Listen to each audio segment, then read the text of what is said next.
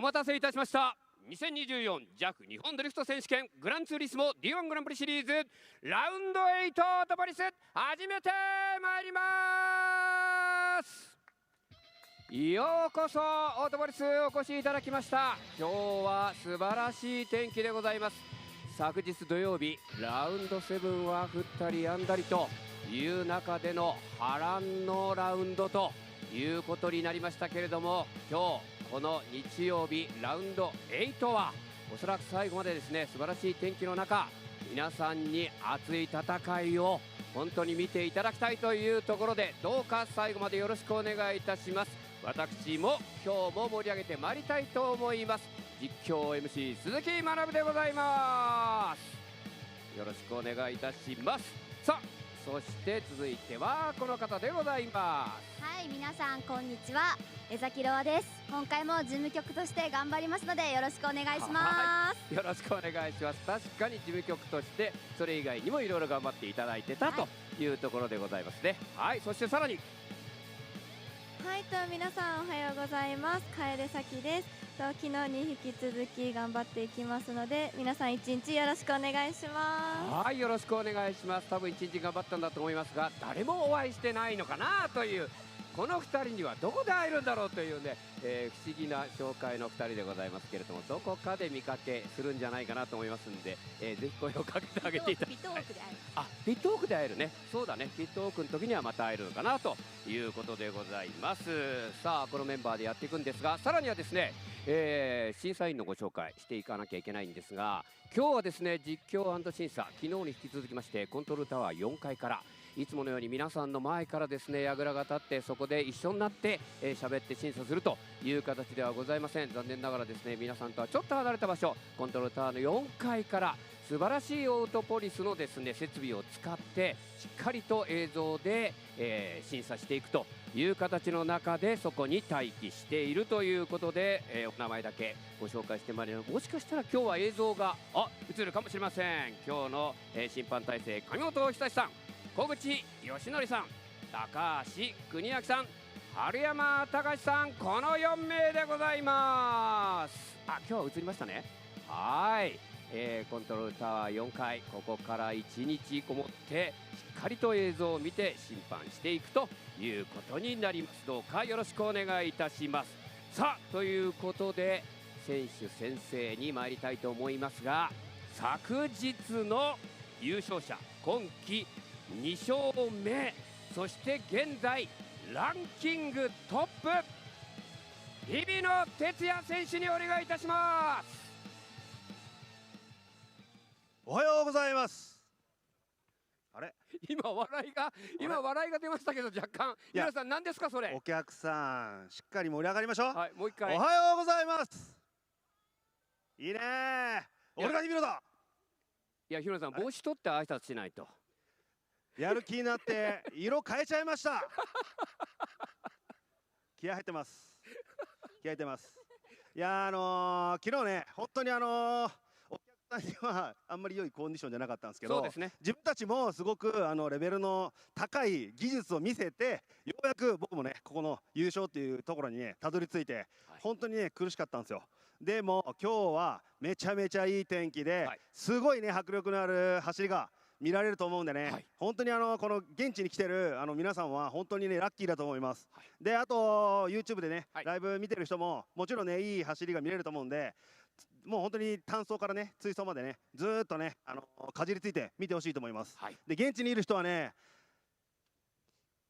見て、あんまりね人がいないんでちょっとわかんないんですけど、芝タイヤブース、はい、その隣には利根さんブースあるんでね、昨日あんまり人が来ないって言ってたんで、今日は行ってください。時間があれば僕も行くんで、広大も行くし、ね、いろいろ行くんで、はい、皆さん会場で盛り上がってください。よろしくお願いします。はい、ありがとうございます。昨日の優勝者、現在ランキングトップ日比野哲也選手に挨拶していただきました。さあ、ということでですね、この D1 グランプリシリーズ今日終えますと本当に残すところあとお台場の2つのみということになりますので、シリーズランキング争い、チャンピオン争いというのは非常に重要な大会のラウンド8ということになります。一体どういう戦いになってくるのか、このドライの中、いい天気の中でどうか最後まで一日皆さん3度席楽しんでっていただきたいと思います。よろしくお願いいたします。さあということで、この後はですね、私は選手たちをピットロードの方からご紹介するということになりまして、こちらの場所では、ローさん、レースクイーンの紹介お願いいたします。はい、わかりました。お任せください。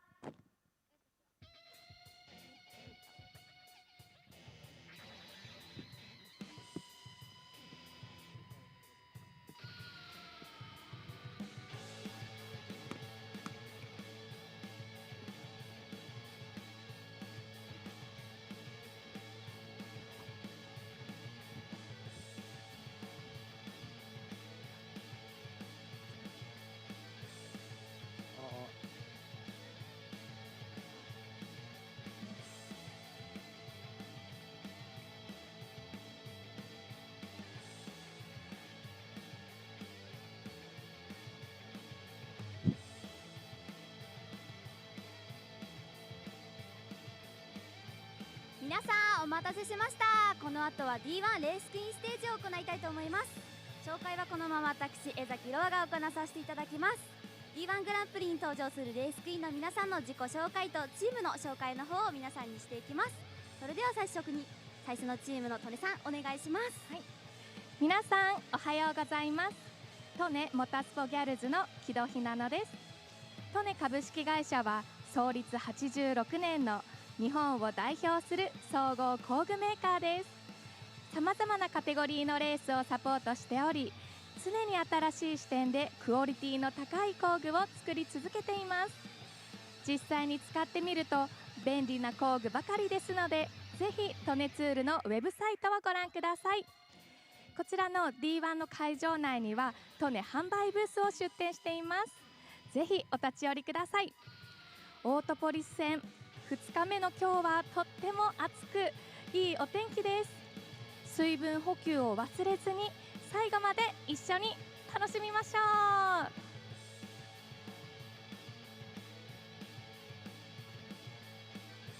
う。はい、皆さんおはようございます。マリノガールズの宮瀬七海です。チームマリノは中村直樹選手を筆頭にたくさんの D1 グランプリドライバーをサポートしているタイヤメーカーです。本日第8戦オートポリスの決勝も私と一緒にチームマリノの応援をよろしくお願いします。それでは最後にバリバリバリの応援よろしくお願いします。おはようございます。ドリフトスターレーシングを応援するアグニャンこと三方アグナです。私たちドリフトスターレーシングは2024年尾藤弘樹選手と畑中夢人選手の2大体制で参戦しています。タイヤはもちろんドリフトスターでマリノの企画設計でアメリカ生まれのタイヤです。残りシーズンわずかとなりました。98号車の尾藤選手と75号車の夢人選手の応援をよろしくお願いします。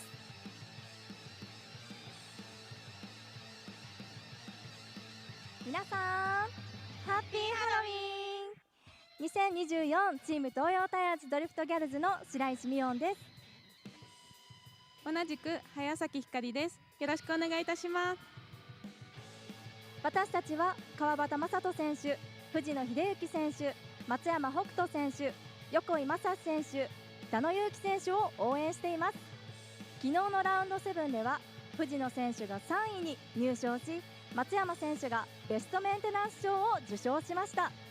今日のラウンド8も選手の皆さんがベストな走りができるように全力で応援したいと思います。選手たちの熱い走りを支えるのは東洋タイヤのプロクセス R888R ドリフトです。高いグリップ性能とトラクションコントロール性能を実現し、主にドリフト競技向けにチューンアップされた選手たちから信頼が厚いタイヤです。今年は東洋タイヤ株式会社が D1 参戦20周年を迎える記念の年となります。今までもこれからも D1 ファンの皆様と一緒に盛り上げていきたいと思っています。出店ブースではタイヤ展示のほか限定品の発売もしております。ぜひ遊びに来てください。それでは応援スタンドの皆さん、会場の皆さん、 YouTube をご覧になっている皆さん、私たちと一緒にチーム東洋タイヤツドリフトの応援よろしくお願いします。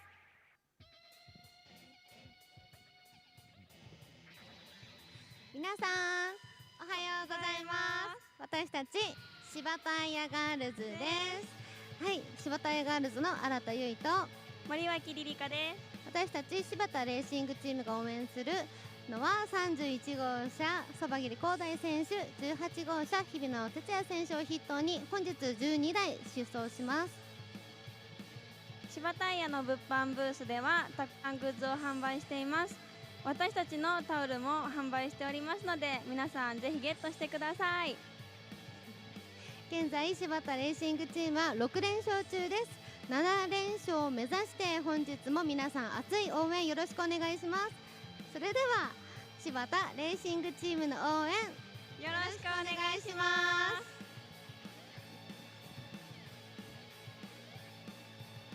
皆さんおはようございます。ウェインズモータースポーツアンバサダーのしおりんこと星沢しおりです。俺らレーシングアテンダントのはにゃこと倉町はんなです。ウェインズトヨタ神奈川は神奈川県のトヨタディーラー3社が合併し、昨年誕生した会社です。ダイナミックで美しい走りを見せてくれる D1 グランプリをはじめとするモータースポーツで車ファンを増やす取り組みに力を入れています。マシンにも印象的なこのウェインズブルーが入ったウェインズトヨタ神奈川オレドレーシングと山中真央選手の応援をよろしくお願いします。皆さんおはようございます。シャークガールの長坂理沙です。牧しおりです。私たちはチーム DMAX レースの小井選手と田野選手、そしてユーラスレーシングの野村選手を応援しています。シャークエナジードリンクはガラナが入っていてカフェインが控えめでとても飲みやすいエナジードリンクになっています。ぜひ皆さん飲んでみてください。それでは私たちシャークガールと一緒にチームの応援をよろしくお願いします。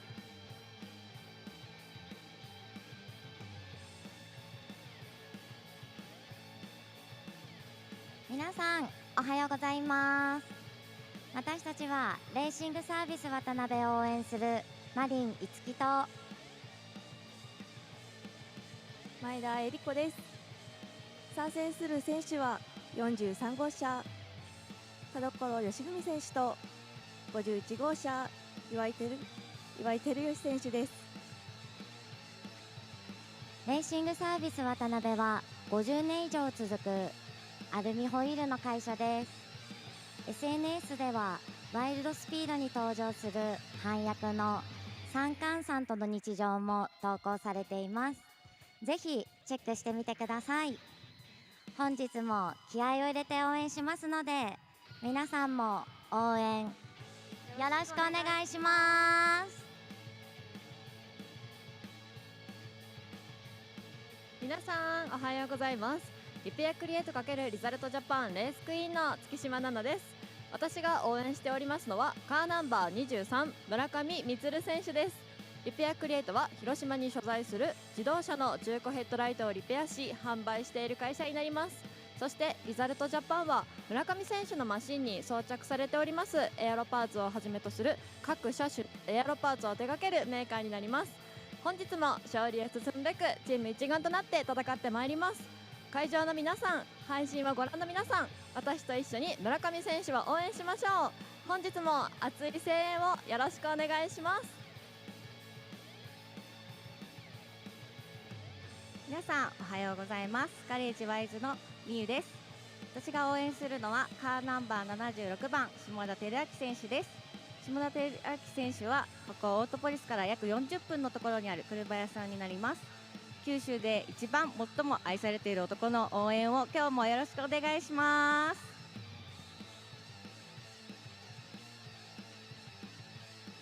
はい、レース好きな皆さんありがとうございます。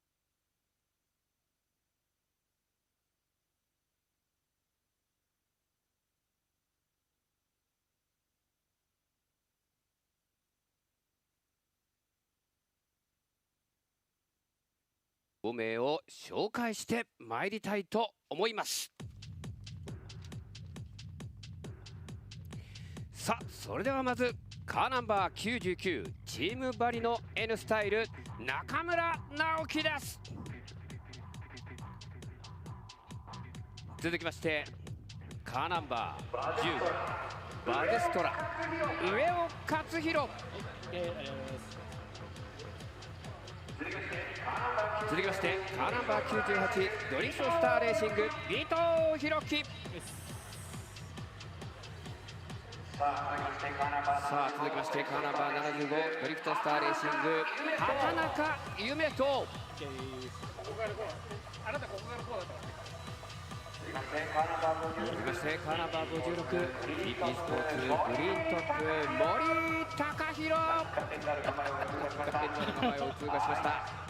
はい。さあ続きましてカーナンバー47 GP スポーツグリーントップ米内久人。さあそして続きましてカーナンバー79トップチーム G マイスターメクワ幸次郎。さあ続きましてカーナンバー16トップチーム G マイスター山口浩二です。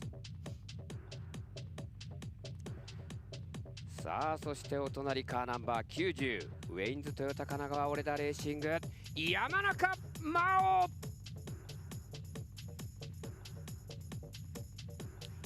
さあそして続きましてカーナンバー10チーム MJ スタイルバリの三好隼人。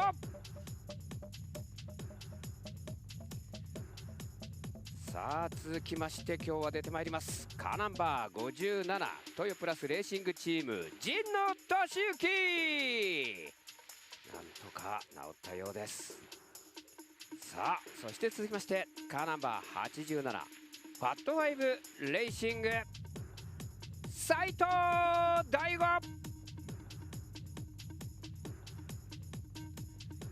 さあそしてその横ですカーナンバー31柴田レーシングチームそば切り広大。どれがそば切りなんですか。どこですか。誰ですかあなたたちは。わからない。なんだろう今のちょっとよくわからなかった感じがするんですが。さあ続きましてカーナンバー18柴田レーシングチーム日比野哲也。はい昨日の優勝者日比野哲也そしてそば切り広大ともに2人で1位にはなりません。さあ続きましてカーナンバー2セイミスタイル芝タイヤドリフト田中セイミ。気合が入ってます。さあ続きましてカーナンバー23リペアクリエイトリザルトジャパン村上充。いやー蛍光イエローが眩しいです。変な顔してます。さあそして続きましてカーナンバー7チームアーリア間宮松本清芝タイヤ松井幸男。礼儀正しいお辞儀でございます。さあ続きましてカーナンバー2727ワークス茂木武史。昨日もベスト16残っていました。さあ続きましてその横カーナンバー11ハイチュウインターナショナル久保川澄香。出てきた。いいですねハロウィン仕様。さあ続きましてカーナンバー78チームベルテックスネクスター D2D 上野貴弘。昨日の単走優勝者ね17年ぶりでした。さあ続きましてカーナンバー95チームベルテックスネクスター D2D 大チャポントインチャロネンポンです。今日は出てまいりました。なんとかね走るようになりました。さあ続きましてその横カーナンバー63ネクスタードライブトゥードリフトコンビジットトインチャロネンペイです。頑張っていただきたい。さあそしてその横ポップは今日もどうやら、走れないというところなんですが BMW その走りの姿ポップは今日はどうやら走らないという情報は伝わっております。ドライバーはおりません。さあその横になりますカーナンバー9フォージドクルー佐藤牧場山本航。はい頑張っていただきましょう。さあ続きましてカーナンバー84チーム RDS 橋正和、コードは ER34 橋です。さあ続きまして青組カーナンバー70チーム DMAX レーシング横井正史、昨日ベスト16いけなかった、今日は俺だというところで頑張ってもらいましょう。さあ続きましてカーナンバー80チーム DMAX レーシング田野祐希です。今年のルーキー、今のところルーキーオブザイヤー一番近いところにおります。今日はどうでしょうか。さあ続きましてカーナンバー77チーム東洋タイヤドリフト2松山北斗です。 GR カローラだいぶ仕上がってまいりました。今日はどこまで来るか。さあその横カーナンバー88チーム東洋タイヤドリフト川端正人、さあハロウィン仕様のその横なんでしょうこの表情いいじゃないです、本当に頑張っていただきたい、ね、さあそしてその横ですカーナンバー66チーム東洋タイヤドリフト藤野秀幸、こちらはおとなしめな2人でございます。はい、さあそして続いてまいりましょうカーナンバー51レーシングサービス渡辺岩井照義 AFCRX7、昨日ベスト16残ってますね。さあ続きましてその横ですカーナンバー43レーシングサービス渡辺田所義文 AE86SR、 昨日ベスト16残り、今日はどうでしょうか。さあそして続いてまいりましょうカーナンバー76ガレージワイズ下田照明、応援団を多数連れて下田照明なんかいかにも地元って感じ、いいですね。今日本当になんとか頑張って走っていただきたい。さあ続いてその横ですカーナンバー33広島トヨタチームドゥルーピーは石川純也、さあ黄色チーム石川純也、昨日はね単走2位でした。今日も頑張っていただきたい。さあそしてその横ですカーナンバー55広島トヨタチームドゥルーピー松川和也、ちょっとマシンがないのが気になりますが、昨日ダート走りすぎたかというところでそろそろダートの変更ね考えてるんじゃないかなという松川和也選手、昨日ベスト16残ってました。さあそして続きましてカーナンバー3ですユーラスレーシング野村圭一、いやー偉そうにしてますけどね、まだね今シーズンベスト16に1回も残ってませんそんなことやってるから本当にぜひ地元ここ九州ねオートポリスでベスト16進出期待しております。さあ以上の35名のドライバー、そしてこの後はいこのライス選手たちご紹介しましょう。今日道場走行していただきます。まずはグリーンのマシンの 1802024 D1 ライツチャンピオン和田健志郎、ね、本当に来年 D1 ステップアップが期待されております。そしてその横青い S14 ねライツでも今シーズン優勝を遂げました柳和孝、はい、そしてその横ピンクのマシンもう四国のね大ベテランでございます。今シーズンもライツで活躍谷本誠、さあそしてその横ね、九州でこの人呼ばないとね怖いですから、なんか子供連れてきた怖い顔してますけれどもね、そんなね、男ではございません。非常に優しい男谷光一です。 CA 搭載の S13 で道場走行頑張っていただきましょう。さあさらにその横やはり九州のベテランということになります。ライツでももうずっと頑張ってね活躍しておりますが、やめなさいそのタオル、本当に工藤公平です。はい、工藤公平をいただけておりますけれどもね、道場走行頑張っていただきたい。以上5名のライツドライバーがお昼に、皆さんを道場走行で楽しませてくれるという選手たちということになります。さあこのメンバー全てで今日が行われていくということになりまして、さあそれでは始めてまいりましょう。2024 JAF 日本ドリフト選手権グランツーリスモ D1 グランプリシリーズラウンド8オートポリスの開幕です。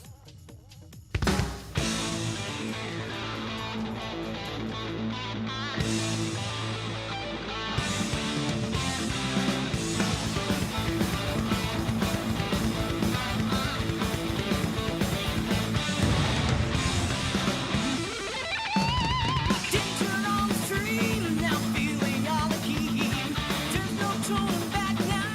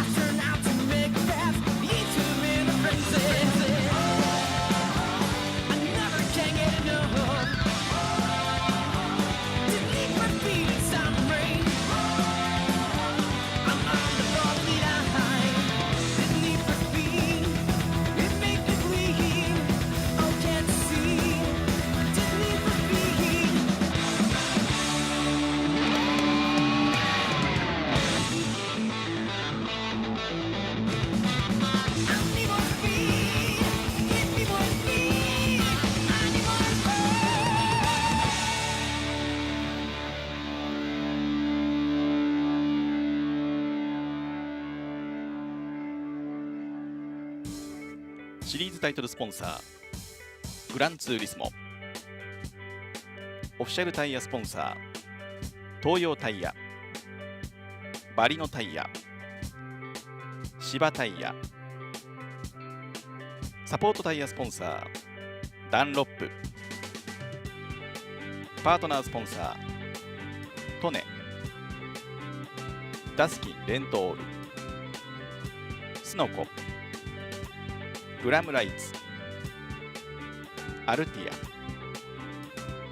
ATS、ワーク、プロジェクトミュー、BN スポーツ、ブリット、ウェインズトヨタ神奈川、メカニクル、オフィシャルウェアプーマ、オフィシャルアワードドリンク奥の松酒造、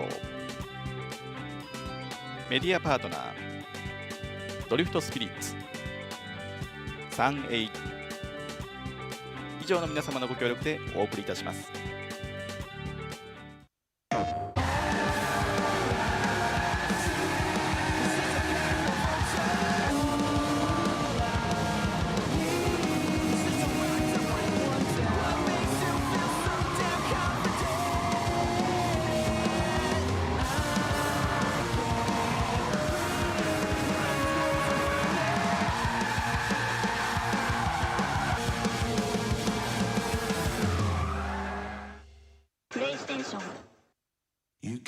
青は挑み続ける心、青はまだ見ぬ何かへの渇望、青は内なる情熱、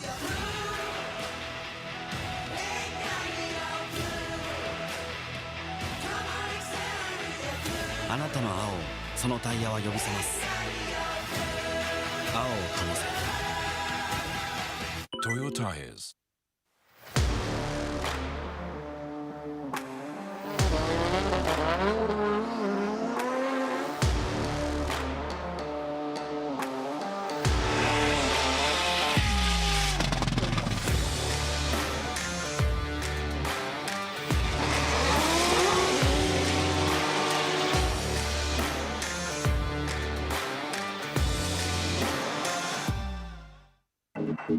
バリのタイヤ、走りが変わる。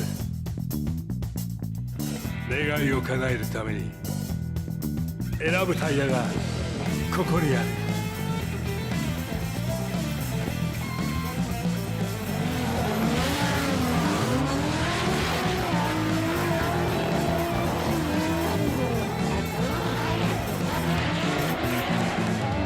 芝タイヤ。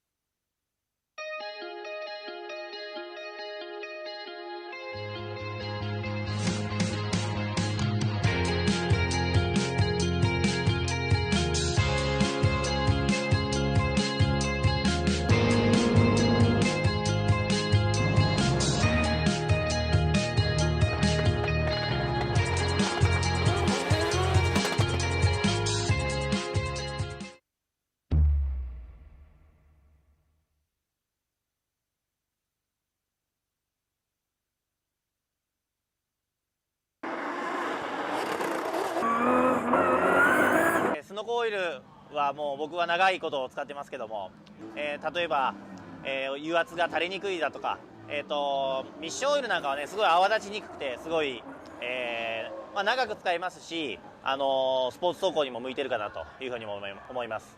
ぜひ皆さん使ってみてください。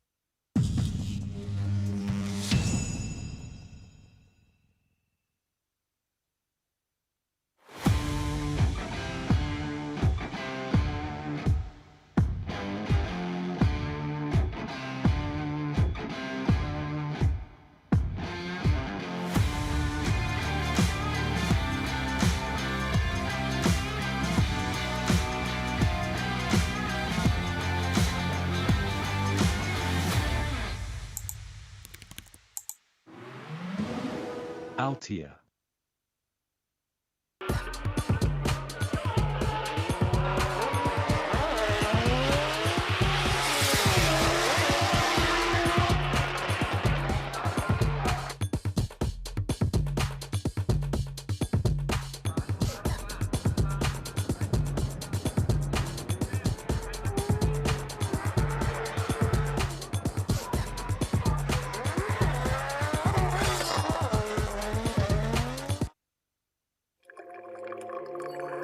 先人が積み上げた伝統の味わい、時代に合わせた革新の味わい。次の100年に伝統と革新の300年、奥の松。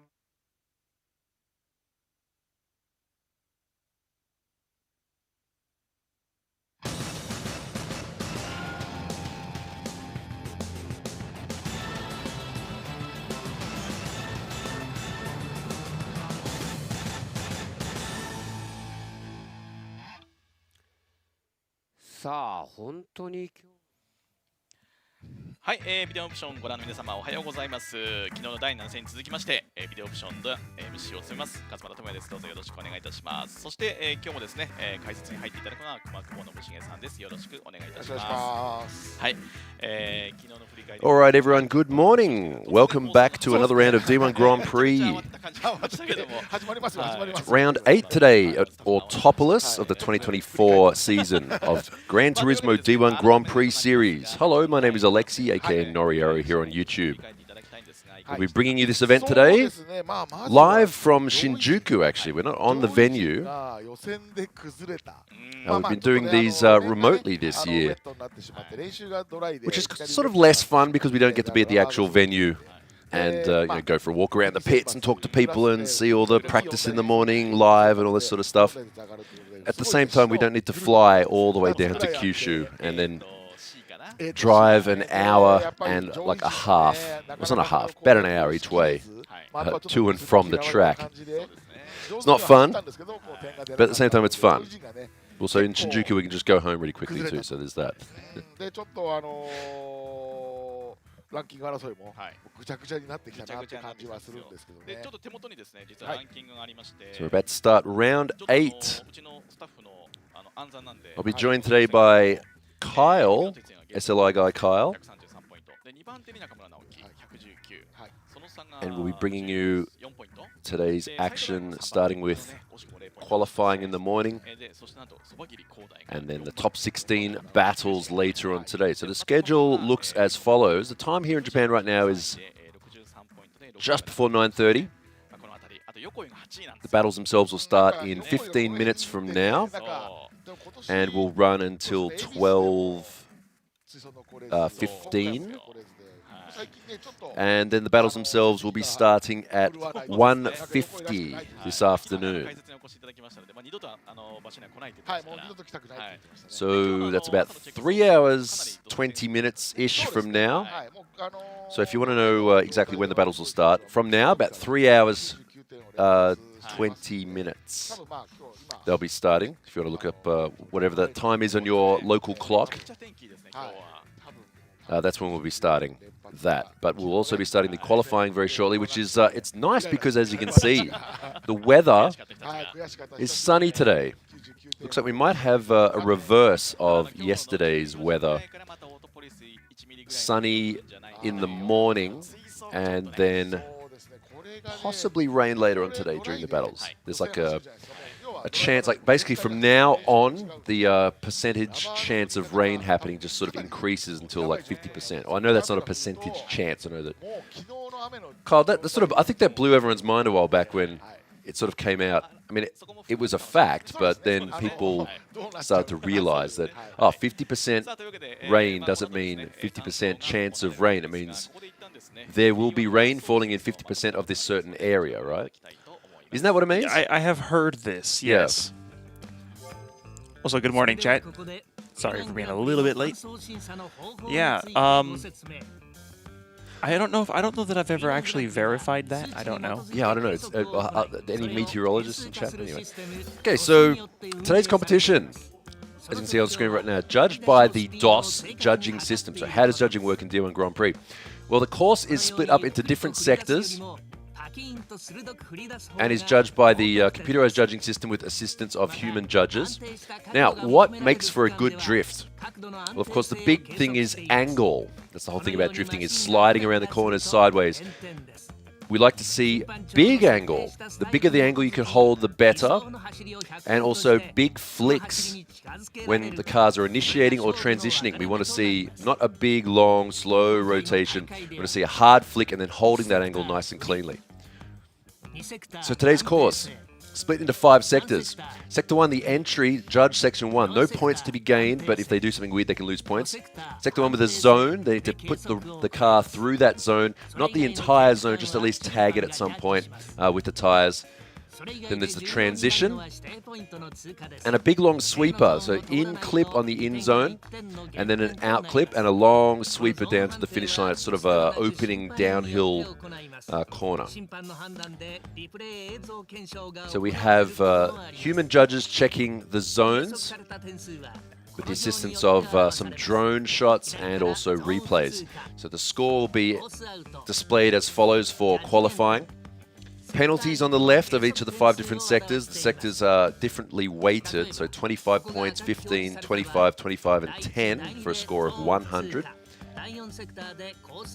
So different parts of the course weighted differently, and they can lose points, for example, dropping wheels off the edge of the track, not hitting those zones, or just doing something like straightening up in the course. A straighten is not an automatic 0. There is a chance, like if you mess up one sector of the track, continue the rest of the sectors. Think about it. It's kind of like in those drifting simulator or drifting video games where you have like different sectors. Like for example in Gran Turismo, where it's like sector 1, drift this. Oh, you get points for that. The next sector. So for that reason, we don't see any flops in D1 Grand Prix, even if they mess up one sector. They keep going in order to get as many points as possible, because there are cases sometimes when even if they don't, in certain drift battles, you can still make a mistake and still win because you still got points on the rest of the track if the other person makes a mistake too. So we'll be starting the qualifying very shortly in just over 10 minutes from now. We just had the driver's introduction. Welcome to everyone who joined us earlier. And we have those of you who turned the alerts on yesterday probably. Good time for North America viewers right now, Kyle. Is it? I don't know, isn't it? I feel like it's probably like... It's like Saturday afternoon, Saturday evening. Oh, it is. It would be, wouldn't it? It's like 1:30 over there. Yeah. 7:33 in Texas. Wait, 7:33. Yeah, well that's Texas time. So yeah, so that would be 5:30-ish West California Coast. time. Right. 6:30. There you go. 5:30 in SoCal. 6:30 East Coast. Okay. So this is your chance to see all of the drivers because yesterday, Daigo Saito, DNQ, Naoki Nakamura, DNQ. Both of them did not qualify. So the way the qualifying worked yesterday was because it was it had rained earlier and the course was slowly drying up. Each of the groups were split up.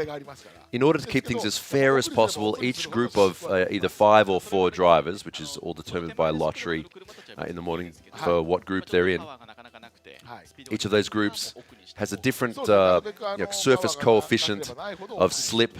So they took from each group, which is either 9 or 10, well, it was 9 drivers actually yesterday in each group, the top 4 of those groups, of each group. So some people got kind of lucky because even though their score was a bit lower, they managed to qualify because they were the best 4 in their group.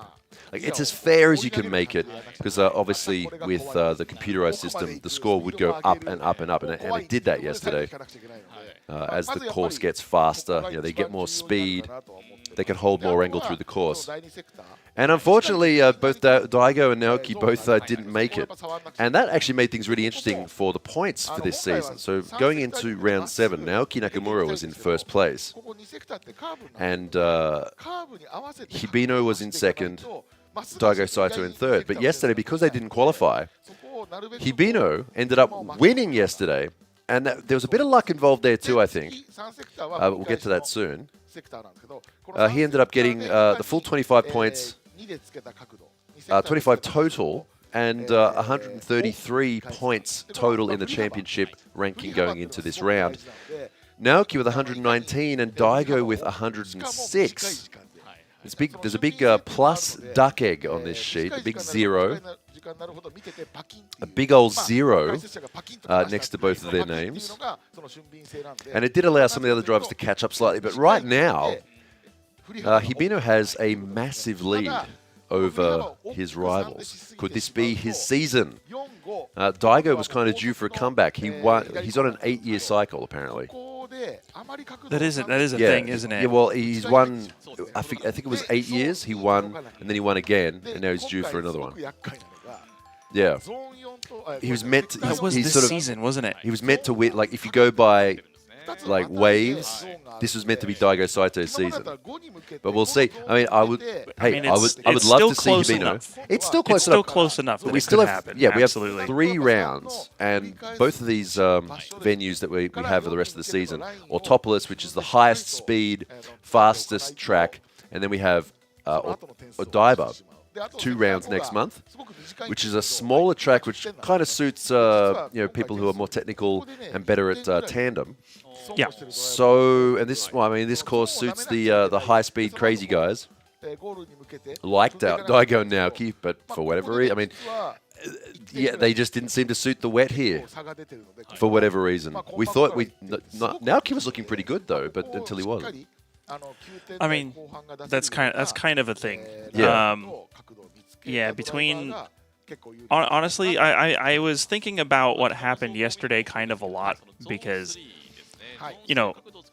Daigo and Naoki are fairly regular qualifiers, and yet just because of the way just because of the way that the weather happened and everything else, not only did they not qualify, they just barely didn't qualify. Yeah, both of them. Both of them were right below the cutoff. They were both like 5th in their group. Yeah. And then so because of a matter of like, I think it was I could be wrong here, but I think it was Naoki. It was like a matter of like 0.09 of a score that meant that he has been bumped down, which is not really what you want to happen. No.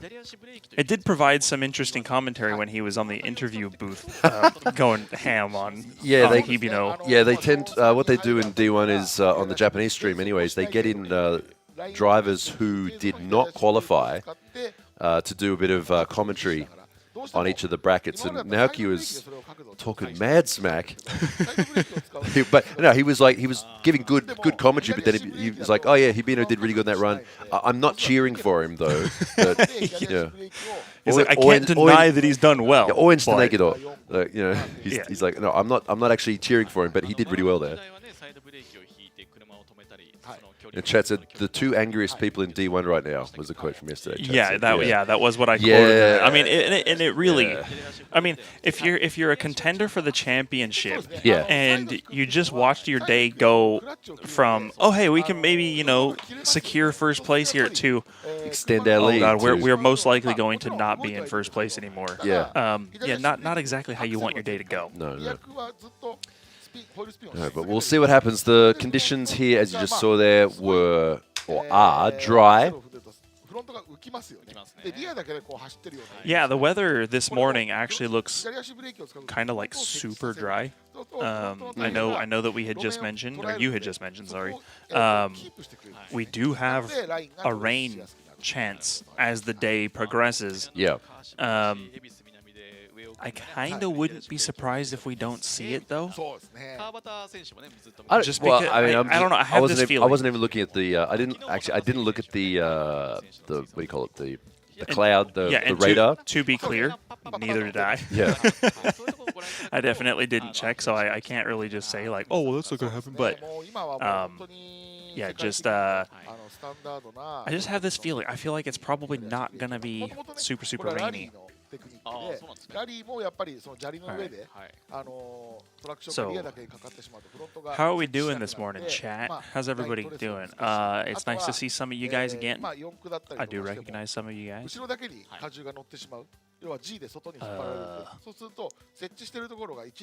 Alexi just ran away from me. Quick, what do we do? そうすると4区の場合だと4輪がしっかりと路面に設置したまま立ち上がることができるっていう。Yeah, I'm hoping that we do get. I do hope that we get some properly good driving today. The weather looks good for now. Hopefully that holds up. And hopefully people have figured out the track from yesterday. I know we mentioned it yesterday as well, that normally we see better driving on the second day of the weekend, which it makes sense. You know, you have one day of basically practice at that point. Did you tell them I left? Maybe. Oh, I'm back. But yeah, so hopefully we get some good proper battles today. I do want to see some door-to-door tandems, but not like we saw from Hibino and Iwai. There were a lot of collisions yesterday. It was kind of odd. Like we went the entire Ebisu 2 days without like one touch. It was just super clean the whole time. Whereas yesterday everyone was just going crazy. So we'll see what happens. I don't know. First up. Daigo Saito, who is out for revenge today. So the way they send them out is it's just done. Each group is through a lottery. It's completely random. So just a warm-up run for all these guys. They do get a warm-up and check run in the morning. So first group of 5 in Group A. So the qualifying is split up into Group A, B, C, and D. And each group has either 5 or 4 drivers in it. So first group coming out, as you just saw, Daigo Saito, also Yukio Matsui in the FD RX-7. Not performing as well as he used to back in the day. A lot of people say that's because of the changed tyre regulations. Yeah, I don't know enough about the tire regulation change to say if it was. It's kind of complicated. It did actually cause a lot of division in D1 Grand Prix. Like the whole, it just in order to try and get. See, I'm speaking generally right now. Right. There are. I mean, look, it's motorsport. Everyone's always trying to find a way around the rules. That's just motorsport. That's the thing. Right. To make it as simple as possible, the tire wear is looked at very carefully.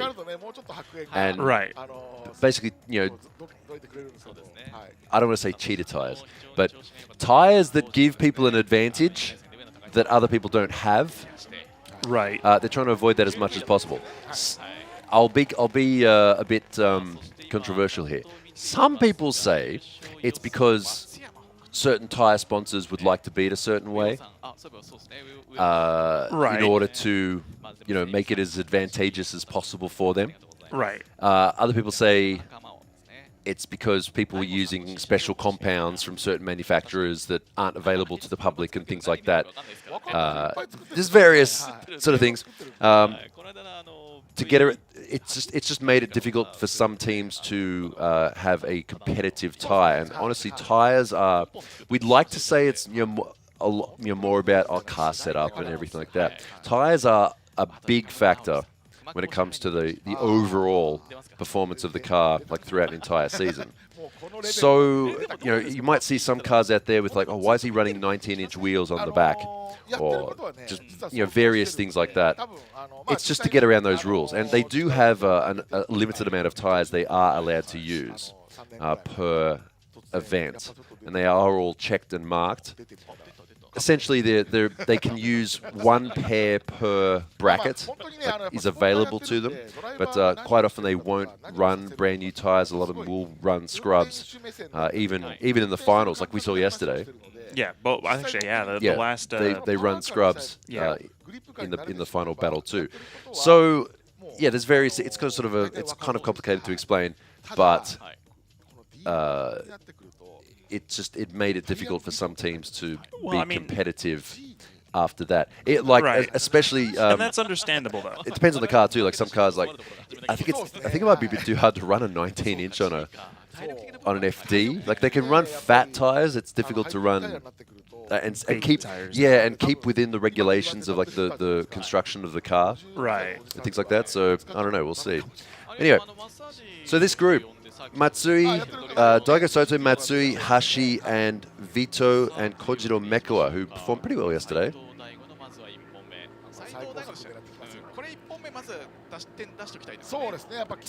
Daigo Saito.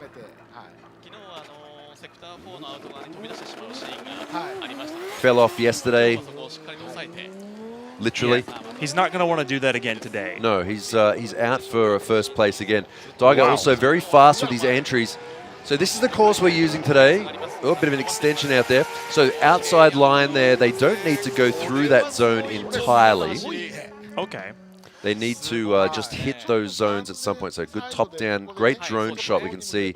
Also that line on the edge of the track, that chalk line, it's about almost a meter off the edge of the track. At its furthest. Yeah, that is the course limit of this particular track. They don't want to use the actual course edge because we end up with people going course, off the edge of the track and putting their tires in the dirt. So here's the onboard shot. So I'm not sure how the DOS is going to judge the use of the e-brake that much right here, but other than that, I mean, honestly, this was kind of what he needed to do anyways. This is what you're expecting to see. Oh, there you go, 97. First score 97. A 97. Keep an eye on those speeds too. 162 kilometers an hour on the entry. Quick.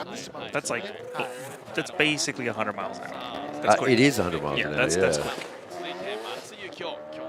Our next driver, Yuki Matsui, the FD RX-7 4-rotor. Oh, he's lost his spin. No. I think he might have some kind of problem. That may be some kind of issue with the RX-7. He's Matsui getting off the racing line on the inside of the track. Maybe he's not sure what went wrong. Doesn't look like it's leaking. It's not blowing anything funny out of the exhaust, so maybe a driveline issue. Can't see. Oh wait, can we? Is there something? No, there's not. No. But he's also looking at his dash, very concerned in keeping the car on one side of the track that's not really used. Yeah. I'm wondering if he might be worried that he just exploded his engine. Yeah, he may have had a sudden oil warning light or something like that on the entry. Because it was almost like he shifted up into what was probably third gear or so, and then it just like lurched, and then he tried to drift, and it just didn't. Like you can see it kind of, and then don't really know. I'll be interested to see what that was. Because yeah, you can see the way he went over onto the curb like that to get off of the competition line. So 17 seems like he was concerned about something. Overall, rest of them are zeros. So that's a 17 out of 25 for that particular part of the track. That's kind of the opposite of what you want. Yeah.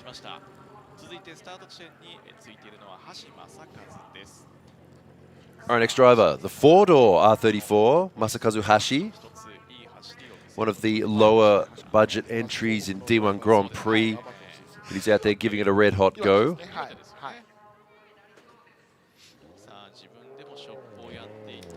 Rank number 2 for now. Yeah, right?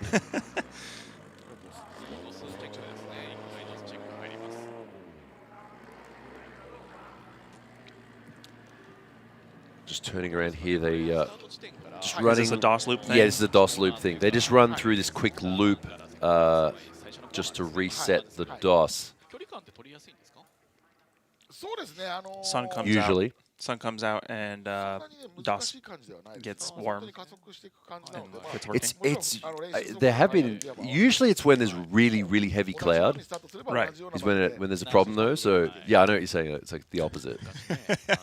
Yeah, the irony there of being like, oh hey, we have good weather. I don't know what the temperature is there, but it does look like I can see like some heat shimmering on the top of that car. Or maybe they just got him to reset. Wait, is this an oil line here? I don't think that's not an oil line. No, I don't think so. No, that's tires. I hope. The official there, maybe they just got him to turn around while they inspected the track.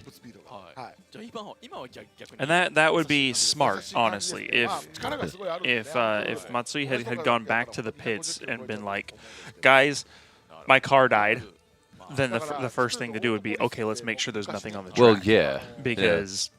What if he was walking around right now and he's like, he picked up like a rocker arm or something? It's like, well, I mean, it's I found it. It's like wrong car. Like, yeah. Okay, I see what you're going with that. I was like, oh, wait a minute, but that's not. What's this from?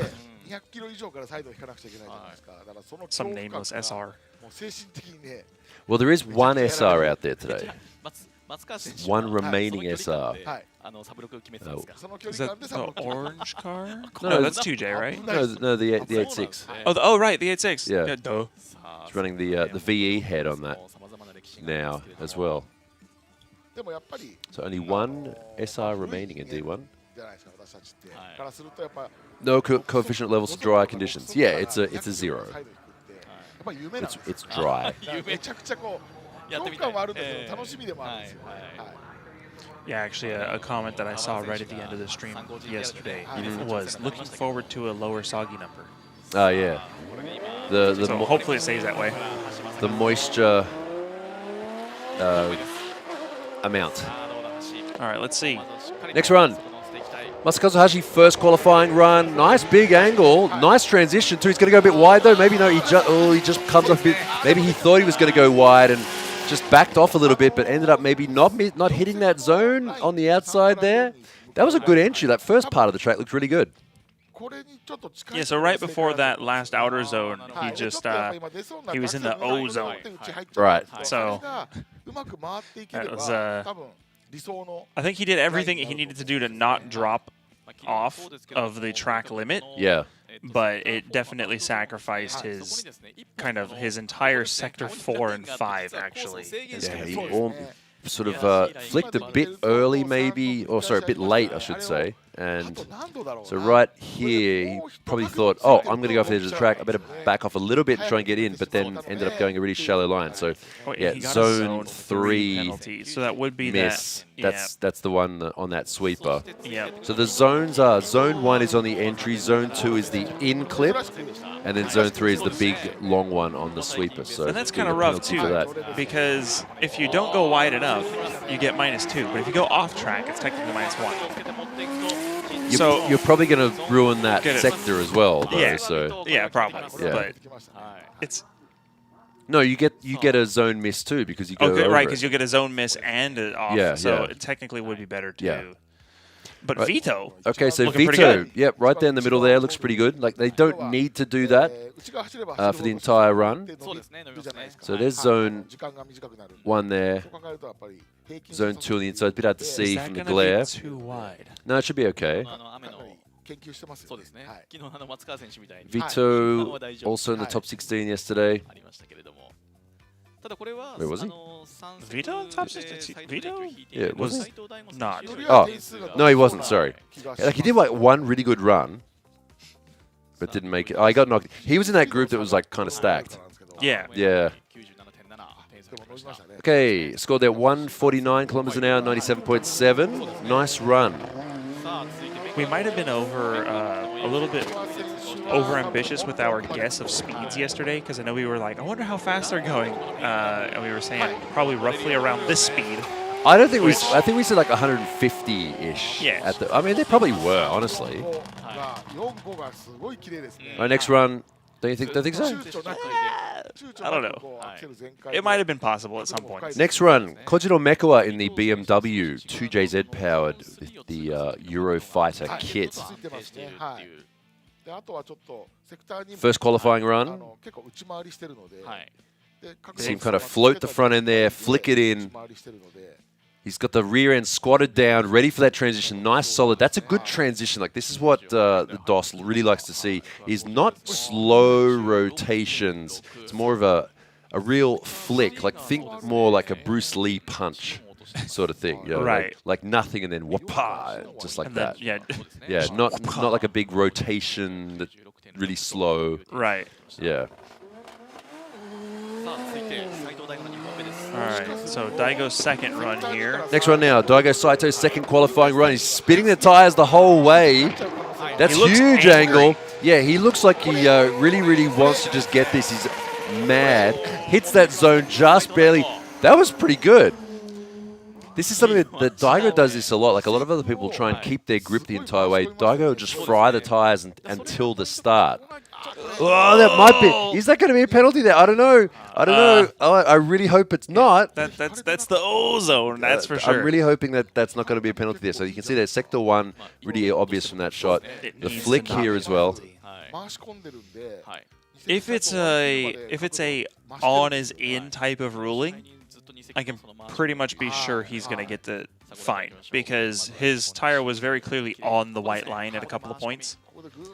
But Daigo treating that engine like it's its last run of the weekend. Well, I mean, it's brand new, right? So might as well. Well, he blew the engine on Friday as well. So.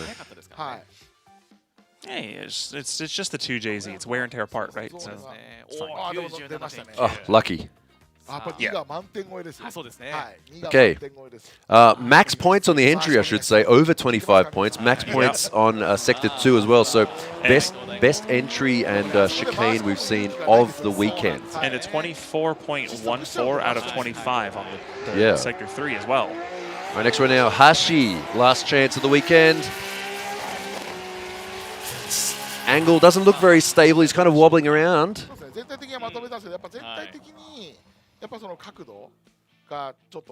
Yeah, it looks like he, honestly, you can see right there in the last outer zone there, he was kind of, almost like he got a little bit of understeer and had to turn into it and correct it and keep the car sideways. But I think this would still do better than his first run, unless I'm crazy. It did look a bit of an improvement in his first run, but maybe just lacking a bit of angle overall. Just compare that run to the one we just saw from Daigo. Yeah, and especially, in the middle of that zone, oof. And a 95 for Hashi on his second run. Is that going to be... No, that's not enough. No, that's not. Not enough. Our next run, Vito. Ooh. Aggressive flick, but so it was... all of these runs are potentially the last run of the weekend for all of these drivers. So send it. It's a long drive back to Tokyo and, well, anywhere really from Kyushu. Anywhere. It's a long drive back to anywhere from Kyushu except Kyushu. There's like maybe 3 drivers here this weekend who have a short drive. The rest have a really long drive back. So. See the front there dive as he stomps the brakes for a second to unweight the rear to flick it out. Yeah, but he took him a long time to get out into that zone. He really was only in zone 3, like at the very last section. Yeah, there you go. Yeah. Oh, that would have been a really good score. That would have been great. Yeah. Would that have been a 99? It would have been, yeah. That would have been a 99. It was a good run, but it was great. It was like a car width 2 in. Right. Yeah. That's exactly what I started to say. Like, the way he threw it into that transition was really good, and it was smooth, but it was... Right, next run, Koji no Meko, a second run. Nice flick on the entry. Here we go. This is the kind of drifting we came here to Autopolis to see. No! Wow, wheel over the edge of the track. No, he cranked on huge angle to stop that from happening. exciting run to watch, but he might be getting a penalty for this. And watch the rear of the car. Yep. And that's not, you can't even say our whole catchphrase of it looked good until it didn't, because honestly, it looked good the whole time. He was just a little bit too far to the outside of the track. Yeah. Yeah, like dude, that transition was really good. That was nice, exciting full run. dedication, high angle, Big angle coming. You can almost see the inside of the front wheel there with the amount of angle he had. Yep. So zone penalty and line penalty. So they do get a penalty when they go off the edge of the track. They also get the zone penalty too. Yeah. So it's -3. So that would have been a 98.6. That's unfortunate. All right. So there's Group A1. Moving on to Group A2 now. In this group, Tano, Ishikawa, Shimoda, and Matsukawa. So the scores so far looking like maybe a mid-97. Mid to high 97 might be the cutoff score to beat. See our other drivers out there this weekend. I might be a little bit ambitious, but I feel like we're going to see that 97.94 potentially even almost struggle a bit to stay in the top 60. You think it's going to be a 98 and up? I kind of feel like it might be. It could be. It's kind of shaping up to be that I mean, way. it is the second day here, so they have had some practice and experience from yesterday. Wow. Was that just... No, it was a bit just slow though. So, these are only the warm-up runs. So, but it was smooth. It was good. Yeah, it was like locked in. It was smooth. Well, we'll see. I don't know. We'll see what Tano can do. I was just kind of watching that passively, and I was like, wait, hang on a minute. This is a nice run, sorry, that actually. was Shimoda. That was and Matsukawa as well did fairly well yesterday. Yeah, he's had an interesting season so far. Yeah, well. Yeah. Okay, next group of drivers, Tano, Ishikawa, Shimoda, and Matsukawa. That's not Sayaka Shimoda, though. It's Teruaki Shimoda. She's not here this weekend. We do have a few other... We only have one other female driver out there this weekend, Sumika Kubakawa. Female? People don't like that. Lady driver. Didn't have the best day yesterday. No, it wasn't less than ideal. Oh, we've already got the... when is Halloween? Soon. Like couple of weeks? What? Isn't it like a couple of days? Oh, is it? I don't know. It's 27th. I'm Australian. I don't know. So, what? Isn't Halloween international? Bro. I don't know. Americans.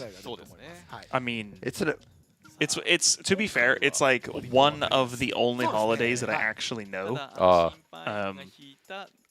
What? What do you mean? No, I'm not a holiday guy. What do you have? Thanksgiving and Halloween and Labor Day and... But see, actually, I'm not even. I'm Veterans not going to Day, say that on stream. Bank but holiday. I do know when Halloween is. Right. But yeah. Yeah, unfortunately, it's here in Japan too. It's like, dude, in Japan they go crazy with Halloween. They mix it all up. Like they'll put. Have you ever seen a Halloween tree? No. It's like a Christmas tree. They put Halloween decorations on it. What? Yeah. I was like, Japan never changed. Yeah, we need an international drift celebration day. That's what we need. I agree with that. Can be today if you want. I don't know. No, not today. I'm busy today. Oh, okay. Well, I don't know. 8/6 day. Like, I mean, that's August 6th. That's already right? 8/6 day though. So. We need to just choose a random day. In Yeah, we never one had... of the months that doesn't suck weather-wise. And just be like, this is drift day. Yeah, right. Yeah, I'm down with that. Yeah, we never had Halloween. When I was a kid, no Halloween in Australia. Really? It slowly got brought in, like as like a, because it's a thing. Just right. I mean, it's just what is it? It's a dress up and candy and whatnot. But a lot of people in Australia are like, don't need these more American holidays. So. I don't know, whatever. People having fun, it's all good. Next driver. Tano. Whoa, Yuki Tano first qualifying run. He understeers a bit there, but a nice entry.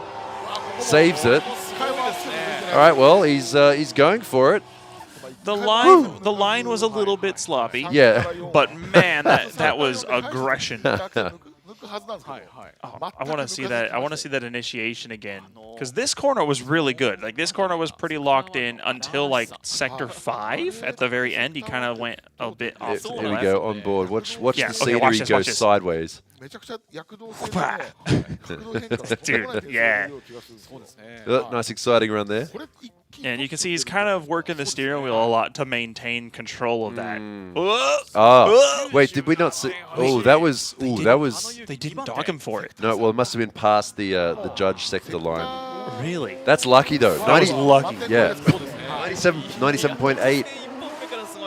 157 kilometers an hour. Okay, next driver, Junya Ishikawa in the GR86. Whoa, no, running a bit wide. He's going to go off edge of the track there. So penalty for that though. Well, we're definitely seeing the aggression dialed up today. So this is fun. Yeah, this is fun. I think, I don't know, maybe Ishikawa's spotter got in his ear after that run there from Tano and said, oh yeah, by the way, track looks super grippy, just go for it. And I mean, it does, to be fair. Bam! Yeah, that rotation a bit slow. Look at that, on throttle with the... But very early on the accelerator. Yeah. Yeah, that is a one big thing that separates really good drivers from okay drivers is how early they can get on the accelerator and just hold it down and it not just be a rolling burnout. Like it's actually, you know, driving the car. Right. Yeah, that didn't work out. That's unfortunate though. So it would have been a 97.9. All right, next driver. The local hero. The local hero, Teruaki Shimoda, still driving a D1 car at a 2006. And he just had a relatively smooth, clean run. Like it wasn't. It looked good though, but might be look at a bit slow. Yeah, look at the speed and everything. But I mean, you can't say it's a bad run though. No, it is. It's just nice and neat. Oh, dude. He enters this round. He only enters this round every year. He's from Kyushu, down in southern Japan. Can we just have every car just be like this drivable and this smooth and just this style? But it's not as exciting. I mean, look, it's not as exciting as those last two. Well, that's what. Hey, if you want to see that, we can always watch D1 Lights. Yes. Yeah. I'm actually yes. He'd kill it in Lights, honestly. Dude, yeah. I love this classic look. Oh man, yeah. Like the body kit and the paint color, like that paint color, is a real It's a bit of a throwback. Like a lot more orange cars back in the day. And the driving style too also kind of lends itself more to like watching the car kind of like sit into I know a what you're corner. saying. Like, I don't know how to explain it, but gives like you there's an time to look at aesthetic it. to the driving. It's like, oh yeah. I get it. I 100% I get it. But his entry speed there was like 20k, 30k's an hour slow. Yeah. Still cool though. Yeah.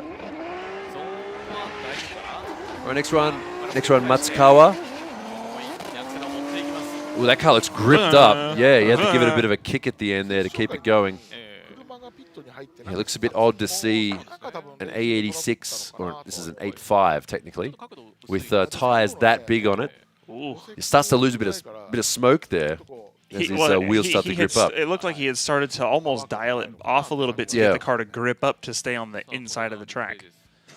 Looks like he actually did everything he needed to do in that situation because he very easily could have just kept the foot down and just gone off track, basically. Yeah, I know what you're saying. Because you can see he's like, and then to get it to go. There you go. Yeah, that's honestly. Oh, but the bobbles and the yeah, I know I said that word on purpose. Yeah, the way that the car kind of shimmies in the middle of the right corner, there. You saw it right there, like as he transitioned. And right there too. Yeah, like it's not holding clean angle all the way around. No.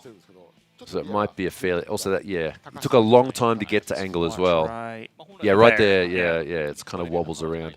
Also, zone 1 penalty. So he missed zone 1 penalty. That's unusual. So this is something that we saw yesterday with Fujino. Right. When if you are on the rumble strip, the red and white curve. Oh, he hit the rumble strip. That's considered off. Oh, okay. All right, next run. Yuki Tano's second run, looking a bit smoother this time. These simulator kids, man, they can just come out and go like 120% on their first run. I mean, I say it all the time. If you can drift on my simulator, I have no reason to not let you drift my car. I see, yeah, because it's that accurate. Yeah, I was talking to someone a while back who is like sort of a manager of a team, and he said the difference. I said like, okay, so back in the day, like old school drivers would were used to drive on the toge, and that's like the high stress environment. Like you can't make a mistake. And it's like it'd be like street skaters where it's like we've gone black. Okay, we'll go and let them know to reset. Oh, you want me to go? Yeah, I'll go for it. Okay, he got a 98.4. Hold that thought, I'll be right back. Should I just try to diagnose it myself?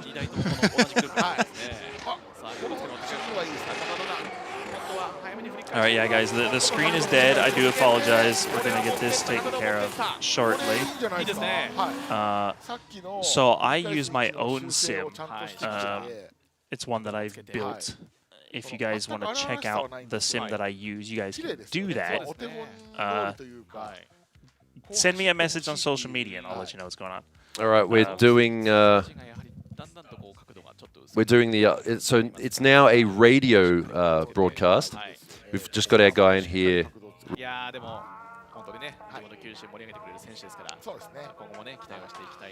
Okay, I think we're back now. Yes. Okay, we are back.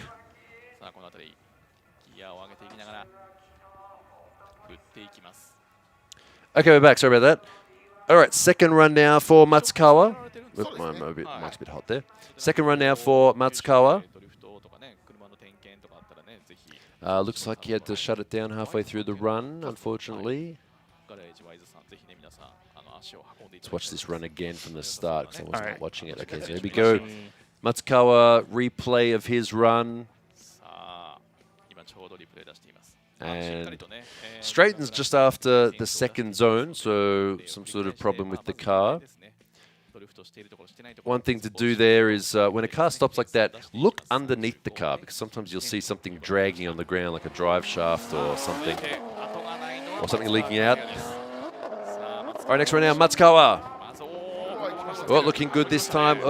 Yeah, ooh, not really that stable, honestly. Difficult line. This car doesn't look easy to drive right now. It looked a lot better in the wet yesterday. Yeah, real inline there. Comes up short. Yeah, that's not what you need to be doing. He had a really good day. He had a really good day yesterday, and yet. Is it the rain? Is that the rain buff that we were talking about? Some people have a rain buff, yeah. Because I feel like this car might honestly just have too much grip for the way it's set up, like in order to, for the amount of power that it has. The power to grip ratio is probably not very drivable. He's doing everything he needs to do to try to compete in D1 with an A platform, realistically. Yeah. But I don't know. I mean, the other people who run the old A86, like most of them tend to have, like they have some sort of unbalance with the way the car is set up, and I don't know. I mean, maybe other tracks suit this car a little bit better. Yeah, I mean, to be fair, this car on a track like, well, I'm trying to think of like a track that this car would actually be really well. Okuibuki. Yeah, I was going to say the same thing. Would be like perfect. How did he do there? I don't have the results from that. All right, zone 3 penalty there for Matsukawa, 93.6, 150 kilometers an hour. So you're not slow. It seems a bit difficult to drive today. And I see a comment talking about the short wheelbase of the A86. Well, yeah, well, other cars have pretty short wheelbases too. So, oh no. Uh-oh. Hey, but this time it's not us. But okay. Okay, so that is Group A run and done.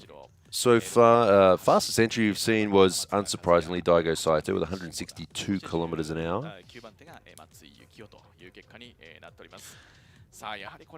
Daigo was angry today, Yeah, that yeah, that second run. Why no Miatas in D1? Unfortunately, they're not the easiest car to be really competitive in. That you can't fit much wheel. Last one was Iwai, I think. When did he stop driving? That maybe 2019, maybe. I think it was maybe the last time. Was it that recently? Yeah, I'm pretty sure. Because that's when he kind of, like 2018, 2019 was when he had his come up in the rotary. Right. He had that rotary. Oh, was that recently though? I thought that was a long. No, it wasn't that long ago. He had that rotary Roadster. Oh, well, it would have been before that. I mean, that was when he stopped running it. Okay, right. It was a couple of years before that. He did really well at a couple of rounds at Black Screen again. We've lost screen again. Can you hear us? Oh, you're missing the Tone girl jumping around. And all right. Does it say? Is it just the HDMI thing that just? I don't know. A bit. Okay, chat. BRB. I'll try to hang out with you guys, chat. Yeah. Oh, and to fill you guys in on what's going on the stream, because there is something interesting, of course, that's timing. The hood of the hood of Matsukawa's car is open and being inspected. まあでも B グループ、今のこの雰囲気を見てくるとやはり熟練ドライバーがなんか割と Okay, we're back. 出てきそうですね。 Okay, so we are back with a broken car. A bit of magic smoke coming out of the front. It looks like. Yeah, almost immediately when the stream died. Oh, really? They panned over to this shot of this car having the hood open, and there was like 4 people standing around. Everybody's freaking out, and there's your problem. Yep, it's broke. We lost left audio chat. We lost mono audio channel. No way. All right. We love your left ear. Is it left or well, we well, lost left? Right. We okay. All right. Oh, we didn't do anything with this. No. And looking at the mixer, everything looks fine. No, that's all. We did. All right, BRB. All right. Wiggle the aux jack. Actually, I'm going to. That's the thing is they have this like kind of just. Dude, there's not even any balances or anything.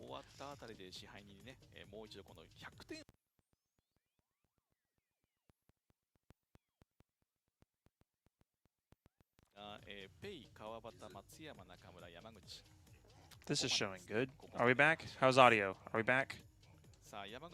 Oh. Okay, they're doing the warm-up of the next group now, so it's okay. I do think we'll be back. F5.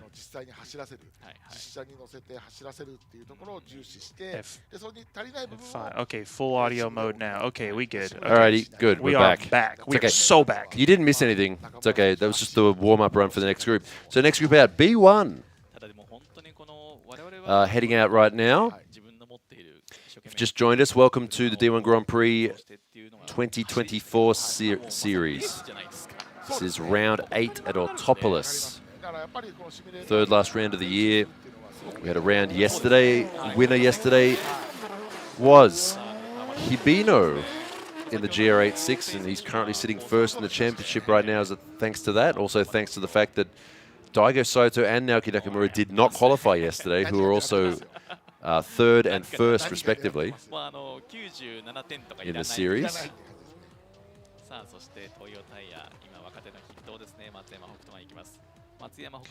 we'll be starting the next group. So we just finished Group A. We have B, C, and D, and then the tandem battles later on today. So this is the chance to, at least you get to guarantee you see a live run of your favorite driver in qualifying, even if they don't qualify.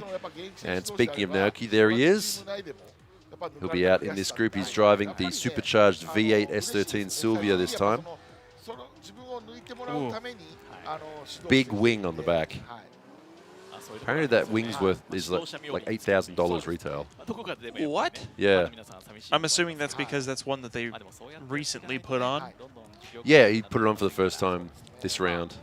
Yeah, because remember his active arrow that he had at at Ebisu? That was quite entertaining. Well, I guess that's why they got a new wing, because that one broke. Yeah, that one was very broke.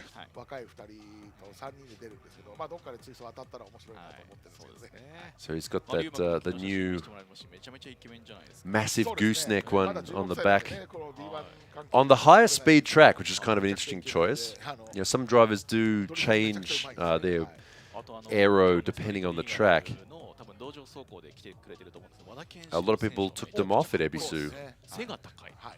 That would make sense because Ebisu is a relatively high angle, high speed first initiation, and you wouldn't want to have, like, if you go past 90, it's going to basically be up force. Yeah. And you definitely don't want that. Yeah. Whereas this track, I feel like it's, you know, I mean, the first corner is kind of at that point, but you're... Chat's not listening to what you're saying. They're not listening. Right Are they now. not listening? No, they're not. I don't think they're listening. Do I need to just not talk tech today? I thought that was the plan, chat. We were going to talk tech today, and it was going to be a good day, and I was going to get to info dump on y'all, but apparently that's not a thing. Okay, they're listening now. I'm just going to go run away. So the circuit we're at today, Autopolis in Kyushu. A big, massive international style track built in the middle of nowhere, back in the middle of Japan's economic bubble. It's like an hour, at least an hour to get there from anywhere nearby. Some parts of it are a one-lane road through the mountains. From the nearest big city anyway. It's a nice drive though. It's a really nice, you know, sort of mountain drive, and just because I guess the landscape in Kyushu is a lot different. A lot of it's sort of you know, volcanic mountains and valleys and stuff like that. So you have these, especially where you drive past here, there's big sections with no trees. Just that you see that grass, like the Sasaki grass in the background. Like it's just grassland, like sort of prairie. Like volcanic prairie. It's really pretty, especially like, you know, first thing in the morning when you're driving up there, and it's like, oh, I've got to drive there now because it's the morning, and you know, like we don't have to. Commentary team doesn't have to start early. No, generally compared to most other people here, but you know, I'd be in a rental car with like 4 other people who have to start at like, you know, early. Right. And I have to go with them, and they get me to drive. Oh, because good. they'd be like, oh, you start later, you drive. I was like, okay. All right, next driver. One of our Thai entrants, Pei, in the 180SX. So our Thai drivers haven't had much luck at this round so far. We've had issues with steering, engines, and things like that. It doesn't look all that bad right now. No, Pei getting out there, getting really aggressive in the 180SX. Like actually that entry though there kind of damp. Yeah, mild. Yeah. Yeah, not enough angle. The whole run is a little bit shallow on angle. Yeah, the whole run shallow. Nice speed, good line. Just yeah, a bit lacking. Good speed obviously there too, but yeah, just a bit lacking in angle for Pei. But he'll get one more run. Right, second run. Missed the back entry from back in the day. Masato Kawabata in the GR86. There you go. That's the kind of transition we like to see. Huge angle right at the edge, gripping up that rear. The rear end of the car squats down and car shoots forward. That's really good use of the rear grip of the car. Look at that angle. Yeah, I like how even in the middle of the corner he just kept adding additional angle rather than trying to back out to keep the car from going too wide. He's like, oh, I'll just add more angle then. I'll just drive into the corner more and it'll be fine. There is that balance point, isn't it, where getting more angle is better. Yes. You know what I mean? Yes. Yeah. Especially as long as you have a gripped up car. Obviously, more angle is always better, but Well, right. there's a point where it's like, oh, I'm going too far out. I'll get more angle, and it will stop me going out. Right. Yeah. All right, next driver, Hokuto Matsuyama in the Corolla. The chat seems to be kind of split on this car. Some people love it. Some people think it looks kind of goofy because it's an egg. I think we're kind of split like that too. Yeah, I'm not. Not a fan aesthetically, of it? I'm not a fan of it. I want to drive it though. True. It looks so dialed. It does look really good. It looks well set up. This is like that guilty pleasure car. You know, like you know how everybody has that album that they have as like a guilty pleasure, right? Like it was like a thing. Sure. But this is like for cars, that's like the equivalent because it's the car that you want to drive, but you don't want to tell anybody that you want to drive. You're just kind of like, I got you. Like, it would be fun, but Back in the day, I bought the Spice Girls album. Okay. And that was my thing back then. Okay. Spice Girls were really big at my school for some reason. I don't know why. Of all the things to be. Yeah. Okay. I felt kind of weird. I bought at the same time. I bought a couple of other albums at the same time. Like when I put it down the counter, like. Okay, right. You're like, we'll just throw that in. They won't suspect anything. Yeah, here's a Napalm Death album, The Smiths, and Spice Girls. Like, what a mix! I can't remember exactly what I bought, but it was something like that. I mean, I did want the other albums anyway, but yeah. I like it though. I think it's. I mean, I don't know. It's cool to see. I mean, look. Even chat's talking about. Oh, why are there no Miatas? Why is there no Z33 Fair Ladies? Why there's no this, that, and the other. I mean, it's good to not everything is a 2JZ S15 Silvia, right? Right. But see, those cars are the opposite of what this car is, right? Because this car is like the guilty pleasure. You don't want people to know that you want to drive it, but you want to drive it. Yeah, true. Whereas the Miata is the car that's like, yeah, everybody wants to drive that car, but you don't want to drive it. Not in competition, gotcha. anyways. You know, like. All right, here he is, Naoki Nakamura. Woo!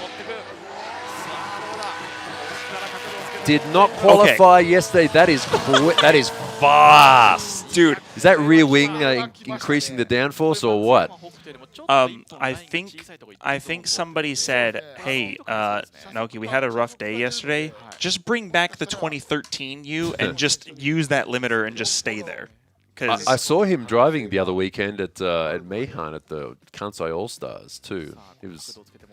That was probably a good warm up for that. Watch this dash light, the shift light. Oh, it doesn't blink. It only goes there. Okay. Yeah. He was on that limiter like on a V8 too. The whole time. Yeah. All right, let's see the score. First place 98.4. Excuse me. 98.4 puts him in first place so far. Nice run there for Naoki Nakamura. That's going to make it comfortable to go even harder on his second run.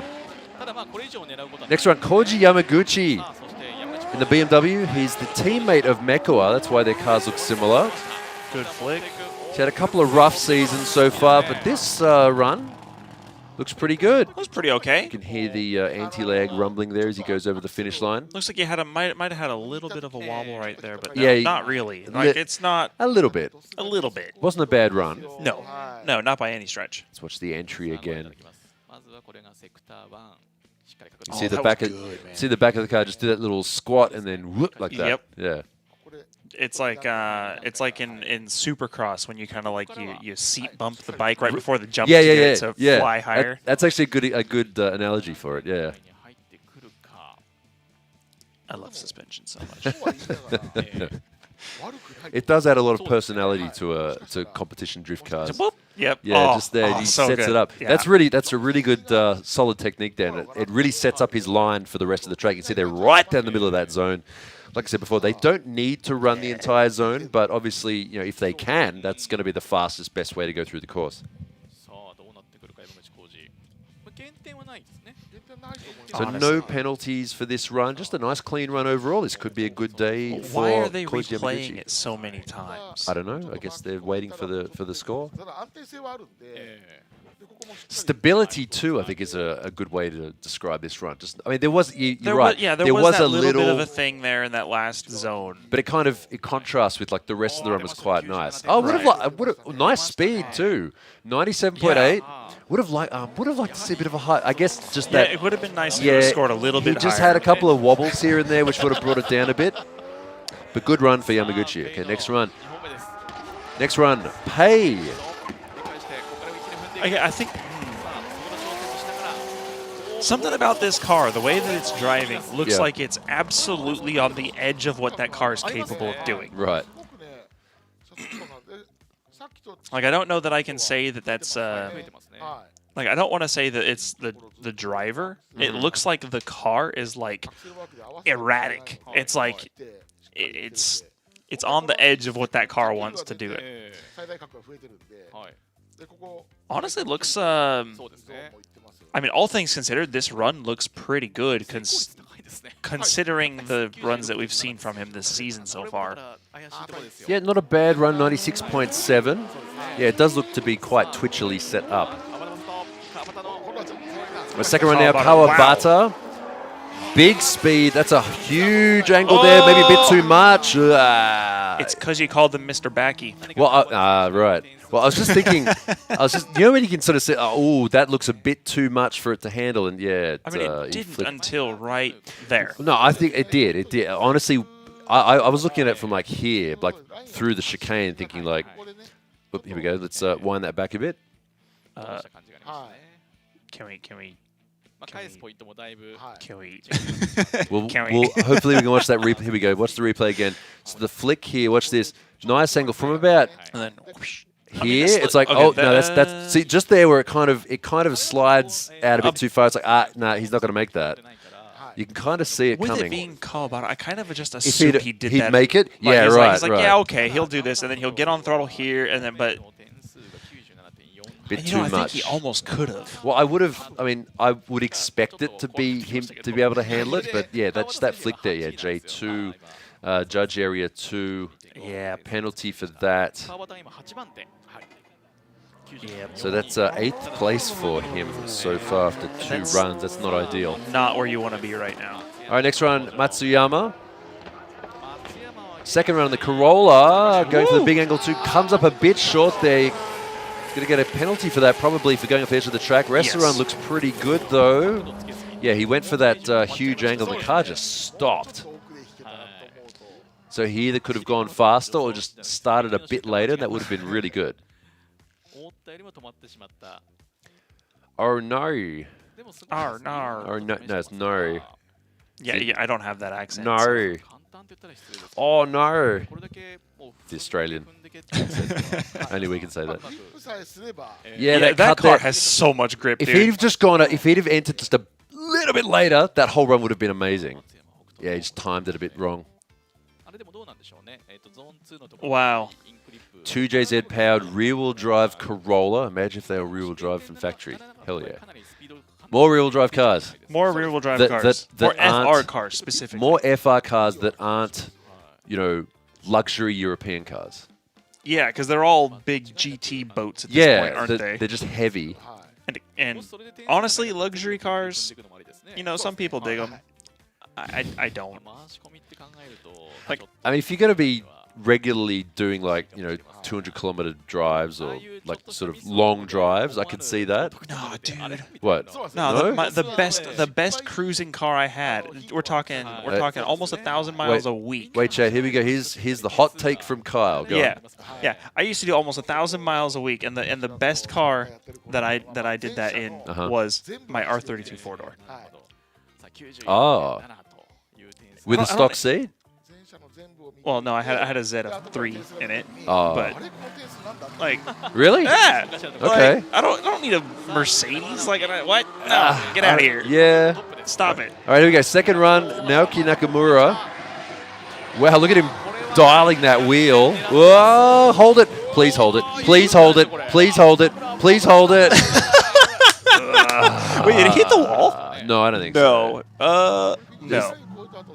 Wow, he was close, though, I think. Unless this is just the zoom camera making it look closer than it is. Wow, man, we probably was right up against that barrier.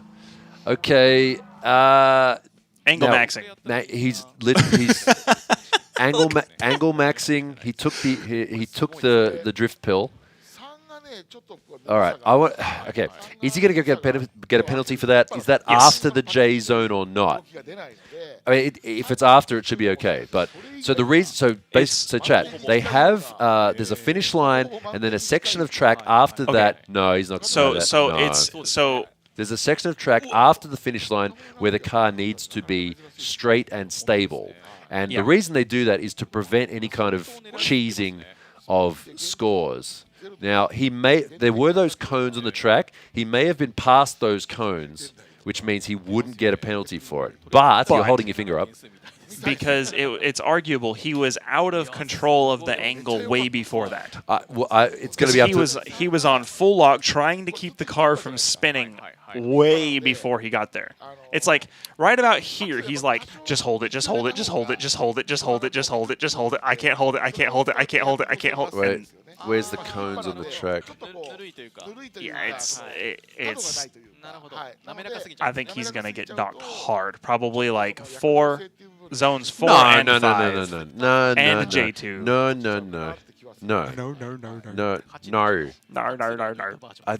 See, look, right there. He's like. It doesn't matter. It doesn't matter. It does. Wait, let's see. Hang on. What are they saying? 左に振られた方が点が出るのがこのドスなんですよ。なるほど。じゃあそこでわざとあそこでわざと抜くのもいいんですね。ちょっと一瞬抜くっていうのはやっぱすごい大事なんですよね。ただまあ踏んでいった方が They're saying he should have backed off a little bit earlier. 加速があるので、Yeah, アウト側まで飛ばそうと思ったら飛ぶんですね。そうですね。はい。ここですね。 That's crazy right there. 行こうと思うとどうしてもそこがね逆の部分で減っちゃうんで。そうですね。だから踏みっぱで左足を入れれば随分違ったんです。No. Yeah. No. So J2. So yeah, that's the part of the track just after the final zone and before the finish line. So you got a penalty for that. They docked him like a lot for that. I mean, all right. I'm not mad. Rightfully so. Okay, I'm not mad. I'm just disappointed. Yeah. Next run, Koji Yamaguchi, second run. No, I was just gonna say that that Naoki's finish across the line was like when you used to play like Need for Speed Underground 2. And you try slide across the finish line to get as many points as you can. Yeah, you do that in like Car X as well. Like you go over the finish line that like about to spin to try and cheese as many points as you can. And yep. I mean, obviously he's not trying to do that. No, not on purpose. Not on purpose, yeah. Chat said, just jumped in. Have I missed anything crazy worth going back for? Just go back to the previous run of Naoki. Like, just go back like 2 minutes. Yeah. Probably, and then catch back up. Because we're going to have probably a 30-second pause or minute pause between the action right now anyway. All right, second run for Koji Yamaguchi. He's looking pretty good today compared to how... Yeah, he's looking good overall for today.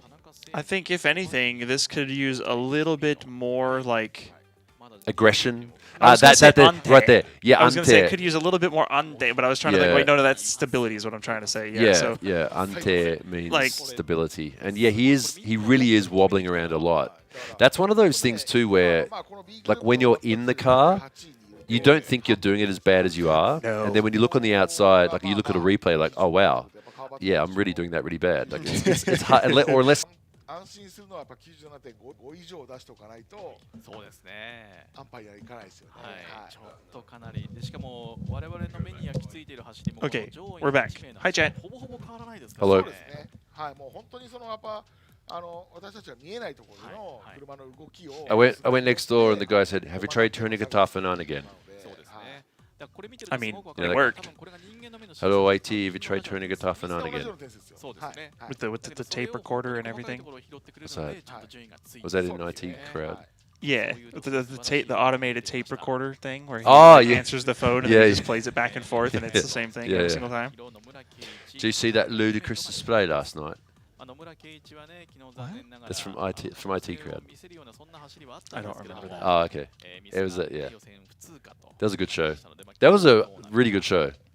I always just remember the bomb disposal one. Poor old IT crowd hasn't aged well. Oh no, it hasn't. Why not? Has it not? I don't know. I have to go back and watch it.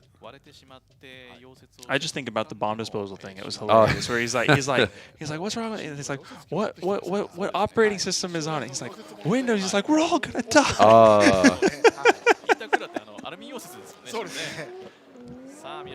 right, next run. Hayato Miyoshi in the GR86, right to the edge of the track, keeps it on the black part and not the brown part, and the part with all the rocks. Yeah, not where you want to be. Okay, so very low angle, very obviously from the drone shot here you can see fairly low angle, good speed, but yeah, low angle. And the because the transition was like really almost lethargic. Took a long time, yeah. So watch this. This is what we don't like, even though this, I mean, it's slow motion, I know. But well, right, but it's like, and again. And again. Yeah. Yeah. Yeah. Yeah, chat, learn that. It's when you start seeing this, you won't unsee it every time you watch drift competitions. Like people who don't go to full angle and hold it straight away. That's a big thing, especially in Japan. Like especially like the old school guys, right? They're really like your mates. Yeah. Right. Yeah. They're big on that. Woo! Yeah, here we go. Mori with the big flick. Can he continue this run? He slows down a bit though, but he's keeping it on line. Starts to lose angle a bit. Yeah, that run was a bit messy, but exciting run there from Mori. Yeah, interesting to watch. But we were talking yesterday about you know, the GP Sports 180SX kit. Yeah, like it looks good in these colors, like in this livery. It does kind of fit. Yeah, but then we've got the other driver, the green and gold one. Yeah. Yeah, so Yonai, right? Like it doesn't really suit the line of the body. I mean, I don't like it anyway. It's just not my style. But right. But Mori's car looks cool, and it was painted by Naoki Nakamura. Looks like it was. Yeah. Unfortunately, the line doesn't fit either. No. For this competition. Oh yeah, true. Because I think he's going to get his own 2 penalty. Oh, did he miss it? It was deep. He went deep into that corner. If you look here. He looks pretty far away from the curb. It's hard to see where the chalk is, so I can't say for sure. But also the way that he like kind of held the e-brake to get the car to come out, and then it kept driving into the corner on him. Yeah. GP Sports new CEO Takahiro Mori. Mr. Average was his nickname given to him by Naoki. Naoki just teases him all the time. He got his own 2 penalty. Yep, you're right. I called it. And a 95.4 for Mori, so he's going to have to do this one more time. Yep. One more chance. All right, here we go. Next driver, another local driver, Keiichi Nomura, the son of the famous Nomuken. He's out there in a R34, just like Daddy used to drive. Except he's in the 2-door. Smart. And it has an RB20. It doesn't have the RB26 or 25. It has a 2JZ because they want it to be reliable. That said, though, he had engine issues recently, and I think the car was only finished on like 7 a.m. on Friday morning. I think he said on Twitter. Yeah, that's rough. Yeah, that's the worst thing, isn't it? When you like have the crunch, but it's like, well, I mean, it always ends up happening that way. Oh yeah, we'll get the car done like 2 weeks before, and we can test it. It's like never happens. Yeah, it would be nice. It would be nice. Did you see his clutch work there in that final corner? I saw everything. Like his hands and his feet were going all over the place. It's like he's just down to like 6 monsters. Yeah. Like, let's go! All right, next run. Yumito Hatanaka in the JZX100 Chaser. Also the son of a former D1 Grand Prix driver. Had some really bad luck last year, first round in practice. Pretzeled the car in warm-up, or in his practice runs at Akuibuki, put it into the wall. Oh, and he turned the car into a trapezoid instead of a rectangle. And that sort of put him out until the last round of the season. Yeah, so kind of unlucky, but nice flick there too. I love the way these long sedans look when you flick them hard like that. Looks really aggressive.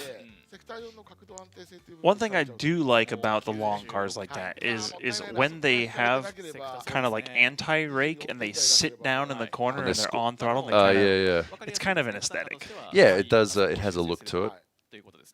All right, score there. Say it, chat. Nice. 96.9. They got to say nice every time. Wow, it's the joke. No, I know. I didn't even catch it. You're so nice and pure. You didn't even think of it. Like, you know, it's like nice.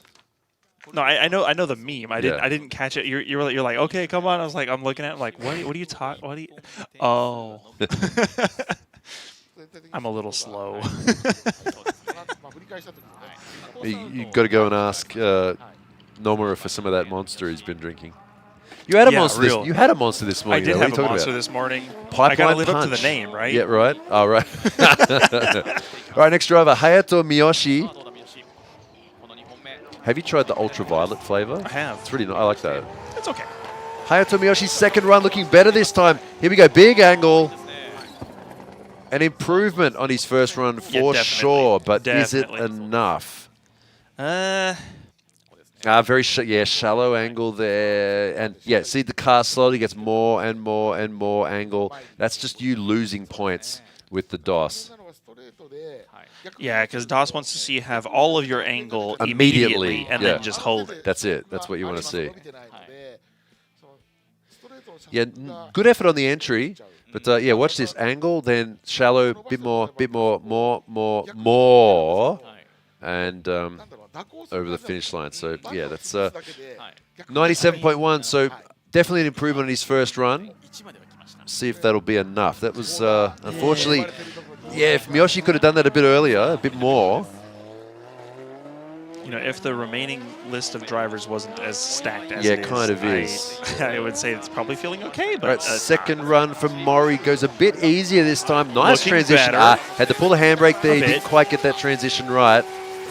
Oh, not too bad. I would say this is an improvement over his first run. He made some mistakes that are kind of obvious. See, that's the problem. As soon as you get aggressive like that, your mistakes become even more obvious. Or you know, DOS is looking at it all the time, no matter what. Right. But still. Nice entry. He wasn't as crazy on the flick, but the rest of the run was a bit better. He had to pull the handbrake though to get out to that zone. Right, but I mean we've seen a couple of guys do that, and it doesn't seem like DOS really penalizes the e-brake there that much. So honestly, that might just be his line. That might just work for him. Yeah, yeah. As long as they don't slow down. And I mean that was nice and stable all the way through that corner. Yeah, one of the best sounding cars in D1 Grand Prix, this 2JZ. The exhaust manifold he has on this. Very nice sounding. Honestly, it should be one of the first modifications anyone does to a car is an exhaust manifold, because it just makes the car sound so much better so you can enjoy driving. There we go. There we go. That was, yeah, big improvement there, Mori, 98. Well done, Mori. Yeah, that was good. Yeah, that was smart, dialing back that entry a little bit to make the rest of the run better. Okay, second run now. Nomura in the Skyline. Nice flick there, maybe a bit too much. He kind of ruined his line. Can he see? What's that? Can he see? He has so much smoke in the car. Yeah, I don't think he could see where he's going. I think he was just dedicated to the art and was just like, well, this is the wrong That's replay. the wrong replay. That's Mori's replay there. He was literally mid-corner, and I'm like, I don't think he can see where he's going. What? How did that happen? Maybe they didn't, like, seal off the car properly. Because watch. Maybe. His entire, like, it looked like he had the rear window open. Like, look at this. It was just like, here we go. Poof. Oh, wow. Yeah. Oh. No way. Okay, they gotta work on sealing that cabin a bit. Yeah. He accidentally set off a fire extinguisher in the middle there. Missing zone 3. Oh, that would have been a good score though. Yeah, that would have been a 99. It would have been, but that's the thing though.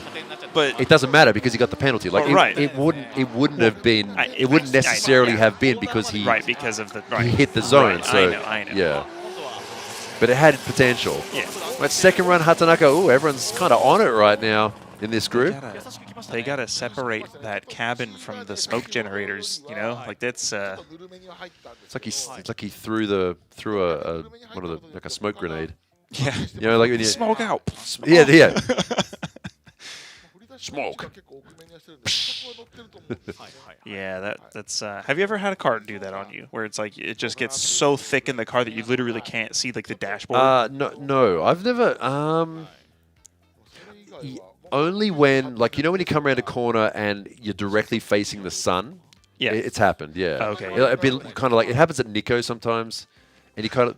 But it's never been an issue at Nico because of the layout. But yeah, there's been times where you come around the corner. It's like I really hope no one's all of a sudden stopped in the middle of the track. Yeah. And kind of like trying to open the door a bit. Right.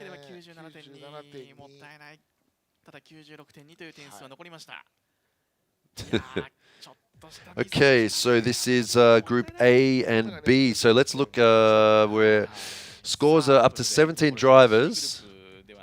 So it looks like the cutoff is around high 97s right now. So like you said, didn't you say it was like going to be like around 98? 98, yeah. Yeah, it may go up with this. We're halfway through. We still have quite a few decent drivers in the second half. So we're kind of looking at maybe about a high 97. I'm going to say like a 97.8-ish or 97.9-ish yeah. at the moment. Kind of think close to 98, I'm thinking. Which is crazy because 98 right now gets you like third place, basically. Third or fourth place. But yeah, there's still a lot of contender drivers We left. still have Hibino. We still have quite a few good drivers in this next group. I mean, yeah. So we are halfway through qualifying for D1 Grand Prix, round 8. Smokeout still gets headshotted through it. Yeah, I mean that's story of my life. That's why I don't play shooters. Smoke out.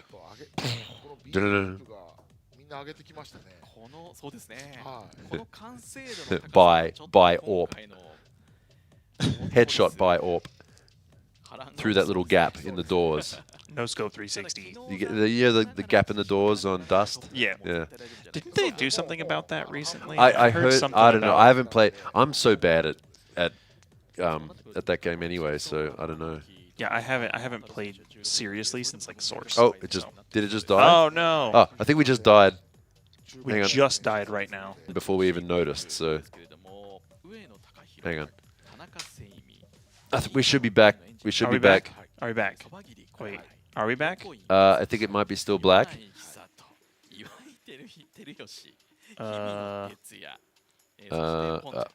We got an ad. Can we skip ad?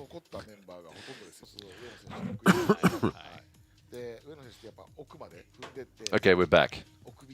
There we go. Okay. Okay, we're back. Yeah, I don't know what it is. It's nothing to. There's nothing we can do about it. It's their equipment and their stuff. So I don't know. Okay, we are back, which is okay. You haven't missed anything because we're sending out Group C to warm up right now. Stream smoke cleared. Yes. Yeah. Oh, someone said. Wait, someone said. You said they did something. Hang on. Well, blocked word has been blocked off, but the doors remain. You can't just shoot from the spawn anymore. Okay. Does that mean anything? Not to me. Okay. I'm not. You can't just shoot from spawn. Like at the top of the ramp? I don't know. Yeah, we got flashbanged.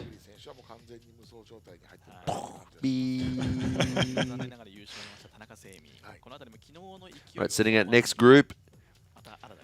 Ueno, Tanaka, Jino, Sobagiri, and Yokoi. Ooh, good group. This should be a fun group. Oh, they put boxes where you'd normally look straight down the hall. Oh, that's what I thought. Yeah. Okay. Oh, okay. That does make sense to me. Right. Okay. So now it's even more obvious when someone's walling because they can see you through it. That's always been fairly obvious, anyways, though.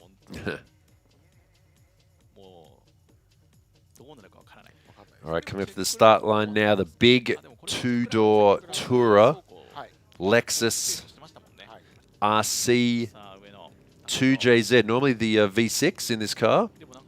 1JZ just barely, sorry, 2JZ just barely fits. Putting a straight 6 in an engine bay designed for a V6.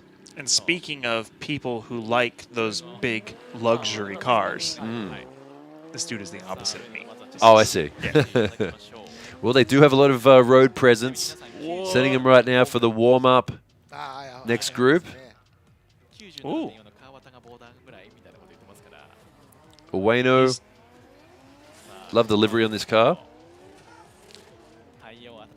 I do kind of like that whole like black, pink, blue. Honestly, if it was white with the black, pink, the white with the pink and blue, I think it'd look better. But it's a sponsor. It's a sponsor color, so there's nothing you can do about it. See, I was going to mention this before, like talking about. We saw the S13 before. Shimoda's S13. Oh, right, with orange. Right. I think it's because there's not that many orange, like corporate colors. Right. So you don't really see that many orange cars anymore for some reason. Like Right. everything's like red or blue Yep. or black or Yep. something like that. Unless you can like choose your own color. Right. Like what is orange? Peak. Peak. Peak. It's just a peak color. Like I don't know why people no. don't use it. Orange needs to be more of a thing. Honestly, it suits drift cars. Honestly, it does. Yeah. Like my car is a bright blue, and I hate it. It's that. I hate it. You don't like that blue? I mean, it's a good color, and the paint's in really good shape, so I'm Yeah. not going to repaint it. No, it's like, but I'm like, isn't it a rare color as well? well, it's a Porsche. It's an actual Porsche color. Oh, the previous okay. owner. Oh, that's not the factory. Oh, no, that's it's right. like a Yeah, it got GT3 repainted, color or yeah. something. Yeah. It's, but it's in good shape, so I'm like, okay, it's Right. better than being rusty. Yeah, but, well, so yeah, I know just that. Like, I'm like, okay, I hear take that. the wins where you can get them, but yeah, I like the crazier colors. You know, the vibrant pinks and the yellows and the oranges and the. There's that photo of like a really old school drift meeting at Ebisu Higashi course, and the cars are all lined up in the pits, and it looks like someone just emptied a packet of Skittles. Yeah, in the I have a pits. picture like that from one of our old, like back in like 2009. Right. When like everybody's cars were just different, crazy colors. Yeah. It's like, oh man, those are good days, man. I can't talk though. Like every single car I own right now is either like off-white or silver. Like white, off-white, rusty white or silver.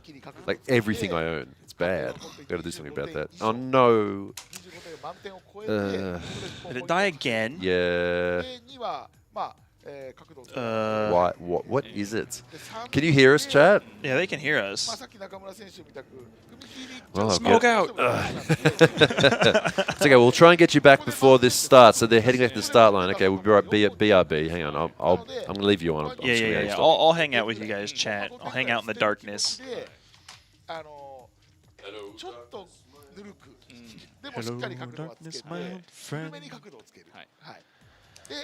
Yeah.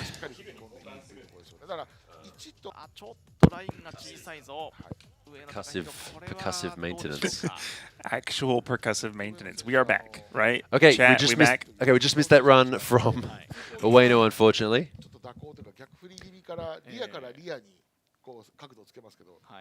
Back mid-run, Watch okay. the start of this run. Okay, here we go. So replay, kind of a slow rotation on the entry there for Ueno's Lexus. A good flick in the transition, but it kind of lined him up to be a little bit too shallow through the corner. I Yeah. think he was spending most of that time going, how do I get out to this outer zone? This is Yeah, zone you 3. can Like, see how it. do I get? Yeah, I need to.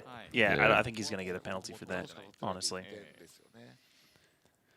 I don't know, just maybe a bit slow, and he was driving like his car had like an extra like 10, 20 kilometers an hour of speed. He was driving almost like he's driving a big luxury car.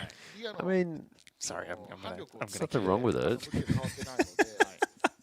The disappointment in your voice right now. It's the Dude. press. Like, see, that's the problem. Like, if you're not, if it's all computerized judging, like the big car buff doesn't mean zone got the 3 zone penalty. called it. That's a shame.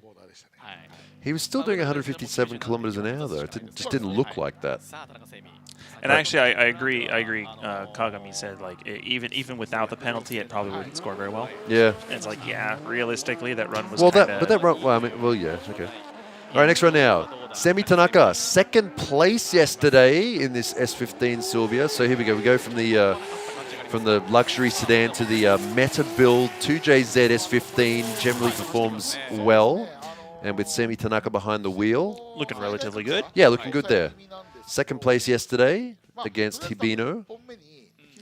And He's just kind of hitting that carrying zone. the rain line still. Yeah, right. That's kind of funny because they're not like they were staying in a bit just for the fact it was wet yesterday. Yeah, I think everybody got used to that line of not hitting zone 3 before zone 3. Right. They're kind of like, okay, get out into it once we're there.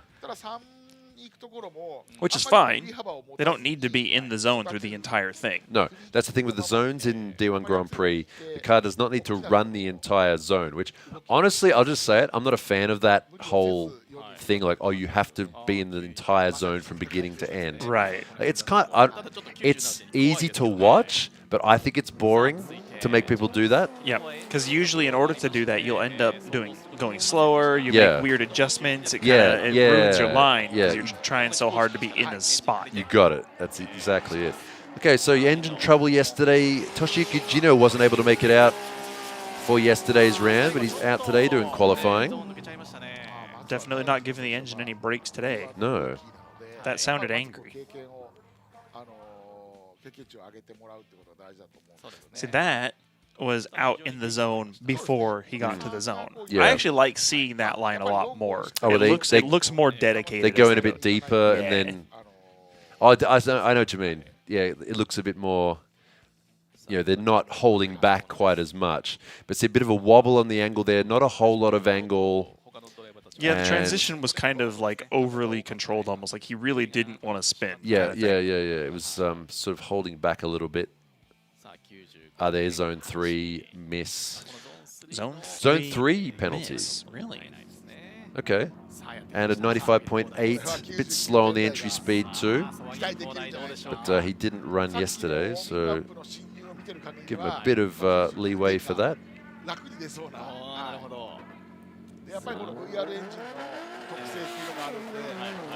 Here we go, next run. Kodai Sobagiri in the GR86. S15 looks like a candy corn. It kind of does. Okay. See, I'm not American. I don't do Halloween, so I don't know that. But you know it's a Halloween tree. I do now.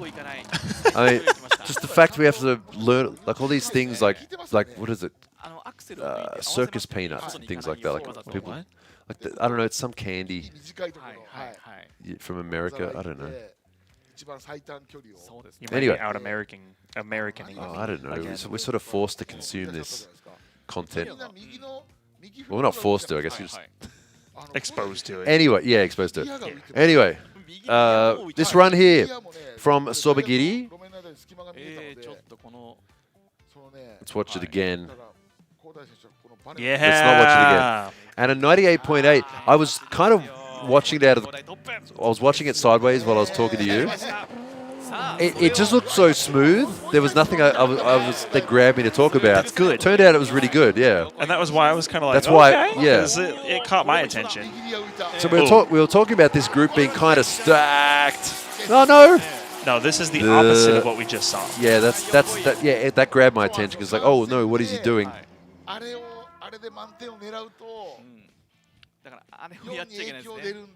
So compare those two runs we just saw there, Sobagiri and Yokoi. Polar opposites. Yeah, Sobagiri's one run was when doing that goes right, and this is when doing doing that goes wrong. Yeah.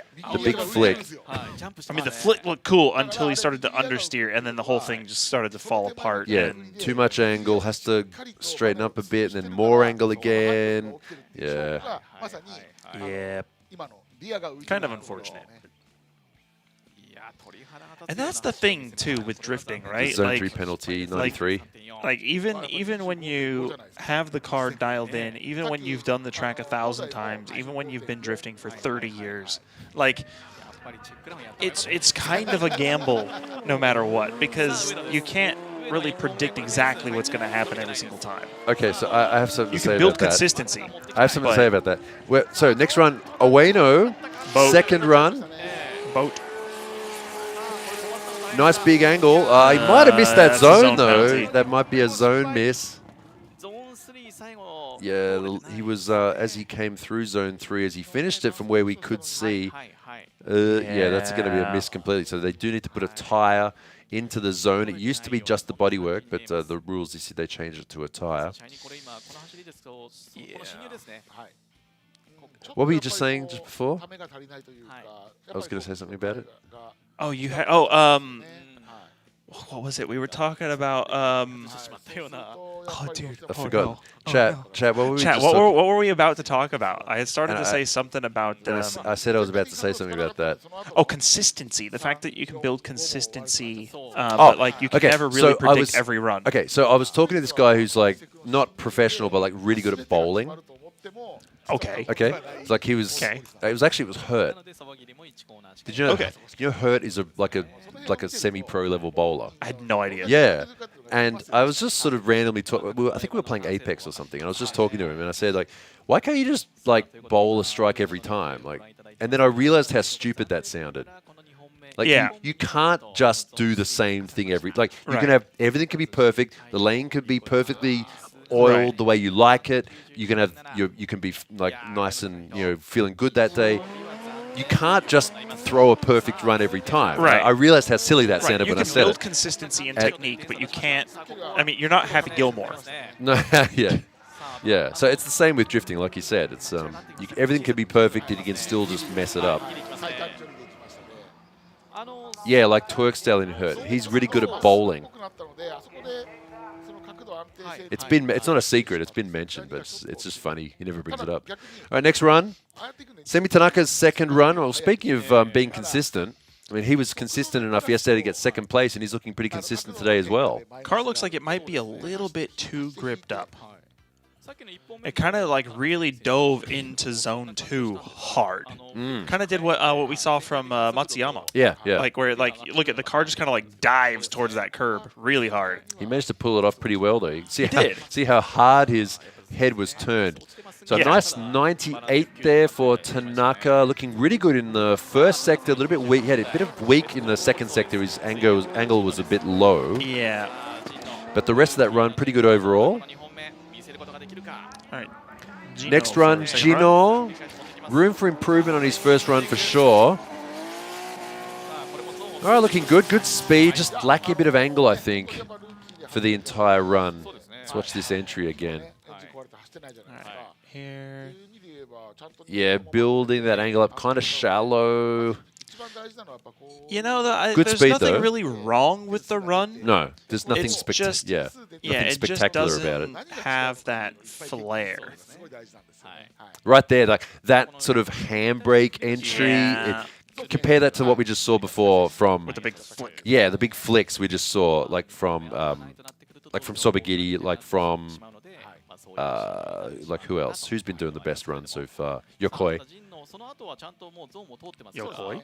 Well, his entry. Yeah. Like his entry, just like whoop-ah, like this. This looks like the sort of entry you'd see at just like a regular track day. It's like whoa, with the handbrake. Yeah, and actually, seeing the It's comment safe. in chat, right? The handbrake initiation looks smooth, and that's true because e-brake initiations are smooth, but they're far from that aggressive instant angle that DOS wants to see. Yeah, well, that we want to see. Well, right. Well, Watch this run. Just watch this next run. Watch this next. Oh, is it? Wait, is it? Yeah, watch these next couple of runs.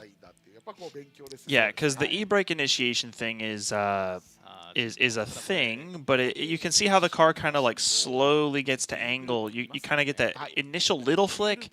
Use an e-brake to dial on a little bit more angle slowly. Okay, 97 flat, 150. So good entry speed, but just there, lacking a bit. Lacking a bit of angle. Second run, Sobagiri. So watch this entry. Whap. See that. There you go. That's what we want to see. You see the difference? Yeah. That's the kind of entry we want to see.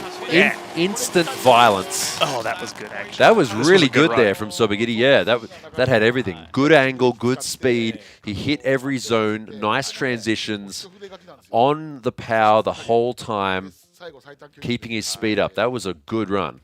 Let's watch it from the inside. Watch it as he turns it sideways and we're looking at the wall. Like that. Oh, yeah. Oh, very nice run there. See, and that's the thing is you can use the e-brake in that type of an initiation as well if you time it right. Yeah, I mean, but it's all about how much you preload the car into the flick. That's the main thing. Whoa, and there we go. 100-point run from Sobagiri. There you go. That's the kind of run you need to do. I told you that run was cool. Nice one. 100 points for Sobagiri. So some sector, look, sector one maxed out. Sector basically sector maxed out. 4. No, not quite. Sector max. 4 maxed. Yes. Sector 1 maxed, and Yes. every other one pretty Basically close maxed. to full points. Nicely done there, Sobagiri. First 100-point we've seen on the weekend. One person who could beat him is this guy, Yokoi. Second run. Also looking really good. Coming a bit short. He kind of lost speed there and angle. Yeah, not bad though. Not bad. Just not as good as the run we just saw from Sobagiri. So actually, the thing here is see how he's shallow in this final zone. Yeah, there. very shallow. That's really going to be the main problem for him here in this run. I think the run overall was pretty good. It's just his transition between zones like 2 and 3, basically, right there. Right. Yeah. It's not even necessarily the timing.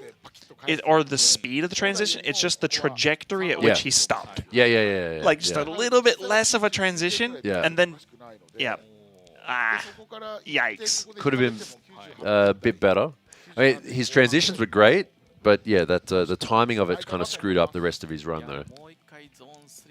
Oh man, I love the way that car just kind of like snapped to angle. It's so, it it's actually so funny looks now like how clicks. it's so funny how like the rears can lift up sometimes from the amount of like body movement. Right.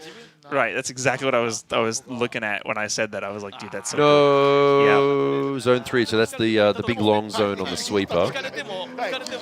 10th place. Okay. All right, favorite so car that aesthetically. So that is coming out now. So that is Group C, C1. We're sending out Group C2 cars now. Yonai Iwai, who we just saw there in the RX-7. Yesterday's winner, Hibino. And I think it's... sorry. What's his nickname again? Dechapon Toying Charin. Is that Pon? I'm sorry. I need to... every time... I need to memorize I just wait to see what their nickname is because I can't remember which one is which.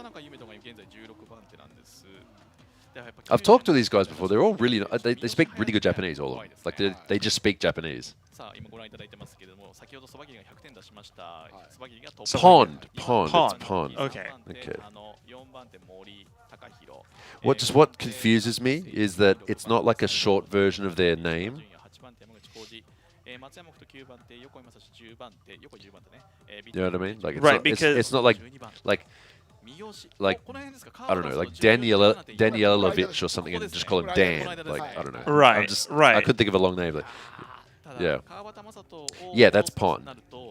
Which, I mean, I guess that's easy enough to remember because, like, if it's, I don't know how to say it specifically, but like the first name being like I'm the sure last 3 is Pon. I'm sure it's much. Yeah, well, I'm sure it's much easier in Thai. Yeah, it kind of makes you wish you understood a little bit of it just so you could at least get the names right. Yeah, I don't know anything about Thai. I don't either. That's the problem. Because like if you sort of have a vague, even if you can't speak it, if you have a vague understanding of like how a language is meant to work, like is this like a Germanic style language, or is this like a you know whatever, or like it's got like Spanish or Italian style grammar. Right. Yeah, at least you can kind of get it, but yeah, it's completely different. Although we can speak Japanese though, so I'm sure we could do it, but you know they say like, the hardest languages for an English speaker to learn are Chinese, Japanese, and Korean or something. I think 99% of that is just the fact that it's the writing, because like, they're looking at overall literacy. But have you seen? I'm sure have you seen Thai writing though? Well, yeah, but at least I don't know. But I think it makes more sense though than because Japanese is like you need to learn 2,000 characters at least. Well, okay, the kanji thing. Is, that's where it gets knocked down. Yeah. It's not a hard language to learn, but then you look at stuff like, and it's not hard to pronounce either. Honestly, it's all pretty it's like everything is like a consonant vowel. Oh, you're talking about Japanese? Yeah, Japanese. Yeah, 'cause there's only like 180 sounds or something. Yeah, well, I mean, and they're super easy to say, but okay, first run. Sorry, Yonai. You ever tried to speak Dutch? Hisato Yonai first. It's impossible. Hisato Yonai riding that limit. He's going to spin out and keep it off the wall. Ah, Finn. No. Back up. Don't go put it in forward. reverse. Back up. The other one. Reverse. Any gear. There you go. Okay. そうですね。そうですね。That means I think so too. He was just trying to copy Naoki, just trying to get those championship points. Right, yeah. So you can actually see that's where that's where it finishes. That was the finish line, and then after that there's a short judged sector, which is where they have to keep it clean. So yeah, obviously hitting that cone, that's a pretty obvious no. You're still on the course itself. Yeah, this isn't like some other drifting tournaments. We don't like to see the pylons go flying. I mean, I'm sure they don't either, because then like the guys who work, they gotta run out every time. The corner marshals, going out again. Yeah, no, that sucks. Don't ever take even that with job. RC cars. Don't ever sucks. volunteer that job. Like No. if you think, oh, yeah, I'll go and work in a drift event. That's a rough day. Don't do it. Next run, Iwai. Little bit of a slow entry there, but look, first run, maybe he just wants to take it easy. You know, this is a strategy that you can do. Take it easy on your first run and then go all out on your second run if you're not too sure about it. It's better to be safe and get a completed run. I mean, Zone maybe three, not this zone safe three, though. That's probably going to be a zone 3. It might actually be, yeah. The FC RX-7. Rotary with the Rocket Bunny kit. And that classic 80s style paint job. And those sort of endurance racing spotlights on the front look great. They do. I aesthetically, yeah. Wait, did he replace the door already? Oh, from the hit yesterday. Or did they just like bend it back out and it looks good enough on camera? Probably, yeah. You can do amazing things with duct tape. I don't know, maybe he had a spare. Like,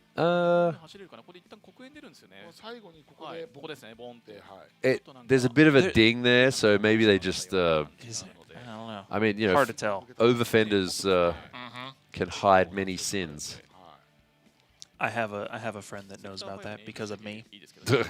I know about that because of me. I had a friend that I was trying to teach how to drift like tandem, and he was always really nervous about crashing his car. And yeah, fair enough. And I bent his quarter panel pretty good, and then after that he's like, "Okay, we're good. Yeah, I don't have to worry anymore. I've already crashed." So. And then over fenders, and it looks brand new. That's it. After when I crashed my JZX100, the panel shop guy said, it'll cost this much to fix it back to normal, or it'll cost this much to put over fenders on it. And it was the exact same. It was like literally the same quote. Oh. All right, yesterday's winner. So I went over fenders, of course. Sorry. Hibino, first qualifying run there. He's yesterday's first place and also currently first place in the championship. So Hibino right now is on a bit of a run after yesterday. Naoki Nakamura not qualifying, Daigo Saito not qualifying. He ended up in first place in the point overall rankings after coming into this round in second place in the rank. So now he has a 12-point run on Naoki Nakamura. So this is really important right now, in this round for Hibino, in order to try and get as much of a lead as possible into the last 2 rounds at Odaiba. And this is his first qualifying run, which is less than ideal. 96.8. No, not even enough. Not even going to be close. Yeah, not even enough to make the top 16 temporarily. Yeah. So he's got one more chance to make the top 16. Okay, next one now, Pond. This time in the GR86. Wow, that understeer though. Bit of an understeer there. And I don't know about zone 3, might be a bit suspicious. Let's see. That's going to be a That's probably going to be a zone 3 miss, realistically. Maybe a zone I think he 3. just tagged the corner of it at the beginning of it, but being out as long as he was, I wouldn't be surprised if that was All right, so nice angle on the entry. Look, he has to really steer into the corner there. The car's not quite set up to go into the corner. That first corner, the way he understeered through the corner reminded me of Mogi at Tsukuba. Oh, right. Whoa! Yeah, like, yeah. Still drifting somehow. Looking like a rally car. Like a four-wheel drive car. Under drifting. Excuse me. We need not gonna. Yeah. See, there's the zone 3 penalty. Zone as 3 well. penalty and an extra penalty. I think. What was that for? Was that for the? That was for the straighten, I'd say. Probably. Yeah. Yeah.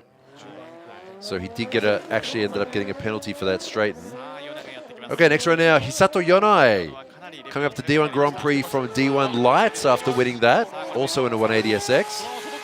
Here we go, looking better this time. He's trying to go for that big angle and over the finish line. No problem this time for Yonai. Very fast, too. He might have a similar problem to what we saw from Keiji.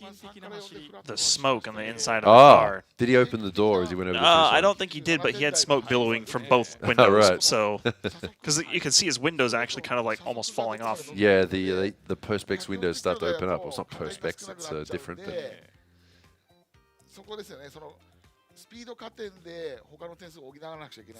not quite as bad. Oh no, it's right at the end there. It feels like pretty bad. It's not as bad, but it's bad.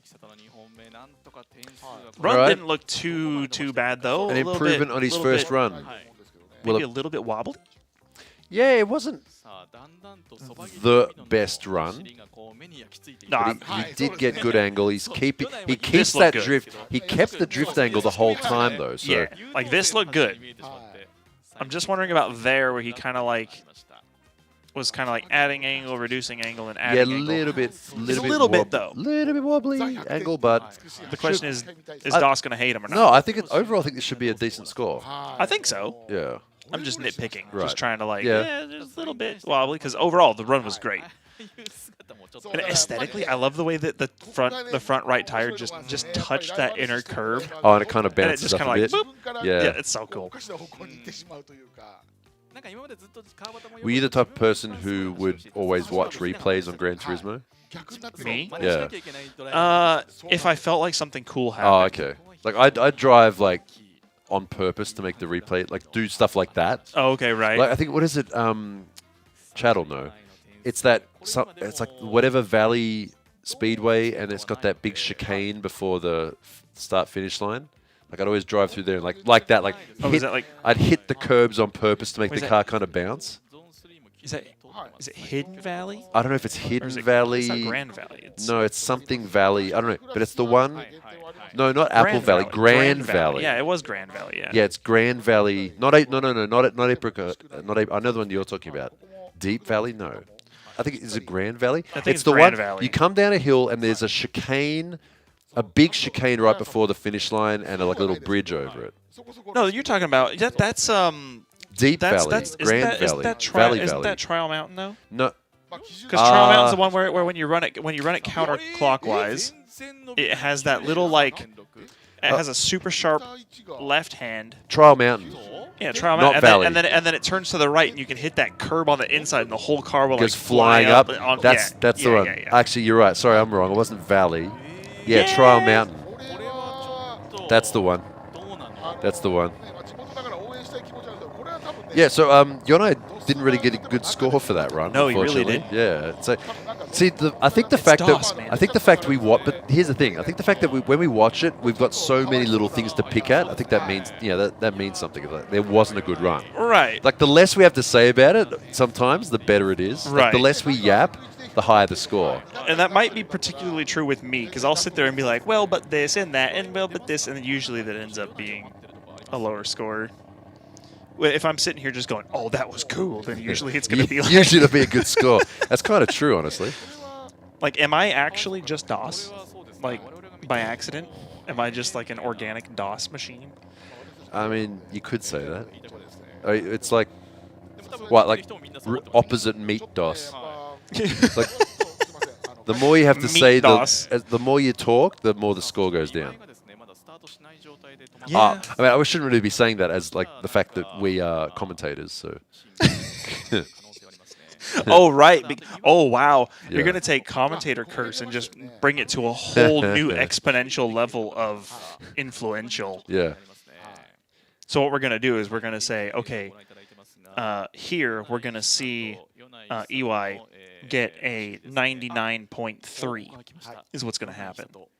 He's gonna find this 12,000 RPM rev limit that he never knew he had. And Speaking it's of gonna be, wait, speaking of meat DOS, I think EY might have to do his first run again. もし3本だとしたら、もう1回いけます。もう1回はいけるんですね。チェックランはどうだったかちょっと見てないですけど。Oh. いやー、審判員の点数だ。なるほど。さあ、ということで今天の声が天の声出した方がいいって言ってるのに。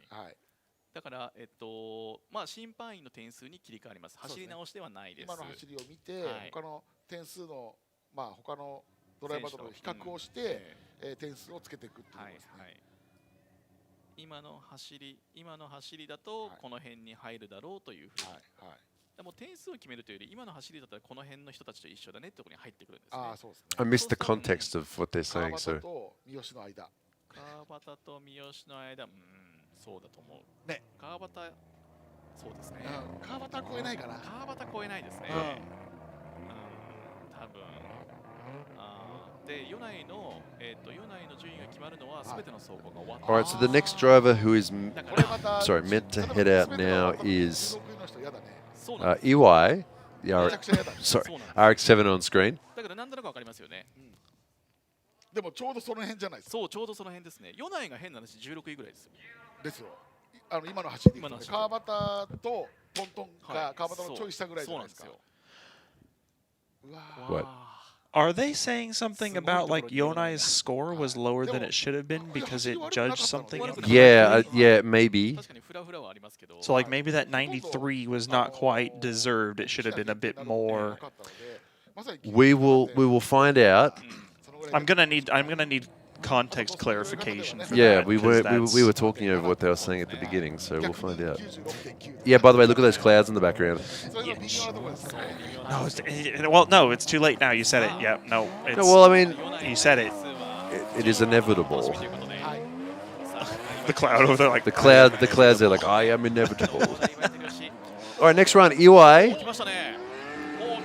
12,000 RPM rev limit. Here we go. Here comes at 99.3. Sick. Oh, it was a little bit shallow towards the exit. Yeah, a there, little bit shallow towards the end, but it was still cool, and it sounded cool. Look at that angle. That's good angle.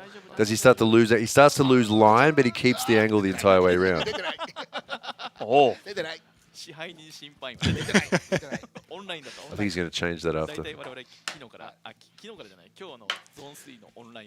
right, so this time, EY going a bit more hardcore. His first run was sort of a gentle handbrake entry. This time, much more aggressive.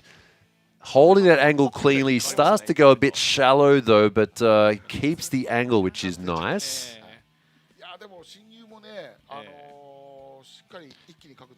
Yeah, that's good. Yeah, as you can see, he starts to go on towards the inside, but he keeps the angle. Right, and that's the thing is like when it comes to D1 and DOS, like you've said multiple times, there's no exact line you have to follow. Yeah. But DOS hates it when you dial out angle. Yeah, yeah. So it really he may have done the right thing there to just be like, you know what, I'm gonna make this as smooth as possible, ride this out, and as long as he doesn't get like hit in the J2 section at the end, it should be fine. It should be it'll be better than his first run. That's for sure. sure. Yeah. This will definitely be his qualifying run for sure. No, not or not. Too slow. I mean, I said an improvement. I didn't mean a big improvement necessarily. Yeah. And that's kind of consistent with how EY performs anyway. So. I mean, wow! Oh! Do you know what kind of implications that has? Yes, I do. Oh, goodness. So if Hibino, imagine Hibino doesn't qualify today, and He doesn't. Well, he doesn't now. And look, He basically doesn't. So Hibino doesn't qualify, Daigo qualifies, Naoki qualifies. Imagine that. Which actually they both kind of do at the I moment. think currently that they're both in the running. Yeah. Oh goodness. That's gonna take all of Hibino's like energy and The momentum air- that he had. And all he's the just air gonna out be of his so sails. deflated. He's Hibino's not going to qualify. He won yesterday. He's in the first. He's currently first in the championship. Did you see him with hit a- his steering wheel as he crossed the line? No? What He did like do? straightened up and he's like, Really? yeah, Oh, because no. he knows. He knows. Oh, I want to see that no. in car again because he was like visibly angry. He's like, oh, which is understandable.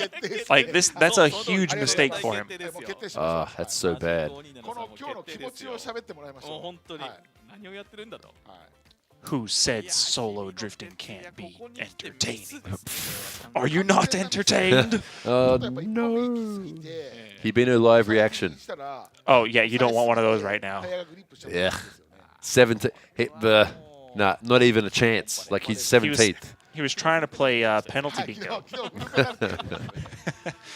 Yeah, that's not going to put him in the running. Well, interesting. Someone send the camera to his pits when he comes back. Oh, yeah, dude. All right, second run now. Pon.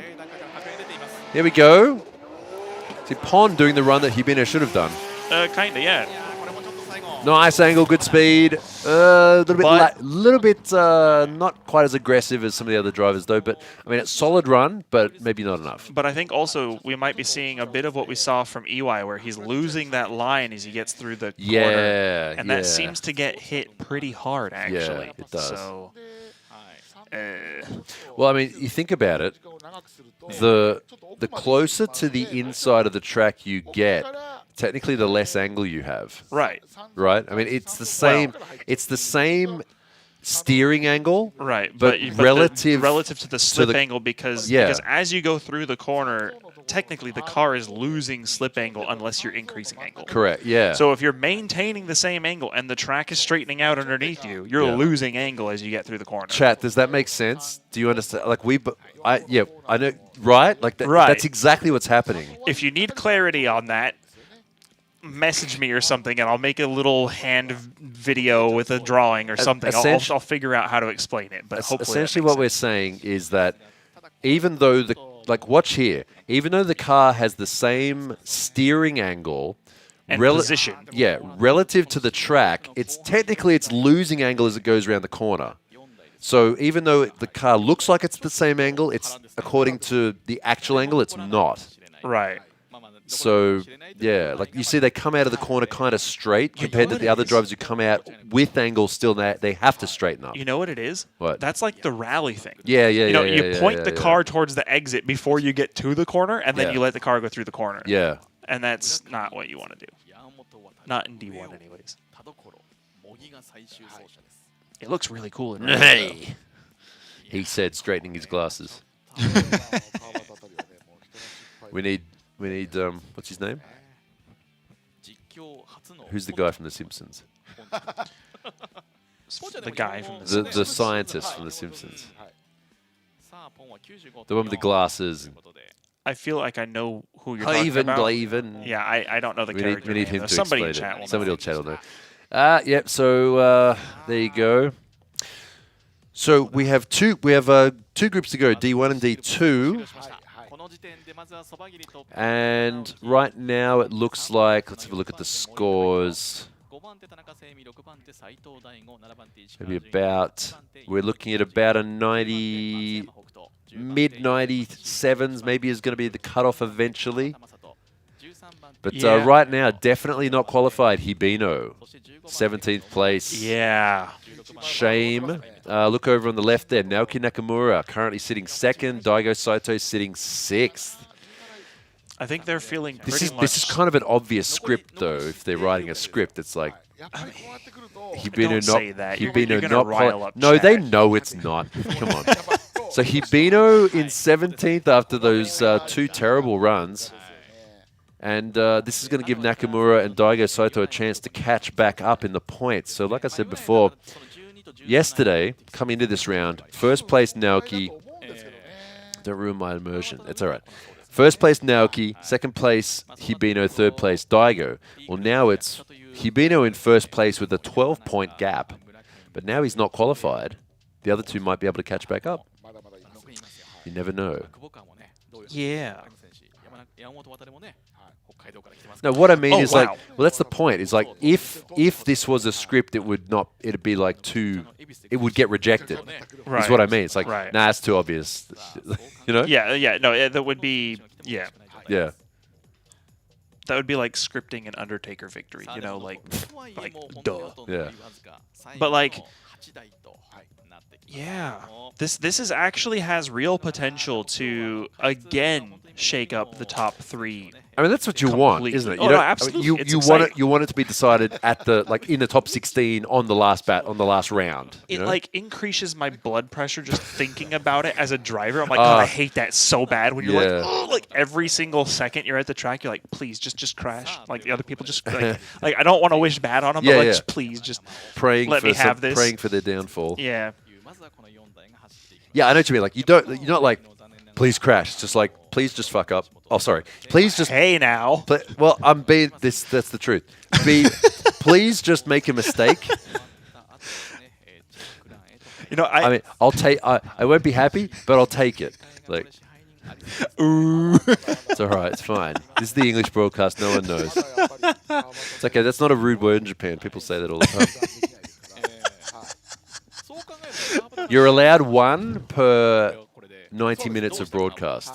Really? Is that like an industry standard? I don't know, something like that. Careful now. You're allowed. Yeah, you're allowed 1, sort of thing.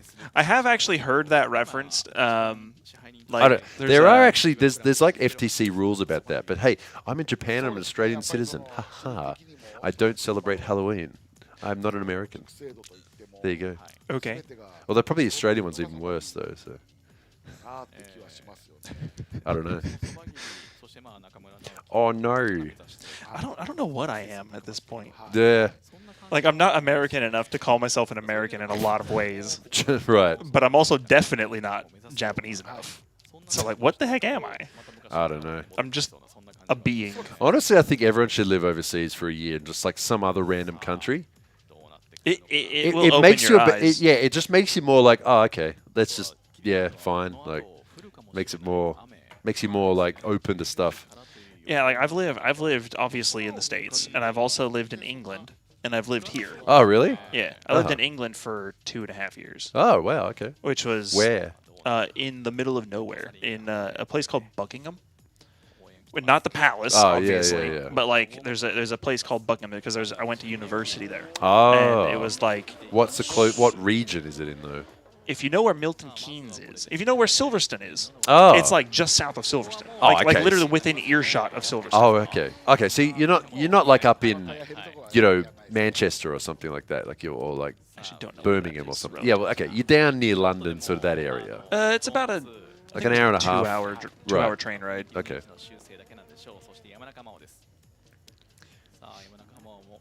Buckinghamshire, yep. Yeah, I'm going to get arrested. What is the charge? Eating a meal, saying a word. Stateless, Kyle. A deliciously fun to say curse word. You know that video? The guy getting arrested? The Australian guy getting arrested? You would have seen it at some point. Probably. Yeah. He's like, I'll show it to you later. Yeah. The succulent Chinese meal guy. No, I have no idea. Dude, I am so uneducated in the world. See, that's the thing is, I'm not like an internet wormhole dweller, but I'm also not an American. I'm also not Japanese. Like, what am I? I'm just like an anomaly. You are at this you. Point. Yeah, I am me. You can be like Jason Bourne, sort of fit in anywhere. But instead of being like super fit and like having this like IQ of 300 and being a espionage master, I only know car suspension. Yeah, right. Well, I mean, I guess it's a superpower to an extent, but. All right, bringing up our final group now, D1 and D2 as they head back to the start line after their warm-up run. Hideyuki Fujino, Mao Yamanaka, Sumika Kubokawa, and Mitsuru Murakami are our next 4 drivers. We only have 8 drivers to go in qualifying. So the time here right now is just coming up to 11:45. And the battles themselves will start in roughly an hour from now. So there will be a short break, and those clouds are looking kind of suspicious over there in the background, looming over the mountains in Kyushu. That's actually... The clouds coming in like, hello. Am I reading this correctly? Yeah. So, Matsuyama gained 16 points yesterday in the championship. Yeah. But didn't actually move up relative to the people around him. Right, so he stayed in 5th. Oh. But Fuji, on the other hand, only gained 2 more points than him, but went from 9th to 6th. I don't know. He made a huge jump yesterday. What? Oh, okay. Well, I mean, he was probably already... Matsuyama did pretty well before, though, so he was probably already there. Well, right. He was already in 5th. Yeah. So he gained points, but stayed in 5th. Whereas Fujino had a decent day getting 3rd yesterday. I mean, it can do that. Like, you can be... There was a huge spread, though. Oh, right. Yeah. But it's all kind of like bunched up, but everybody's kind of like moving up I see also. what you're saying. Yeah, oh, wow, yeah, I didn't notice that. Like, the spread is quite bunched up now from like...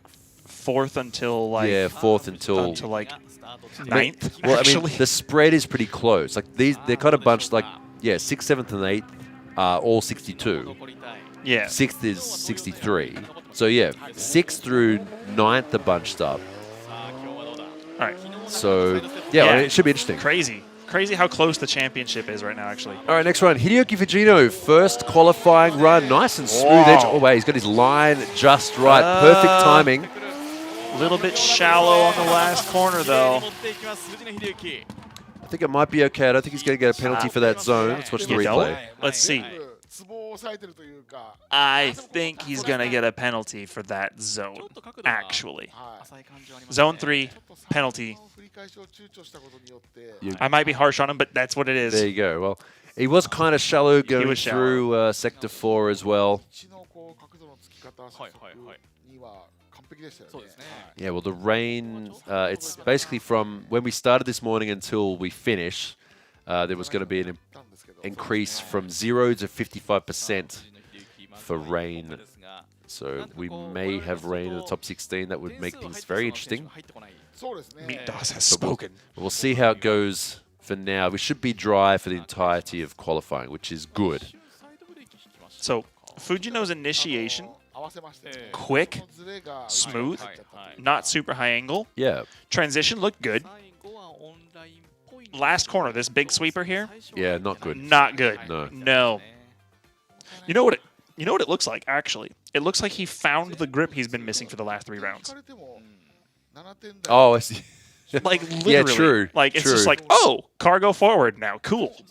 So maybe we'll see him go a little bit harder. Hopefully. Well, let's see what kind of score he gets. Most of the field has already run. Yes. So everyone in the top 8 of... Oh, and there we go. Okay, well, see, but zone 3 penalty. Yeah, even with that penalty. So everyone in the top 8 is now safe. So he is technically in the show. Yeah, so he is safe and in the show.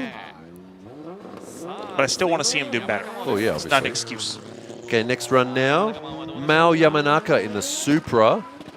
This is the one that used to have the Evangelion livery on it. Kind of a slow entry there, but let's see how he does in the rest of the run. Yeah, a bit of a wobble there as well. Winds on the angle. That squat, though. So a clean run, smooth, but maybe lacking in a bit of angle and also the flicks as well. Let's see the bit of a tap of the front brake just to stabilize the car. It did look nice and stable all the way around, but yeah, the entry not that aggressive and the angle not that great. Is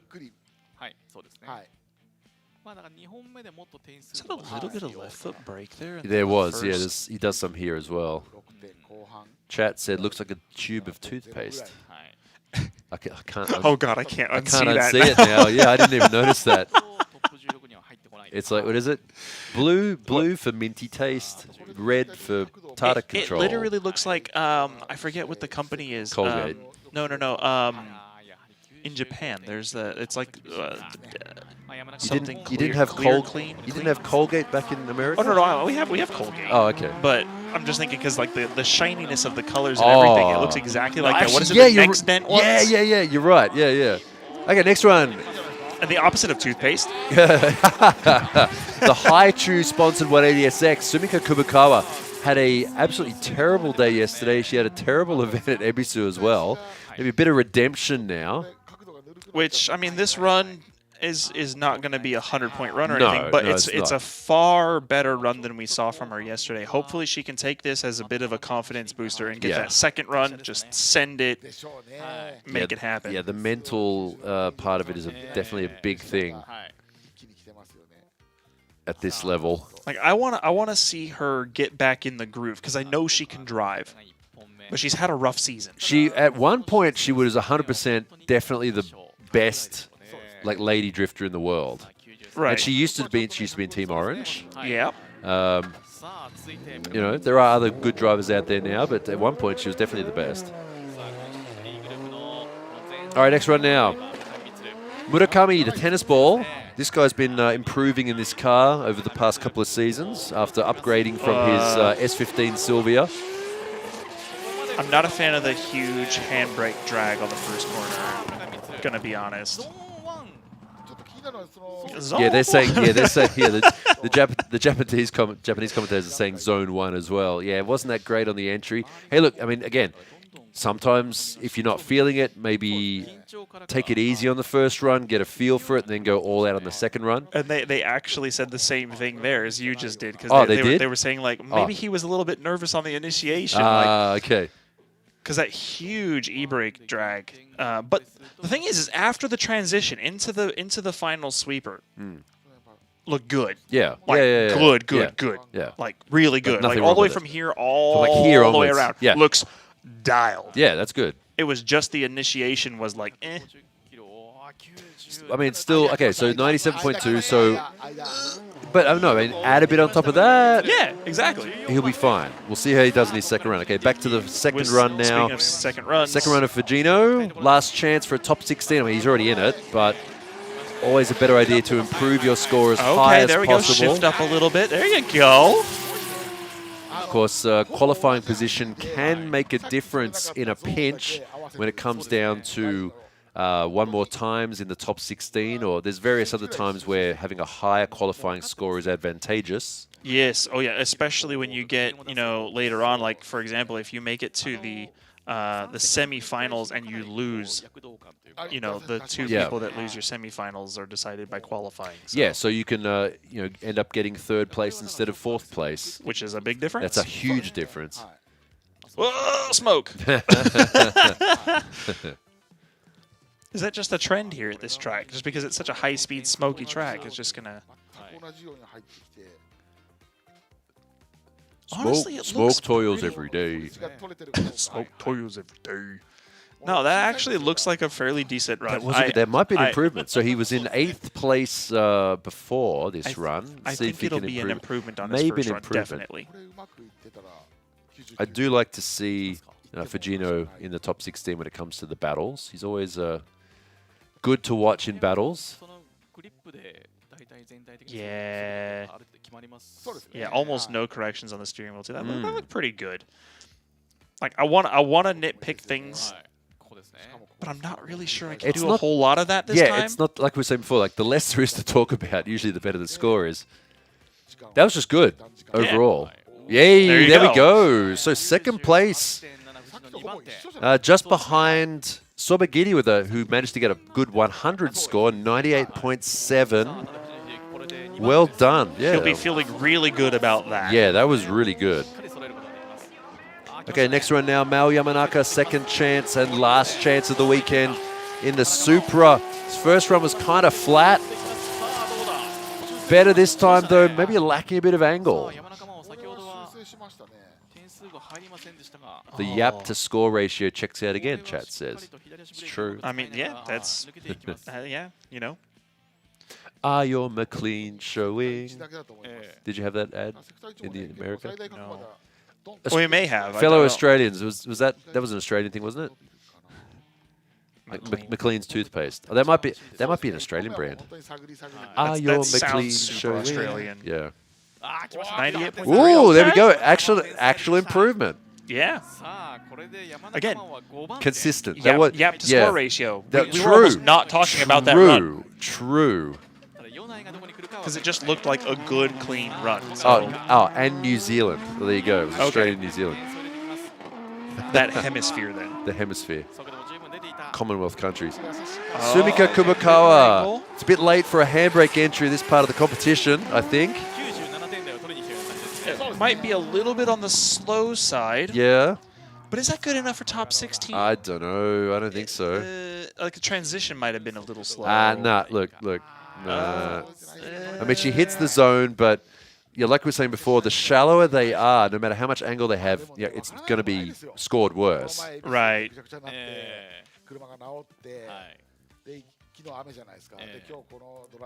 Yeah, the word is antipodean.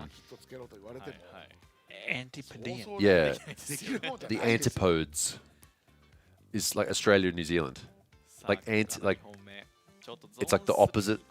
Yeah. Okay. As in anti, yeah. Okay, right. Yeah, the antipodes. Australia, New Zealand. No. She did get the zone penalty, man. They're being pretty rough on the zone penalties. Is it both rear tires need to be in? I don't know. See, this is the thing. If we're at the location, I get to go and sit in on the. Well, I can go and sit in the driver's briefing and hear all this stuff. Right. All right, next run, Murakami. Yes, that is his actual mouth. That's like the #1 talking point for this guy every single time. Honestly, run looks pretty good. Not terrible. Not a 100-point run. But let's see, what was this initiation about? A little bit of e-brake use, but nothing ridiculous like we saw before. Yeah, a bit of an understeer as well there. Yeah. Again, not a 100-point run, but not terrible either. I'm not going to call that a terrible run by any stretch. So you're saying it's not great, not terrible? Yeah. Have you seen that Chernobyl? No. Oh, that's a line from that Chernobyl drama. Wait, Chernobyl? Yeah. The drama. Oh, wait, is that the one that was on like... Yeah, a couple of years ago, or last year. What? Haha! I knew it. Okay. This is gonna sound fake. Explain yourself, This Alexi. is gonna sound fake. I was watching that run thinking like, this is actually technically really good, but I don't want to say that just in case it's not good. But I was kind of thinking the same. I didn't want to call it a 100-point run. Was that the yap to? I didn't want to say anything about that run because Murakami. I didn't want to say anything. Tadaima risotto. Oh, okay. These are the temporary results. Like these aren't the act. They may adjust some things. It's true though. Yeah. There you go. It was not a 100-point run. No, it wasn't a 100-point run. I did say that. See, why did you say that though? Because it was really good. It was like it was good. Okay, it was really good. You know why? Because there was nothing in that run that was like, whoa. Right. But everything was just good. So we didn't want to say, yeah. Right. Damn, okay. It was one of those runs that was like, okay, but at the same time I wasn't like jaw on the floor like, oh my God. Dude, that was cool. Right. But usually when there's something like that, it kind of unbalances something else in the run, right? Yeah, usually, because you get that huge flick and then it screws up your transition. Yeah, chat said he made it look easy. That's the thing there. When it looks, that's the thing that's terrible about drifting too, is like the better it is, like the more smooth. I mean, it's like, generally, that's a good thing. Like racing in general, it's like if it looks smooth and boring, it's usually fast as anything. But this is also the problem with having like human judges. This is why DOS is amazing. Right. Because DOS can be like, that was fantastic. Yeah. That's exactly what you needed to do. Whereas like the human judges would be like, okay, that was Yeah. Well, I mean, we're not in judge mode though. No, we're in, no, we're no, in, oh we're God, in, no. like, No, we're in, I am like, not in judge mode We're right in now. talk smack mode right now, so yeah. Yeah, my job is to just try to make everybody else in chat feel like they could do this easy. See, this is the problem now too, is when someone runs and chat likes them, they'll probably tell us to shut up. Stop talking so much, you're going to... Okay, well, let's see if it works now. All right, so next group of drivers is the final four... Also to wrangle you back on topic.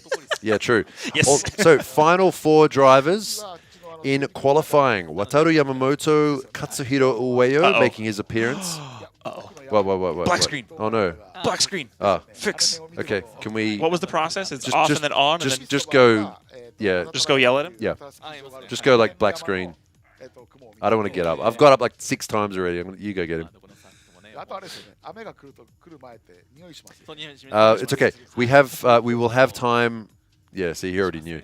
We will have time to... There we go. Ooh, is All this right. staticky? No, that's anti-lag. Yeah, from that the was engine. the anti-lag. Yeah. I was like, is that our audio? No, that's just an engine going. Brrr. Okay, we're back. Sorry about that. Hello, chat. We're back. By the way, in the break in the middle of the day, the guy in charge of the stream is going to change a box apparently, which may be causing the problem. So, yeah, you just need to come in and tap the carburetor with a screwdriver and let it clear up a bit. So first run there for Wataru Yamamoto, 95.9. So you didn't miss too much during that gap there. Although I'm glad we're back in time for this guy here. Katsuhiro Ueyo is driving a car brought back from 2035 drift competitions. He only does the local round here at Autopolis because he's a local boy. This absolute monster of an S15 with an it's not an RB26, it's a VR38 twin turbo engine out of a GTR. Well, the RB26 is also GTR, but not that GTR. The car, for some reason, it looks like it really wants to straighten up on him right now. Like more than it normally does. Normally it looks like it sits pretty well. You'll probably see him start to wind on steering. Yeah, a little really bit, working. Right? Like he's kind of... Yeah, not super smooth. You can probably see it here too, because like you see how it kind of starts to really dive and straighten up on him a little bit. It really does there. It's 16. 16th, yeah. So as long as everybody else doesn't do any good. Tadokoro and Mogi. You know. All right, Ueyo might be in. Well. Well, the next That's two. not nice. Well, what? I mean, what, man? The next 2 guys don't tend to do that well, in general. But hey, Tadokoro's been doing pretty good this season. He did good yesterday, and believe it or not, this car is actually an SR20, the last remaining 4-cylinder, last remaining SR in D1 Grand Prix. It has the VE head on it though.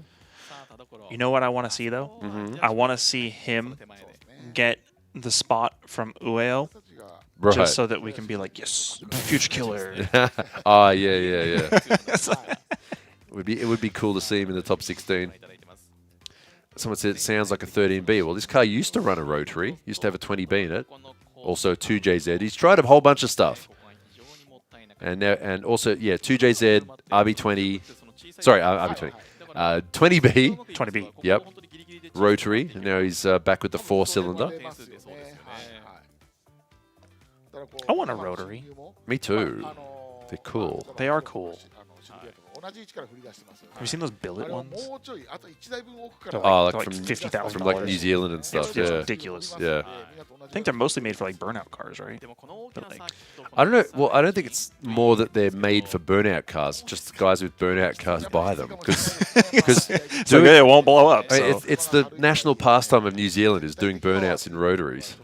Yeah, pretty much. Yeah, really? Yeah, You know. actually, yeah. I mean, that's how Mad Mike started. Yeah, that is true. Winning burnout comps. Like the scene there is crazy. I've seen some of the clips. It's wild.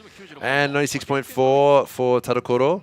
People just they'll just do impromptu burnout comps in their backyards on the concrete pad. And get away with it. All right, last driver in this group in his first run. Full send. Mogi Little in the bit S15, of a 2JZ. little bit of a straighten up on the first corner. A little bit of a wobble in the second corner. He looks motivated though. Well, I think he'd have a bit of motivation after his performance yesterday. I mean, yeah, sort of once. No, I mean, once you get, once you get in, you sort of like, oh, you have a mental shift, right? Like, once you start to get into the top 16 more often, it's like, oh, I'm supposed to be here now. So you're sort of in that mindset, right? In that drift grind set.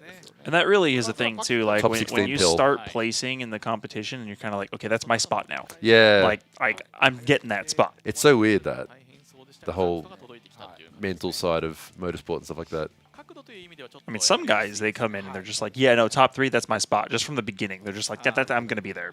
Like they just have that sort of like mental attitude. You know what I read once? I forget I read a autobiography, or I get whatever of about who was it? It was an Australian GP bike racer. I can't remember. I've read a lot of those sort of. I've read a lot of motorsport like autobiographies and stuff like that. Right. You know what the common thread is? Live in a trailer at the track, just do car stuff all day, do nothing else. Like that's it. That's what they do. They do nothing else. Yeah. It's like no adventure. No, it's like go to track, race bike / drive car, then do more car stuff, and then that's all they do. Yep. That's what. Anyway, there's a section. There was a section in his book where he said like, it was always funny to see the people who'd show up, like the happy to be there people. Yeah. And they'd have the big shiny sunglasses and the haircut and they're just like, but they'd never win because they're like just happy to be here, sort of thing. Like just have fun. Yeah, they thought they were hot. They were hot, but they weren't. And I just remember thinking, I remember seeing that and thinking like, oh, there's so many guys like that in drifting. What kind of hose or something is hanging from below the front bumper of that car? Probably an oil cooler hose. Did he knock it off on that curb? I don't know, maybe. That could be dangerous. That could start. Have you ever seen how quickly an oil cooler hose can get worn through, like when it catches on something? I mean, like a tire I mean, it's not a good idea to be dragging like that. Was it that way from the beginning? I think it was. Yeah, it is. What the heck? Yeah, it's got his zip tie back up again. Bruh.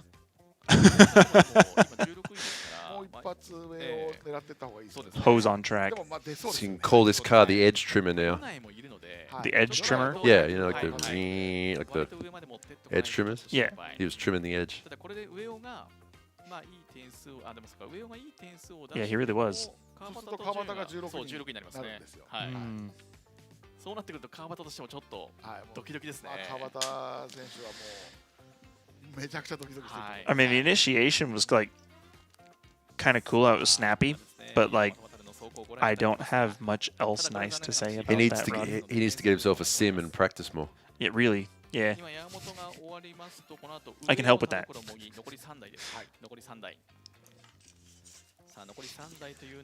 Yeah. All right, 3 drivers to go here. Oh, that's a nice block there. 85.6 for Yamamoto. Yeah, that's like out. Oh. Oh no, did I jinx it? Yeah. Did I jinx it? Oh god. Was that oil cooler line scraping on the ground that wore through? I mean, yeah, it's just aluminium and rubber. It's just like aluminium like mesh an and rubber. Hose, like an AN braided hose, right? Yeah. Like a stainless braided hose. They're stainless. Yeah, what am I saying? I mean, I would hope it's stainless. They're not using just like a standard rubber hose, I would hope. No, well, yeah, no, probably not. Montero. Is that called a Montero overseas? The Pajero. That car. We call it a Pajero. You know, is the Montero a thing in the States? I don't know if it is. Well, I guess someone in chat seems to think it is. Also, Kagami, don't say that. Don't say that. What? Not yet. The square of penalty. No. Oh, rain. Shh. Well, if you say it, you should have. You know what? You should have brought an umbrella so it wouldn't rain. You know the. Oh, the whole thing about where if you have an umbrella, it won't rain. Yeah. That is super true, by the way. It is true, though. That is super true. Yeah. Never heard of a Montero. Montero is for Spain. Because Pajero, it sounds like a swear word in Spanish. Oh, does it? Yeah. Oh.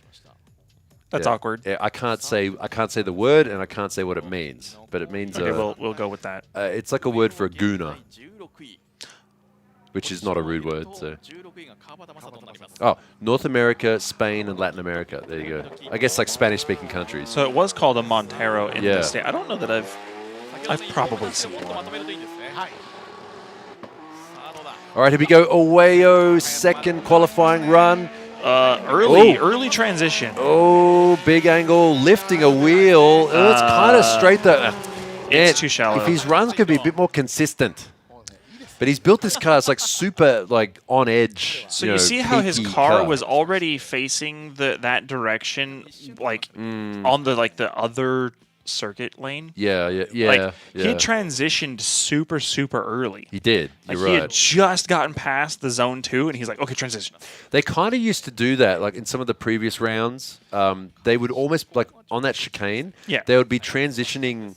Like on the chicane, kind of bouncing off it, because the course layout used to be like the edge of the track and the zones used to be a bit different. Like they were further down the track, because they had to go in more. Right. Yeah. So I think they did that so people would stop doing that. Like they'd go in on previous rounds. Right. Yeah. But he did transition really early. Really early. I don't think we'll be seeing him. Yeah. Unless he still has 16. Oh! He does still have 16. That's from before. So yeah. We will be seeing him in top 16 most likely. Unless these next two drivers can do something. Get the grip down. Tadokoro, do it. Do it. Tadokoro needs to do something. Last shot at a top 16 for the weekend. Oh, too much angle. Oh, can he hold that angle, though? He might have missed that zone. He missed the zone. But so did Ueo in his qualifier run, too.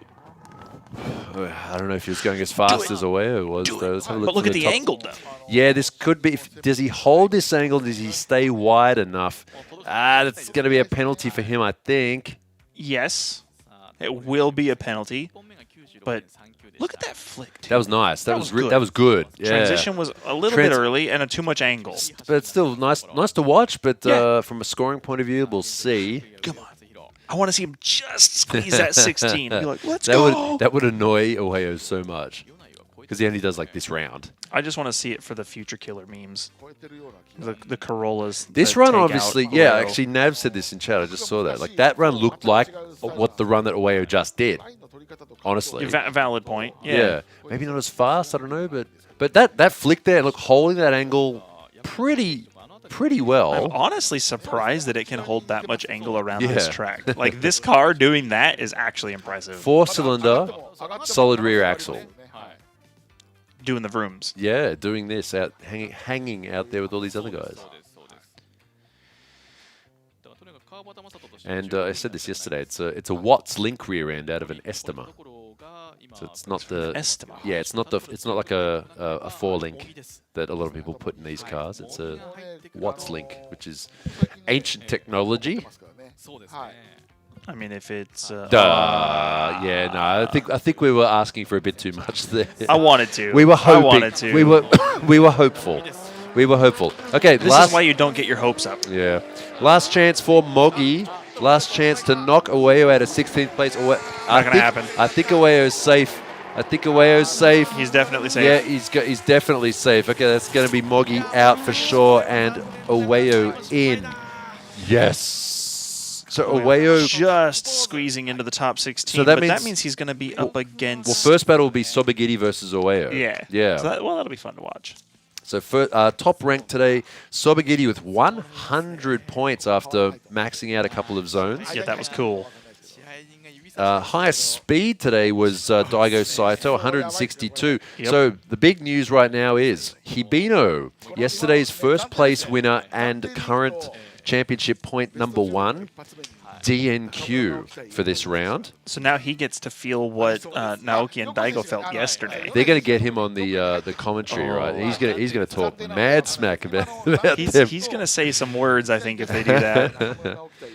So currently second and third place in the championship, Naoki and Daigo, who did not qualify, did qualify. So we're mixing things up. I mean, that if that was a script, it would be like, that's too obvious. Nah, script writers are being lazy, right? So time right now here in Japan is just coming up to 12:15. And we'll be starting the battles of, we'll be live at about 1:45. So, chat, 1 hour from now is when we'll be back. 1 hour from now, we'll be setting up the top 16. Well, they will be. We'll be having lunch. Yep. Top 16 coming up in 1 hour from now. And that was your score there. Yeah, a lot of doing bingo on the penalties. So here is your final score. First place Sobagiri, then Murakami, Fujino, Nakamura, Tano, Yamanaka, Mori, Tanaka, Daigo Saito, Ishikawa, Yamaguchi, Matsuyama, Yokoi, Vito, Kawabata, and in last place in 16th, Ueyo. And not making it through today, Hibino in 21st place with a 96.8 as his high score. So keeping the championship alive. Both these other drivers, Nakamura and Daigo Saito, have won the championship before. Hibino has not. Could this be his year? And we'll have to wait. We'll have to wait and see what happens until the end of this round, and then the final 2 rounds at Odaiba. Yeah, he didn't do himself any favors today, though. That's for sure. No, that was that was interesting. And also potential of rain when we come back. We'll see. The more I say it, the less it'll happen. It's gonna rain. It's gonna be raining in at least top 8. Yeah, it will rain at some point. At least it won't cause any problems with qualifying like it did yesterday. True. But we will be back in 1 hour from now, and we'll see you then for the top 16. That's going to be round 8 of D1 Grand Prix. Wet battles should be interesting, but I don't know, crashes. A lot more crashes, probably. Yeah, more car-to-car bonks. Yeah, don't want that. No. Well, I guess you guys want that. That's kind of. I don't want that. I don't want that. It's the setup time and you have to get all technical, like who caused it, and it's annoying. We want fun to watch, door to door, high speed, smooth. Yep. Yes. That's it. Yeah. All right, demo everyone. runs. Right, exactly. Okay, everyone. Back in 12:15. About an hour and a half. Oh, sorry. Yeah, hour and a half. Sorry, my bad. Yeah. Back in about what is that actually? Hour and 40 minutes? Hour and 35 minutes? 45 minutes? Hour and a half ish. Yeah. Sorry. Hour and a half / 90 minutes. Japan time is say 1:45 ish. Yeah, 1:40, 1:45. Come back. Maybe we can hang out a little bit before we get the battles going or something. I don't know. We'll see how that goes. Get your phone out, set an alarm for 90 minutes, and we'll be back then for the top 16 battles of round 8. All right, everyone. Thanks for watching. How long have you guys said about 4 different times? Yeah, sorry, my 90 bad. minutes. Yeah, 90 minutes. Hour and a half from now. My bad. Sorry, I read the time wrong. Yeah, hour and a half from now, we'll be back for the top 16. See you then. Yeah, 90 minutes break from now is the correct answer. Yes, break starts now, 90 minutes. There you go. See you guys soon. Yeah, sorry, I read the time wrong. Okay, see you soon. Bye for now, and we'll be back. The stream will continue to run the entire time. It may go down halfway through. Our stream guy is going to change a bit of the hardware, or maybe he's already done it. I don't know. But no, he's prepped it so that he can swap it over. But yeah, so it looks like the box is going to get swapped out, so hopefully no more black screens. So if it does drop out, just F5 your browser or just refresh, and we'll be back. But the stream will continue to run the entire time, and when you hear our voices, that means we're about to start the top 16 battles. All right, everyone. We'll see you soon. Bye for now. Yep. See you guys soon. Bye-bye. Bye. だからやっぱり大台小台か。そば切りの走り、であと富士の村上がしっかり点出してくるあたり。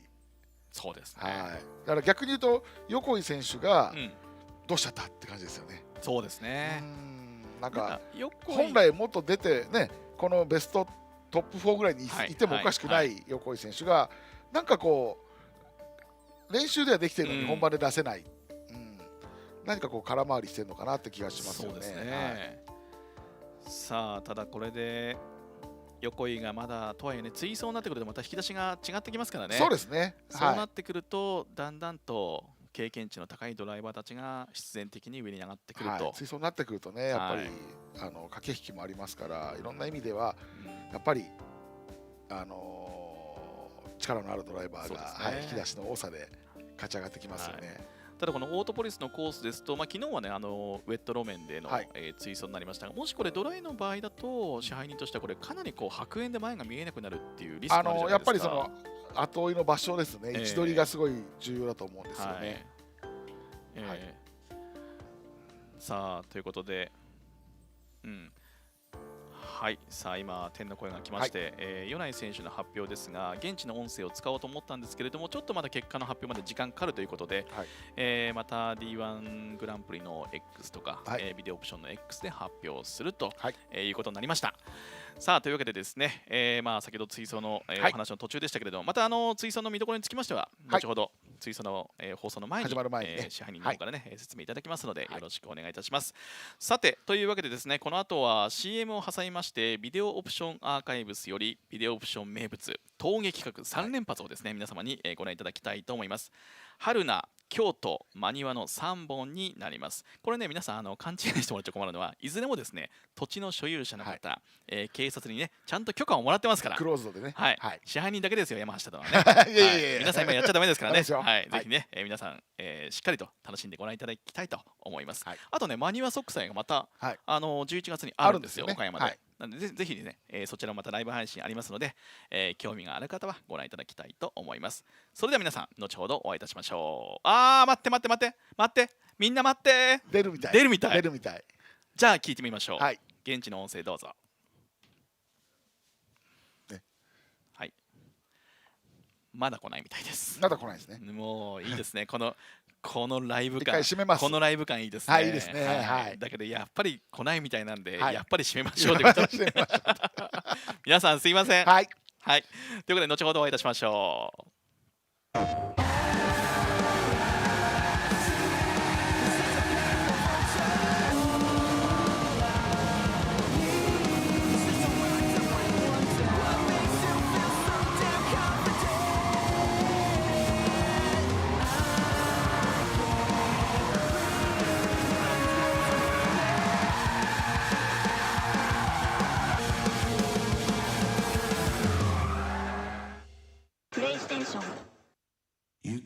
青は挑み続ける心、青はまだ見ぬ何かへの渇望、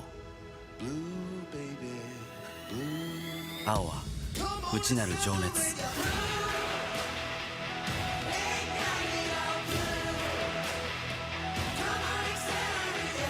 あなたの青をそのタイヤは呼び覚ます。青を灯せトヨタイズ。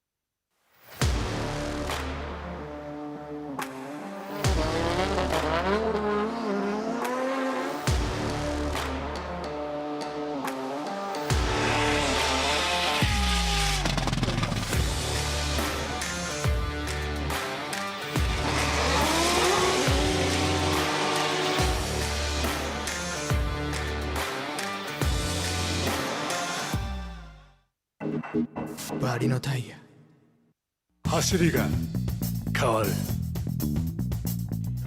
願いを叶えるために選ぶタイヤがここにある。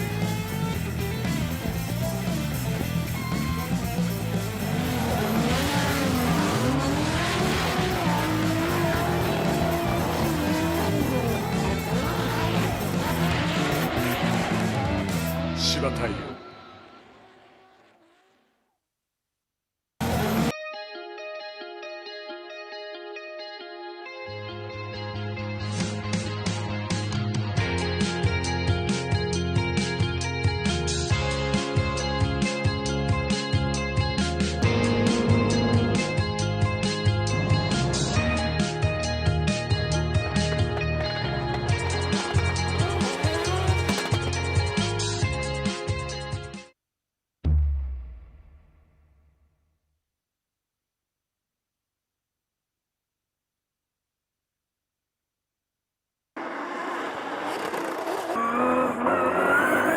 ノコオイルはもう僕は長いことを使ってますけども、例えば、油圧が垂れにくいだとか、ミッションオイルなんかはねすごい泡立ちにくくてすごい、長く使えますし、スポーツ走行にも向いてるかなというふうにも思います。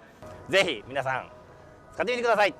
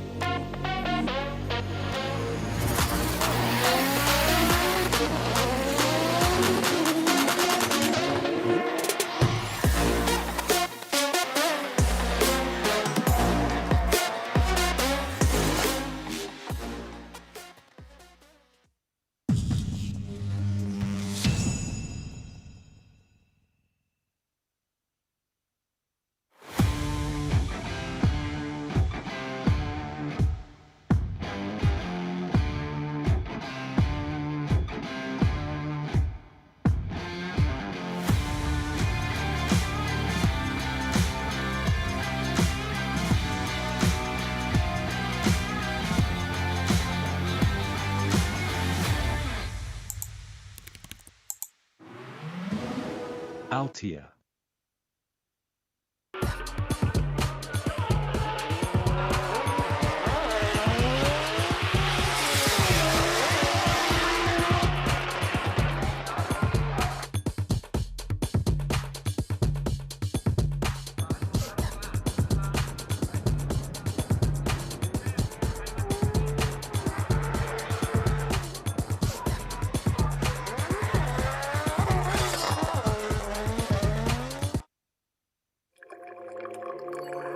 先人が積み上げた伝統の味わい」「時代に合わせた革新の味わい」「次の100年に伝統と革新の300年奥の松」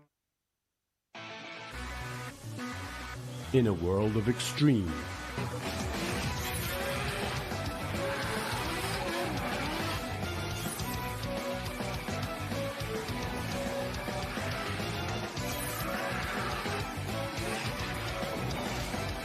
this is where they're refined, the real deal. Cusco.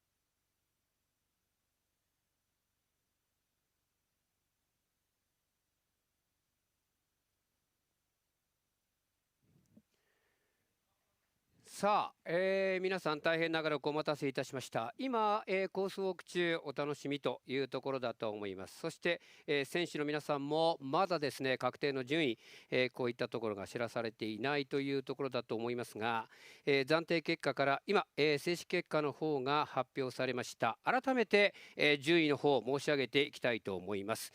上から順にいってまいります。第1位そば切り広大選手、第2位村上充、第3位藤野秀幸、第4位中村直樹、第5位田野裕樹、第6位山中真央、第7位米内久人、第8位森高弘、第9位田中誠美、第10位斉藤大吾、第11位石川純也、第12位山口浩二、第13位松山北斗、第14位横井正史、第15位尾藤弘樹、第16位川端正人、以上16名と順位が決定いたしました。米内選手の2本目の走行につきましては、ドス、未計測という形の中、レギュレーションルールに基づきまして人間が審査を入れている得点、そしてその得点を、それ以外の選手すべての選手の得点が、人間審査の得点入れているんですが、その得点に相当させ、そして山中真央選手との、走りとの、得点と同じであるというところから、そのドスの得点、山中真央選手のドスの得点 98.30、この得点と同じ扱いとなり、そしてそのドスの得点よりも下というところ、山中真央選手の下というところに順位が入るという決まりがございます。その決まりをもとにですね、米内久人選手が7位というところに入りました。表示されていたドスでの計測ではなく、得点ではなく、米内久人選手は、レギュレーションに基づいた得点でドスの得点としては 98.30 というところが出てて、7番手というところに入りまして、それをもちまして1位から16位正式な結果ということとさせていただきます。以上をもちましてこれで正式結果が出ております。そして対戦の組み合わせ含めまして全てが出ているということになりますので、各チームの方はこの順位をもとに対応をどうかよろしくお願いいたします。この後このまま引き続きコースウォークの方をお楽しみください。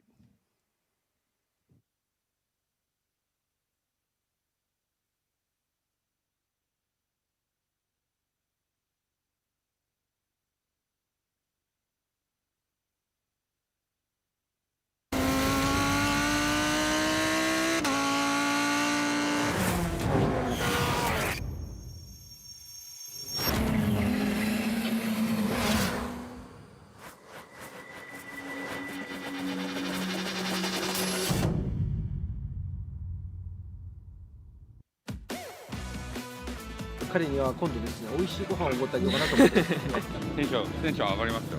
自分がやばい面白くなってきました俺はさ、カーブ剤や選考委員だと。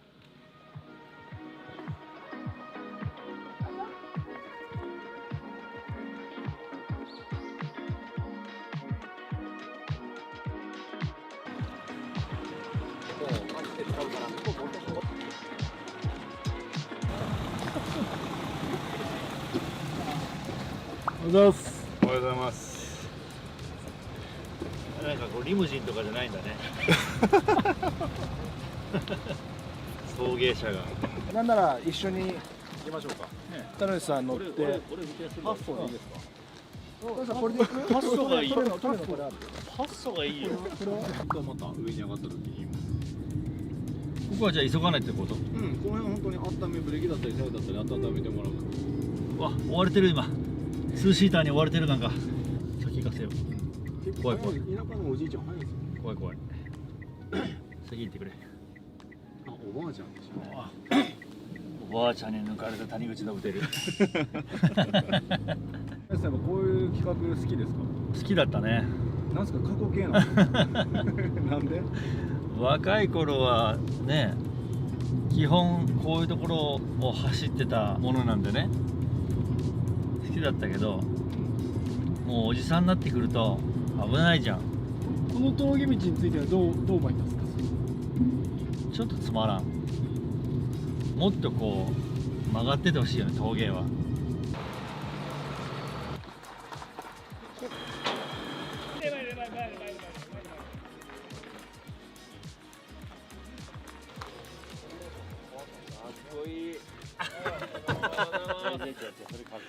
谷口さん似合わないこれ。何を言ってんの？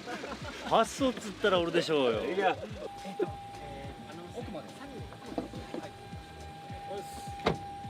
今から取り直すよホテル。それもあり。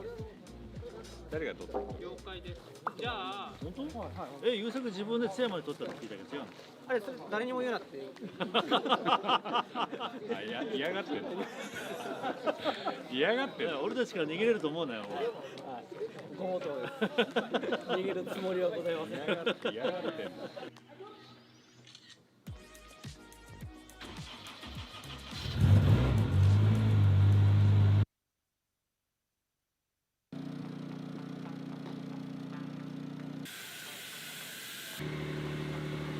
おはようございます。天気も良さそうだし楽しみですね。おはようございます。緊張はしないでしょ。まだよく状況は分かってない。これからです。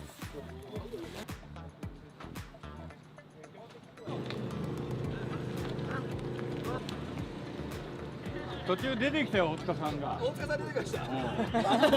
リアル大塚猿が。リアルもう本当に横断してた。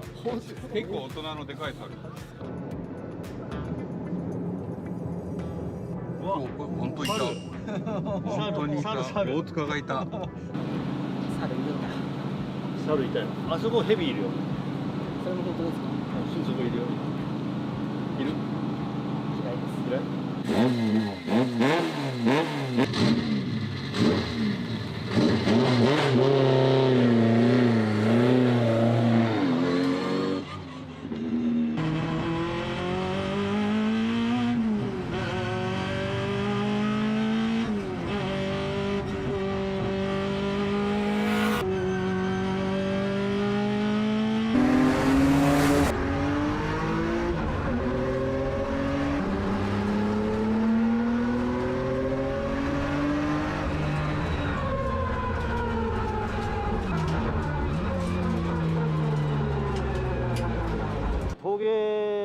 ならではの他にはない刺激が。 Hello, we are back. Jack, can you hear me? We just had to change some of the hardware. Can you hear me? Someone say something? Hello? Hello, hello. Just checking if it's all working.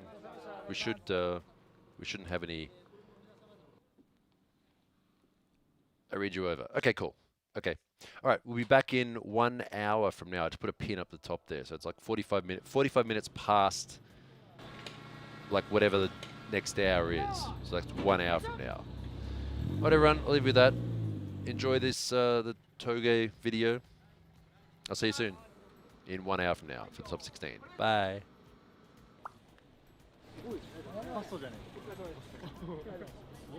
いよいよ俺が500乗れる時が来たわけ。乗ります。だって今回これ俺のために500持ってきたんじゃないの？でも準備万端ですけど。今からシート合わせ？来てたんですか？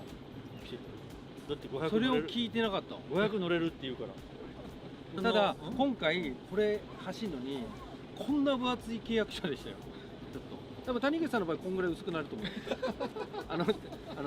俺はさカーブ材や先行いんだぞ。保険がこのぐらい、保険とか関係ないでもう50超えてるしって言ってこのぐらいで。でも乗ってほしいですよね。本当はそうでしょう。ただちょっとここわかんないですけどもう走ったでしょ。走った。ここで乗るっていうのはどうですか？うん、やめとく。でも大丈夫だったんですか？俺戸さんとか大丈夫だった？大丈夫だった。みんな大丈夫。じゃあ俺さんが大丈夫なら大丈夫です。ご祈祷してもらったからそこでみんな安全の。ご祈祷されてても俺戸さんじゃない。夜は事故りそうだったよ。言いたいのは、本当に無理すんなよと。セナに言いたいのは。無理すんなっていうことをねこの後言ってるじゃん、無理すんなってあ、それ何カットして使えるようなコメントでやめてくれる？つむきで決めちゃうから顔と近いからですね。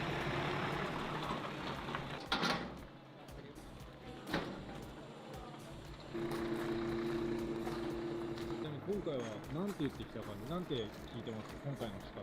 いや、すいません、集合時間と場所だけしか言われてないのではい、何も分かってないんですけど、今ちょうど聞いてたところです。どういう集合時間と場所しか言ってないの、違う？俺はちゃんとこういうとこ走るからねっていう映像を送った。映像もらってない？送ってるって。いやもらってないです。送ってだいぶ。こんな一般のとこ走るんですかって。写真ですね。写真じゃないよ、映像だよ。場合によっては閉めなくていいと思う。マスさんはめちゃくちゃしっくりきてますよ。そうやな。もう敵屋みたいな感じだから。家からそれで来たんかなと思いました。だから今日ね、一個余計にそうですね。似合ってるじゃん、いいじゃん。ああ、そうです。家からそのまま来たのないし。本当です。今日それで帰るんですよね。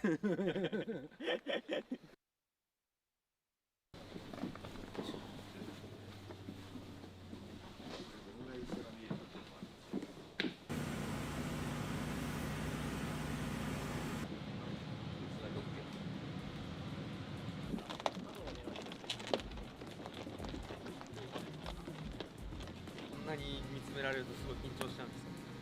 1000万ぐらいかけてるらしい。マジです。3000万のクラッシュしないように気をつけますね。変わってもらってもいいですか？変わってもらってもいいですか？やって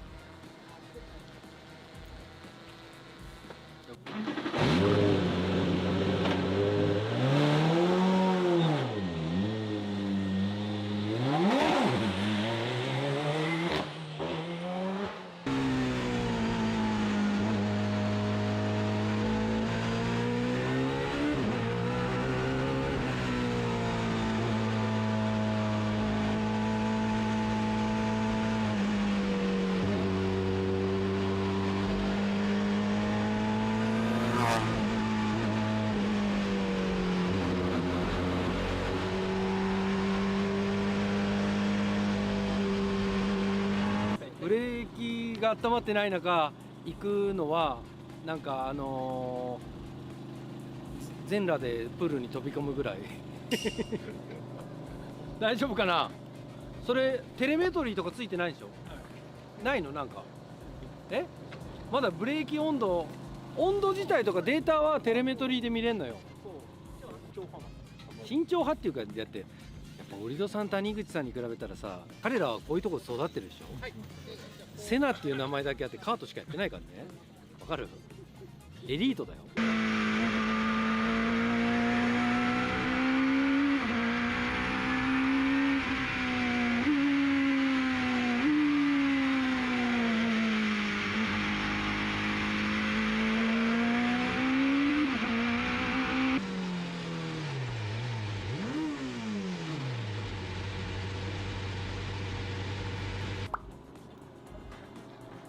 大丈夫でした、坂口さん。ち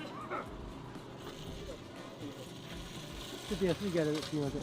そんなしないじゃないですか。いやもう僕はほっとしてますよ。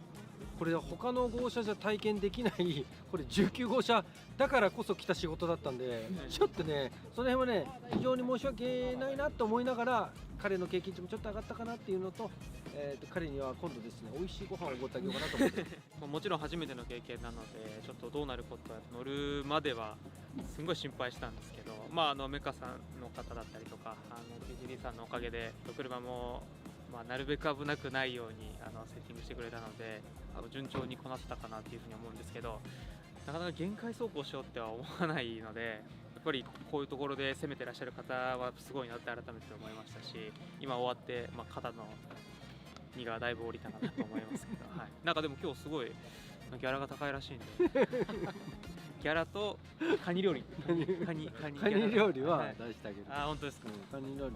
あ、今日出かけちゃうのもんね。ごめん。何が？今日明日ほら WRC とか行っちゃうじゃん。11月12月のスケジュール全部送るんで、空いてる日がいっぱいあるんで大丈夫です。早くて踏めない。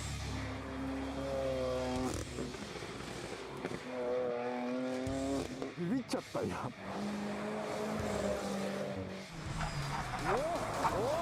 かった。俺の首取れちゃうんじゃないかなってぐらい。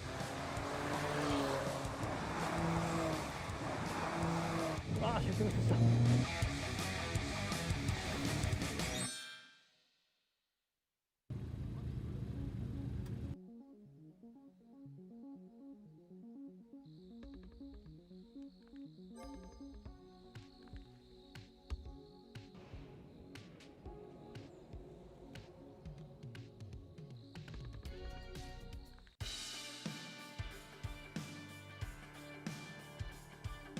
アシストの、森正夫です。 BMW の、F82M4 っていう車なんですけれども、パワー系は、マフラーはうちのラプターっていうブランドで買いさせていただいているのと、タービンをハイフローにしてます。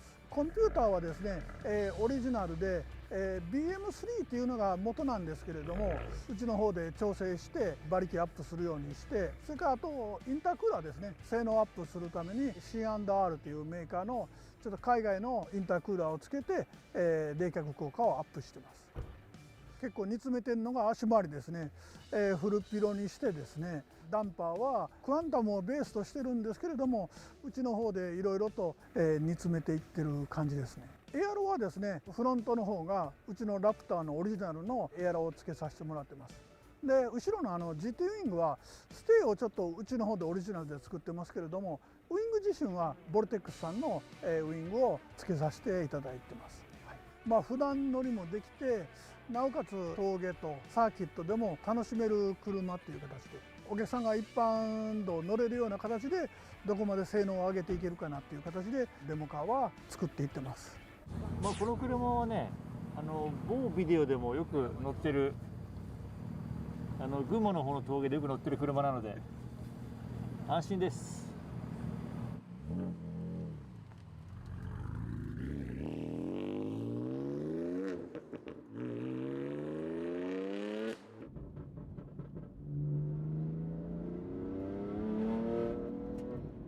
すげえトルク。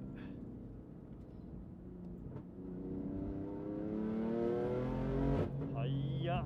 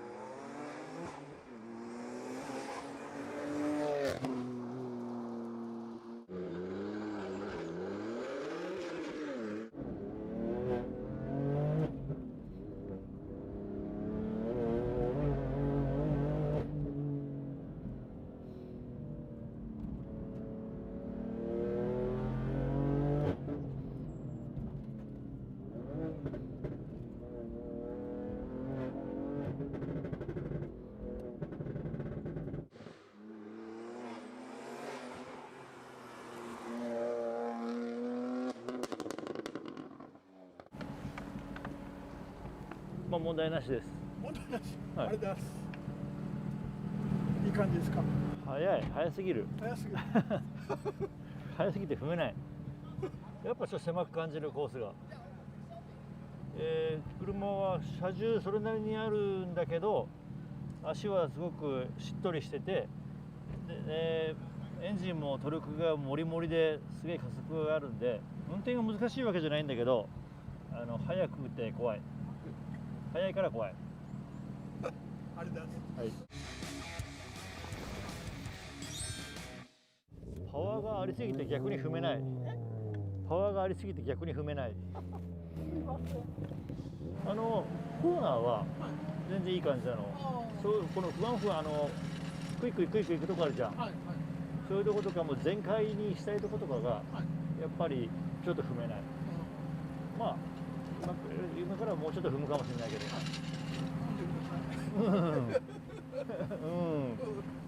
さあ、アシスト BMW M4 でございます。これはねマニュアルミッションですからね。よく乗ってる車なんで、安心して踏みたいと思います。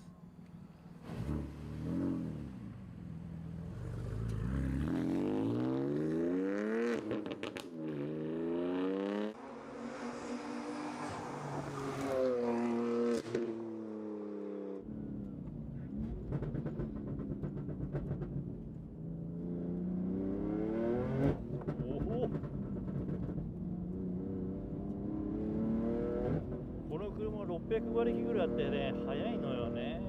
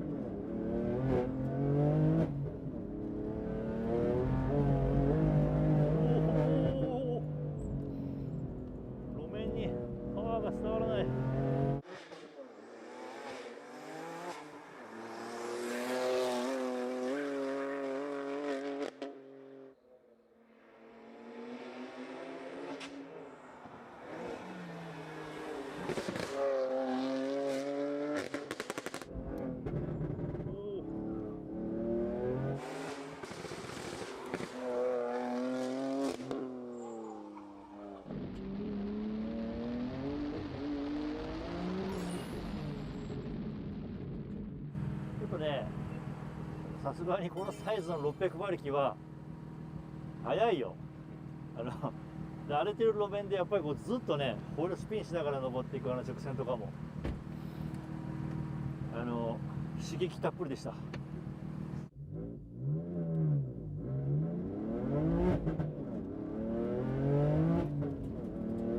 あアシストの M4 です。車が峠には大きいですが、この車がね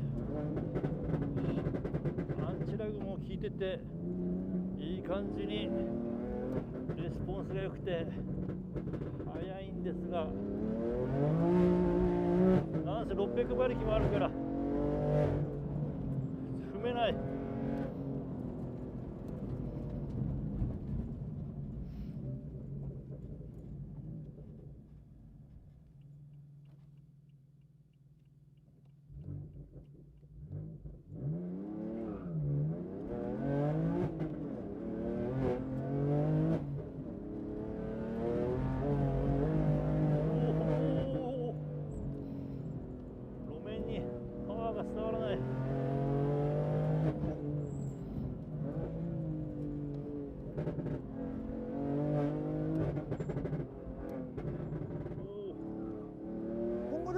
今の M4 でデータは揃ってきたんで、次はG8 に M4 がデモカートあるんで、4区なのでこれをどうねこれに生かしていくかという形で開発していきたいと思いま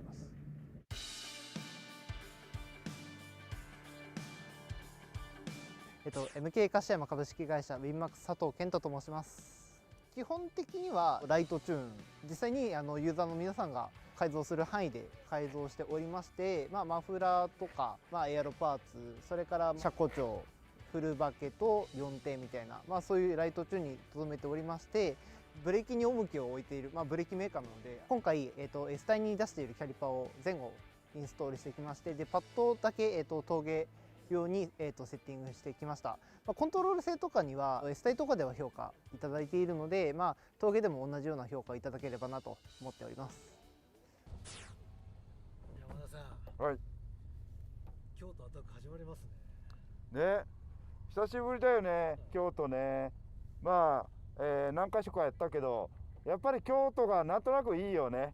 走ってる雰囲気とか、もちろんね、それぞれね、いろんなところのこう、個性があったりとかするけど、やっぱり京都なんか気持ちいいなって感じだよね。はい。ちょっと楽しみながら走りたいと思います。イエーイ。いやー、やっぱりね、走る前はやっぱり緊張するよね。じゃあ行きます。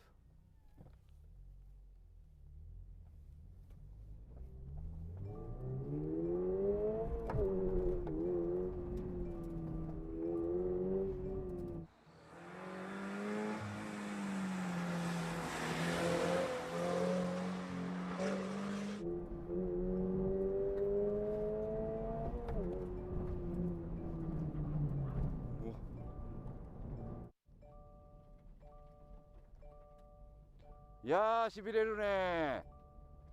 やっぱり86ってハンドリングもちろんいいし乗りやすいんだけど、スピード領域が高いので、まあね、結構やっぱりこう、いい感じだけどしびれます。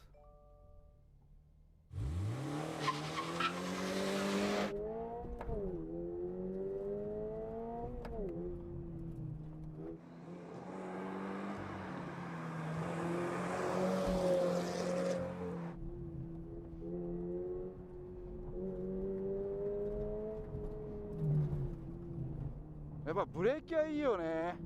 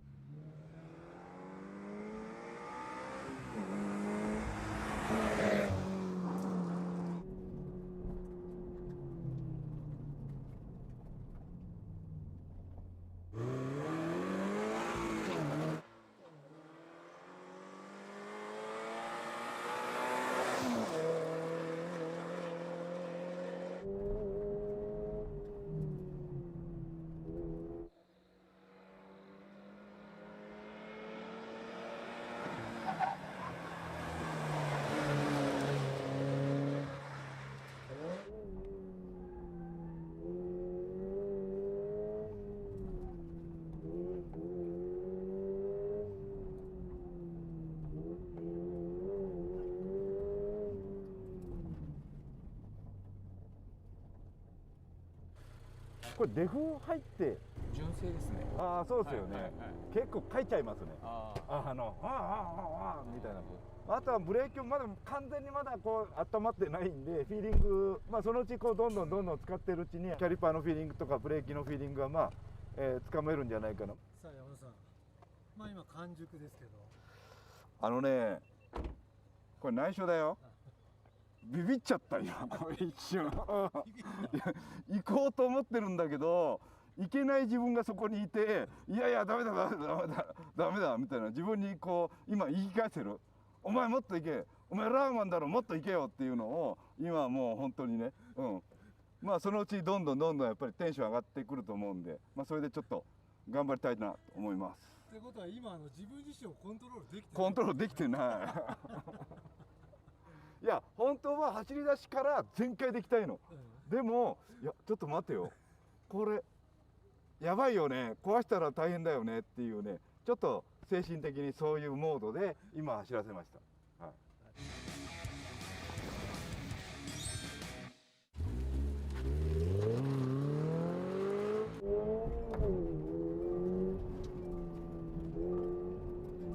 曇る。なんだろうな。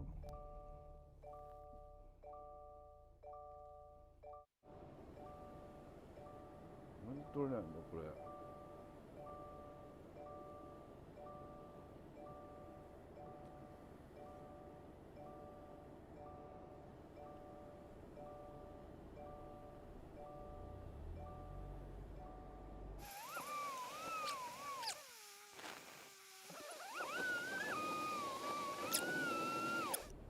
ちょっといい？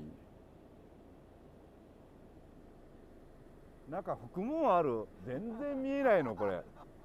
これあれしても全然ダメで、多分大丈夫だと思うけど。一旦じゃあこれで。そうね。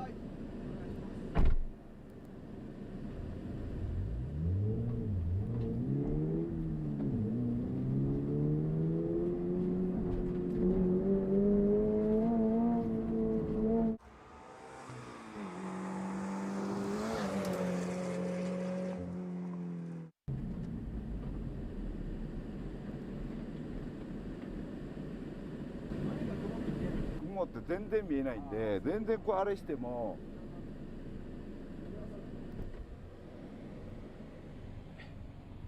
全然エアコン入れてもダメ。そうエアコン入れてんの。でも確かにこれはダメですね。うん。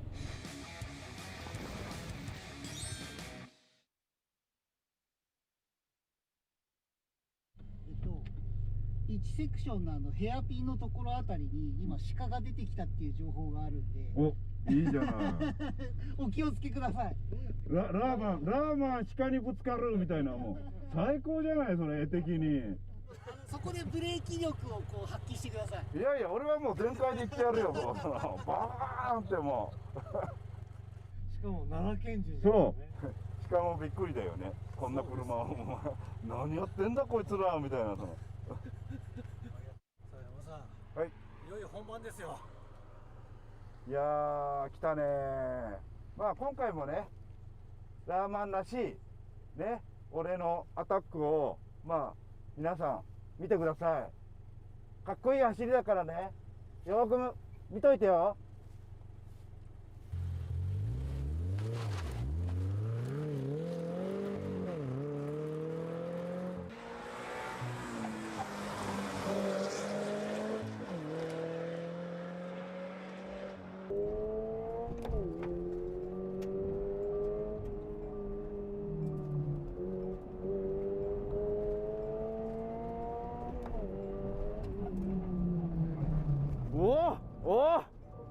怖かった。今このブレーキだからよかったけど、知らなかったらそのまままっすぐ行ったね、今のね。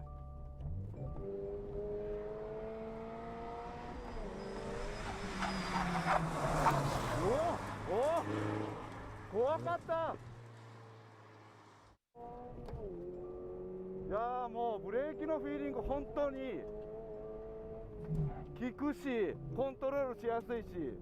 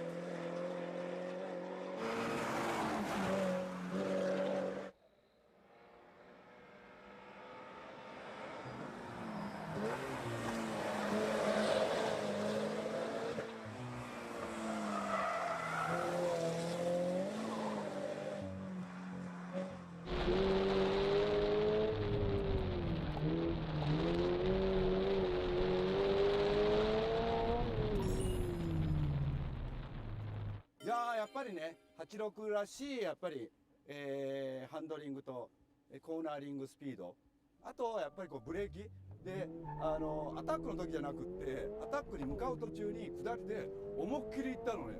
でやばくってオラララとかって言ってこれやばいと思ったけど、まあそこでやっぱりこうブレーキがやっぱりちゃんと機能してくれたんで、これノーマルだったらあのスピードであそこをそのまま行ったら結構やばかったんじゃないかなっていうね、それがはっきりこう見れたことがやっぱり今回のね走っておおよかったで、思わず俺も走りながらおおやべえやべえやべえやべえみたいな、うわよかったこのブレーキでっていうのがもう素の声がそこで出ちゃったので、まあ、そういう部分でねすごくやっぱり、楽しく走れました。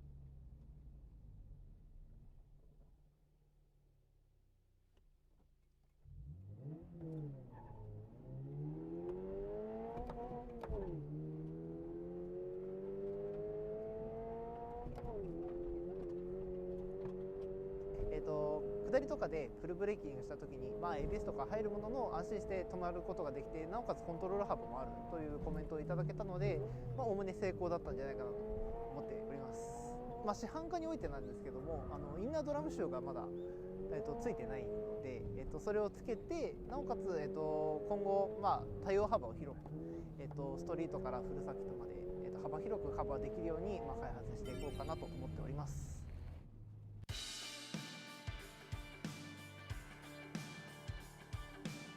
今回ですね、ヤリスを持ち込んだのは、うちの方は開発車両が2台ありまして、ストリートバージョンと、サーキット走るバージョンということであるんですけども、今回はですね、サーキットバージョンを持ってきました。エンジンの方ですけども、もう1台の方はブーストアップでやってるんですけども、今回は、メインコンピューターですね、モーティックに変えて、370馬力弱ですかね、足回りをですね、サーキットよりも非常に柔らかく、ストロークのあるサスペンションに変更しまして、今回持ち込みました。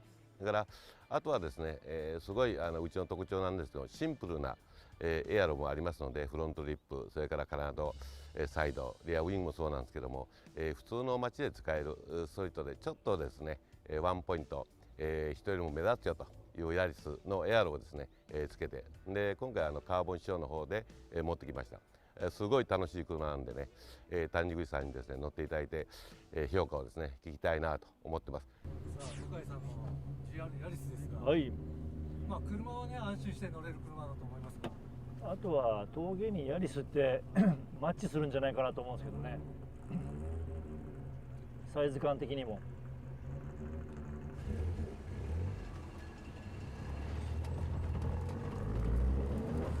お、このデフがバキバキ言ってる。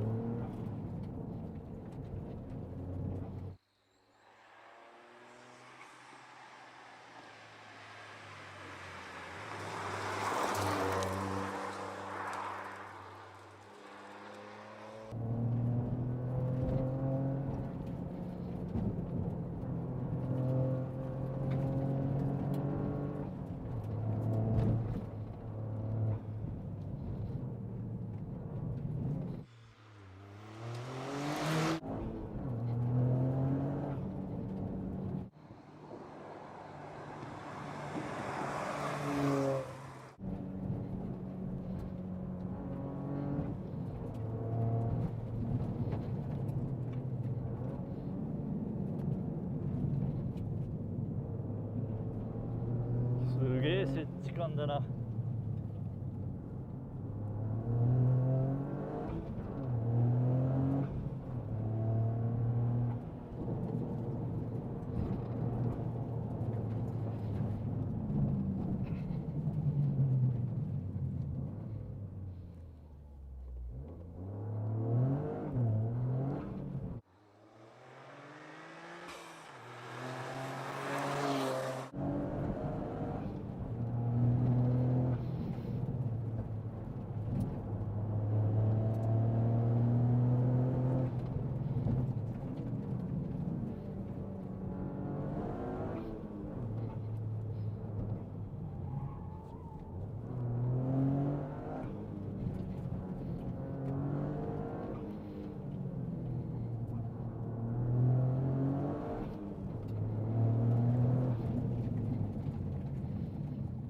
接地感はもう抜群にいいです。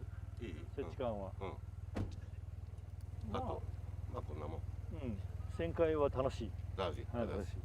じゃあ、これまで行きましょう。はい、お願いします。ありがとうございます。ってことは駆動系まで含めたそのスタートシーンだけゼロからスタートするとこだけが、クラッチをちょっとケアしながら出ないとちょっと滑り気味になっちゃうから。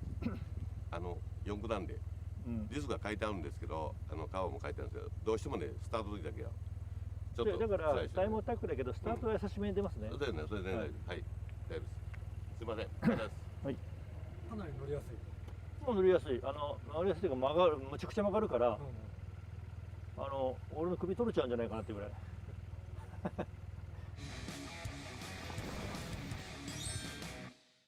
あ、関西さんの本番走行です。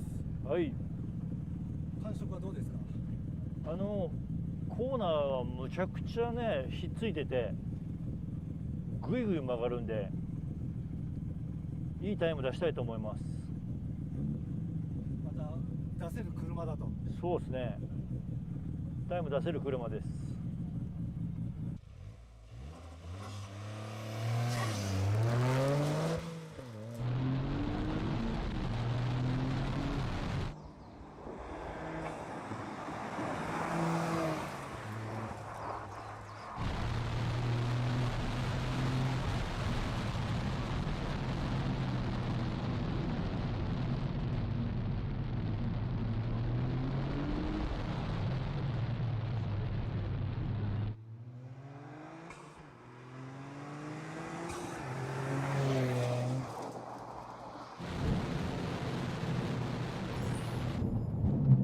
止まるのが必死。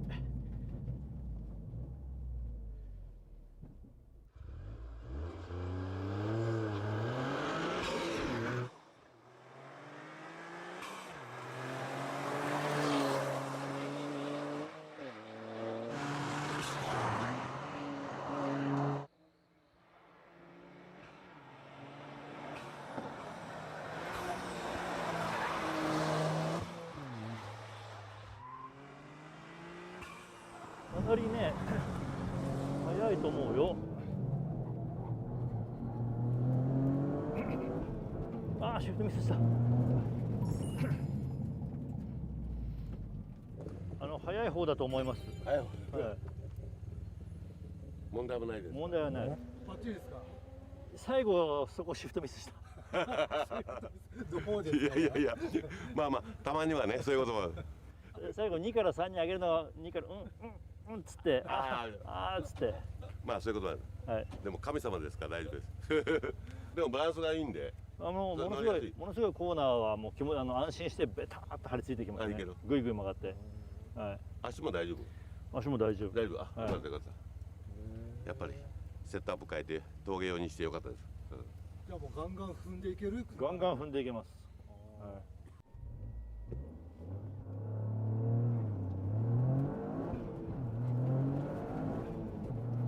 さあ関西サービスのヤリスです。これはねむちゃくちゃ曲がるんですよ。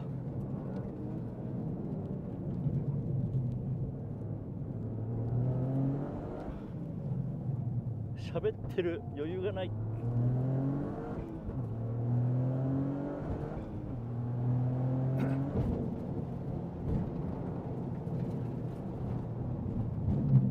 止まるのが必死。今回もそうですけども、HKS のサスペンションをベースにですね、やっぱりしっかり作り込んでできましたんでね、そういう分では非常にいい車ができたのかなと思ってますんで、やっぱりユーザーの皆さんね、ぜひとも参考にしていただいて作っていただけたらと。でまた会社の方にも2台のデモカーありますんでね、試乗とかもできますんでね、足回りのフィーリング等々ですね、見ていただくには同乗ですけども乗れますんでね、そういう分では、またお店の方にも来てほしいなと思います。楽しい車なんでね、はい、皆さんヤリス頑張ってチューニングしましょう。かなりね早いと思うよ。ああ、シフトミスした。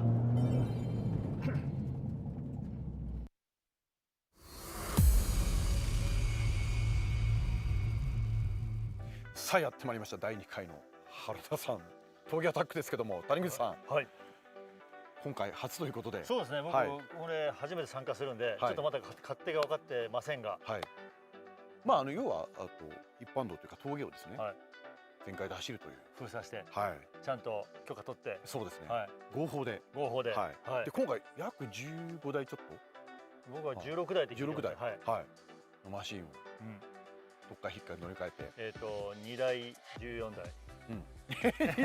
ちょっと待ってください。平等に行きましょう、平等に。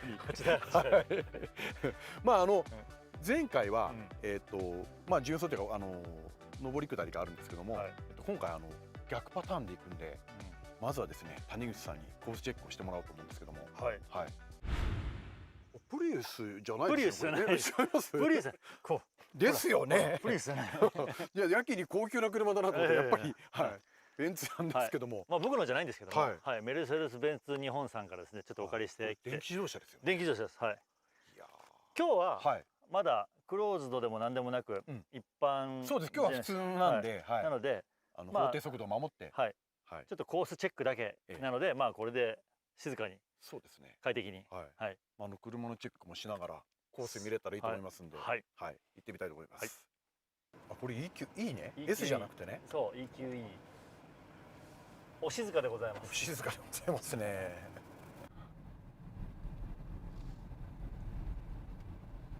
電気自動車ね、やっぱりこの佇まいがいいね。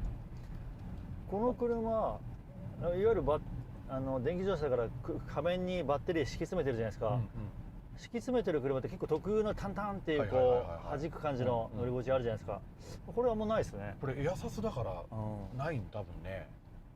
やっぱりベンツは違うね。やっぱこの乗り味がもうハンドル握っててもそうでしょ。いいでしょ。全然いいですね。なんかしっとりしてるというか、助手席がそうなんだから運転席もっといいんだろうな。当然ガタピシ音はあんまないですし。ないね。ミシって言わないもんね。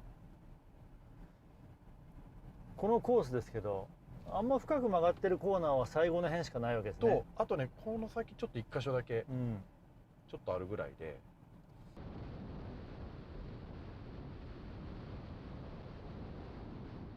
この辺のカウントをどう使うかとか。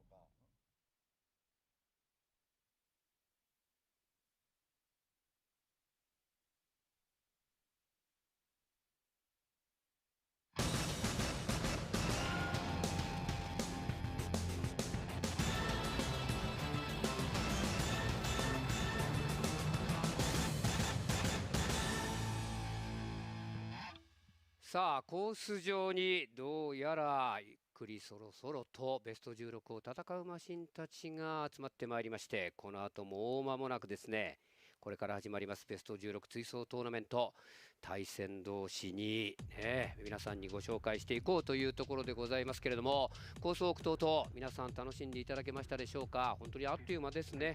もっとねゆっくり楽しんでいきたいところなんですが、いやそんなことしてる場合ではございません。もう間もなくですねベスト16が始まるということなんですが、いやしかしですね、単走の方最後までね暫定状態でしたけれども、途中で正式結果入れさせていただきましたけれどもね、1位から16位が改めて正式に決定、米内選手が7位というところに入りましたけれどもね、改めてもう一度ね言っときますと、ドスエラーがね米内選手の2本目の走行に審判委員により確定されてるんですね。これはもう明らかにドスエラーであると審判員が認めた時にですね、その採点はドスでは無効ということになりまして、実はですね審判員3人いるんですが、3人とも全てその走りは自分での得点、ドスではなく自分の俯瞰の得点をですね入れてるんですね。全てメモしてちゃんとしっかり得点表がありまして書いているんですが、そしてその時も米内選手のその2本目の得点というのはもちろん書いて取ってある状態で、そしてその得点と同じその採点した得点が同じなのが山中真央選手であるというところ、その前後ももちろんちゃんと見極めます。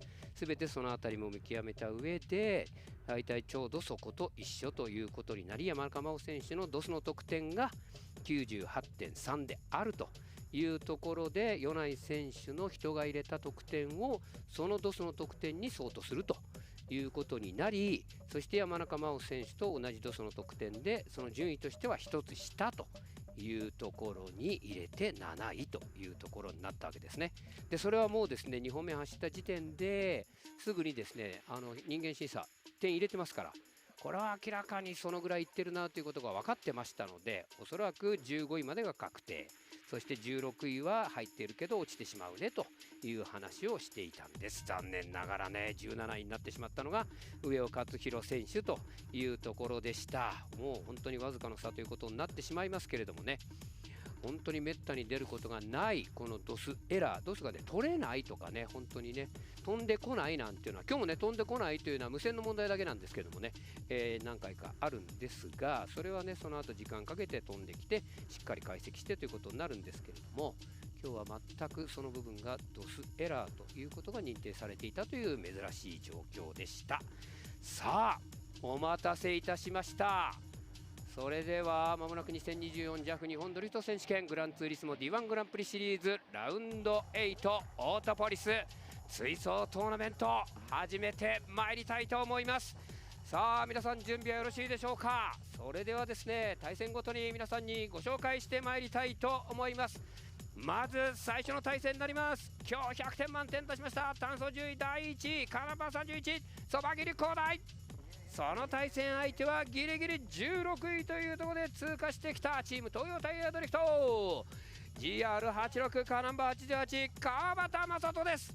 この両者の対戦は過去実は3回とも川端正人が勝っている。しかし今のそば切り広大どうでしょうか。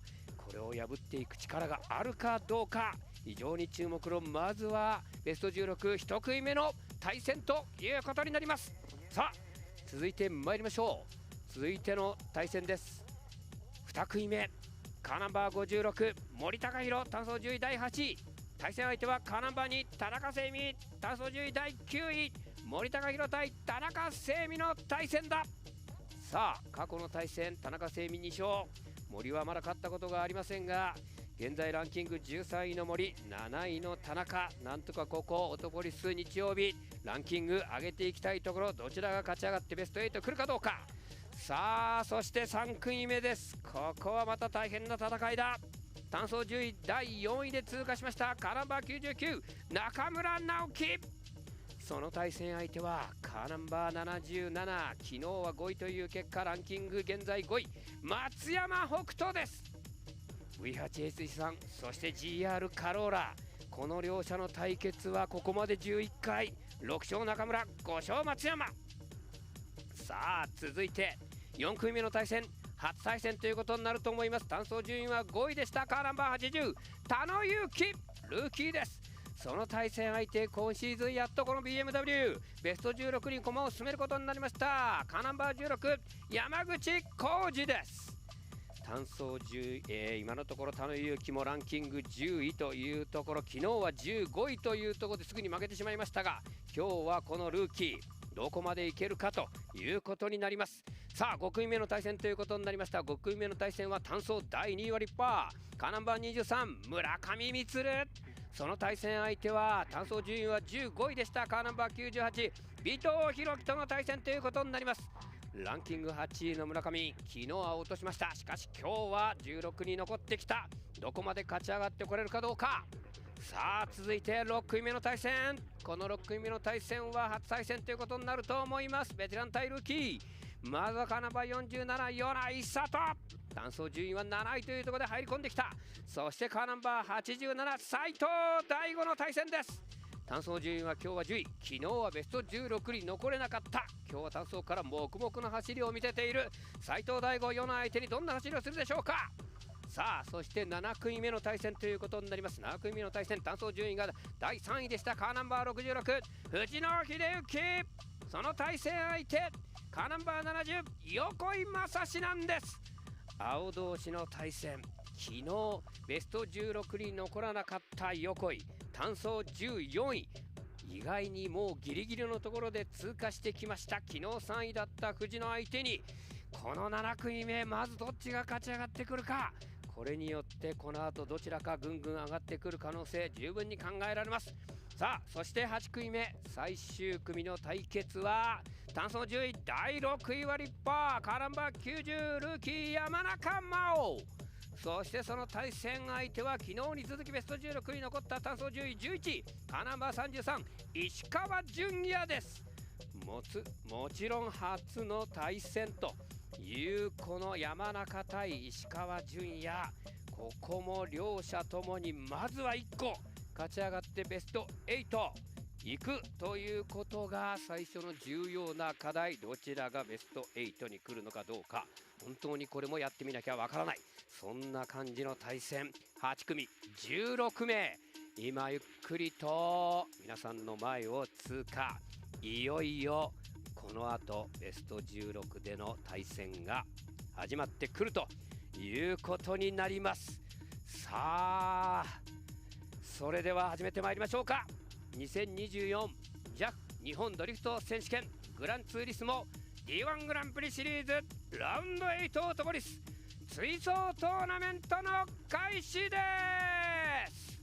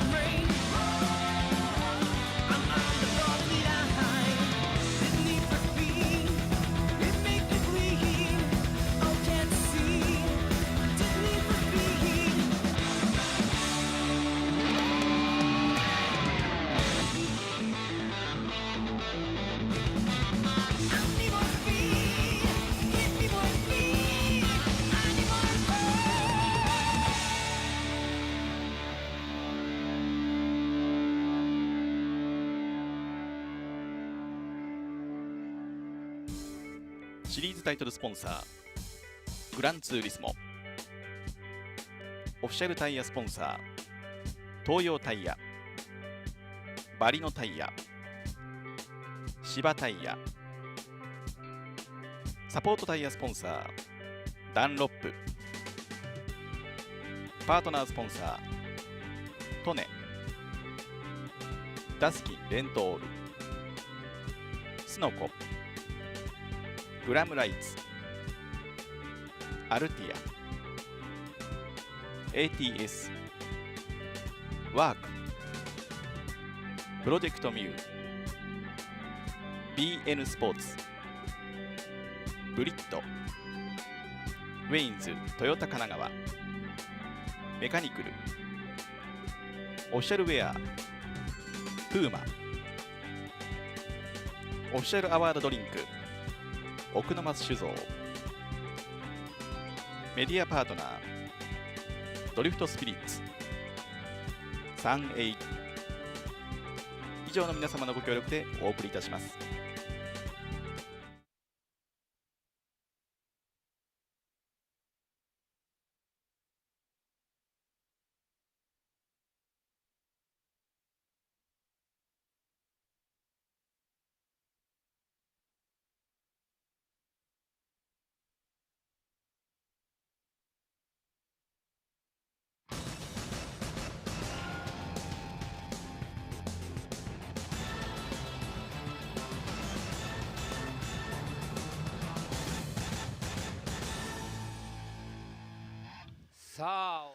さて、ビデオオプションチャンネルをご覧の皆様、ここからですね、D1 グランプリ追走スタートとなっていきます。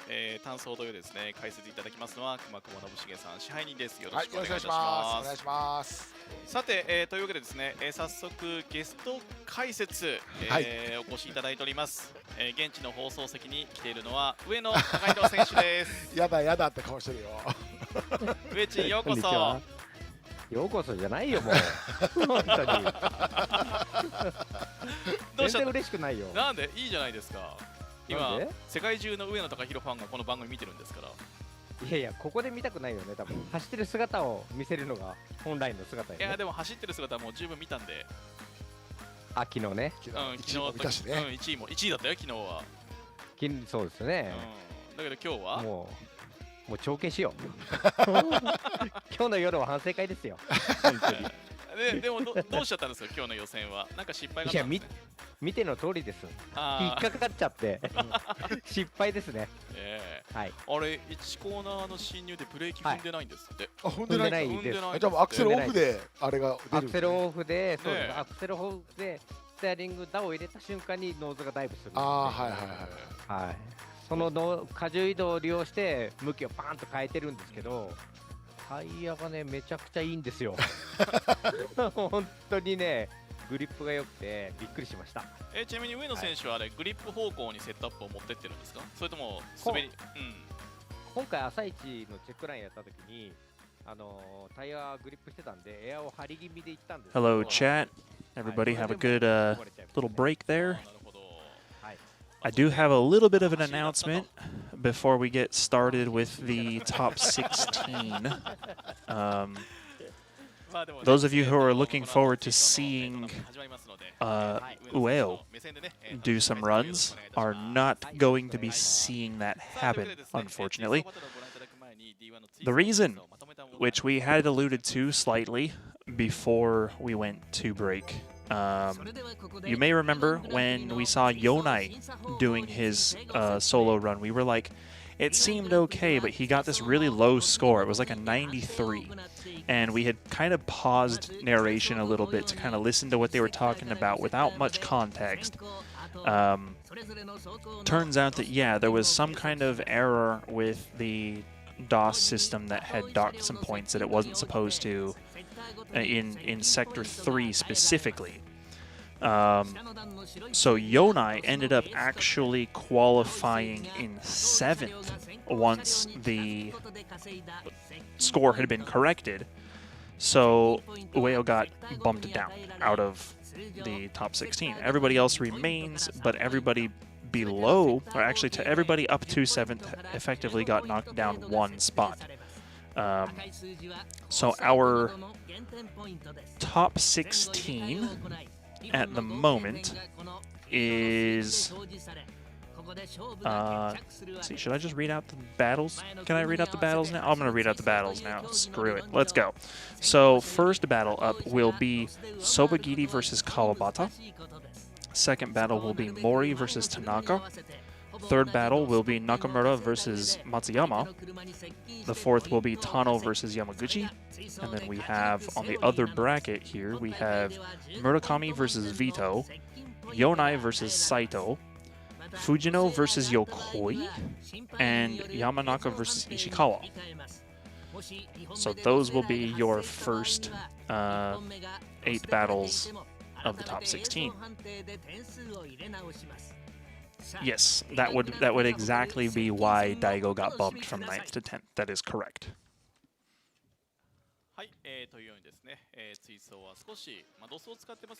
So, a bit of an interesting development there, but all things considered, I think we'll be having some interesting battles here pretty soon. When are you getting on the stream thumbnail? No, I just go mention that right now. We're like, guys, huh? Well, I know. Well, you're on it. Promo shots. How do I do that? Okay. Huh? Okay, well, I guess we'll find out about that sooner or later. Well, maybe in time for the Odaiba rounds, maybe. If not, then from next year. I was also kind of on the fence about asking if I should do, if I should offer to do a D1 Lights stream coverage, because currently it's not happening. And if you guys want to watch D1 Lights with some English narration, and you guys don't care if it's just me, then I'm down to kind of hang out. So if you guys want to see that happen, let me know.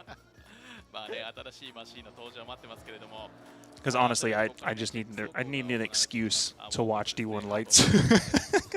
Because I really enjoy. I actually think I enjoy watching Lights almost as much, if not more, than GP, because it's a bit more relative to the most drifters in the world, because the cars are not the Formula 1 cars of drifting. They're more like really high-end normie cars, basically.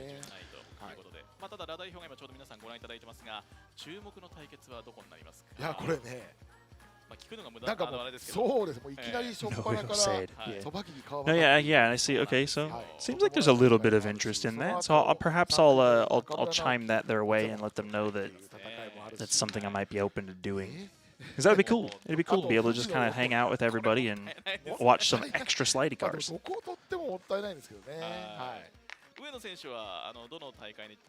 But again, that also depends on if they're up for allowing me to do that. I'll have to ask.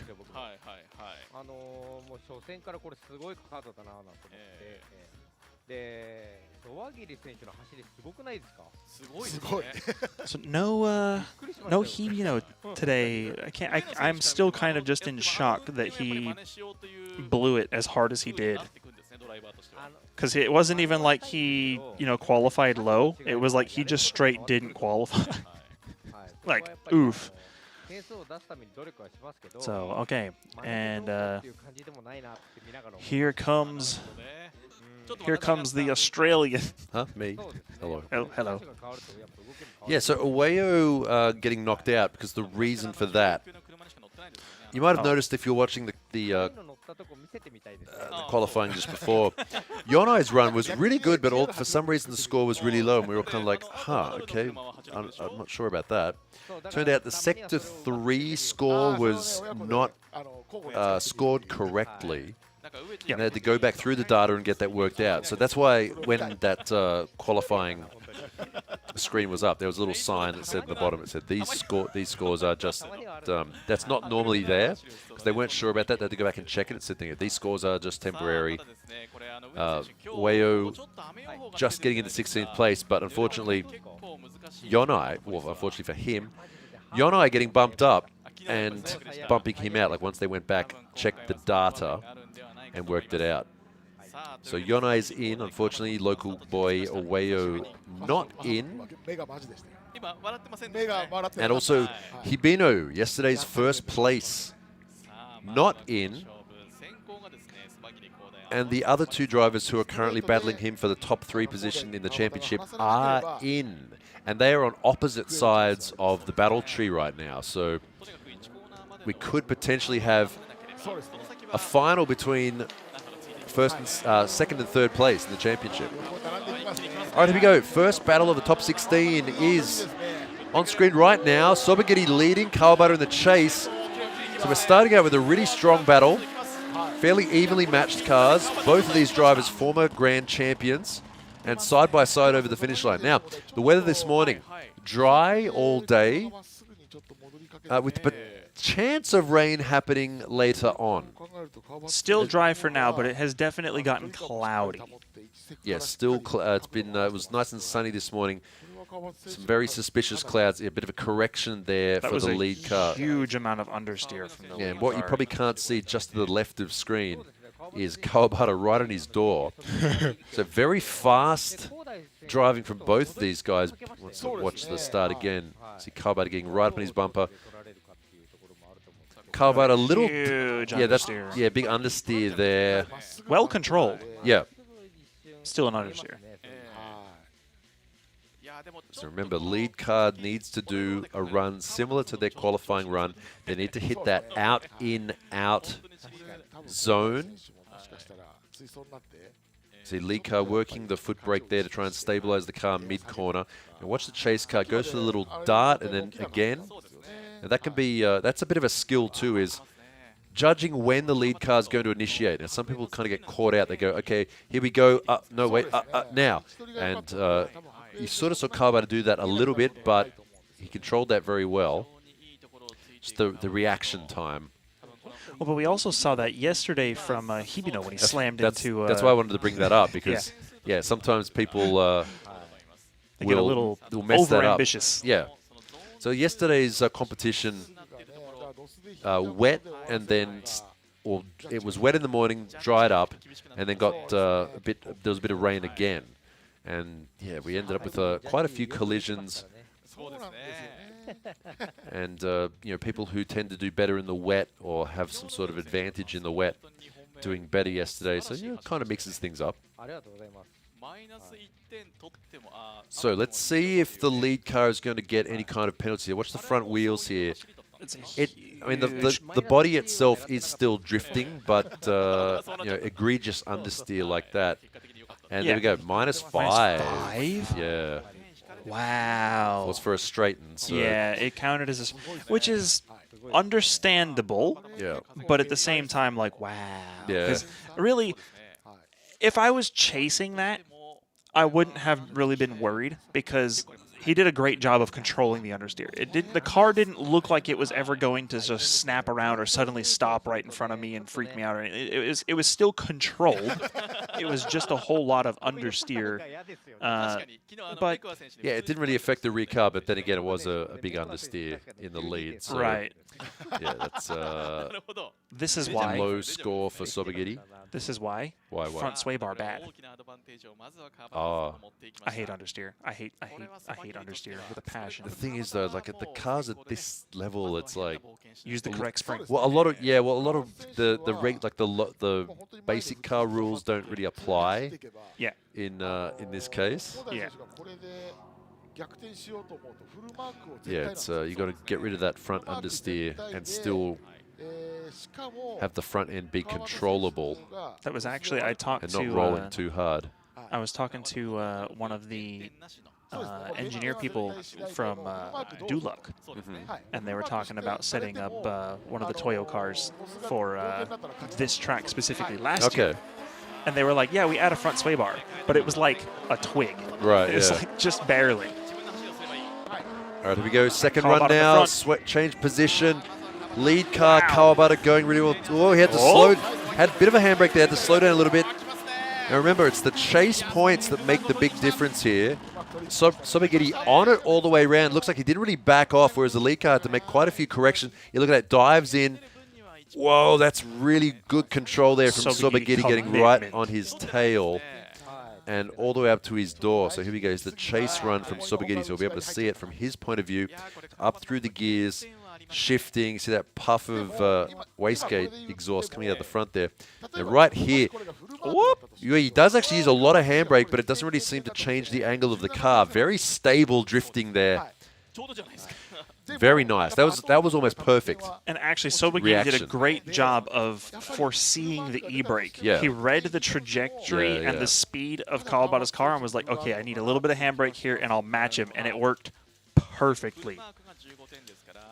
Nice. That was the most like telepathy, brainwave sharing, door-to-door tandem you could ask for in that situation. Yeah, someone in chat said it's almost like he's driving like the lead car isn't there.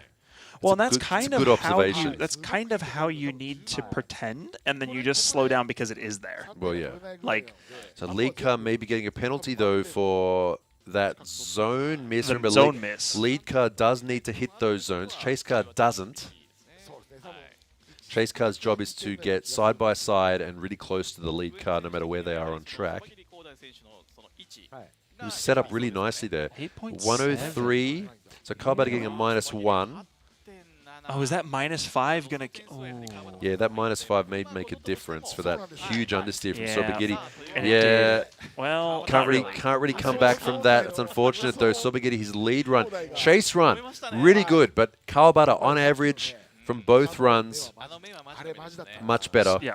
So, but on that front though, again, this is the difference between like driving with your buddies and driving in competition. Because driving with your buddies, if you see that understeer that Sobagiri had in the lead run, he's still in control of the car. You're still confident to follow him. It's still fine. You're not going to hate him for that.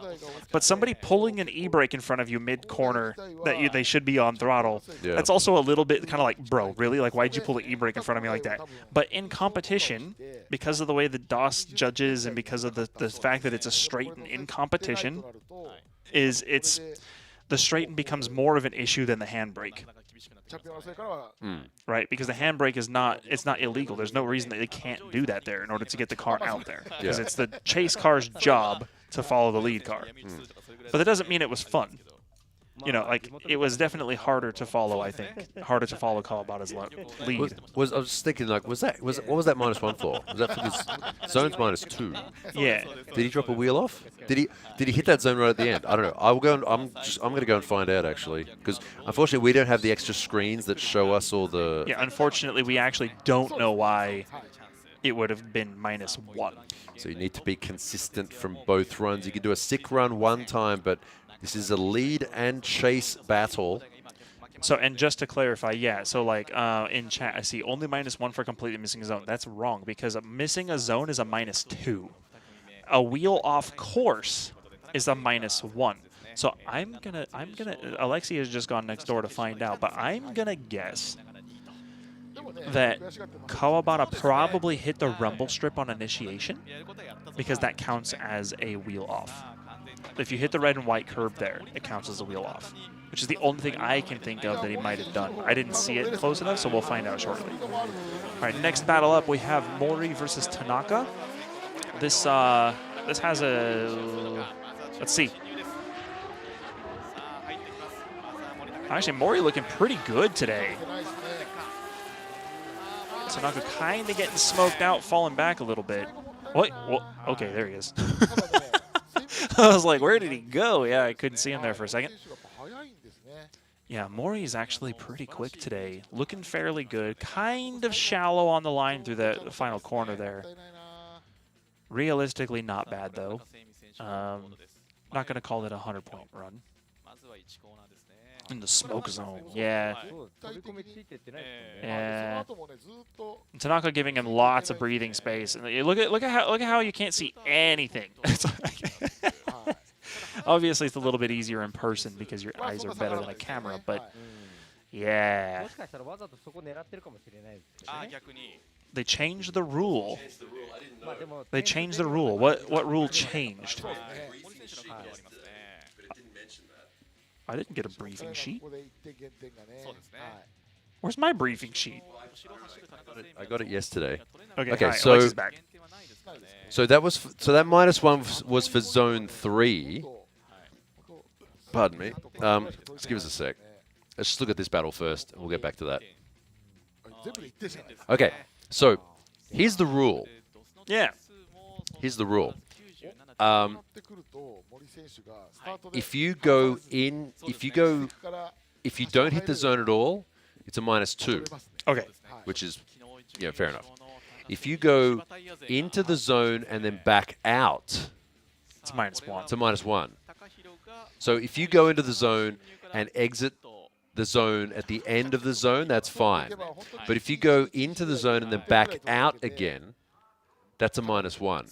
That's the rule for this time. So it's almost better to run a deeper line. Yeah. Like a well, that's what they want. A shallow line Yeah. early and then let it wash out into the zone is better than diving into a zone and then falling out with and then grip. coming out of it. Right. That's what, so what they want is for people to not shallow up. Right. Basically. Which is not doing what we've seen a lot of people doing. Chat, actually, yeah, someone said in chat, that makes sense because it would look better for tandems.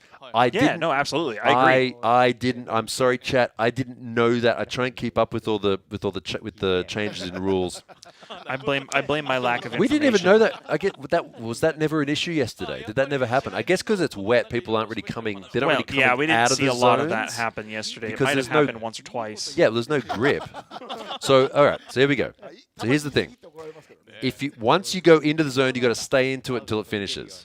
It doesn't matter where you come into it, as long as you go into the zone. If you miss the zone completely, -2. Right. If you go into the zone and then come out before the zone ends, which is really only an issue in the third zone that we've seen. Right, That's the where big that was. sweeper, because especially with Yeah. these cars being as gripped up as they are, if you're too heavy on the accelerator, you're just going to drive the car to the inside of the track. And they don't. And this is for tandems. They don't want people to come back in shallow, which makes sense. Right. So there you go. So that's the rule. So also, if you go into the zone and go over the edge of the zone to the outside, that's going to be a -3, and you put a wheel off the edge of the track because then that's technically a missed zone and a wheel out, so it's going to be a -3. So the score the penalty goes like this: if you go over the zone and put a wheel off the edge of the track, -3.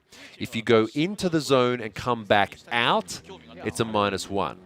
If you miss the zone completely, -2. So what if you go off of the track right where that white line starts, and then you go into the zone and stay in the zone all the way around? So you would only have the 1 point off for having the tire off before the zone, basically. No, but you've still missed. Well, no, but you get back into the zone. I don't think. Because they haven't entered the zone yet to get that penalty, right? Yeah, but let's cross that bridge when we come to it. Sorry, I'm thinking now. I'm like, oh, I know how to make this complicated. I didn't know that. Was that never an issue yesterday? It never came up. No. Look, let me show you here. There's the sheet, the briefing sheet that I got yesterday morning. Here, all this shit. Sorry, all You're this welcome, stuff. guys. I like making rules complicated. All this stuff. Oh, all God. I don't even want to read this. Yeah, I know. Okay. I had to run it through a translator just to make sure I got it all because it's like an entire page of stuff. Oh. Yeah, this is mostly like DOS stuff and also like little things like you have to be driving in a straight line for 10 meters after the start, like no weaving and things like that. Like, right. Just stuff like that. That's like little technicalities. It didn't say anything about that one. So there you go.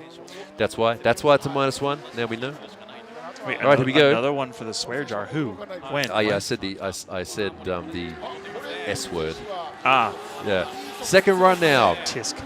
Whoa! So that's going to be wheel off the edge of the track -3. there. -3. -3. No. Because he left the zone. Okay, let's just and wheel off. Wait, come okay, here. wait. So, but it depends on where he leaves, right? Because if he gets to the end of the. Oh. Okay. God, this is so hard to see. We'll find out. Hey, we're not judging it. We're just talking about what's happening on screen. I know, but I want to be able to provide valuable information for those who care. We'll find out. We'll find it out for him. That's what we're here for. Look, I just went next door and asked them. Is his wheel held on with 4 bolts, or is he using black bolts? I don't think. I think there's black. Yeah, there's two. Okay, there's black bolts. Are there?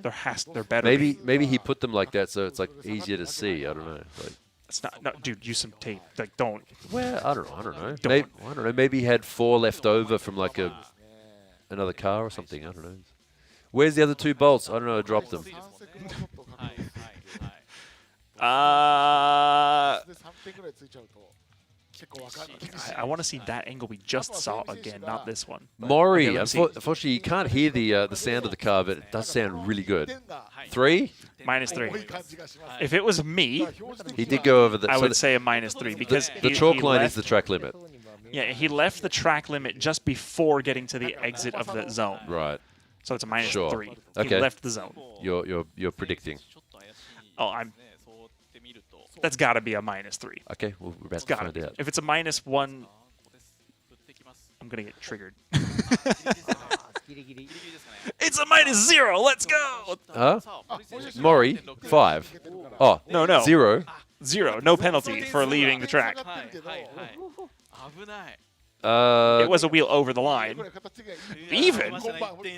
Oh my god. Did they do that just to give us No way.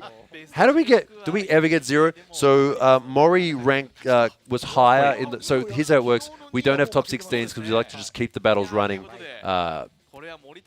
Top 16 doesn't have 1 more times. It goes to qualifying order. From top 8 onwards, if we have an even score, see we rarely. Oh wait, hang on. Yeah, it's within 1 point. Yeah. So we get if it's over 1 point, it's a score, and if it's within 1 point, it's an even score. But because it's a 0.6 difference and it's in top 16. So higher in qualifying, yeah. So he gets the win and moves through. Nice one, Mori. Lucky. Tanaka getting 3rd place yesterday too. It's everything's being flipped around today because it's not wet anymore. You know, when I was like, yeah, dude, like we can comment on this and this is good. I know how drift scoring works. I know what I'm talking about, and then this happens. Like, come on. Alexi just like ran off. He's like, okay. Anyways, yeah. I mean, I've only been drifting for like 20 years. You know, I don't know what the heck I'm talking about at all. Apparently. To be fair, they did change a lot. Actually, because Alexi just showed me that paper. Let me steal it off his desk. Okay. Yeah, they changed kind of a lot of stuff. I gotta read this. I'm gonna steal this from him. Don't tell him. Okay, Nakamura leading Matsuyama. This is gonna be an interesting battle. Oh, wow, Nakamura really shallow. Not even wasting his time with the zone at all. Just on a different circuit entirely. Naoki was like, I see that outer zone, and I raise you 1 inner line. Oh, wow. Why is Naoki so shallow there? He just doing Naoki. He's min-maxing. It doesn't make any sense at all. No, it doesn't. So Naoki out here with the V8 supercharged S13. He was told not to take the position back from Hibino. I don't know about that. Literally never would happen. Driving my own way, man. That's kind of, maybe Naoki's kind of nervous right now because he's not being very Naoki. I feel like he's probably been told, like, hey, championship points matter right now. Do your job. And he's probably like stressing out. That's what I meant. Like, yeah, he's like probably a bit nervous right now, and he's not being Naoki. Like if that was like a blank car, and you said to me like, oh, who's this? I never would guess Naoki. No, yeah. You know what I mean? Like it was like just a blank skin. Yeah. If that was just like a white car with no labels on it. Yeah, like that. Be like, who did this run? I wouldn't have guessed. You'd be like, I could tell from that. Naoki always holds the handbrake like that. Yep. With his thumb up like that. Yep. He always, that's typical Naoki. Naoki missing the zone there, -2. Matsuyama 2.3. So not a huge spread in the points. No. That's actually that's still technically an advantage for Naoki here. Because what Naoki has done is he's prevented the proximity points from being super high for Matsuyama. I don't know if he did that on purpose though. Probably not on purpose, but it has happened. Yeah, it's kind of low. having a less than 2 point, I guess 2.1 point advantage. All right, and now Naoki's going to be in the chase position, Not which enough. is where he performs the best. Oh, is this what it was? Oh, boost not high enough. Need more boost. Oh. Or something. I don't know why they would have opened it. I don't know.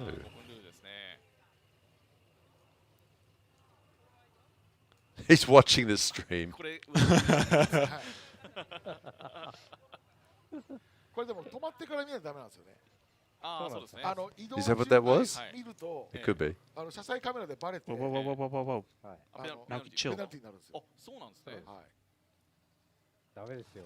なので、 Oh, are we going back? We got. We have something. Oh, looks like he's wrong back with into the car? pits.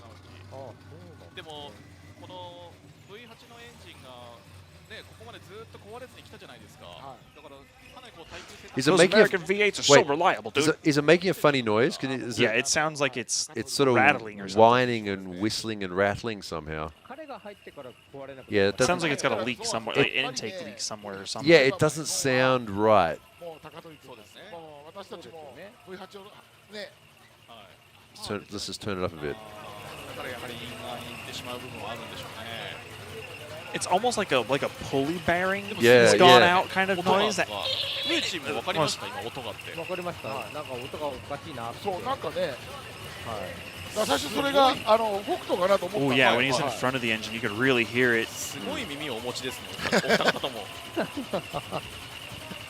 長いんでね。長いんで。いや長いとかじゃないと思いますよ。 Yeah, it's like a, 長いとかじゃ like な you い said, like a belt or a pulley or something. いやいや目はもうだいぶ。 Yeah, when I heard it more in the background, it sounded more like an intake leak or something, and it looks like they were tightening down the couplers to try to see if that's what it was, but it actually sounds more like a bent pulley or a blown bearing or something of that nature on the belt drives. Yeah, this particular car supercharged, not turbo.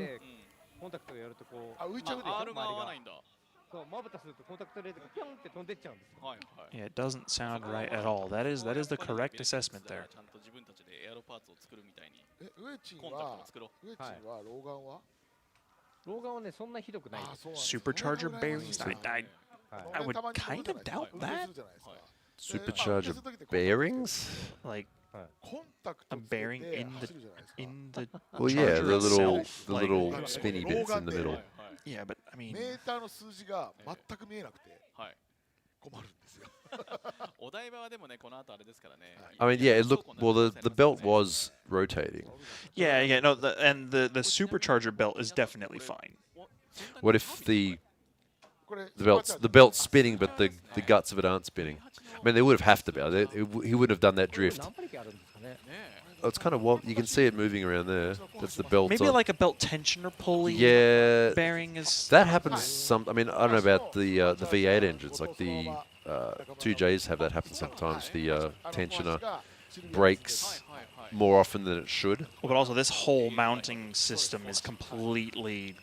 That belt is wobbling a lot, isn't it? Is that how much? Isn't that kind of normal for I don't know. supercharger? I don't know. Toothed belts like that. Oh, yeah, true. It was moving a lot. I don't know. Maybe they're like, you know what? It's a noise. Send it. I mean, he's got 5 minutes to get back out there. Yeah, that's why he's probably just like, you know what? Send it. And he's going to be in the chase, so just do your best, I guess. I mean, it's either just quit or go out there and see what happens, send it and see what happens. You know what it sounds like? What? It sounds like Hibino went and put one of those like little turbo whistle things that the truck dudes put in their exhausts, like inside of his intake. Is like, oh, this would be funny. It's a little nightingale. Yeah, the little like whistle things that they put in the exhaust tips. No, you know what he did? He took his hubcaps off and he put a bunch of quarters in there. Oh, cruel. Oh, cruel. The whistle go woo. How old is that now? That thing, you know do you remember that?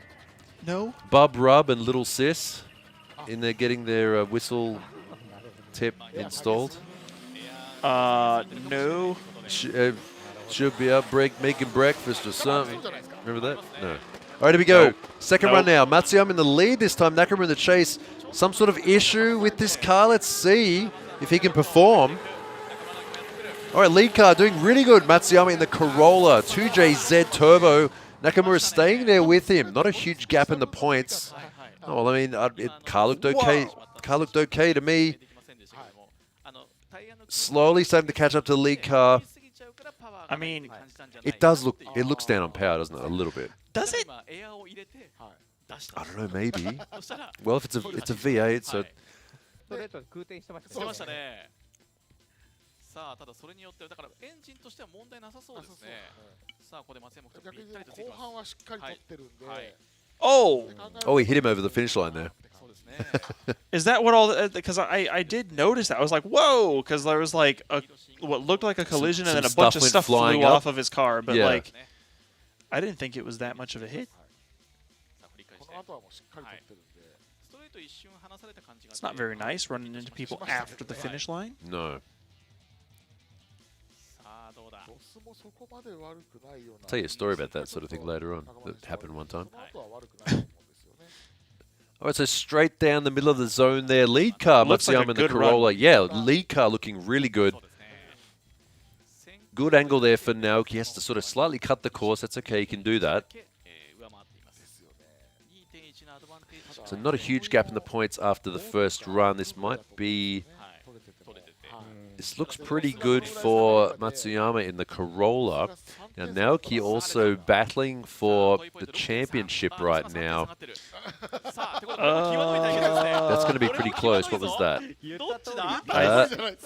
Oh, so close. Once again, Naoki, chase points matter. They do matter. And in his case, hey, that's what he does. Yep. If you want to bet on Naoki in the chase getting good proximity points, there you go.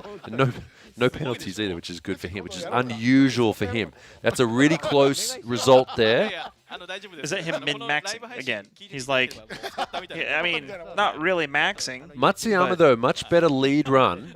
Yes. Well, yeah, I mean, yeah, Matsuyama's lead run was great. But look, Matsuyama's proximity points, nah, not enough.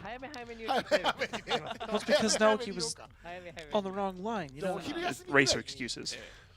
Oh. You know, because Naoki didn't even bother with the outer zone. He was like, I'm just gonna go. Why is it? Oh, why? That's so annoying. Why is it that Naoki? He's the type of guy. He always gets he gets a lot of penalties, and he also gets really good proximity points. Like that's it. He sort of balances out that way.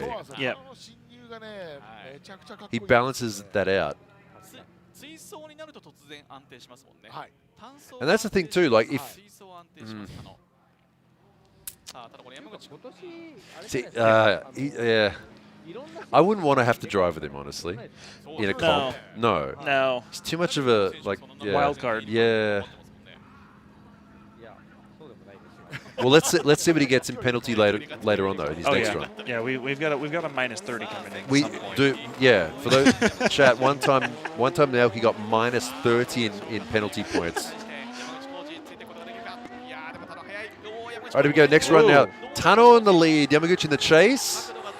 Yamaguchi coming in pretty good today in qualifying. Looking pretty good. Tano just compared to his previous runs, but Tano just laying it down. Yeah.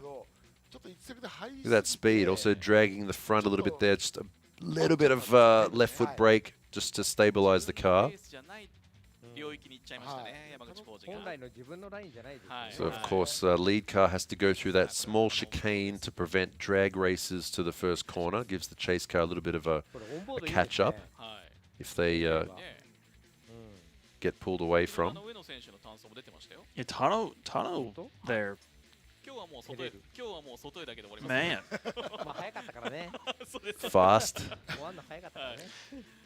Oh, nearly gets a bit of an understeer there, but he's okay. He did a great job of balancing that. Yeah, that was close to understeering like we saw before. Yeah. With was it was that was Sobagiri. Yeah, Sobagiri. That's right. I was thinking of the wrong car. It was about as good of an approach as he could possibly do here. You know, and I'm not just saying this because of the car, but Tano's run kind of looked like a Yokoi run. Yeah. Well, I mean, the car's like identical. No, that's why I just said it's not because of the car. Oh, well, yeah. I understand that. Yeah. But, like, watching the way that it kind of, like, did the flick and, like, the kind of line trajectory, and it kind of just had the same persona to it. Yeah.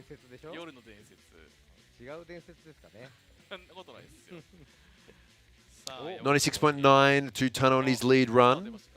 Yamaguchi 99. Ooh, this could be Yamaguchi's day finally. Wow. Doesn't always have great luck. It's not a 4.7 though. Yeah, Tano in the chase though. Might. So 97 versus 99, and you know you're going into the chase run. It still feels okay, I think. Yeah. If I was in Tano's position, I'd be like, okay, I'm okay with this. Just do your job.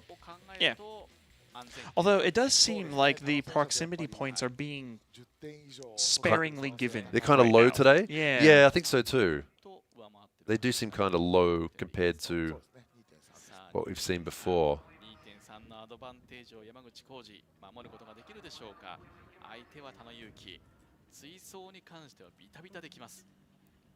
All right, they're going to change positions this time. Yamaguchi in the lead, Tano in the chase. Should perform a bit better in the chase.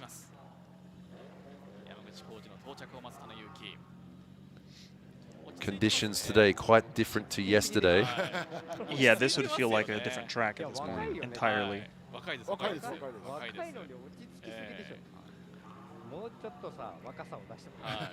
Yesterday, managing the speed and momentum and direction of the car.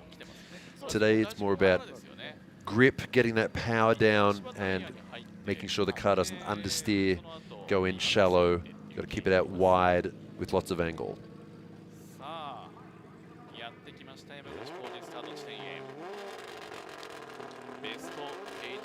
There we go, second run of the best 16.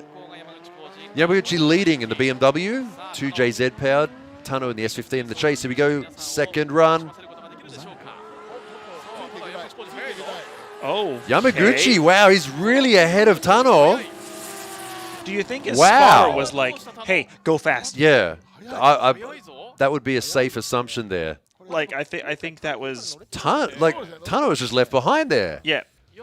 Do you think he might have like, oh, he's going to be slow, I'll just back off a bit, or... You know, I don't think so. I think it's, what do they say? Dude, that's the best I've ever seen Yamaguchi drive ever. Yeah. I think. Yeah. No, what I was going to say is I feel like Yamaguchi was like, he understood the assignment.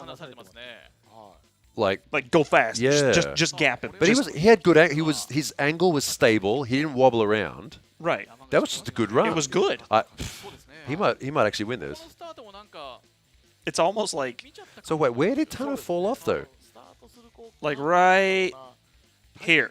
Yeah. It just... He just got left behind. As soon as Yamaguchi got to the point where he was on throttle before the transition, it's just gap. His accelerator was so early. Yeah. Because he transitioned on throttle. Yeah, right. Yeah, I'm pretty sure it was like a on throttle transition and then maybe let off and then get on it. Yeah, his rear grip never stopped. It was just on the whole time. Right. Which is honestly the right way to do that transition, but it's also hard. Hard, yeah. If you can do it. If you line up the car just right, you just whap and then let off and whap and then you're good. Yeah. And it looked like he did it just right. I mean, it's kind of like back when in Ebisu Minami when that was a D1 track. Like some people started to be able to just hold it flat all the way around. Right. And that made a big difference. Right, because you're kind of you're pushing the car around. Yeah, instead of just like gliding it. So here we go. So Tano flicks back, and look how far ahead the BMW is. Yeah, just in a. There's nothing he can do. There's nothing he can do now. What's that? He's sort of a different zip code. Postcode. Oh yeah, that. Time zone? Different area code. Yeah, there we go. We can both say that because we both say it. That was a really good lead run. Yeah, no, that was actually great. That's like Yamaguchi's run of the year there. Yeah. I haven't seen actually, him. That was some of the best I've seen from him that I can recall. Poster curse. Wait, is Tano on the poster? Yeah, he's at the. Oh well, rip. Yeah, like, he's like out. at the back. Yeah. It's game over. Yeah.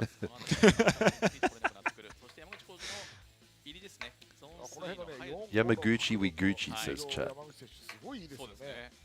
大体みんな内側に入ってきちゃうのに、ちゃんと外側を角度つけて曲がって出てるんで。Someone said Kyle in chat. Do you know who that is? Oh, that's Maka. Yeah, I know Maka. Okay. Yeah. He actually, fun fact. I think it. Oh, here we go. I was gonna say I think it was Maka that started the Kyle spam the first time I was on the stream. Okay. And then it was just like everybody was just like Kyle. And that kind of died for a while, which was nice, honestly. I want actual chat.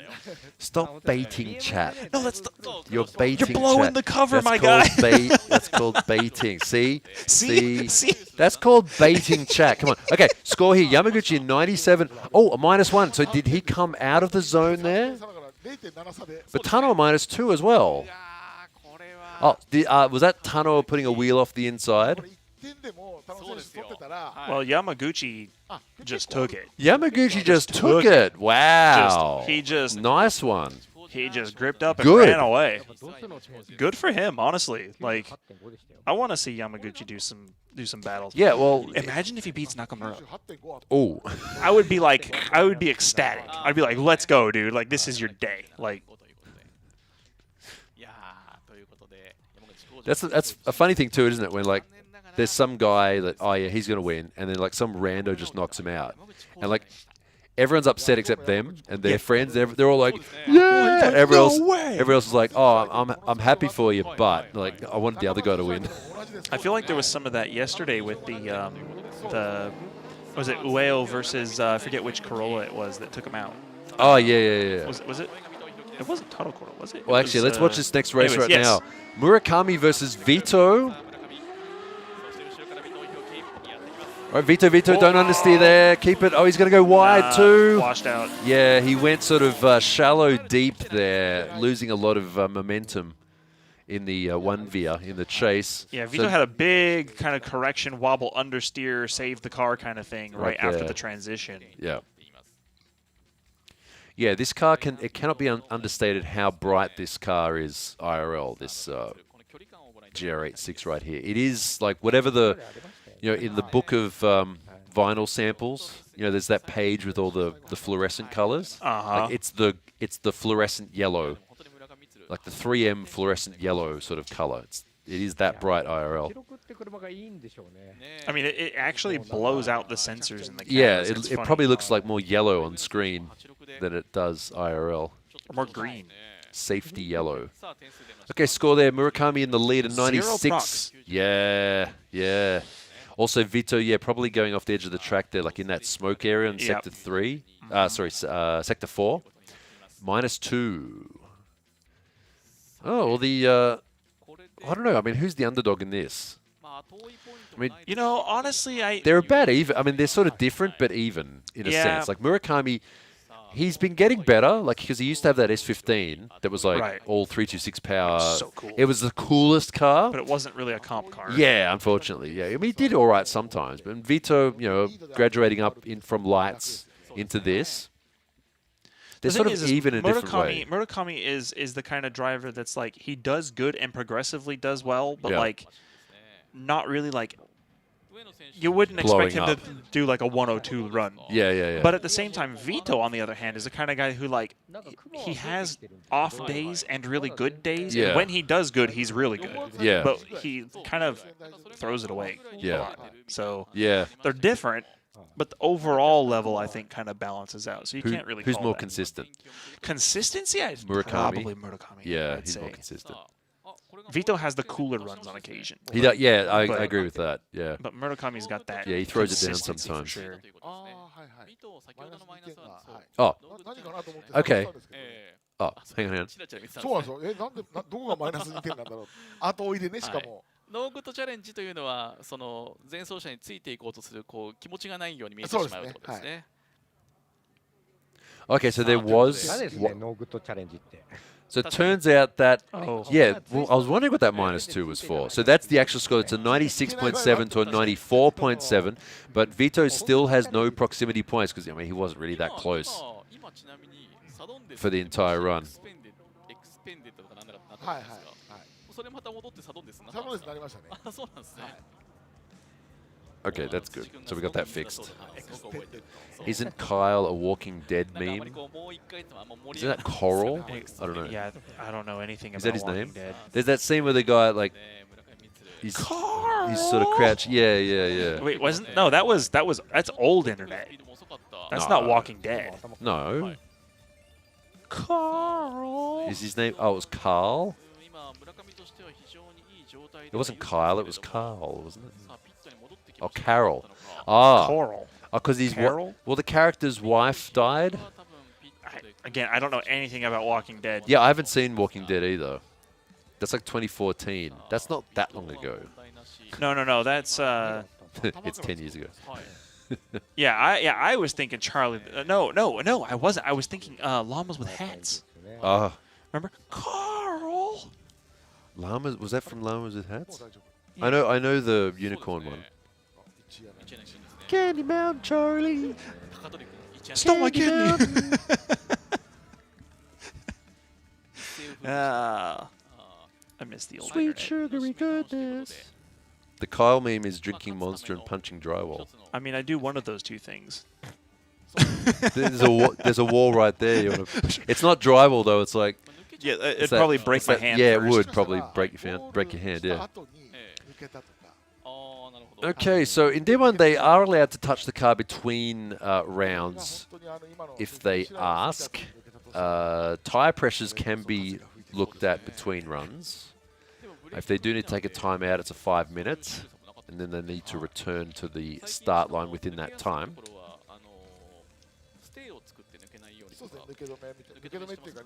Magical Leopleurodon, Charlie. It's the Leopleurodon. Oh my god. And they kind of jumped the shark after a while, that thing. But anyway. All right, heading back to the start line. Blowing out the camera sensors as he rolls past in the GR86. What I think is interesting about the GR86s in this is like all the S15s look pretty much the same, whereas all the GR86s look completely different.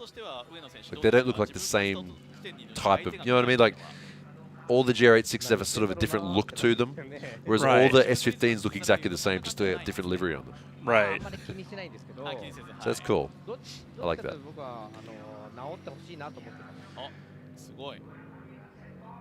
Okay. Okay, son. All right, here we go. Next run now, changing positions. This time Vito will be in the lead. Is he going to be able to throw in some big angle on the first and second corner?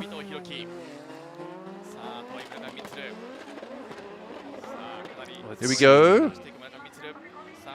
Whoa. All right, nice start from Vito. Murakami's with him there, though. Kind of shallows up to dive in. Is he going to collide? Oh, he might be getting a bit too close there. Oh. It looked like there might have been a shift error there that caused. Oh, like did Vito kind of like slow up for a second? I don't know. No, maybe not.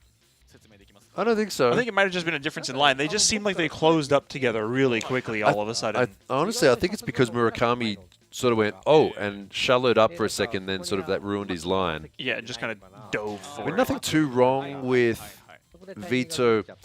There was I mean, overall, though, I think maybe Murakami did better on that run. He did better, then worse, then better, whereas Vito was kind of like okay all the way through. This is the first That's run the first score, run, not yeah. the second run So score. no proximity for Vito on his run. Right. So that's the scoreboard from the first run.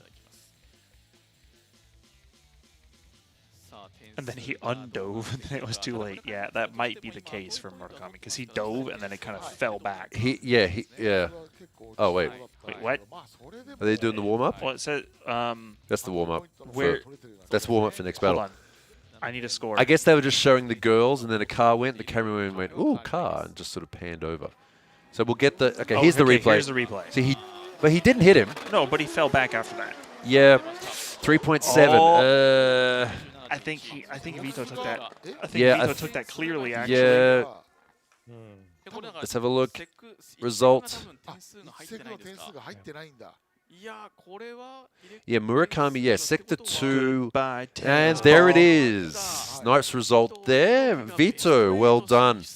Yeah, Murakami, I thought maybe it wouldn't be as bad as it was. I think we heard the Japanese guys saying that his Sector 2 score was really bad. They can see that, we can't. Yeah. 188.9 to 191.8. Winner, Vito in the S13. Well done. If you're wondering, he's I think his dad is Filipino. That's why Vito. No, don't go! Hiroki Vito. Philippines mentioned. Yeah, I mean, that was honestly pretty straight cut, honestly. And what's crazy, too, is Vito's chase score, despite having 0 proximity points, was not that much different total. Yeah. Like, there you go.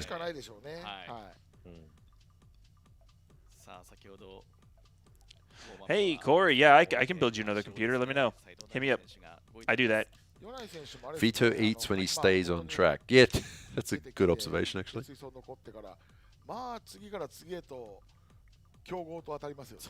Yeah, that is the thing with Vito, isn't it? When he messes up, he does tend to like fly off the track. Yeah. He's got like no chill when it comes to messing up. It's either does it right or does it really, really wrong.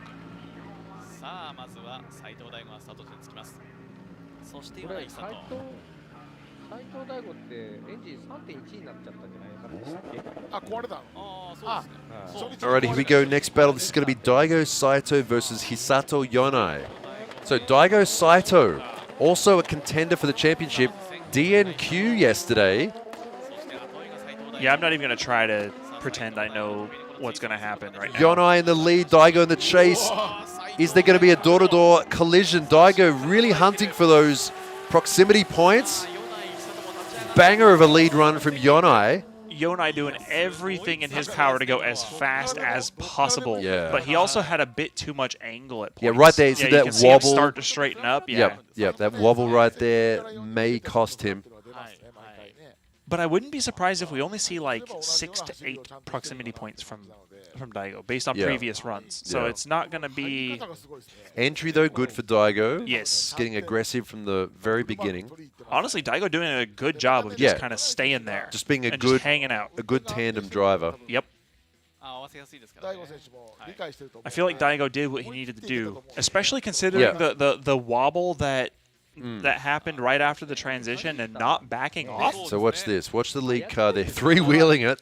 Oh, yeah. And the switch here now. Watch this. Angle, straighten a bit, and then angle again. Daigo, just you can see on that onboard shot, just working the steering wheel, working the handbrake and the clutch to keep his car in the right position.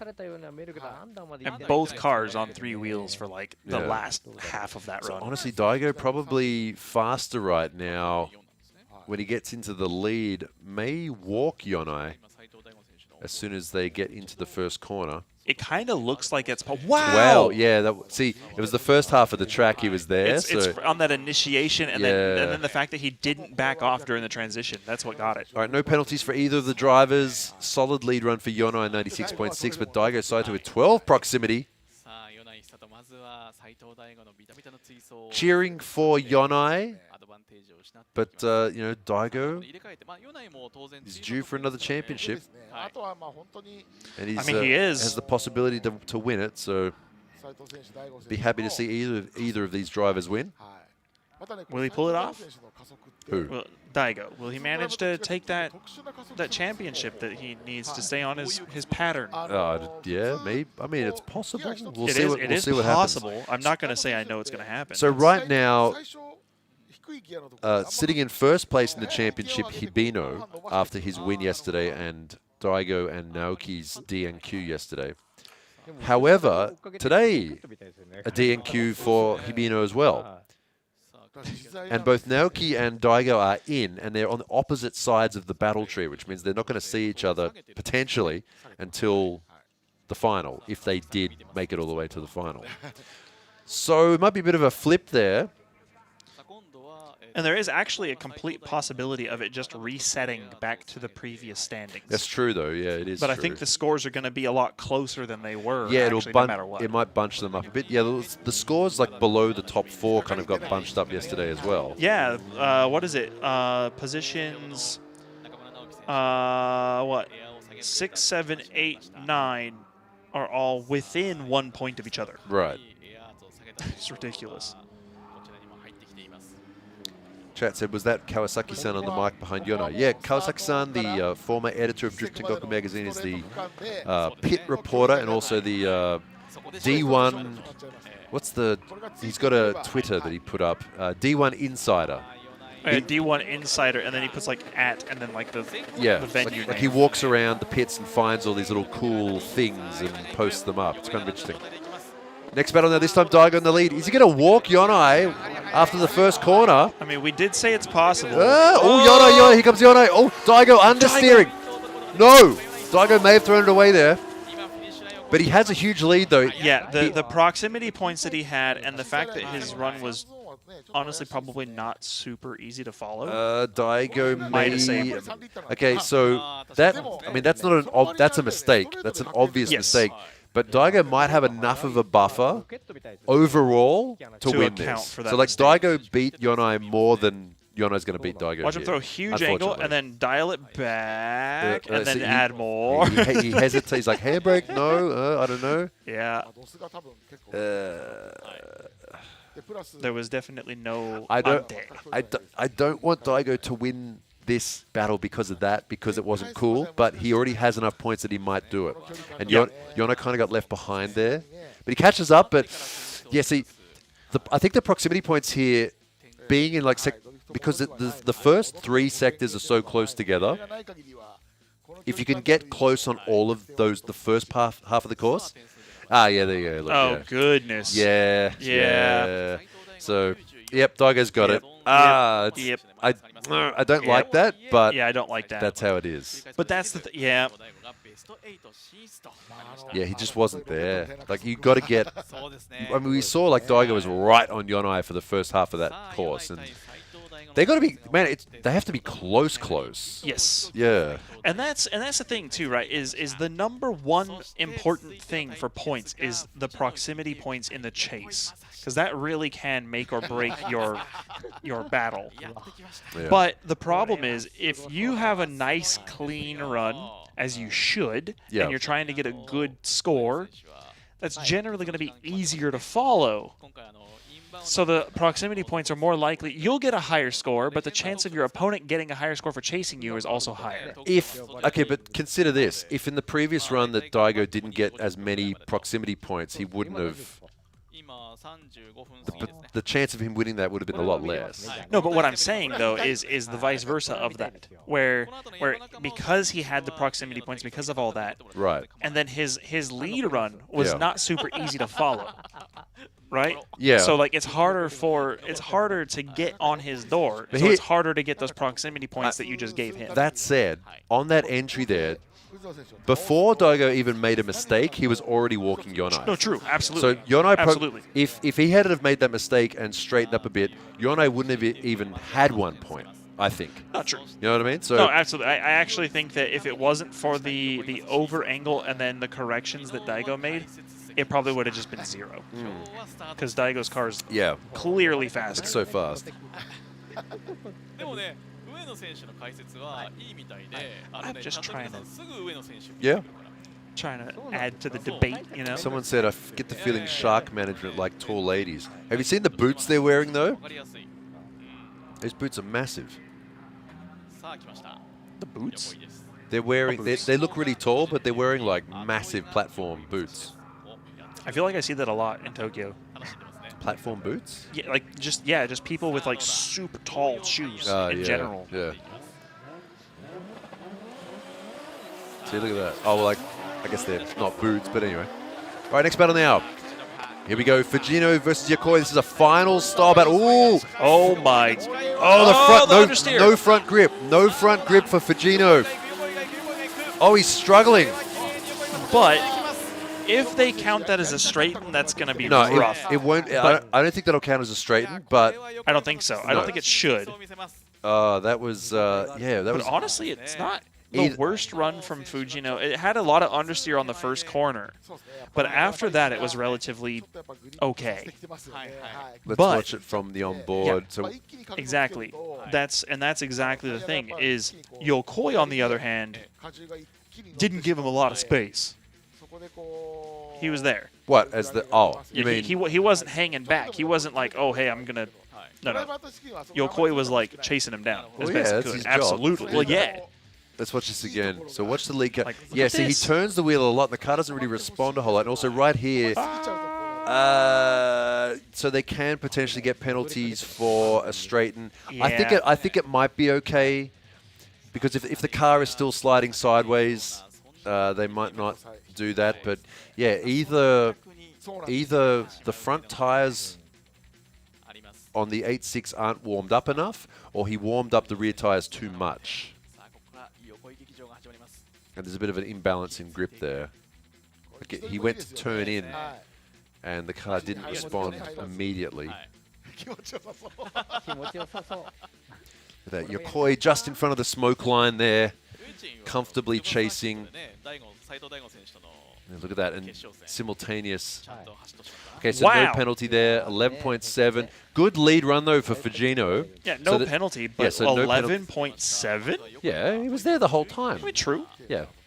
Actually, you know, I think on that note, I think that's actually the main thing, because between Daigo's run and Yokoi's run, the one thing that both of them had in common that gave them a super high score, I think, is the fact that they just didn't back off at all. Like, especially during the transition, there's no, like, okay, back off and then get back on the door. It's just stay there.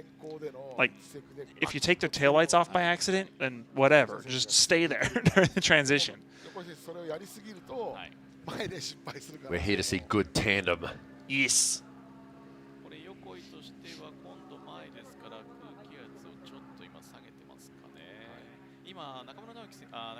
All right, someone in chat said Sobagiri got, Sobagiri straightened. Yeah, and that's the difference. Here's the difference. Let's explain what the difference is. If the front wheel goes kind of straight, but the car is still actually drifting, it's fine.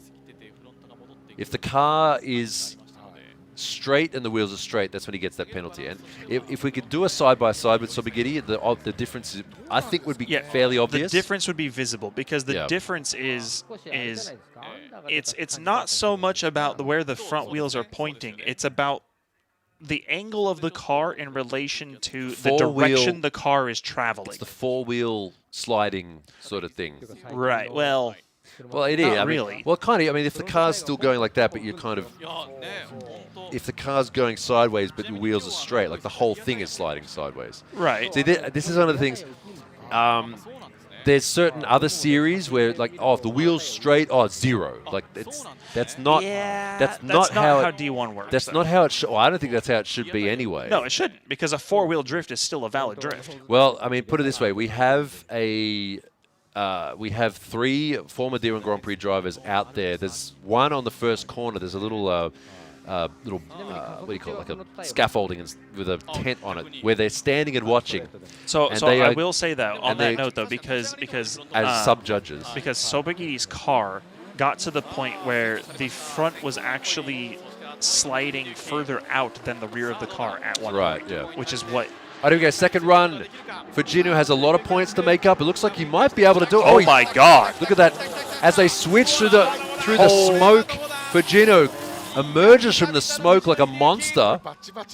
Wow, door to door. That was even better. Lead car also making no mistakes, so the lead score should be pretty good. Look at that, threading it right down the middle of that zone. But Fujino, here we go, on board. On the S15. You'd be guaranteed he wants to carry that momentum, because he got third yesterday. He wants to carry that momentum and try to improve on that today. But wow, that chase run, though. And that's not bias speaking. That's like, wow, that chase run, though. Here we go. Let's watch this replay again. I love this, the shot of him coming through the smoke. as The Yokoi dive, switches. too, like Fujino is just like, okay. And, Yeah. But let's not detract from the Right fact there. that the lead run here is also phenomenal. It's going to be a good base score for the lead run. Yes. But that's proximity in every single zone. Every single zone, and like, oh man. Actually, from Fujino, that follow reminded me a lot of when him and Kawabata were doing that at Fuji when they first built those cars. Yeah. Just that kind of like matched promo shot tandem. But the lead run too is like really good. Like, Yeah. I'm expecting that to be like at least a 98. That's the best Like, tandem run of the weekend so far. Yeah, from both cars. 99.3 lead run. Wow. But 13.3 proximity points. Oh, my okay. goodness. See, this is Best. This is why we're here. And Yokoi just barely gets it. Yokoi just barely gets it. Yokoi's lead run. So close. Yokoi's lead. Dude, a 99.3 for a lead run? Get out of here. Yeah. That's crazy. That's it. Look, 97, 99. Proximity, 13, 11. Yeah. Right? Yeah. Wow. A total of 1.3 That's so points close. difference. If that was... Their chase runs scored almost identical. Yeah. Like total score. Like if it was the lead if run. Yokoi was at like a 206.9, and it's like within 1 point, that's like a one more time. Well, but it's top 16, so... That's what I mean. Like it would have, and then so that means Fujino would have won it on a one more time. Right. Yeah. No. Wow. Okay, so Yokoi, your boy Yokoi through. Very close battle. That was a great battle. Definitely battle of the day between those two. Yokoi's lead run as close to perfect as you can get for a lead run, but Fujino also 0 backing off. He held that flat all the way around the entire course. No fear, no hesitation. That was an absolutely amazing When an unstoppable chase. But force meets an immovable object. Yeah, that's what that was. Yeah, that was that battle. Yokoi's lead run was actually phenomenal. Insane. Yeah, that it was really good. Like no nerves, no nothing. No, he was like, I know what to do. Yeah. And then did it. That's it. What are the temps like there? I have no idea. Right now. I apologize. Alexi will look it up on his phone. Oh, I don't know. We're not. Because Chad, big secret. We're not there. We're in Tokyo actually. Yeah, we're not. We're not there. It's currently 26 degrees. Hang on. All right. That's Yamanaka 26 versus degrees Ishikawa. Celsius in Fahrenheit. Yamanaka in the front. A toothpaste Supra. 78 degrees. What is 78 degrees? Fahrenheit. Yeah, no, I'm asking what that... 26. 26, okay. So, Ishikawa kind of blowing that chase run a bit there. We were a little bit distracted, but I mean, was, it was all right. Didn't matter. Yeah. Ishikawa doing really well yesterday in the wet. Lead car. Yep, that's fine. Awkward fresh. Yeah. Bro went full Doc Hudson, said chat. Yeah. Wait, what? You know when he goes drifting in the dirt, in cars. Oh. Yeah. I was like, wait, what's a Doc Hudson? The But then slow I- motion yeah. shot of drifting in the dirt. You gotta turn left and turn right. I don't know. Who did the voice of Doc Hudson? I can't remember. Isn't turn right, turn left? Oh, what? I don't 'Cause they only turn left. Yeah. All right, so first battle between these two. Lead car. Oh, was that just- Yamanaka in the Supra looking pretty stable there, but unfortunately Ishikawa washing out wide there, going off the edge of the track. Paul Newman, that's who it was. Yeah, that's right. Honestly, Yamanaka's lead run there looked pretty just comfortable. Yeah, like it just looked good. Yeah, it wasn't. it was just he wasn't okay. stressing. Yeah. But Ishikawa though. How did he make that mistake though? It looked like he just. It looked like hesitation to get back on the gas. Because like during the transition, he was probably like waiting for grip rather than forcing it to come back. Right. And he just kind of like, Yeah, you're right. And then he's like, oh, well, now I've done it. Yeah, you're right. Yeah, that's exactly what it was. I mean, he kind of maybe he thought he went to slow down a bit, And this is why drifting is hard. He's like, oh, I don't want to hit the guy in front, but you end up not slowing down because you don't get on the accelerator to drive the car forward. You end up washing out wide. Right, because you don't want to hit the accelerator because you do stay on the inside of the track, but you go faster around the track. So you're going to hit the car in front of you. Yeah. But if you let off, then you also wash out. You know what it's like? So, okay, chat, because maybe some of you have been drifting, some of you don't. You know those little like browser games with like a little rocket, and you know it's like a little rocket. You control it with the arrow keys, and you press up, and it goes psh, and it goes up, and then you got to turn. If you want to go right, you got to turn right, and then push the rocket to go forward. Like if you want to stop with a rocket, you have to turn it backwards. You have to turn it backwards and stop. So it's a similar thing with a drift car where you think, oh, if you're going to accelerate, you're going to go off. It's because the car is at an angle. So chat has gotten confused by that, but basically, yeah. If you so if you picture a rocket, what he's talking about is if you picture a rocket thrusting to go upwards, right?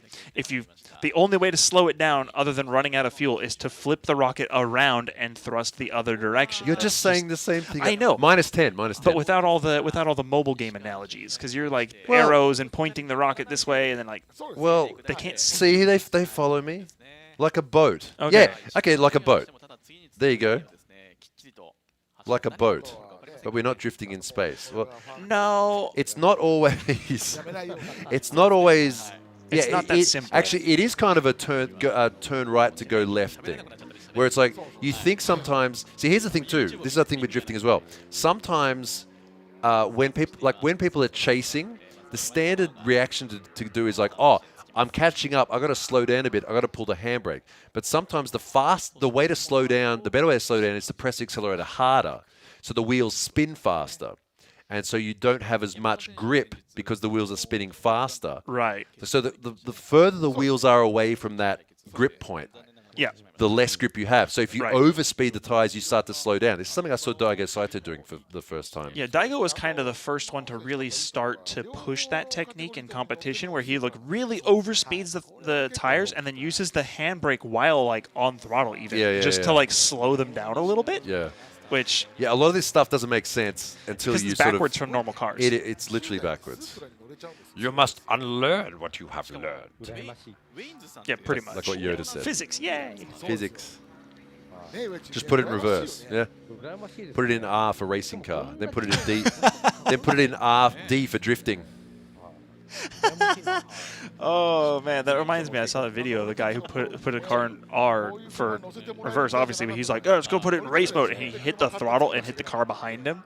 What? Like he genuinely like had no idea. Or something? I don't know. It was like some random car on a street. And he's like, and just went backwards into the car. Everybody was like, "What?" Next run now.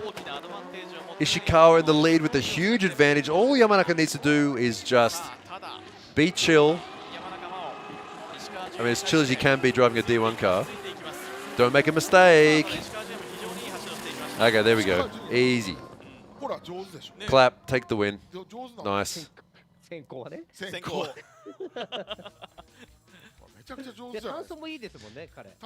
Yeah, I saw. Yeah, you inhaled because you read that comment. What? That one. Which one? This one. Oh no, I actually read the one below. Oh, okay. That was a really good lead. It was. Now, was not chat enough. derailed? We're talking about the physics of how drift cars work. Is that derailed? No. I don't think so. Chat. Am I derailing commentary? Am I? Well, I thought I was the one who did. Well, yeah, I'm the one that wrangles you back on topic. Wrangling. Like That's what? Wrangling. Yeah, that's What? Toothpaste superiority gets the win this time. Do you mean letting off the gas to regain grip and gain more speed during a drift? Yeah, it sounds weird, but. And this, there's also the thing is it's situational because there's times where if you add more throttle, you will go forward and you will go faster. And if you let off, you slow down and you go wider. Yeah, it depends. Like it depends on your wheel speed. One thing to consider is like if a wheel is spinning at a certain speed, like say it's spinning at like 100 or whatever, and it's like drifting at 100. Right. If you then accelerate and it drifts at 200, you end up actually going slower. because you're further, like, it's the static versus dynamic grip. The closer you are to one-on-one grip, the faster you're going, right? Right. So if you can make a tire spin at a speed of like 10 versus the ground, you're going to go really fast, but like sliding sideways. Right. The reason you can't do that is because usually engines, they don't have infinite torque and infinite power, so you can't do that. Right. So you have to spin at like a speed of 100. And let's just say that's the magic number that gets you the most forward grip while drifting. If you want to slow down, if you accelerate even, let's say you're at 50% throttle, if you accelerate even harder and spin the wheels to 300 speed, you will slow down. Right, because you're further outside of that traction window in relation to the speed you're going. Yeah, it's a weird, I don't know. It's just one of these many little factors you got to think about. And again, if you're doing that with a small, like a low horsepower car with 215 series tires, or you're doing it with like 285 series tires on a 800 horsepower car, well, those are going to handle. It's going to handle completely differently too. So there's a lot to it. There really is a lot to it. It's a lot of fun. Traction window. Yeah, I mean, it's similar to what grip drivers talk about, but again, it's also kind of different. And again, it's different with the power you have as well and things like that. And also suspension setup and the way that you manage the weight of the car on the front and the back and things like that. So there really is a lot to it. It's a lot of fun to discover these things and learn these things while you're actually driving. Oh, that's another thing too. Yeah, well, I mean, there's other factors too, like Vert points out, like using the clutch as a sort of a traction control to slow the wheels down while not dropping revs. Yeah, exactly. Right. Yeah, that's a real that's a rain driving technique. It's really fun. It's fun to learn this sort of stuff. I don't like burning clutches. Yeah, I don't like I'm burning. like, No. Yeah, I know some drivers that do that, and they replace their clutches like every season. Yeah, you got to. Yeah, it does. You have to be less concerned about parts of cars that are not generally considered to be consumable parts to become consumable parts. Well, I mean, D1's at the point where a 2J is a consumable part, so. For real. I mean. Why did you not write down the same ones that I didn't write down? Because you're distracted. Were we yapping too much? Yeah, I think so. you're distracting me. Okay.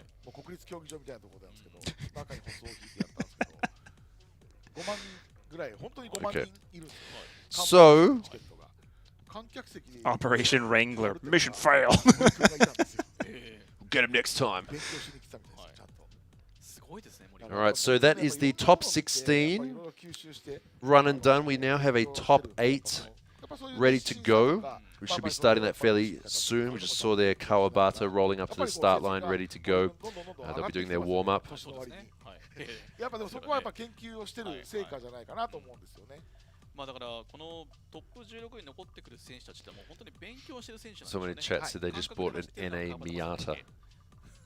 そうですね。で、要は中村選手も Yeah, that's fun. I can't make any kind of joke. I think I'll get cancelled. やっぱヨーロッパの Enjoy. Don't be hating on the fun cars. It's not, I like it. I was really impressed. Like, I went to one of those like roadster only days at Nikko, and I rode with a guy, and this.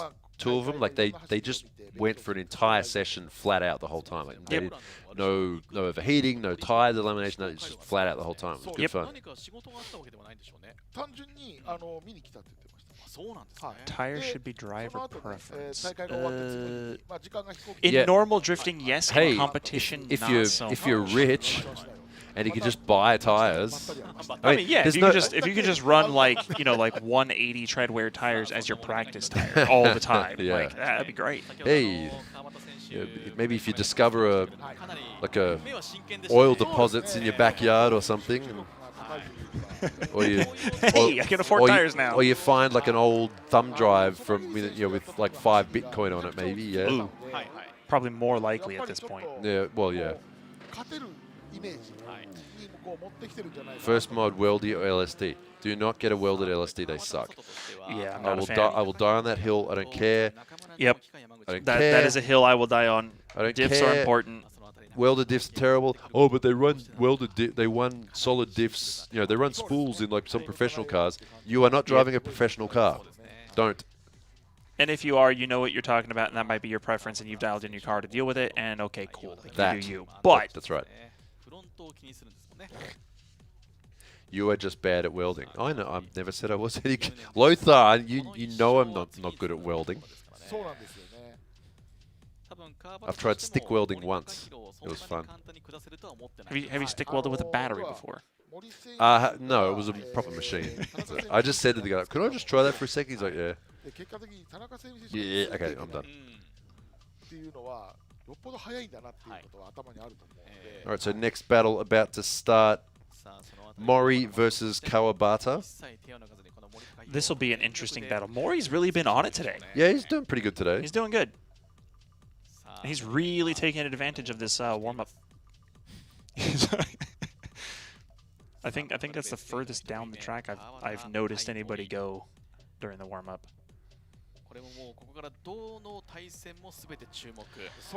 All right, so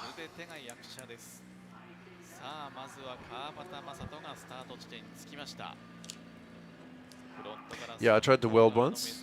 There's a little hole. I had tried to weld it up. I made a bigger hole. Yep, that can happen. All right, next battle bracket about to start. Best 8. First battle, Kawabata versus Mori.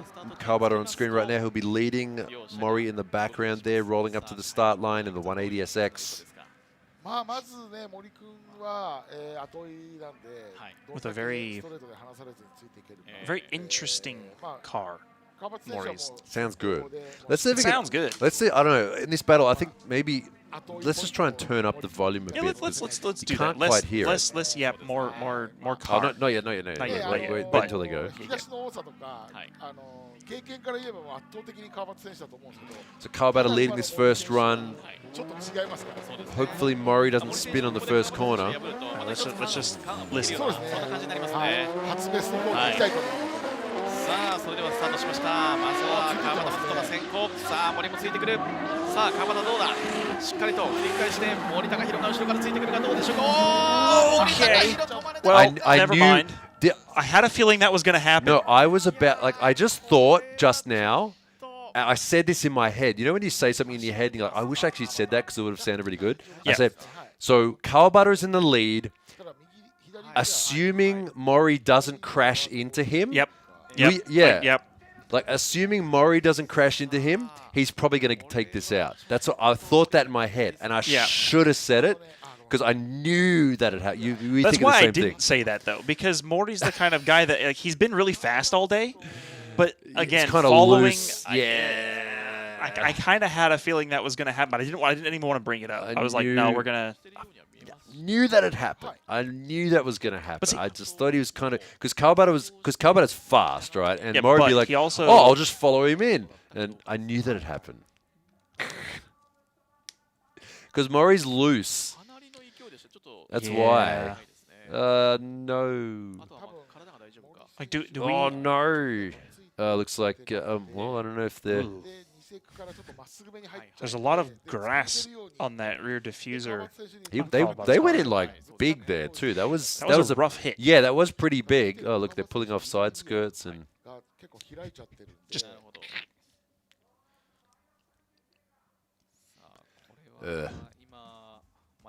Well. What about Mori's car? It looks like it's got a little bump. It doesn't look anything too serious. Because I was actually going to make a comment about that GP Sports kit. Right. Because like breaking that GP Sports kit's got to suck. They're like $14,000. Yeah, they're expensive. Yeah, but he owns the company, so. Well, I mean, yeah, there is that, but it's in the budget, you know. For the. Oh, he's fine. Look. There you go. He's like, oh, sucks for you, dude. See you later. Well, okay. I'll see you back at the start line, bro. Is he okay? I don't know. That was a pretty big hit, too. They just went spinning Actually, around. it looks like there's a bunch of camber on Kawabata's left rear here. I just noticed that. Yeah. It looks pretty... what's the word? Yeah, someone in chat said Mori's on the other side of Kawabata when they stopped. Yeah, bonk. Oh, yeah, that was like... Yeah, that was not good. That wasn't. Oh, here we go. Here we go. Here we go. Oh no. Here we go. Okay, watch the thumbs. Or is there any thumb? No, thumb I think they action probably here? know. Oh, here we go. Here we go. Here we go. Flick and bonk. Okay. Yeah. But I like how he instantly just looks back like, really, bro? Yeah. Like, really? Come on, man. Just a little. That was more than a little tap. That was a proper. That was a bonk. good like left hook. Yeah. チームとしては、まあ当然戻ってきて、まあ足回りがしっかりと直せる、直さないと、はい。 So that'll be more than a -2. Like we were talking about that yesterday, right? When we saw the collision, it was like a -2 for a collision, but it was because the car didn't. Yeah, it wasn't didn't affect it. Yeah, it was Yeah. just a hit. Whereas this is like you've spun the lead car out. Yeah, yeah. No, Sorry, yeah. guy. This is like the -20 sort of thing. Yeah, this is the Naoki move. Yeah. Of -30. プラス10分直す時間が増えるわけですよ。なるほど。今これベスト8じゃないですか。この後結構流れが早いんですよね。 Oh. Oh, he's- Yeah, I he's got- noticed that. Got the stance fitment now. もうちょっと時間かかるんですよ。 Okay, so they will give Need some spacers. Yeah, they'll give him some time to fix that as a not at fault crash, so he'll have time to fix that. I'm guessing that they'll probably run the Nakamura Yamaguchi battle first, and then we'll go back and do the second run after Yeah, that to keep it when they moving, I have would time. suppose.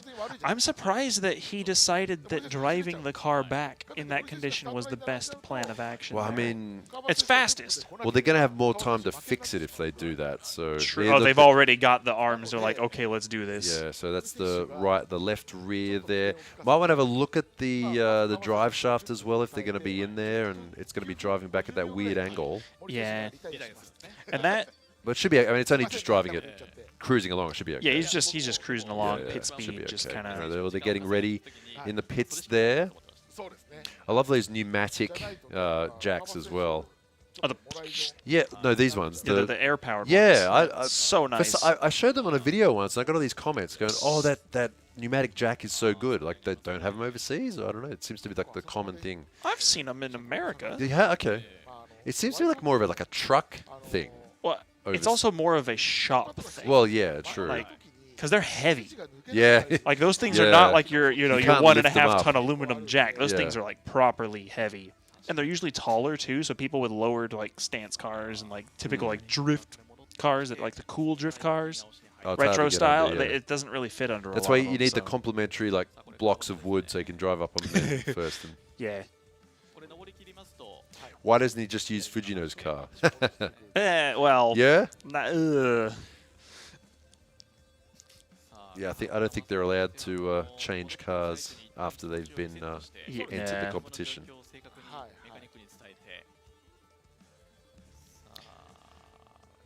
Driving all the way back on transit, so he's had to go to the bottom of the course and then back up again. Does that mean his good luck charm Didn't work. Didn't work. Yeah. It's run out of aura. He's got to go back to the shrine and get a new one. So he's going to go left here and then back up to the right. そのままいけると思ってアクセル踏み続けてるんですよ。はいはいはい。踏み続けてる。 Some dude with a vape is looking at it and going, で、アームが曲がってるじゃないですか。 sick fitment, bro. アームが曲がってぶつかってからアクセルを抜いてから。 There's probably somebody watching. I mean, it does look kind of cool though. I will say. Maybe it was a spaced out a bit more, like more flush. I don't know. I've always been more of a fan of that, like, more properly tuned, sort of like less camber kind of time attack style. You know, like you saw it a lot in like the late 90s, early 2000s, where the cars look kind of like a street car fitment, but it's like it's slightly lowered, but they look like properly just set. It's not super slammed. It's not cambered out. Okay, Grandpa. Well, like it is what it is. I also like B-wave wings and stuff, so okay, oh yeah, true. You Yeah. know, there is that, I suppose. Ah, look at that. Yeah. All right, so they might have to just unbolt and replace that entire rear end.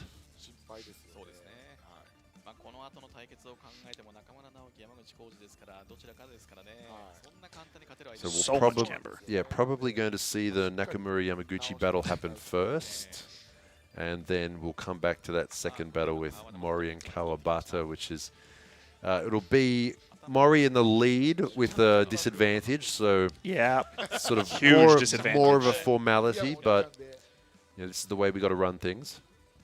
Ooh, yeah, that wheel's in the wrong spot. I love how polarizing my comment about B-Wave wings was. It's like gross, yes, yes. it's like instantly polarized chat. Noriyaro tells someone to get a Celsius in demo with the 1UZ. 1UZs aren't good for, like, you can't tune them like that though, generally. I don't know. Yeah. I mean, if you're going to get a V8, you might as well get something bigger. There is a Celsius, I think, in lights. Maybe? I don't know. There was a gold one for a while. It was like fully stripped out. They should have GoPros on the mechanics. Oh, that would be actually a pretty cool thing to watch, like a real-time rapid repair of a car. Don't they do that in? They do it in I've some seen them do. I've seen them do it in like NASCAR and stuff like that. Yeah. They get the guys jump out. Well, actually, it's only like now because it's only the Wait, did NASCAR switch to single lug? Yeah, it's single lug. When they went to the next gen, it's single lug now. That's boring. That was like the coolest part. I know. Was like watching them like precisely just go. It's in every other series, like the lower, like you know, like all the other series are five lug, but yeah. Right. What's he doing? He's cutting something off. But why? What arm is that? That's the rear upper.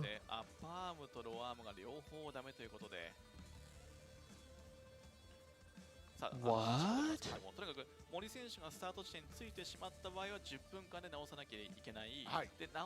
Yeah, Xfinity, Arca, and Truck. Yeah, trucks do. Yeah, they all still use 5 lug.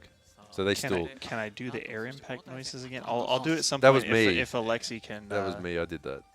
I did do it too. No though. safety glasses. Safety squint. Safety squint. Yeah. Okay, so it looks like we're going to see this next battle with Nakamura and Yamaguchi first, while we're giving Kawabata a chance to repair his car.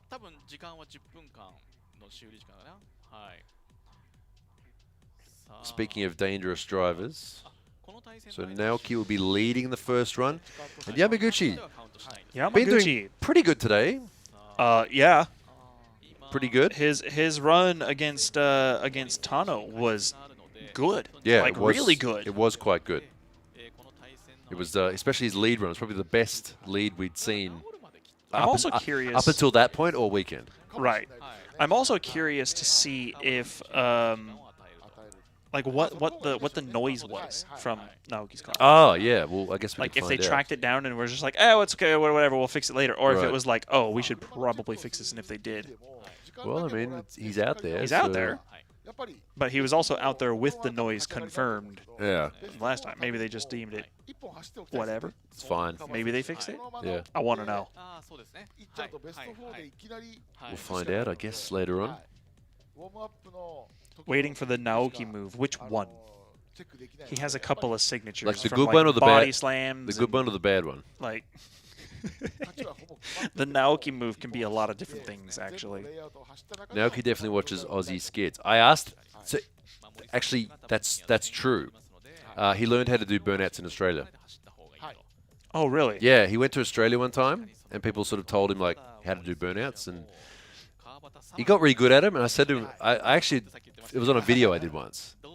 Like I asked him, and they said, "Oh wait, I got to shoot that," and I did it again. It's like, "Where'd you learn how to do burnouts?" He's like, "I learned how to do burnouts in Australia." Because I don't care. We do the best burnouts in the world. Aussie, yeah. We do the best burnouts. Undeniable. I don't care what anyone says. You can't beat Australia in burnouts. We got the skills. We do the tip-ins, and you know, down the lane and flip it around and bring it back and tip it in again. And that's it. Yeah, I've seen some videos of it, and I'm just like, I don't understand it. What? Like You're what probably, I mean. What I mean is that's like, people I like can, it's kind of like people like watch this and they sort of I don't really understand how it works. That's what I was about to say. Yeah. It's like when somebody comes into this from watching like Formula One or something, and they're like, wait, but I don't understand. Okay, first thing, instant smoke is very important. Like Okay, right. anyway. That's why they all have 7,000 horsepower. Okay, Anyways, battle. First battle between Nakamura and Yamaguchi. Nakamura kind of walking him on that. Oh, he's coming. Oh! Yamaguchi, that was very close to a fender tap right there. And Yamaguchi off. He has met his match, it seems. Unfortunate. Met his match in Naoki. So don't forget, Naoki Nakamura coming into the round 7 yesterday in first place. DNQ'd along with Daigo Saito, who was in third place. In second place in the championship was Hibino, who ended up winning yesterday, put himself into first place. But today, Hibino not qualified. And both Naoki Nakamura and Daigo Saito are still in, and they're on opposite sides of the battle tree. So we'll see what happens when it comes to the final. Who will take enough points to take back the championship lead with 2 rounds to go? How interesting would that be if they both end up like in the final? Yeah. Yeah. Hibino like in the pits punching the air. Yeah, and I mean, he rightfully would be too.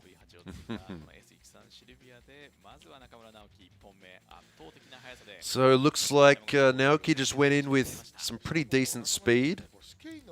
And Yamaguchi, let's watch this, he kind of shallows there. Yeah, he was just trying to catch up. And yeah, he was just trying to keep up with Naoki because Naoki's car is fast. Yeah. Yeah, it was just, so you see the shallows up, chase car shallows a bit to try and catch up and just wasn't thinking about trying to make the corner. Yeah, because if you look, he actually matched Naoki's angle. And he was like, I'll just do what Naoki does. Yeah. And then he just flat out to keep up with him. Yeah. And it just didn't have the same momentum direction. Yeah, he just ended up washing out wide.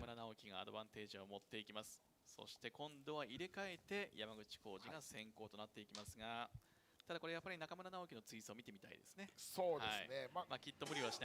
minus 10 there for Yamaguchi for going completely off course. Oh, and speaking of that, here he is. Oh, here it is.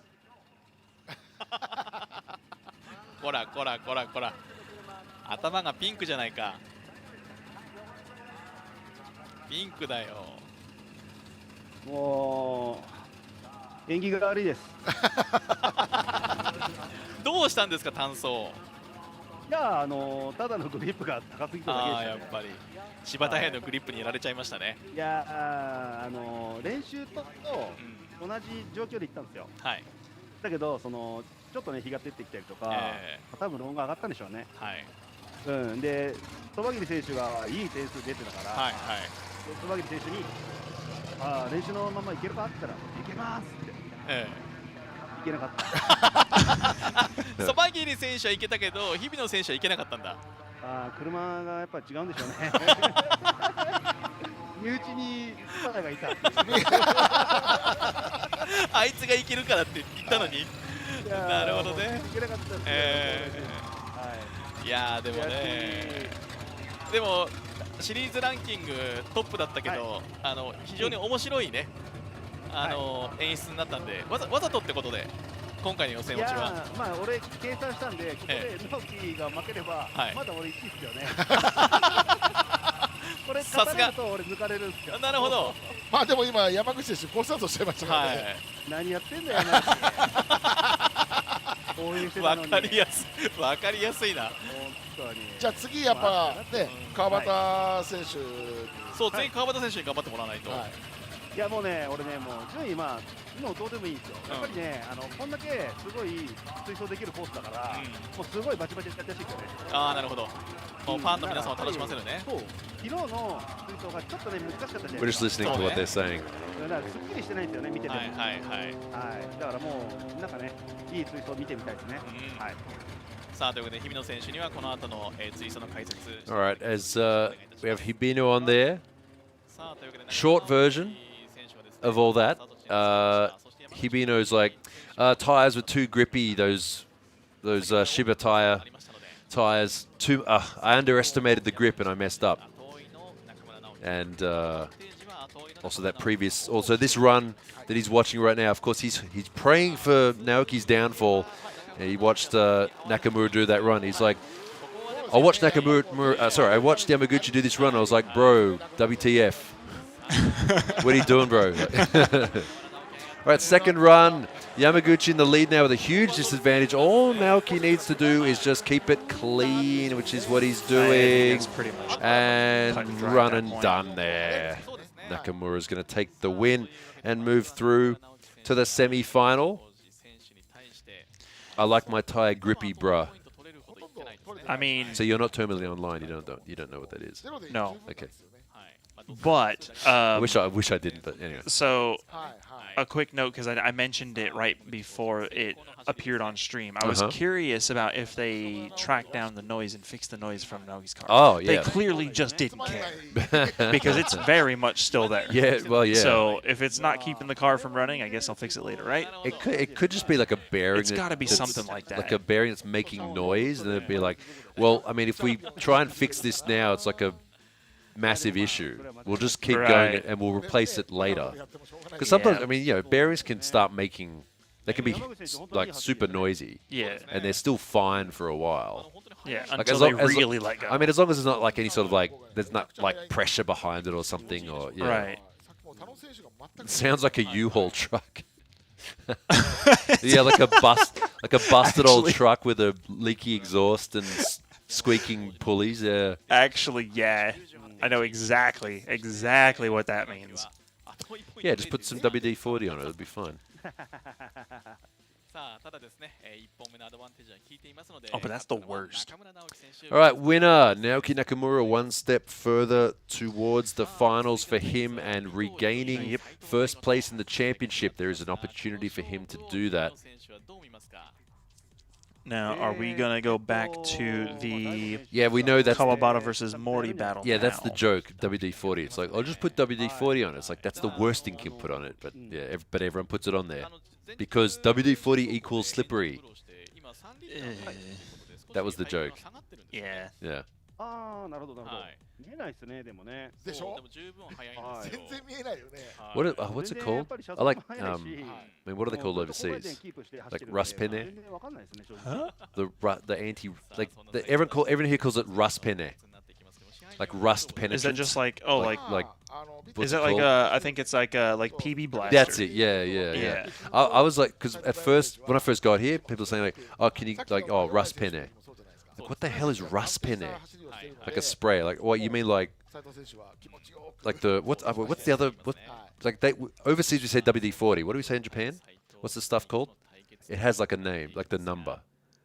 1040 or whatever it is. I forgot. What does everyone refer to it as? Like everyone says WD-40 for the spray. Yeah. But it's like 2080 or something like. What is that? That's what they call it here. But yeah, I thought they meant that. You mean like that, like WD-40? Like no, rust penne. It means rust penetrant. Yeah. That's what they call it as a nickname here.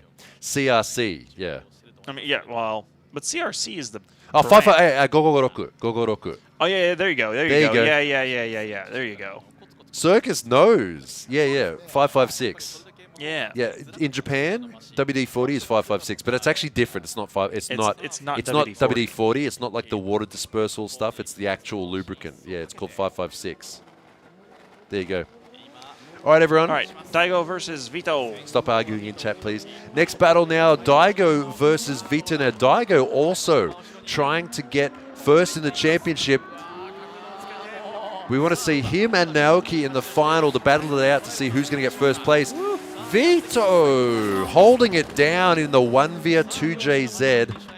But Saito also not really backing off too much. No, he's actually kind of being kind of cool here. Yeah, he's definitely not doing door the whole, to door. Yeah, he's not what we just saw from Fujino, for example. Yeah. But at the same time, he's not like you know, overly relaxed. Yeah. But to be fair, Vito's run though, that was really good. Was really good. Yeah. Like this is what I was talking about earlier. Like Vito, when he's on it, is good. But it's also not to say that in the next run he could just end up in the dirt, you know, because that would be. Daigo's fast. Yeah. Yeah, quite close on the entry there, Daigo. Bigger angle too, Daigo in the back there. Wow, 8 points. Okay, okay. So with a 8 proximity. Yeah, 6-point advantage exactly. That's gonna feel pretty good for Daigo, I think. Yeah, it's a because Daigo's car's fast. Yeah. It's a safe margin for Daigo going into this next battle. Who knows though? Vito could, you know, if he gets his line right, and the transition right. Yep. Vito, when he does well, he does do really well. But he just kind of has those moments where he goes like bald eagles and just flies off the track. And yeah, that was a livery joke. I saw that. I know the tires that he runs. Yeah.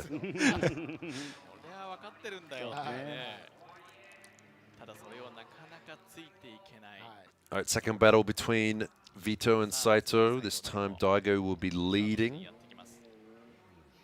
Vito could spoil Daigo if he can run a good chase. And Daigo takes himself. Because Daigo does do that occasionally too. He kind of takes like a himself cell phone. out. Like, bro, what did you do that for? Yeah. Yeah, he has a bit of a cell phone sometimes. It happens. He seems to be doing pretty well today. Yeah, I feel like he's not going to do that today. I feel like usually when Daigo has those self-annihilation days, you can usually see it pretty early on in the day. Like during practice or solos or whatever. Like it's kind of like, Daigo? But haven't seen a lot of that from him today, so I don't think that's likely. I'm not going to say it's impossible, but I'm not going to say it's likely.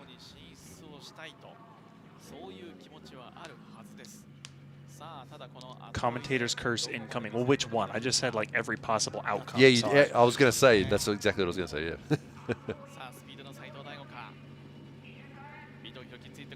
All right, let's see. Saito versus Vito. This time, Saito in the lead, 6-point advantage. Can Vito keep up and put the pressure on and ruin Saito's championship? Oh, yeah, it could come down to this as well. Just getting walked. Oh, chance. No. Chance? Nah. No, proximity. No. There is a bit of a gap there, a bit of a horsepower gap. Yeah. Wow. Look at that. Way ahead. Yep. Good effort. But, yeah. Yeah, proximity has left the chat. There we go. Daigo, what's that? What's the limiter flashing? Like flash. He was on limiter on the entry. But the thing with that, too, is that's him waiting for the wheels to catch up to the... he's waiting for the car speed to catch up to the wheels. Which is a valid thing.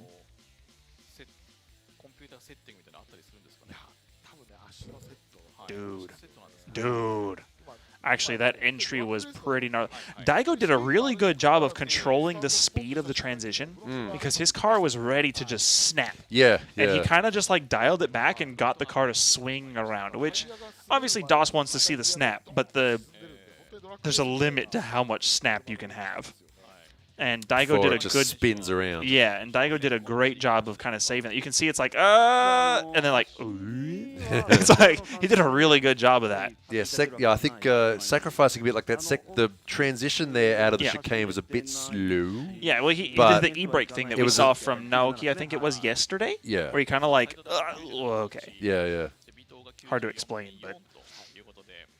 97 to 94. Yeah, that's going to go to... So that's definitely going to go to Daigo, absolutely. Even in the lead there. Almost a 10-point gap.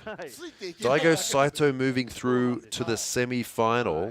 Uh-oh, we're on pace. Yeah. They both made it to semifinals so now. If one of these guys wins it, there's a possibility that... They don't even need to. Well, I mean, oh wait, hold on. Okay, if Daigo wins, he's not going to be in first, but he's going to be really close. If Nakamura wins, he's going to be in first. Yeah. Yeah. はい。いやー、横井選手がさっき99で出てましたよね。はい、出しましたね。でもね、なんか昨日の鬱憤晴らすかのようにね、乗れてますよね。そうですね。はい、なんでいい走りをすれば。Okay, so we might be going back to the Kawabata Mori. Actually, no, we're not. We're doing the Yokoi Yamanaka battle. So I guess we're going to do the second Kawabata Mori battle at the end of this bracket. So next battle, Yokoi. Best solo run or best lead run. Best battle so far today in the top 16 with Fujino. Let's see if he can keep up that momentum. Wait, what? Huh? Oh, right. In the top 16, his battle there? Yeah. Yeah, Yokoi and Yamanaka.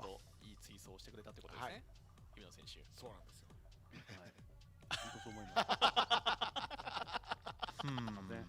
本当うまいね。やっぱね、こう百戦錬磨のドライバーたち、解説席来ると面白いね。面白いですよ。しかも解説席 Rooting for Yamanaka this round. Yeah, yeah. It's always an underdog. You know, always want to see the underdog win. いや、それ思い出させちゃダメですわ。はい。 I mean, 今から気合い car-wise, もう来ちゃダメですよ。 I think these two cars are probably fairly well suited to do battle against each other. Different driving styles. I bet his breath is fresh. Is this a thing from today on? Is just this is forever a toothpaste livery? I can't unsee it. I know, I can't. Chat ruined me. I can't unsee that too. I never thought of that before, and then it's like, oh yeah, it looks like toothpaste. I was happy in my ignorance. And now all I can see is cool mint. さあ、日比野選手、今回のオートポリスというサーキットなんですけれども、非常にそのタイヤの性能で車速が変わってくるようなイメージも我々あるんです。 Blue for minty taste, red for tartar control. タイヤ勢はかなりこ Is that what it う was? 見ていて速いなっていう感じあるんですけど、やっぱりそうグリップ感 Tell that man in the live stream to pipe down more. Who? Kyle or the other guys? Are they too loud? Am I too loud? No. I don't think No, so. we're all the same level. Yeah, about the same. You mean Kyle? No, I don't like sitting here and talking all day by myself. It's exhausting. You'll think like, oh yeah, I could just sit around and talk for like 6 hours, whatever it is. It's like it is exhausting. It's crazy. All right, Yokoi and Yamanaka off the line. All right, here we go. Next battle now. Yokoi this time in the lead. Yamanaka spitting fire. Trying to catch up to Yokoi. He already has a big advantage. Huge flick on the entry. Transition here. Last chance. Yamanaka's got to try and catch up. Proximity points. Yokoi running kind of wide there. I don't think it was off the track, was it? That looked pretty all right. No, I don't think so. He was in the old zone. Oh, actually, that's probably a tire over. Actually, from that angle, it looks like it. Yep. We'll see if he gets a penalty. I don't know. Apparently, there was one before where it may have been off from our angle, but the judge at the track couldn't see it, so he didn't get one. Yeah. So you just need more smoke. Yeah. But because where that was, zone is a -2, by the way. Yeah, but that's going to be a -3 at that point. If that's the case. No, his other wheel was in. So. Oh. No, but he was in and then left. Wait, don't overthink it. I'm trying not he just to, had real one. hard. He had one wheel off, so I don't know. We'll see. He's in the zone and then out of the zone and then in the zone. Let them do it. We'll see, and we'll talk about it. Yeah, see, yeah. 0 penalty. Okay, yeah. cool. See, Yeah, cool. That's it. All right, cool. Told you. Cool. Good. Wait, let me give me a sec. Give me a sec. Yep.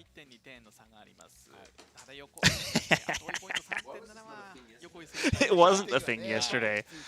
I've gone and done it again. I confused Alexi, and he was like, I don't know why this wasn't a penalty, and then got up and walked away to go ask questions.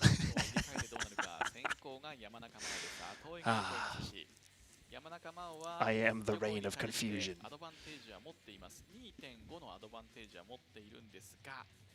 I mean, you change the rules on me, and I'm going to ask questions and make everything super complicated and bring up all of the questions until I understand it perfectly, because that's what I do. All right, he came back with an angry-looking face. I don't know, you had a face. All right, let's see, let's see.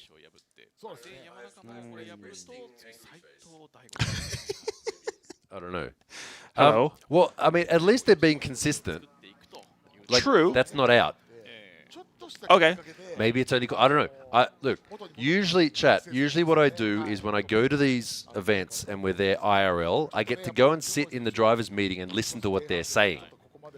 And we can't do that anymore, and we don't have all the extra information. I read the regulation briefing for this round. It didn't mention anything about zones on it, so I don't know. And you might be thinking, well, isn't this the official broadcast? You should know. It's like, yeah, I should, honestly. I mean, yeah, but to be fair, we also don't have a lot of information. According to well, last time there was no penalty, this time there's no penalty, so let's just say from now on that the chalk line is, like, as long as you're not in the dirt, it's not out. How about that? Well, it's okay. I will say, as far as as long as your left rear isn't over it, because usually once it's both tires past that line, that's where we start seeing penalties. See, I don't know the specific rules, because each track does have kind of a rule. And look, if we think about it that way, they're being consistent up until now. So right, fine, right, yeah, fine. It's a bit of improv. No, well, I mean, it's improv on our part, not them. Yeah. They've got it figured out. Whatever they're doing is working. We don't know. Okay, battle. Yokoi chasing. This time Yokoi in the chase this time. Whoa, no, a self-own. Yokoi, he's done it to himself again. Why does Yokoi always do this to himself? Just when he's doing really well, he does something silly like that. He didn't need to do that, but he did it. Why did he do it? Did we not just talk about that? Did we? No, I don't know. I'm pretty sure you just brought that up. Did I was thinking it, and I'm pretty sure you just mentioned, like, Yokoi's the kind of guy that's like... Not this time, but I have mentioned that before, where Yokoi, classic, Yokoi self-sabotage, you know, cats and dogs hate each other, you know, water's wet. Yokoi self-sabotages when he's doing the best. It always happens. Yeah. Why? The car's got too many victory stickers on it. It's a debuff. Oh, is this a... It's a debuff. Right. It's a luck debuff. Yeah, okay. Clearly not a skill issue at all, right? Like, yeah, but how did he get all those winning stickers? Well, exactly. He's run out of the winner's luck. Oh, he's like got no more mana? Why are we using game... No, stop. Okay. Okay, let's watch this again. What did he do? So Lee Car he honestly just... Lee Car fine. Lee Car that's a good transition too, honestly. Well, no, but what it was his well, okay, yeah. From the Supra was good. Yeah, Supra Lee Car was But what fine. Yokoi did was in the transition was a little bit too slow. It pivoted around the front tires and it sent him wide. Yeah. He needed to snap the car a little harder. He needed to do like he needed to transition, not do like the arc transition. He needed to transition in a straight line. Right, exactly. Right. Yeah. Like you need to rotate the car around its... Because he's maintained the momentum of coming out of that first corner, where what you need to do is snap the car so that you can drive into the next corner. And he just didn't quite do it. Which is kind of dumb, because he's been doing that all day. And then he just decides not to. I don't know. Yamanaka, I think, is going to get the win here. Yeah, I definitely... Oh, this is a lot closer than it needs to be. Oh, wait a minute. No, what? What?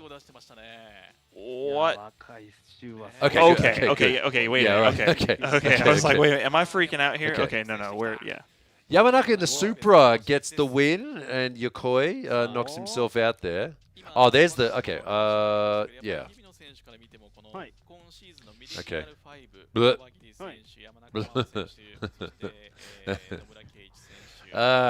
Yamanaka looking good. He's going to go up again. Oh, it's going to be a Supra versus Supra battle. Daigo Saito versus Yamanaka. It's because the toothpaste car is cleaning up all the enemies. Good. Good old Yokoi self-sabotage. Yeah, Yokoi? Why? I don't know. Like, yeah, dude, there was a season once when he DNS'd twice, and he still won the season. Like there was that time. He crashed in warm-up at Ebisu, and he crashed in warm-up at Scuba Circuit, and he won that season. Yeah. Yeah, I don't know how he did that. That was crazy. All right, here we go. That was... Back to our next battle. This is the second fight between Mori and Kawabata. It's got that 100-mile-an-hour tape on there. And the censored Proxys logos on the sidewall from the collision. They've been scraped censored. off. Yeah, they look like they have been censored, haven't they? So this time, Mori in the 180SX will be leading, thankfully. With a huge deficit, I assume. They didn't ever show the score, did they? Yeah, no, they didn't show the score, but we can just assume it's, yeah. It's basically 0 to 100 it's a at this pretty point. slow score, I got to say. So. They showed it? Did they? Did they show it? I don't remember. I don't remember seeing it. I don't think Maybe I was out of the room, I don't know. Okay, right, second anyways. battle now. Mori in the lead this time. Kawabata in the chase. Just got to keep it clean. Yeah. Both of them. And Kawabata, whoa, and Kawabata getting, whoa, careful. He's figuring out the car. Kawabata. Okay, it's going to be Kawabata versus Naoki Nakamura in the next battle. And then Daigo Saito versus Mao Yamanaka in the semi-final. So our two drivers who could possibly get first place in the championship after this round. Actually, Daigo can't numerically, I think, but he'll get very close. No, wait, 25 plus 6. No, he can't. He can't get first, but he can get within like 2 points of Hibino, who's currently in first. And that would be cool going into the final 2 rounds at Odaiba with a very short spread of points for the championship. You good? What do you think of that? No, I think that kind of wrapped that up. Honestly, this run was basically just a do another run, get the run finished, move on to the next battle type of run, realistically. Because the likelihood of Kawabata losing this is basically 0. Yeah, it's slim to none. Yeah, no, it's basically just none. Right, so Mori's lead run 95. It's all right. A whole 2-point advantage. Woohoo! Yay. Ouch. Yeah. Yep. Nobody's surprised. Yeah, so we've got Kawabata versus Nakamura, and then we've got Saito versus Yamanaka. This will be okay. Okay. 代表をご覧いただいてます。この後ですね、準決勝が行われますが、その前に5分間のインターバルを挟ませていただきたいと。Okay, so we're going to take a quick 5-minute break now in the action. そうですね、もう降らなそうですね。はい、ないので大丈夫だと思いますが、さあベスト4を前にですね、対決、これ支配人どんな対決になってそうですか。川端選手対中村。What do you think about the battle so far? Well, some predictable things have happened. Some interesting things have happened. Yeah. You know, honestly, today feels like what I expected yesterday to be. Yesterday was just chaos and randomness. It was like somebody just rolling the dice every single battle. It was like, I have no idea what's going on. This time, we're seeing this play out a little bit more predictably. Still some chaos going on, though. But, yeah. Semifinals, Kawabata and Nakamura. That'll be interesting with a small potential for a collision there, I think. Kawabata and Nakamura. I can see that getting pretty gloves off. More action coming up really soon for round 8 of the D1 Grand Prix series from AUTOPOLIS in Kyushu. We'll be back in about 5 minutes now for the top 4, like Kyle just said. Kawabata versus Nakamura, chance of a crash imminent. And Saito versus Yamanaka, the Supra versus Supra battle will be back very shortly. 5 minutes. Back soon. See you soon. Bye. あなたの青、そのタイヤは呼び覚ます。青を灯せ。Toyo Tires。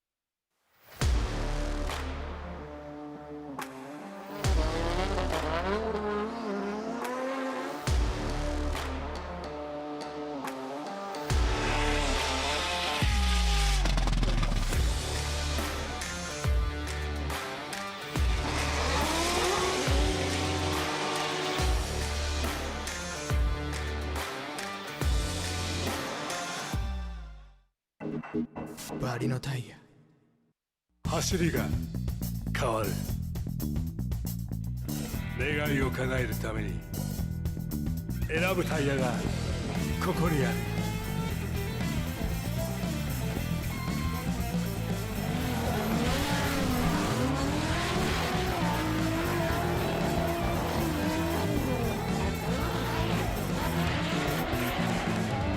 芝タイヤ。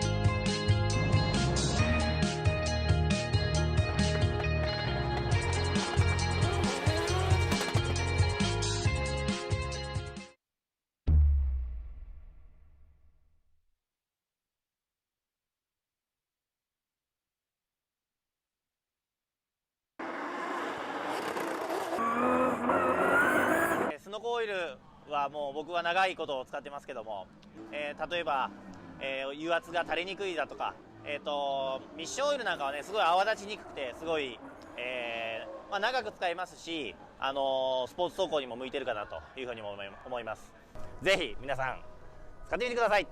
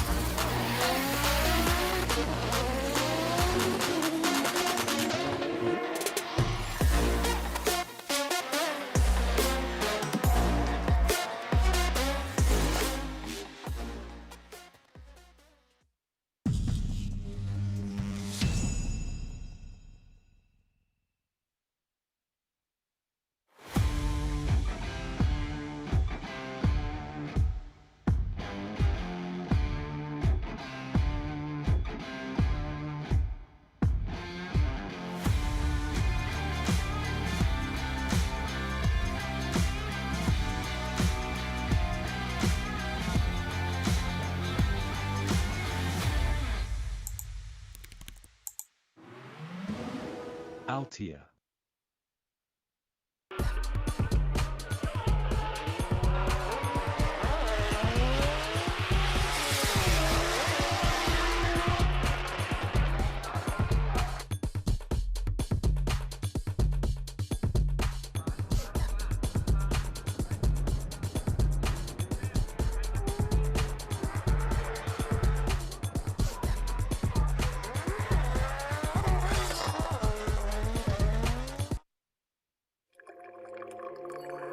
先人が積み上げた伝統の味わい」「時代に合わせた革新の味わい」「次の100年に伝統と革新の300年奥の松」In a world of extreme,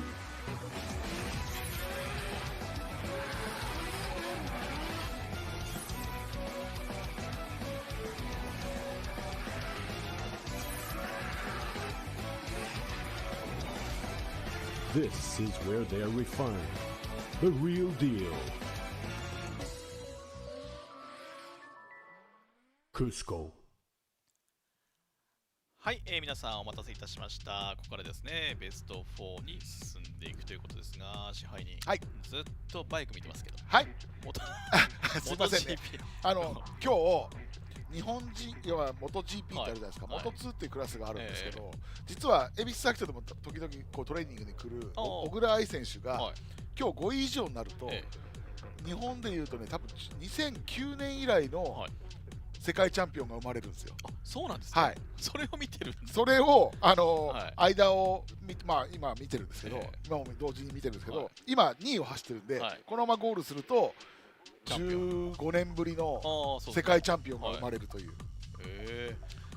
ちなみにそれ15年ぶりの世界チャンピオン。15年前の世界チャンピオンは青山博さんっていう青山選手。お兄さんは今オートレースで大活躍してる。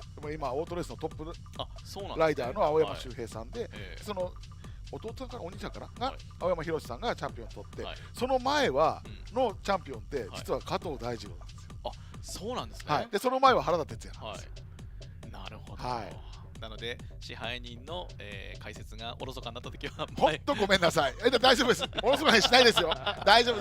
バイクを見てますから。あと4周でゴールなんで、もう大丈夫です。あと4周でゴールですけど、その4周で何かあると突然ピタッと止まりますからね、支配人が。そんなことないです。大丈夫ですよ。もうだから5分のインターバルがあともう5分あったらよかったですね。そうですね。ちょうどいいことですね。はい。さあというわけでですね、ここからベスト4に移っていきますが、まずは川端正人、そして中村直樹、さらには斉藤大吾対山中真央という対決になっていきますが、さあ日比野選手、ベスト4の対決ですけれども、まず川端対中村直樹、こちらの対決はどうなりそうですか？川端選手速いじゃないですか。で今回中村選手はそんなに速くなさそうなんですよね、車が。でどうしても小さく回るとか、あの辺でしっかりね、そのピタッという追走なのか、ちょっと中に入っちゃう追走なのか、そういうところになんかこう減点が入っちゃうのかなっていうイメージで、逆に川端選手後ろからすごい近いドリフトできるのかな、追走できるのかな、だから川端選手勝っちゃうのかなっていう印象です。ちょっとあれ望みでもあるんですよね。そうですね。川端復活、川端にちょっと頑張って直樹のポイントを少しでも差を広がらないようにしてほしいなっていう気持ちはある。正直優勝してほしくないですけど。今丁寧に喋ったけど実は本音はそこですね。そうですね。じゃあ逆に川端頑張って。斉藤大吾対山中真央、これどうですか？いやー、さっきのその真央選手、ちょっとスタートミスってるんじゃないですか、あれが、切り替えて、スタート、ダッシュ決めれるんであれば、きっといい追走はできると思うんですよね。ですので、サドンデスぐらいかな。だけど、斉藤大吾選手にもできれば上がってきてほしくないですね。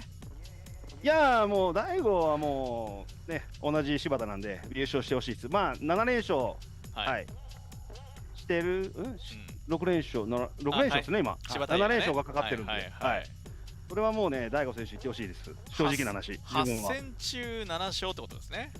そうです。柴田もう今、6連勝中してるんで、もう大吾しかいないんで、頑張ってほしいです。さあ、そのあたりは柴田屋として斉藤大吾選手を推してるんですね。シリーズランキングは現在3位で、これまた優勝すると、ぐっと日比野選手に近づいてきますからね。でも計算したら抜かれないんで大丈夫です。そういうことだけどお台場を少しでもお台場を楽に、迎えたいんだとすると斉藤大吾選手はここで一旦消えてもらった方がいいんじゃないですか。大丈夫ですね。お台場頑張ります。 Alright everyone, welcome back. We are down to the final 4. 3 more battles to go here at Autopolis. Bit hot. 3 more battles to go here at Autopolis. We have Kawabata versus Nakamura and Daigo Saito versus Yamanaka. ちょっと今うるっとすみません。恵比寿にもやっぱトレーニングに来てるので彼は、ちょっとそれもあってね、ちょっとうるっとしてます。すみません。大丈夫です。支配人はでもその小倉選手だけではなくてね、今スーパーフォーミュラのドライバーなんかね。Kawabata out there warming up right now on the front straight here at Autopolis. Which is Greek for car with vehicle city, no, automatic city. Right, like a metropolis, but self for cars. Self city. Auto, I think that's what it means. Like auto means self. self-doing. I don't know. Oh, look at that rollback he just did there. That was cool. What's the rollbacks? Is that him showing off those Australian studies? Yeah, well, it's more of a, it's sort of a, let's see, I didn't see it quite. Watch the tip in, here we go. It was pretty He's just normal kind of doing. No, he did a little he did a little tip in and a rollback there. Lexi, sorry, I ate all the chicken dino nuggies. Go microwave some more. Oh, is this? Hang on. メーカーさんによってはなんかこうデータもしっかり取ってるっていう情報がねありますから。そのどうやなんでこのスライドトレーニングをしたらレースで速く走れるんだろうっていうところのまあデータ取りも。When you think about it, 3 of the flashiest drivers are on grid, first, second, and third. Yeah. Kawabata, Nakamura, and Saito. Saito. Yeah, those are pretty flashy drivers, generally speaking. これやっぱ日比野選手が速い理由ってドリフトうまいからなんですよね。Is Yamanaka on a sort of personality development arc right now? I mean, is he about to? I don't know. I mean, he's like, what? That's a. I mean, I don't know. Should I don't know. What can I say?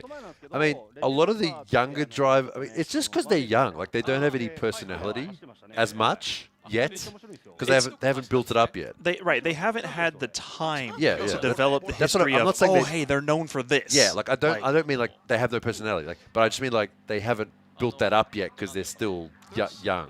In a sense. Like, I don't know. I mean, but that's the thing about motorsport too. Like, you think about drivers now, they're quite, I mean, there's been, look, Formula One realized how important it is to, like, for all those shows and stuff, like, give all the drivers different, like, show their personalities and make them more interesting and relatable.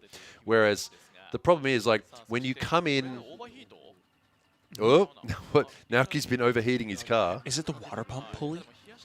No, but wait, it'd be electric. That's that was a thought. Quick assumption, but then quickly like, nope, that doesn't make sense. Yeah, nope.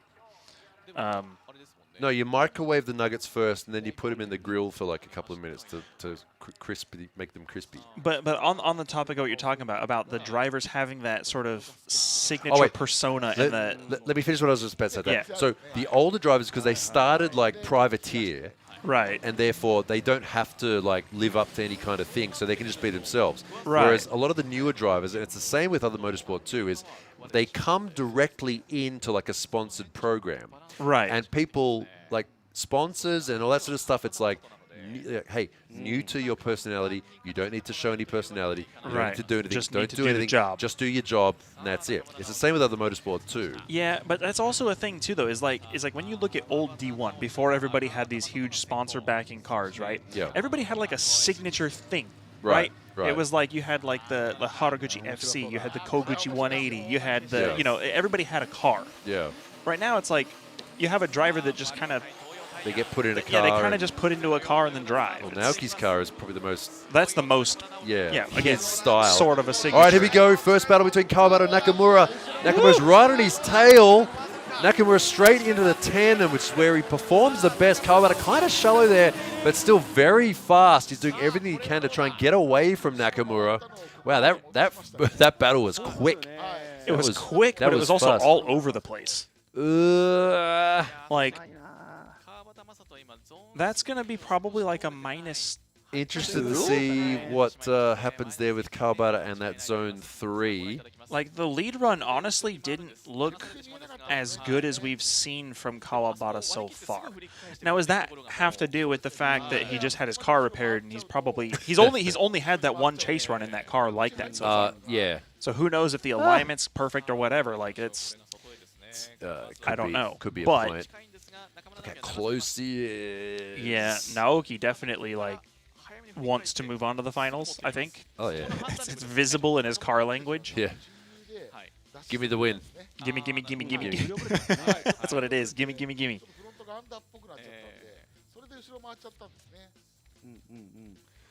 we go. Lead car view up through the gears. Oh, nice smooth run there, but Kawabata sort of goes in a bit shallow there. Yeah, he's. I think he just sort of decides, like, look, I'm just going to try and keep this as stable as possible. Now there may potentially be a penalty there, Kawabata. Yeah, there you go. So that's the -1 for going into the zone and then coming out before the end. So that's the way the zones work here today. Once you go into the zone, you have to stay there in the zone until it ends. So if you go in and come out before the end, it's a -1. If you miss it, it's a -2. And 10 proximity points for Naoki Nakamura. Decent lead run too from Kawabata 97, but with a -1, that could possibly make the difference. Yeah, and with that many prox points, I mean, you know, what is it, almost a 9-point difference? Like 8 point something? Yeah, that's a pretty good chunk of points difference. Dumping water on the radiator in the back. Yeah, they've definitely got. They used to have they used to be able to have water sprays in D1 Grand Prix, and it was actually at this track, which they changed the rule. There was, I won't say who, but one certain person said that they lost the battle because there was a big puddle of water on the start line from a certain other person, and and I remember the run, like they got walked. Yeah. And then they said, like, there's water all over the line because this guy was running his sprayer on the start line. So they changed the rules, so they're not allowed to do that anymore. So, yeah, this is in the pits, yeah, so it's okay. But, yeah, no more water sprayers. Yeah, and I mean that kind of makes sense because you know it's not hard to have like a sprayer in the pit or like a little thing you can pour onto the radiator. Or in this case, yeah, just dumping a jug of water. On It's not hard to have some kind of a solution. You don't necessarily need a thing built into your car. Yeah. You know, as cool as that is, you know, like the rally cars and stuff have like water sprayers, but like it's not necessary for a drift car. What wheels is Nakamura running? Believe those are the Valino wheels. As he's sponsored by Valino.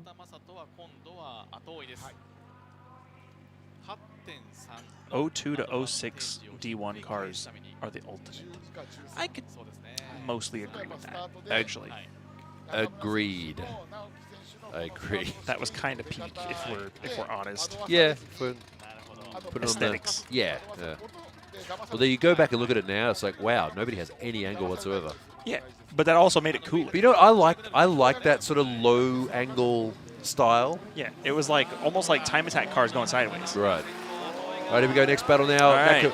This time, Nakamura in the lead. Will there be contact? Nakamura getting a bit of a lead there on Kawabata. Watch the flick back here. Nice aggressive chase from Kawabata. Is he close enough, though? Whoa! But is that going to be 10 proximity points? I don't think so.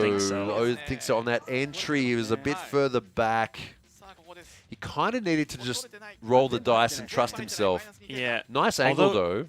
Naoki did kind of angle up a little bit, shallow up on the angle a little bit, and kind of drive out of it. All right, here we go. Chase run here. Naoki a little bit down on power, maybe?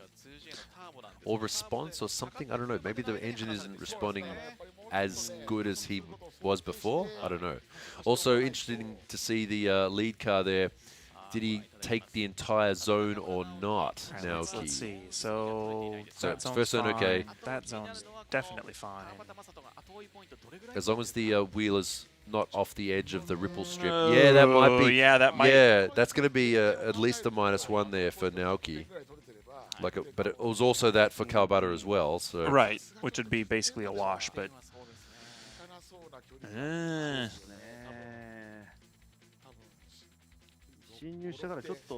tires on the rumble strip, it's okay as long as he's not over it. Did he just wipe his forehead there, like he's sweating? See that? He went like that. Maybe. Right, it's just at the end. I He didn't just went like, catch that. It's possible. they're gonna dock him for that. That's why they slowed it down. Yeah, that's why they're doing the replay. So now into the zone and then out. Yeah. Yeah. Well, but was the rear tire in though or not? Okay, here we go. Out. Nope. Oh, I missed it completely. That's a complete -2. That would be a -2, maybe more. I think it'll be a -2, but he might get an additional docking there. We'll see if they give him one for that for the zone 2. Zone 3 definitely. If there's a Zone 2 penalty, it'll be more than 2. Zone 3 is definitely a 2. Rough. ただ7点取ってて、川端選手の方が単走のドスの点が良かったりすると逆転はあり得るんですよね。さあ今このあれですね、リプレイをご覧いただいている。Yeah, Vert, that's realistically probably what's going to happen. Probably what's going to happen, but I'm going to refrain because they're looking at that. They've slowed that down 3 times now. Yeah. They're probably not going to let him get away with that. So yeah, it might be a -4. Yeah. そうなってくると後追いがでも余計微妙な点数になってくるんじゃないですか。No, yeah, he's out of that. Yeah. Yeah, so they're saying probably a -4. すごい微妙です。川端選手そんなになんか点数引かれてなさそうですけど、そのクリップのところのちょっと縦走ったぐらいですよね。あと角度。No, that's the thing is it won't depend on their mood. Definitely, they have the not a rules mood that thing. they follow, and they follow them very strictly to the point where sometimes it gets confusing. Very good. Social credit +5. For D1. Oh, what a cool view out of the front of the car too. Just like imagine being in that situation. Like, yeah. +5 drift credit.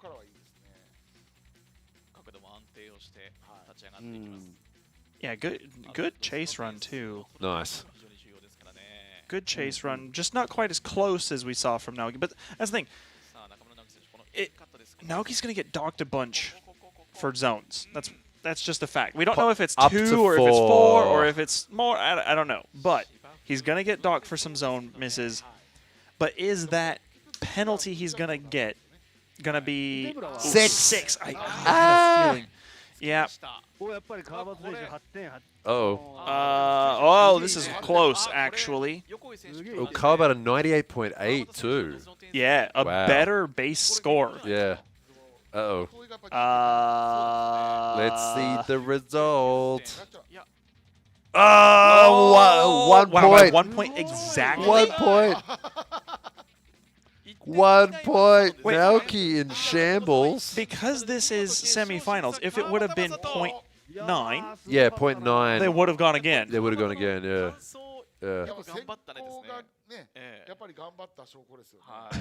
Rip. Wow.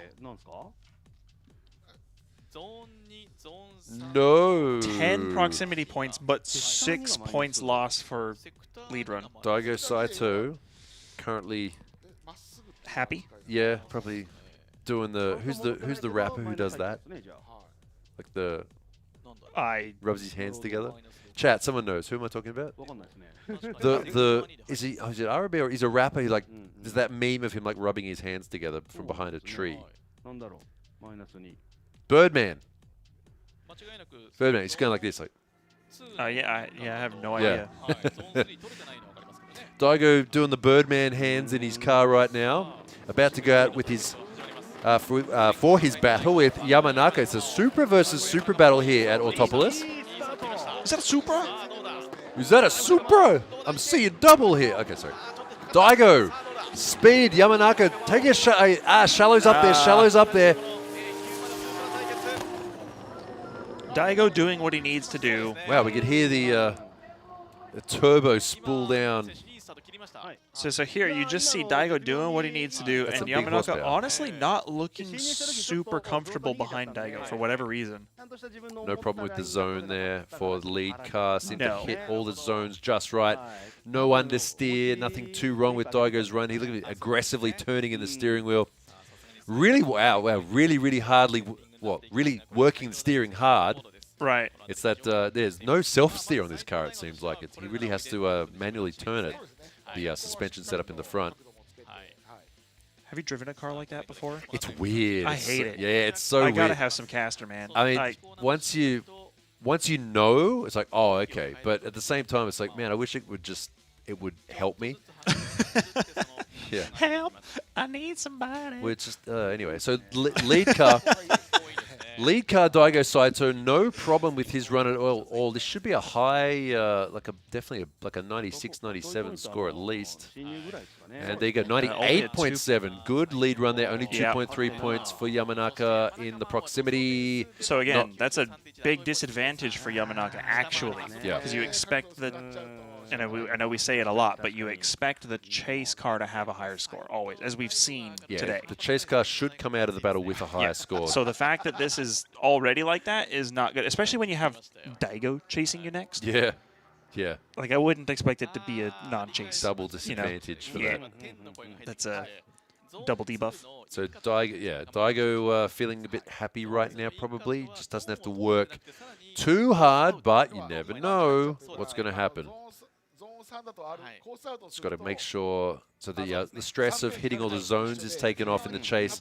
Just needs to make sure he needs to keep an eye on the lead car after that crucial transition through the chicane.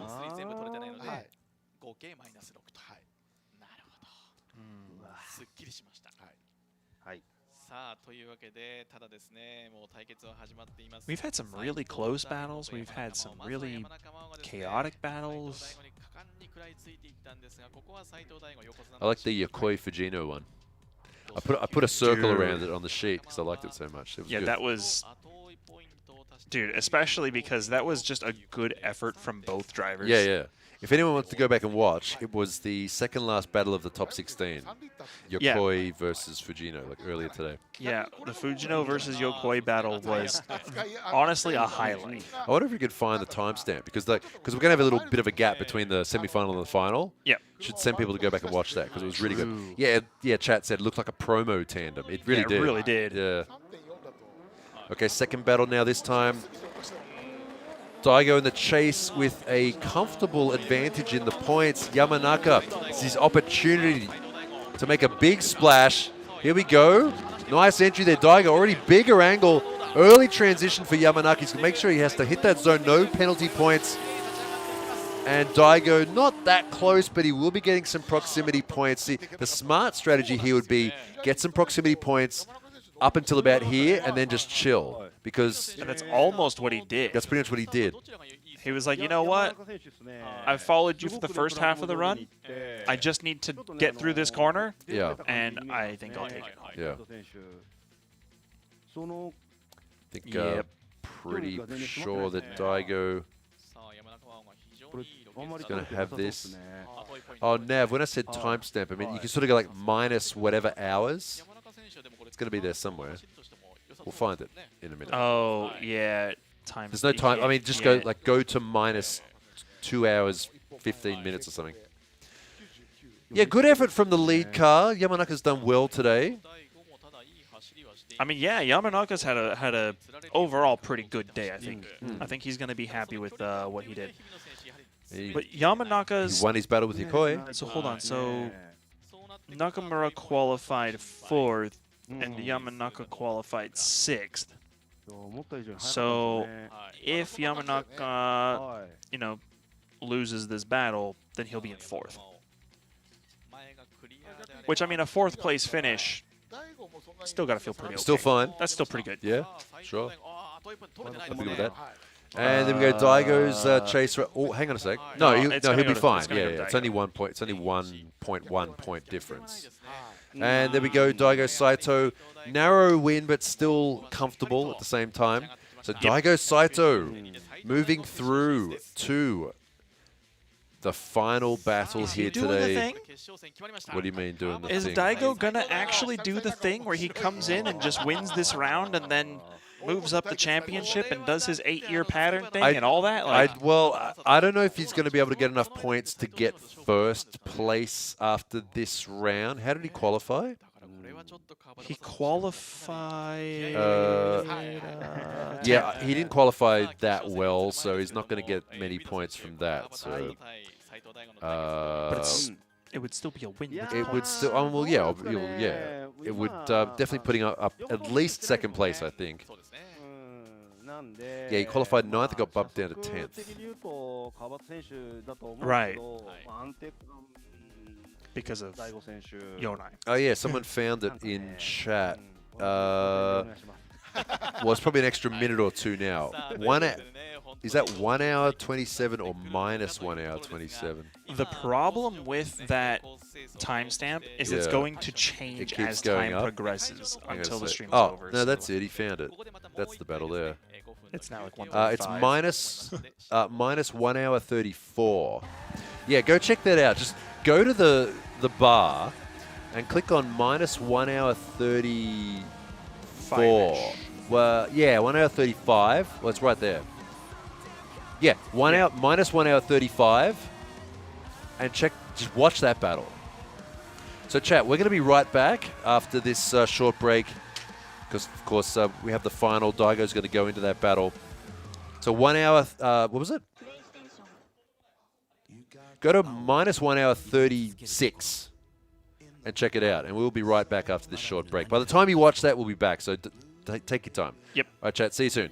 For the final battle, Kawabata versus Saito. BRB. See you soon.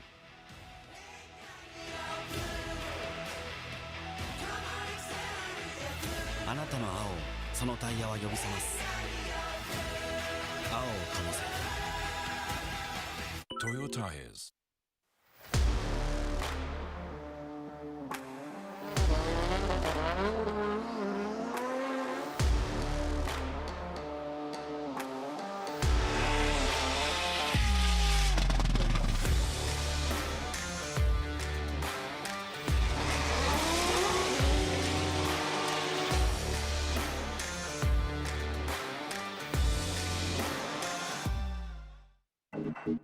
バリのタイヤ走りが変わる願いを叶えるために選ぶタイヤがここにある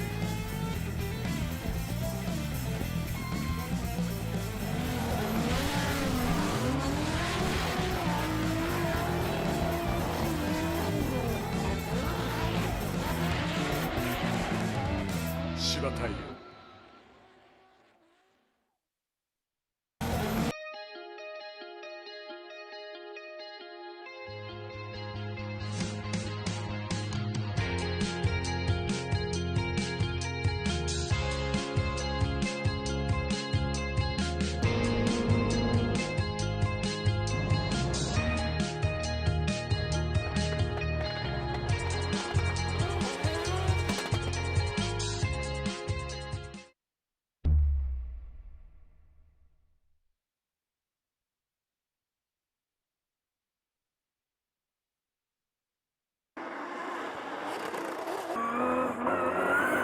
スノコオイルはもう僕は長いことを使ってますけども、例えば、油圧が垂れにくいだとか、ミッションオイルなんかはねすごい泡立ちにくくてすごい、長く使えますし、スポーツ走行にも向いてるかなというふうにも思います。ぜひ皆さん使ってみてください。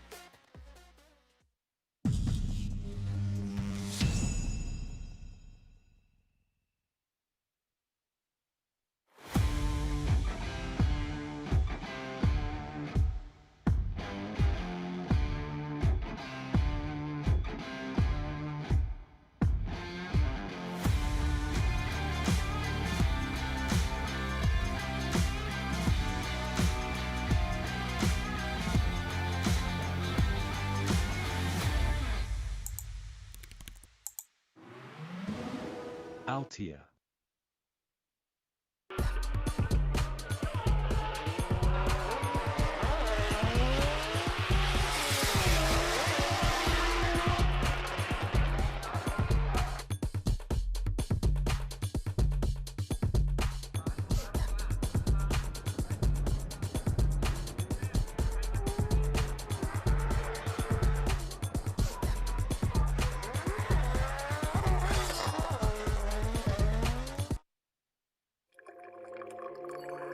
先人が積み上げた伝統の味わい、時代に合わせた革新の味わい。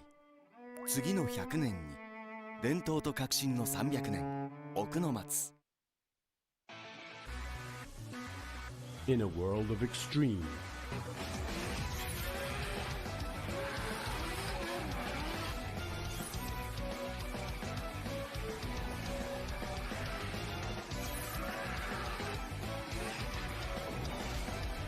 this is where they're refined, the real deal. Cusco. さて、ビデオオプションチャンネルをご覧の皆様、D1 グランプリラウンド8、オートポリスですね。はい。さあというわけで、決勝がねこの後行われますが、川端対斉藤大吾、先ほどね筑波の涙の話がありましたけれども、どうやら今シーズンの、奥井吹で、対戦はしていると。ただその時はベスト16で当たってて、斉藤大吾は勝って、で決勝まで行って、多分斉藤大吾がオルタネーターかなんか電気がなくて、日比野選手が優勝したっていうね。あったということで、確かその時の川端選手も燃料ポンプかなんかのトラブルで動かなかったような気がするんですよね。あ、なんかそうだね。そう、村上選手と川端選手が動かなかったっていうのがあったんで、まあただ決勝で対決するっていうのはスタッフでもいやわかんないで、それはマナピーですねって言ってそこはもう有料チャンネルの皆さんしかわからないということですけれども。All right, everyone, we're back. We are back. We're about to see the final battle here, round 8 of D1 Grand Prix at AUTOPOLIS. Kawabata versus Saito. So what makes this interesting is currently Daigo Saito has a chance this season to take out the championship. Came into the round yesterday, round 7, in third place in the championship. Didn't qualify. Also, the person who's in first place, Naoki Nakamura, also did not qualify. The guy who's in second, Hibino, did qualify and won, which put him into first. But today, keep with me, Hibino did not qualify, but Naoki Nakamura and Daigo Saito did. So, sort of a compression of the ranking of the championship here happening here right now. And if Daigo could win this, it'll put him like 2 points behind Hibino's point. Did you calculate that out? Oh, I think it was just roughly. I mean, well, I don't know what the exact points are going to be. Right. But potentially put him right up there. So that would mean going into the final 2 rounds at Odaiba with a chance for either of them, and even Naoki, potentially, because Naoki got into the semi-final, to take out the championship, because there'll be 2 rounds there as well. So should be interesting. Chat said anytime the championship becomes relevant for battles, it seems to go poorly for that driver. Well, yeah. I mean, I don't know. Fortune is not without a sense of humor. Wait, for which driver? Like if... for like the driver in question, like if it's relevant. Yeah, like in this like in this case, like it would go badly for Daigo because it's more important to him. Right. Yeah. Although this season, that's not been the case for Daigo. True. Daigo's kind of just been like, hey, yeah, I can turn this into a championship probably, and just been like win, win, win, win. Yeah. Well, hey, look, if you can come 3rd in every single round, you're probably going to win. I mean, yeah. You know? Yeah.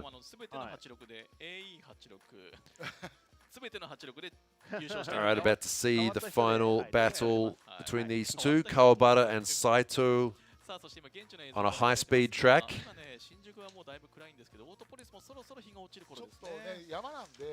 There's a bit of clear. Yeah, the sun's going down. If those clouds weren't there, luckily those clouds just passed on by without doing anything. It's like the clouds are just kind of floating by with a smug face. Like we could. Yeah, do something. Yeah, say something. Yeah, say it. You won't.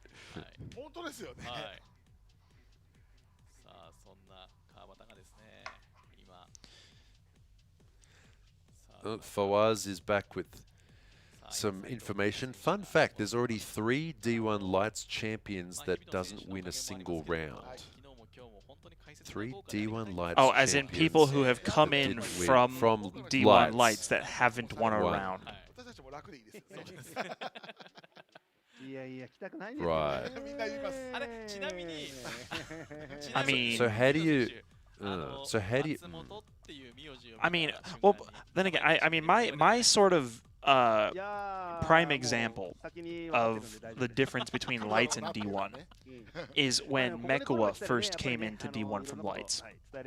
Yeah. Because when he was in Lights, he destroyed everybody. Yeah. And then he came into Lights, and it was like, D1. oh, well, now he's, oh, sorry, yeah, he came into GP. Yeah. And then it was like, oh, well, now I have like 450 more horsepower. He did really and good. The car's like, and he was doing okay, but Yeah. you could tell he wasn't comfortable with the car because it is a Right. completely different thing.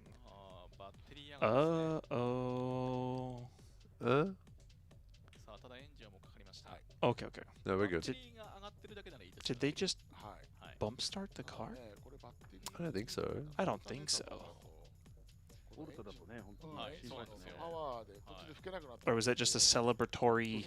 I mean, push it's like the car out well, of maybe the it's just pits? that thing, like like with race cars, like it's you don't need to push it, but it just in case maybe they about to stall it, like it keeps going, sort of thing, like just to give it a hand. Well, the fact that the Well, I don't know, the maybe fact it's that like the other stream commentators are mentioning batteries and alternators, Oh. and the fact that the whole team had just pushed the car forward, I'm like, Well, they left pretty quick though. You would have thought like if there was some sort of problem, they would have stayed there with it, just in case. Well, yeah, that too. Yeah, it may be because it has a small battery. Yeah. It's not charging, and like the alternator, it's not charging enough. So maybe the battery's a bit weak, so they got to give it a bit of a like. It's not like it's not starting, Right. but it just needs a bit of help. Right. Could be. Yeah. there is a battery company that I've really enjoyed using. I'm not gonna plug them, but yeah. I just use the big old lead acid stuff. I love my little lipos. It's man. fine. You get like No. 1,000 cold cranking amps. Yeah, just it's good to go. I know. I love it. I know, but They're expensive. Yeah, that's the thing. It's just like. But once you have it, you're good. I just like to have it. Here you go. Here's the battery. It fits in the spot. You got to top it up. Here you go. That's cheap. Oh, I need a new one. Okay. No. I mean, they're heavy though. Yeah, well, I don't know. Just get more horsepower or something. I have Just get a bigger car. Get I have a bigger this engine. massive. Oh, it's like it's some American brand one in my A86. It's on the footwell. Like a what's an American brand of like a truck? Was it like Duralite or Duralast or whatever it is? Yeah, or something like that. It's like a truck battery. It looks like. Optima, Not Interstate. no. I was thinking Interstate. That's too obvious. Everstar. I love these names. Built to Interstate. last, Duralast. Oh, is that the Stupid song? jingle, man. Oh Right. God. I like to see those Interstate batteries that are like bright green. Aren't those? Those are Interstate, right? That's what I said. The Yeah. black and greens. Yeah. Yeah. yeah. And then like. That's it. Yeah, AC Delco. It's an AC. yeah, Wow, that's yeah. I have an AC Delco battery in my A86. AC Delco. Because I have the 3S in it. Okay. And it just sits Right. on the footwell, so it doesn't matter how big it is. Yeah. Is that a wait, AC Delco? Is that O'Reilly's or is that's not AutoZone? Is it? I don't know. I don't know. That's Auto Parts Chains. It's like OE. Well, it works. So. Yeah. It's I mean, if it works, it works, sat right? there for like a year and nearly caught on fire. Remember that workshop burned down? Oh, my car? yeah. Yeah, it was right next to that. I just hooked it up, but started straight away. Great. Sick. Yeah. 問題になるかなっていうのがあって。 All right, here we go back to see the final battle. We have 2 more battles to go here at D1 Grand Prix. Kawabata in the GR86 will be leading, and Daigo Saito in the Supra will be chasing on the first battle. そうですね。はい。温め方がどんどん変わってきますから、斉藤大吾選手はどちらかというと、もうガンガンリアを温めてという感じですね。さあ、サーキットを華やかにしてくれております。 It's not that cold, is it there? I don't know. No, there's no way. It said 26 degrees before. I mean, it's probably cooling down now because the sun's going down. All right, here we go. The two drivers in our final battle rolling up to the start line. Kawabata leading. He'll be in the left lane. Daigo in the right lane in the Supra. Daigo wants to win this because it will enable him to get closer to the top of the points for the championship. All right, here we go. And he's in the chase this time. Here we go. Daigo Saito. Will there be a collision or not? Here he goes right on his tail. Proximity points for... Whoa, very close. Oh. Door to door. Oh, both of them off. That's going to be a collision. Oh, and Daigo a DB'd in the lead. Oh, that wheel is done for. Uh-oh. Okay, and is that a collision? I mean, I'm guessing that was a because collision. He just took him out. Yeah, because that tire DB'd, there's probably some sort of collision there. What he should have done, what you should have done, what he should have done was exactly what he did here, get really aggressive right at the beginning, and then just kind of just chill out a bit, because you're gonna get points anyway. Ugly. Yeah, that's the thing. Is that tire didn't DB'd? It completely came off. Yeah, it's gone. It tucks right up on the left side of Kawabata's car. Is like, again, really? Just Daigo doing Daigo things, I think. Is it the second time that Kawabata's been hit in the same spot? Yep. On the same corner on the same day? Yeah. Bruh.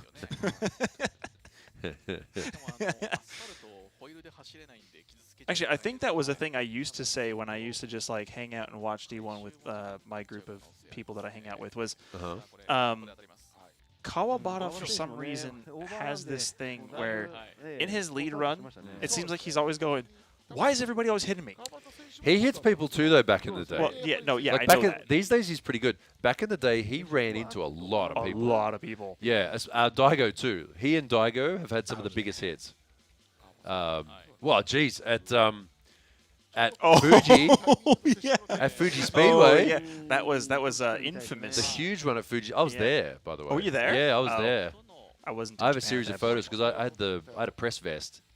I was on the final corner, so I couldn't see. I didn't see the hit, but I was able to run over there, and I have a full series of photos of the aftermath. Yeah.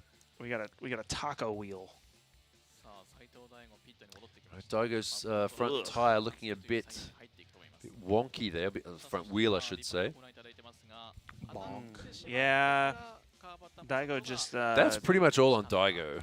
Yeah, well, 100%. He just came in too hard.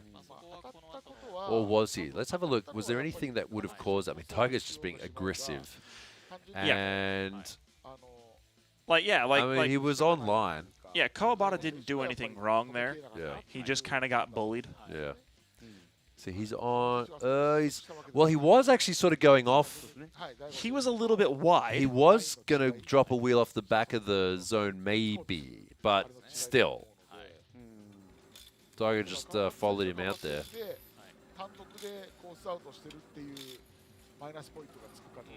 Bonk. Give him a little tap.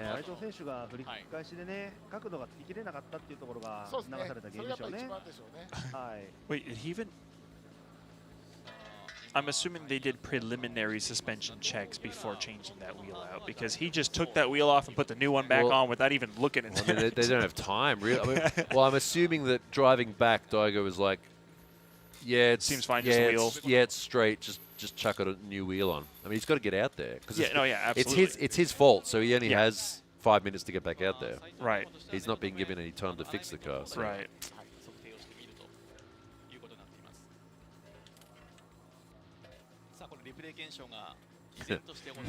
Once again, Hibino's like, oh yeah, I mean, yeah.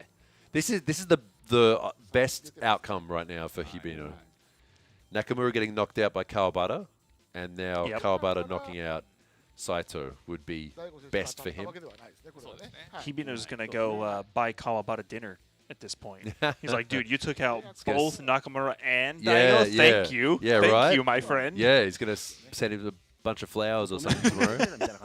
Long stem roses.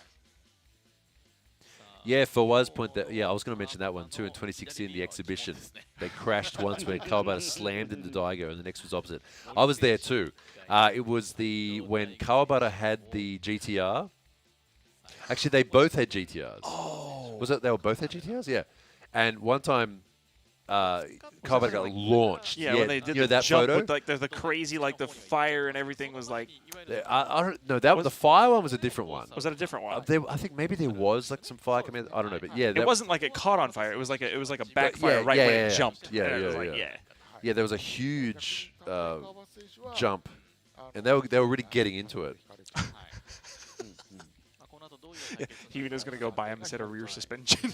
Yeah, like a new fender maybe. I mean, not obviously not going to happen, but the sentiment is funny.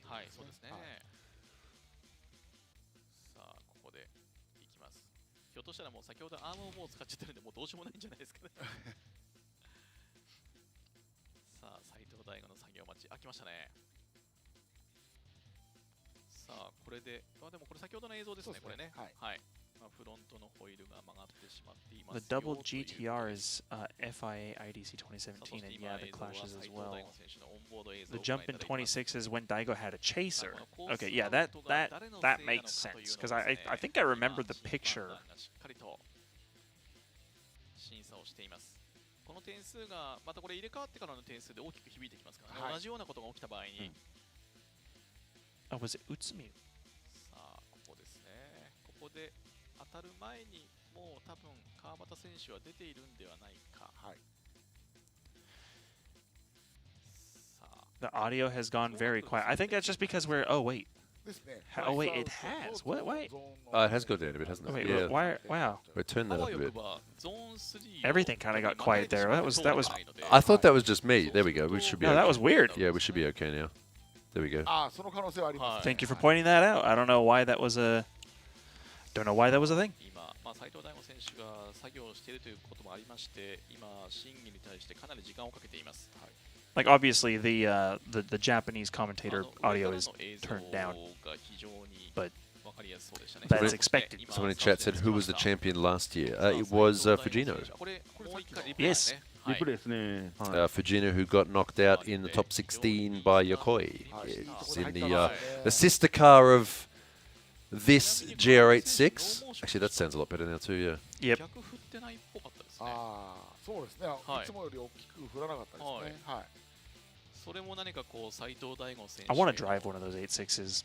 Well, like that one? Yeah, the Toyo 86s. Sure, why don't you just ask? I mean, he's your mate. I mean, he wouldn't let me drive that. Like, nah. Just pay him to build you one. Easy. Dude, you know how expensive those cars are? I don't even want to know, no, man. I know how much they are. Yeah. You don't want to know how much they are. No.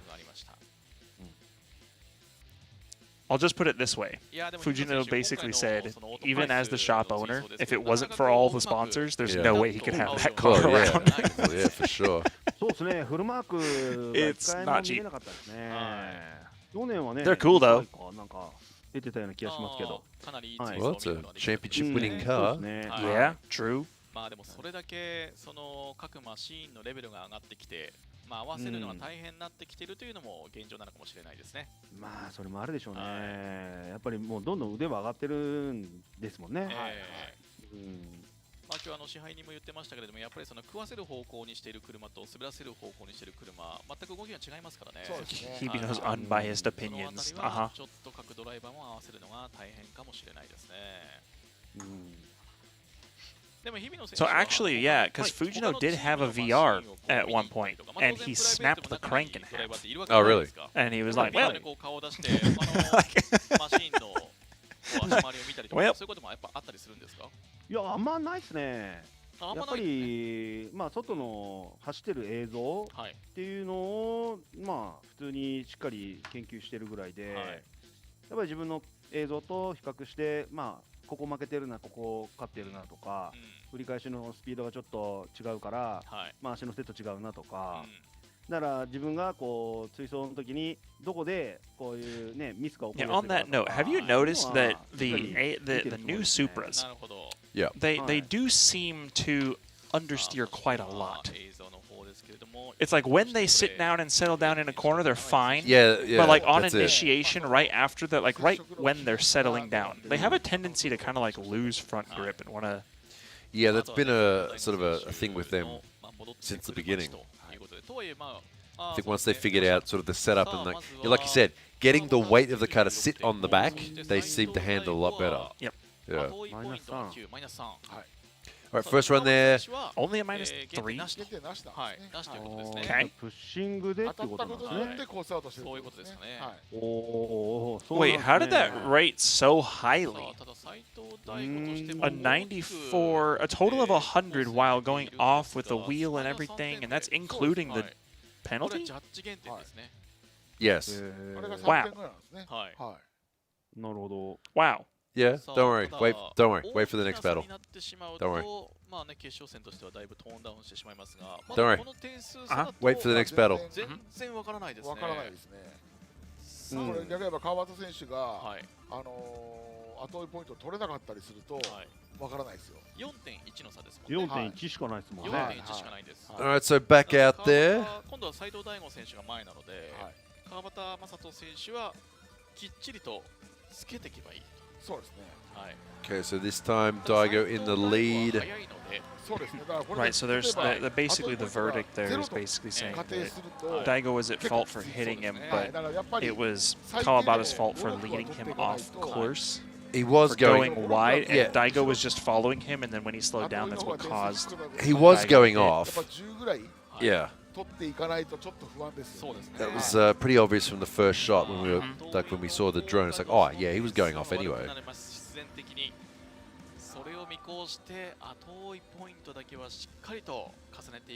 Kawabata needs one hell of a chase now. Well, it's time to hit him back. I do not condone violence, but I want to watch it.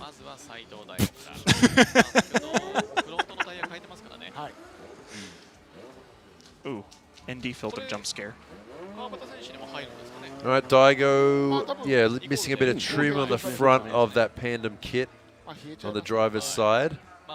I saw it fly off and get eaten by the car. It's sitting out in the track somewhere in the dirt.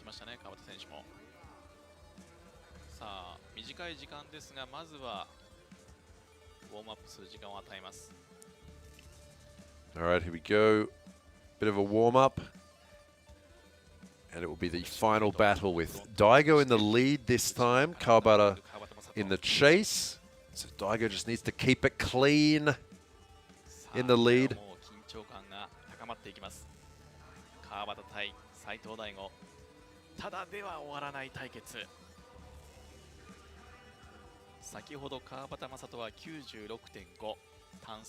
Oh yeah, Daigo still has his blood type next to his name on the door. That's kind of old school. That's pretty standard though, to do that sort of thing. Like a lot of race suits, you'll have your name and blood type on your belt. Because FIA requires on your race suit to have the blood type there. Yeah. You know what's? I think that's weird. Do you know your blood type? I do now. Yeah, see? Because it wasn't until I had a race suit measured up, and then, like they were like, you have to have your blood type. I was like, oh. And Why I know, does everybody in Japan knows it? Every single person in Japan knows their blood type. Nobody back home knows. Like, what blood type you got? Oh, I don't know. How do you not know? Like I've known my whole life. It's red and it falls out on occasion. Like it is what it is. Red. All right, here we go. Final battle for the round 8 win. Daigo in the lead, Kawabata in the chase. Daigo throwing a big angle. No, Daigo just needs to keep it clean, hit all those zones. Oh, whoa, what's going on? No way!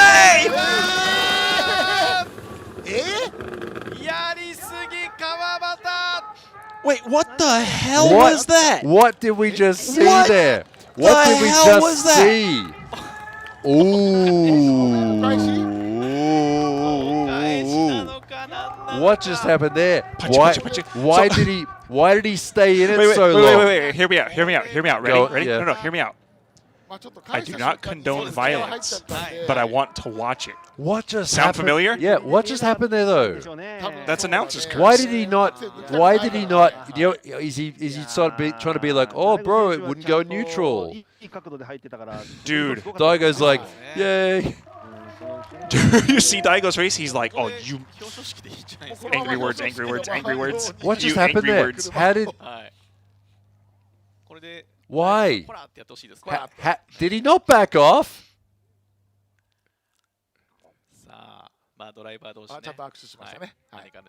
What just happened? If this was NASCAR, that would have been like throwing helmets at each other and. Wait, okay, I want to watch that. Okay, so before that hit, Daigo did something funny. He wasn't smooth on that transition. He kind of did something funny. Yeah, it looked almost like he had something happen because it was very obvious. Like his car almost straightened up and it like locked up and then it shot to the outside of the track. Yeah, something weird happened there. Was this them being like, "Hey, dude, Fuji reenactment"? Okay. I want to watch the replay because something that looked kind of funny there. No, it really did. That wasn't right. All right, well, that's both of them have. This is actually WWE. Okay, From the top watch rope. Okay, Lee. So Daigo's going off too. Daigo's going off anyway. No, so, but if you look at Kawabata's car, he went super shallow. He was like locked. He was just almost like his e-brake got stuck or something. He was like, oh, watch. Okay, goes shallow. He tried. Wait, what? That was like tunnel. Okay, yeah, they did stop pretty quick. Like it looked like he wasn't. Okay. I want to watch because I know Daigo was kind of going off, but I want to watch Kawabata's car here. It was like, dude, he saw red, man. That. No, not literally. But that's what the car did. The car saw red. That was insane. It's been a while since we saw a hit that hard in D1. Like, into each other. Man, I'm just thinking like, okay. They both... Okay, from that shot too, when Kawabata hit Daigo, he was slowing down a lot. Like, on that shot, that he was on the handbrake. He was trying to be like, oh, damn. Yeah. And then when he hit... Like, once they hit, they straighten it. It's like now you're on the grass and the dirt. Yeah, it's like, once they hit, it wasn't like he kept trying to turn into him and like take him out or something. It was from just, that side shot, that's what it looked. It looked like he was like he was doing some like Gran Turismo online lobby stuff. Yeah, that's not what that was in reality. They both made mistakes. Yes. They both made mistakes there. They both see chat says that. They both made mistakes. Daigo went from my point of view, Daigo went way too wide there, and he was going off anyway. Right. Kawabata went too far up the inside. And then was fighting the understeer, and then used he the sort of e-brake to go wider to kind of like... try and keep the car from going too far kicking back on him. Right. And he just went, oh no, and they hit each other. Right. Okay, winner. Yeah. Saito Daigo!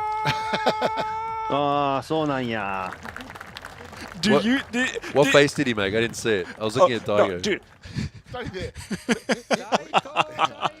Dude, Kawabata with he literally just like okay, yeah. That was your fault. That was your fault though, bro. Yeah. What do you don't? Hibino over there like, this isn't what we agreed on, dude. This isn't how this was supposed to go. Hibino. Okay. I won't make jokes, but wow.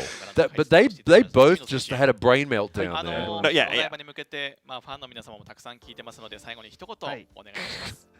Wow. Wow. What an interesting, exciting end to that. That was fun.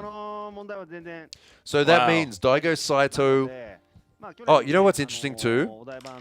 Kawabata has been involved in 3 crashes.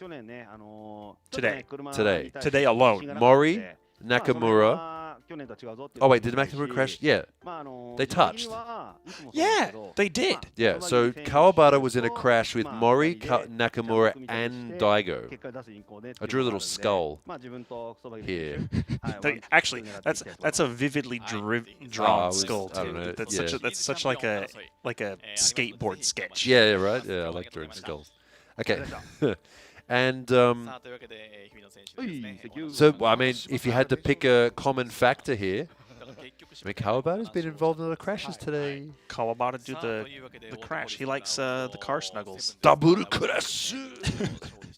Triple crash. So there you go, everyone. What an interesting end to that battle. They're probably going to drag them out of the grass there and have the pit walk and all that sort of stuff. Wait, but that means I called it at the very beginning of the day. Wait, I was like, what if Saito just does the thing and he just like takes this win and like wins a championship? Yeah. Well, who knows? He's keeping it an option. Kawabata's car had that little memori on it too, the little charm. Yeah. Yeah, it didn't work. No. He's got to go back. It's done the opposite. He's got to go back and get a refund. Yeah. Is it a cursed blade? If it starts, it must draw blood. I mean, he's in 3 crashes today. But dude. Wow. Yeah, he's got to go back and get a different charm. Like they'll go back and he needs to get the one that guarantees he'll crash. He needs to go back to the shrine and say, "Hey, this driving charm doesn't work," and the guy will look at it and goes, "Oh, this is the crashing charm. You wanted the anti-crashing charm. Sorry." Oh, cover car curse. Yeah, what was the cover? Oh. No way. What cars are on the cover?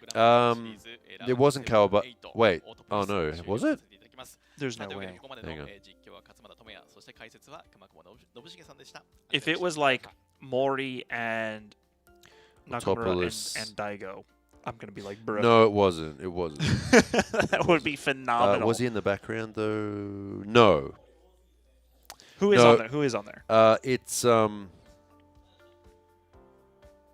see the picture. So we've got there's Yamanaka in the Supra.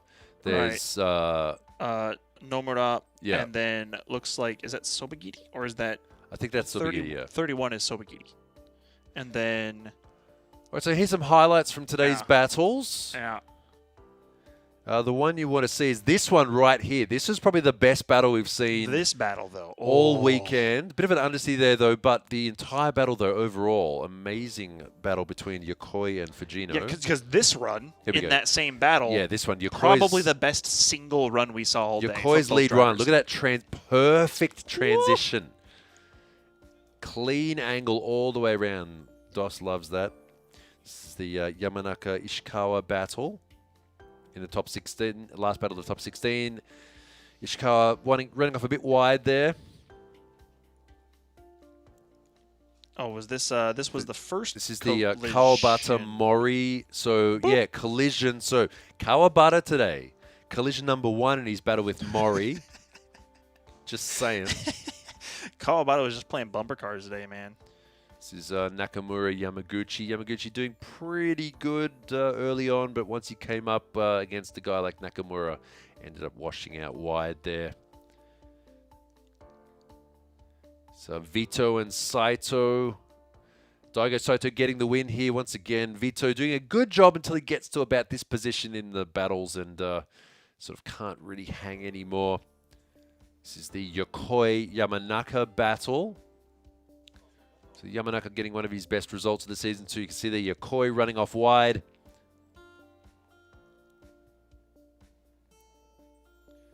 Now we come to the next battle.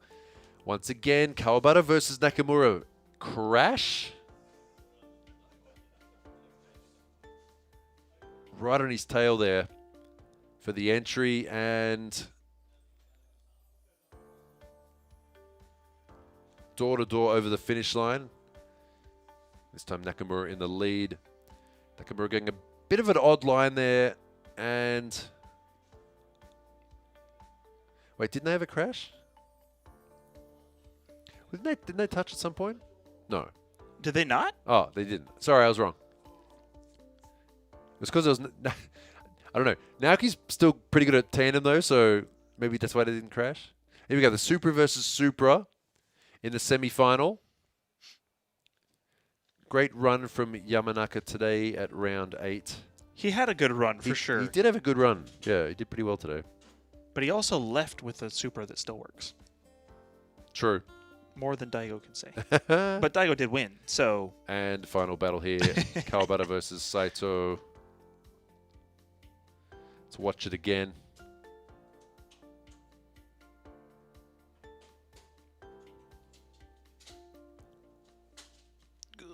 That was the beginning of the end. The beginning of the end. So, lead car running off wide, Daigo following him off, and here we go. Let's watch this final battle once again. Here we go. Let's just watch it. Oh, here it comes. Here comes the anger. Not literally. That's a hard hit, man. Yeah. Oh, he even went. He didn't realize he went as far as hitting the wall. Yeah, all the way on the outside. That's a decent distance to go. Yeah. All right, everyone. Thank you so much for watching today. We're going to leave the stream there. It will continue to run for a little bit, but that is it for the English version of the commentary. Don't forget to join us for the Odaiba round next month. Yeah. Live from Tokyo, Odaiba, the Tokyo Drift special stage. Should be a good one. Always a good venue. We'll leave it there. Thanks for watching, everyone who stuck around, and we'll see you next time. Thanks for hanging out, everybody. What date? Same time? I don't know. Oh. Same time it would be. Same time, yes. It is on, let's just double check. In the date future. Is on the calendar. Autopolis. Why? I thought it had the. Here we go. Tokyo Drift. November 9th and 10th. November 9th and 10th. I think it is. Oh, goodness. Okay. Yes. November 9th and 10th. That's the 9th, Saturday, 10th, Sunday.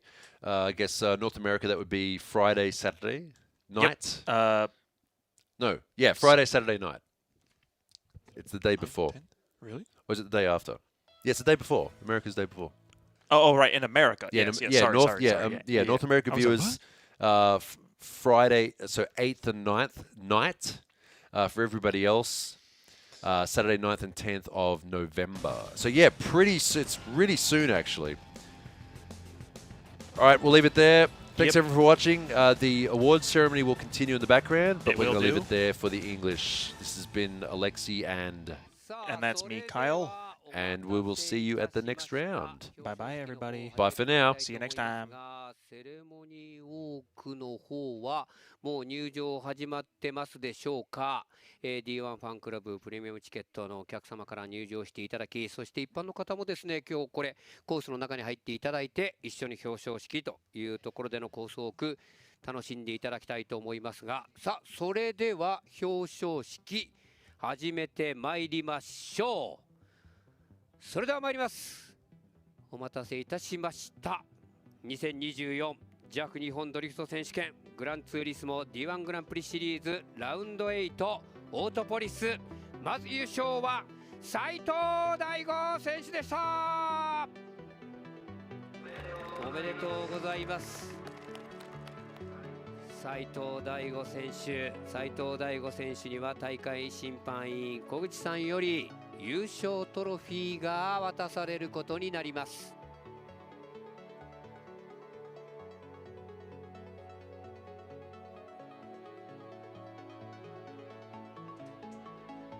はい、おめでとうございます。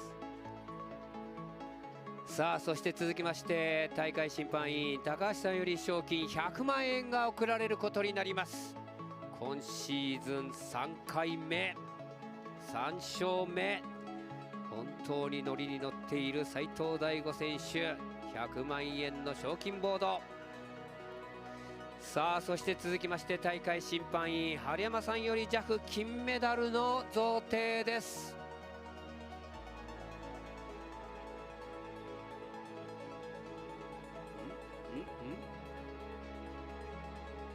いらっしゃいませんか。金メダルは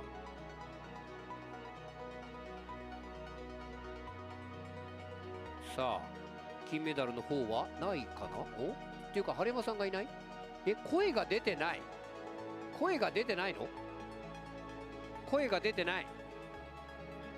声が出てないんですか。これ聞こえてない。あら、どっから聞こえてないんですか。落ちた。声が出てない。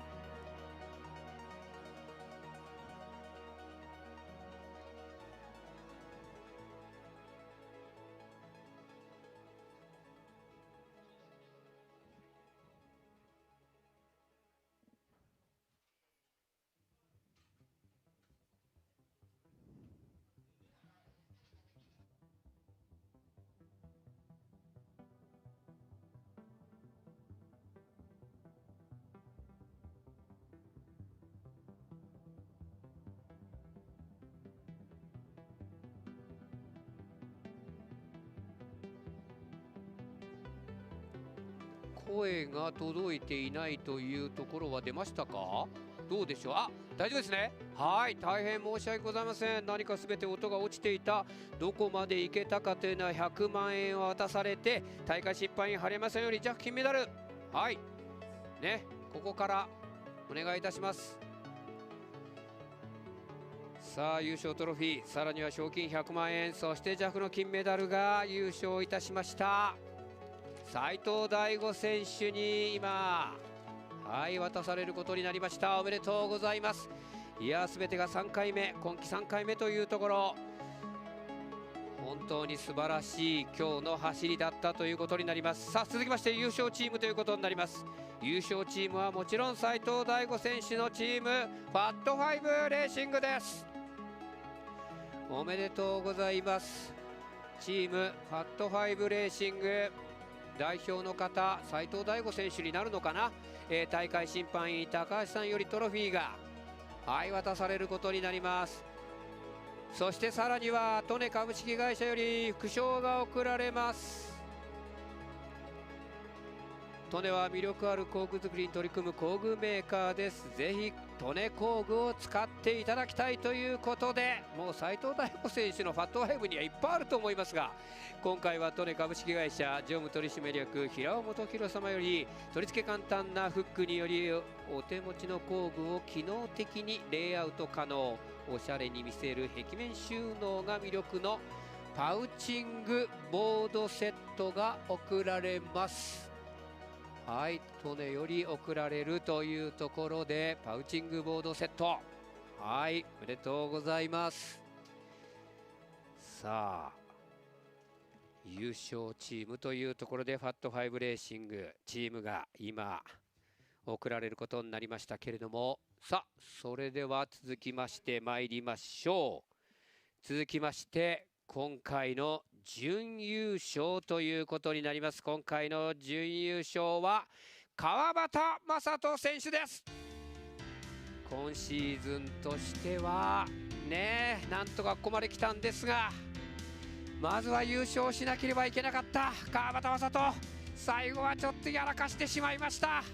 斉藤大吾選手相手だとやっぱりどうしてもこうなっちゃう川端アップ久々のこの表情ね、悔しさひとしお。さあこの川端正人選手には賞金30万円が審判員高橋さんより渡されることになります。はい、おめでとうございます。賞金30万円、絶対優勝したかったね。さあそしてさらにはジャフ銀メダルが大会審判員晴山さんより渡されます。はい、さらにそれも持っていくという斉藤大吾、確かに確かに。さあ今銀メダルの方が晴山さんより渡されることになりましたね。第2位準優勝川端正人選手です。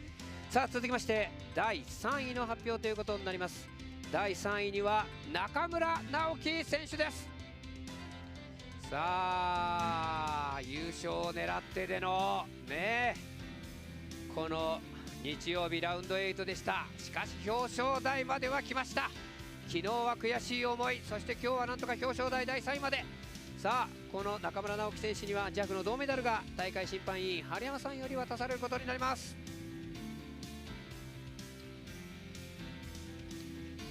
第3位というのは不服状態かもしれません。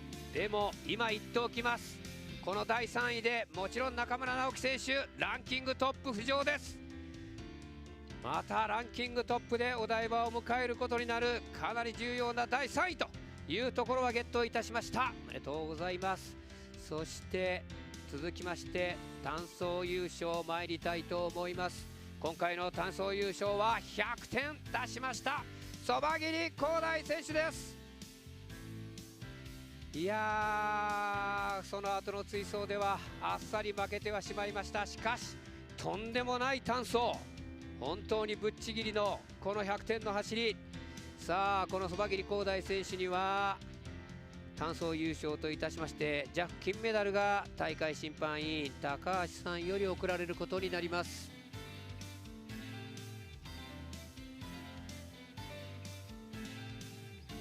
単走優勝一番高いところ、ここは本当は追走で登りたかったところかもしれませんが、はいそば切り広大選手に、そしてさらには副賞といたしまして利根株式会社常務取締役平尾元弘様よりプラスチックツールワゴンが贈られることになります。ガレージ、オフィス、ワークショップ、倉庫、キッチンなど幅広い用途で使用できる軽量のプラスチックワゴンです。軽さが魅力、ぜひ使っていただきたいというところでのこの副賞が単走優勝そば切り広大選手に今渡されることになりました。はい、おめでとうございます。さあ続きましてベストメンテナンス賞です。この賞は D1 グランプリの車両検査優秀な成績で通過した車に贈られます。ベストメンテナンス賞はカナンバー90ウェインズトヨタ神奈川オレダレーシング山中真央選手のチームです。はい、おめでとうございます。どこだいない、出てきてないかな。これは伝わっていなかったのかもしれません。どなたか、さあオレダレーシングどなたかいらっしゃいますでしょうか。ウェインズトヨタ神奈川オレダレーシング、もし山中真央選手がいれば山中真央選手でも OK です。いい成績を取り、そして優秀なこの車両検査、この両方を達成したチーム、今回第4位というところでした。ウェインズトヨタ神奈川オレダレーシング、このチームにベストメンテナンス賞です。ベストメンテナンス賞には副賞といたしまして利根株式会社取締役平尾元弘様よりミニローラーキャビネット、はい、こちらが贈られることになります。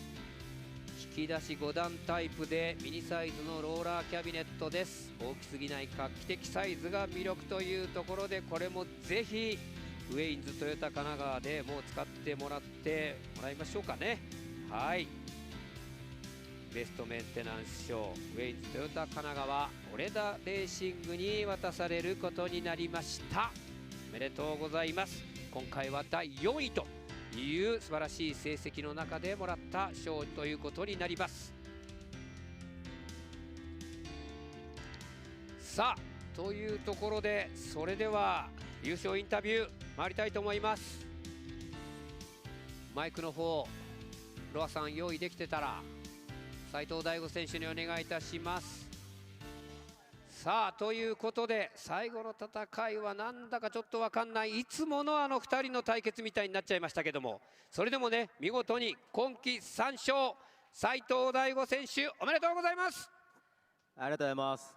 ちょっと昨日予選落ちして、つまんない一日を過ごしてて、で、今日結構調子よく上がれてて、で決勝川端選手とそうですね、久しぶりの対決すごい嬉しくて、やっぱりただでは終わらなかったんですけどまた面白クラス写真がプラスされたんで面白クラス写真、本当に2人はね伝説作ってきてますからね、もうね本当に本当はいい走りいい追走を見せたかったというところはね両者あると思うんですが、あまりにも勝ちたい思いが強いこの2人の戦いは、いつもこうなっちゃいますもんね、大吾選手ね。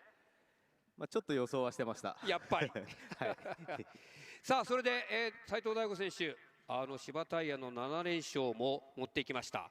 そして本人としてはこれ今季3勝目、これいかがですか？めちゃくちゃ嬉しいですね。はい、ちょっと浮き沈みが激しいシーズンなんですけど、恵比寿にしてはちょっと落ちて、そしてオートポリスの昨日はね16にも残んなかったのに、斉藤大吾選手これ今回優勝したのでランキング3位ですがポイント差は1位2位3位ほとんどありません。楽しみですね、本当最終戦。ただ2週間ないんで、そうなんです、なかなか車が一生懸命直して、車直さないと、そしてエンジン作らないと、エンジンも今回、いつも僕20年くらい 3.4 リッターの 2J だったんですけど、今回本当 3.1 でもないただの3リッターだったんで、不安だったんですけど、意外と大丈夫でした。そうでしたよね。いや、こういうところでね、それでもね、見事に今シリーズの本当に絶好調ぶりを今日ラウンド8日曜日に見せつけて優勝おめでとうございます。斉藤大吾選手でした。ありがとうございます。はい、ありがとうございます。さあ、というところで、それではスパークリングセレモニー参りたいと思いますが、審判員の方々、それではいつものようにスパークリングセレモニー、奥の松酒造大吟醸純米スパークリングをお配りください。ね、そちらの方の贈呈お願いいたします。多分川端選手はやけ酒状態でしょうね。ちくしょうというところのね、本当に。でもね、久々のまたこれスパークリングということになりますので、さあ準備よろしいですか。撮影の方まずできていれば参りたいと思いますが、さあそれでは参りましょう。スパークリングセレモニー盛大に線を開けていただきましょうか。お願いいたします。さあというところでスパークリングセレモニーが行われ、そしてまだ撮影の方も行われておりますが、コース上はこのままコースウォークタイムということにもなってきますけれども、さあというところで、ラウンド7ラウンド8オートポリスの大会が終了いたしました。まずはですね、今大会ラウンド8なんですが、順位改めて、ご紹介しておきましょう。第1位に斉藤大吾、第2位川端正人、第3位中村直樹、第4位に山中真央、第5位に森高弘、第6位に山口浩二、第7位に横井正史、第8位が尾藤弘樹ということになりました。そしてですね、今ちょっと先に言っておきましょう。先ほどちょっと言いましたシリーズランキング争いなんですが、現在ランキングトップは中村直樹138ポイント、そして第2位日比野哲也133ポイント、5ポイント差。さらにそこからたった2ポイント差、131ポイントで斉藤大吾。このトップ3が7点差で、3人が7点差でお台場に乗り込むことになります。さらに4位は106ポイント、そば切り広大選手。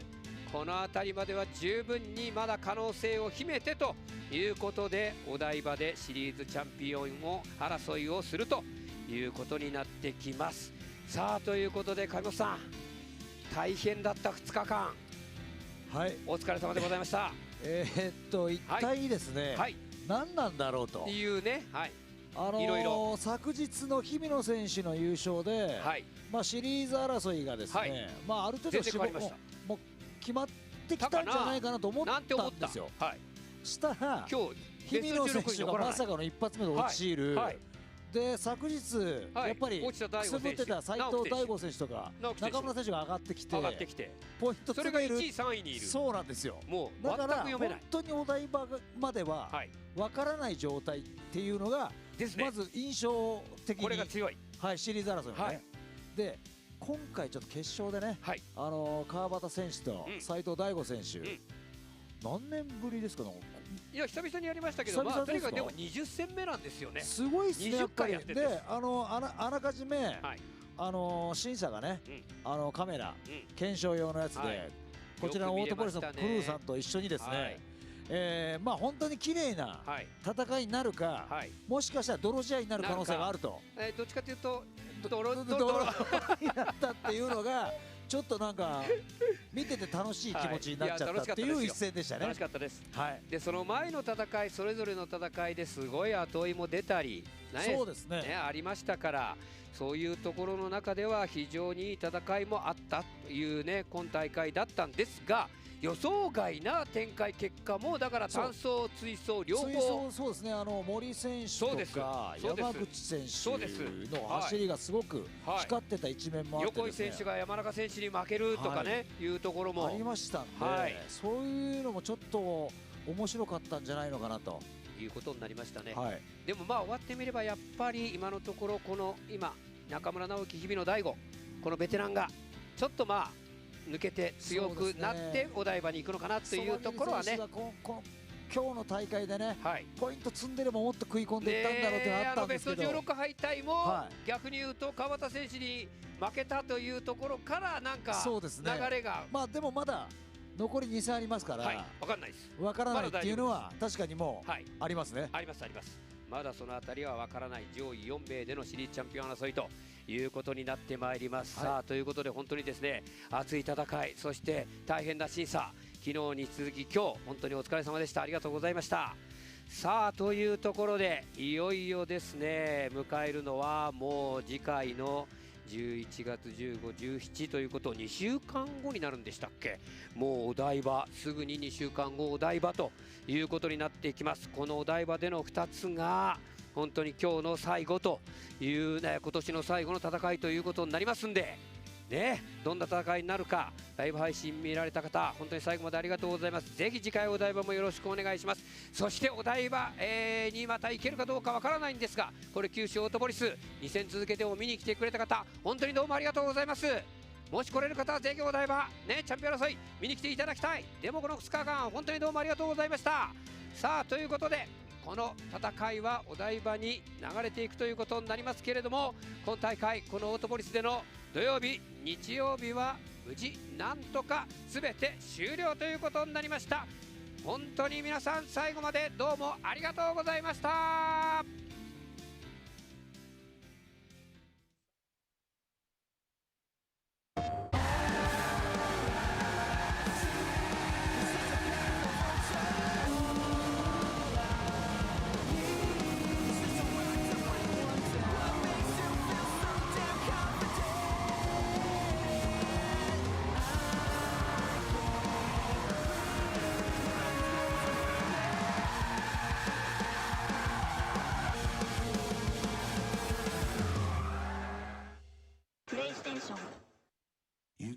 青は挑み続ける心、青はまだ見ぬ何かへの渇望、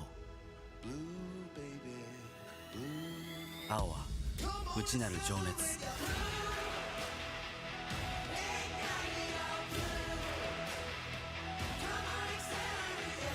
あなたの青をそのタイヤは呼び覚ます。青を灯せToyota Tires。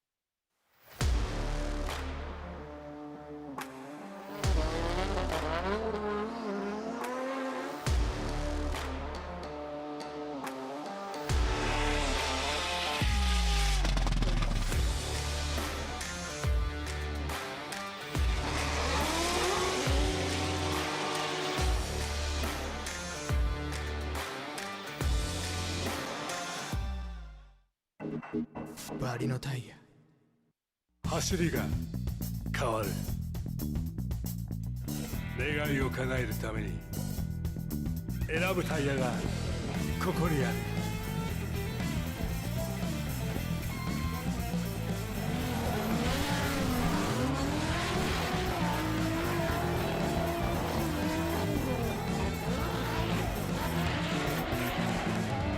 芝タイヤ。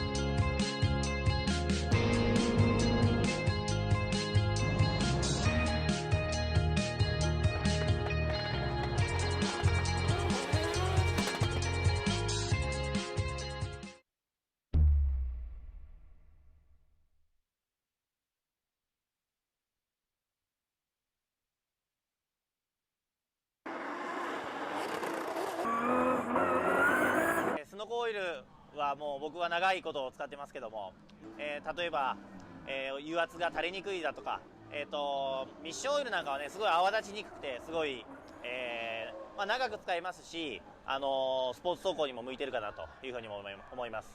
ぜひ皆さん使ってみてください。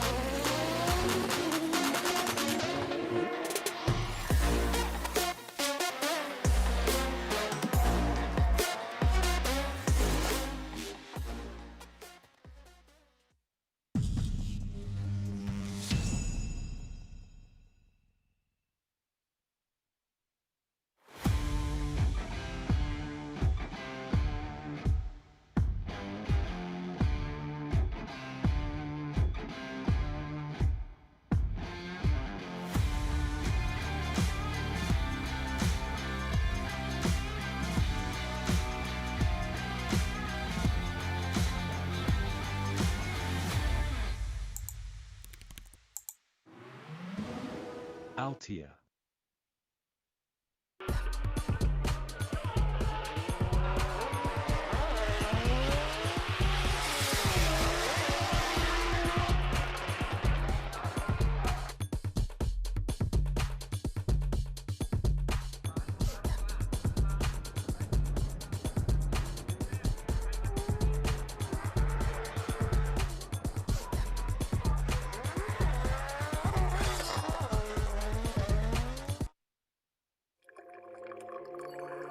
先人が積み上げた伝統の味わい、時代に合わせた革新の味わい。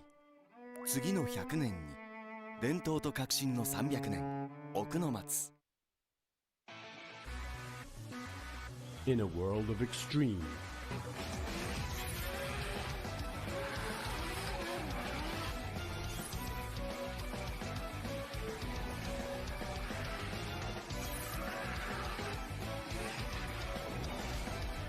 this is where they're refined. The real deal.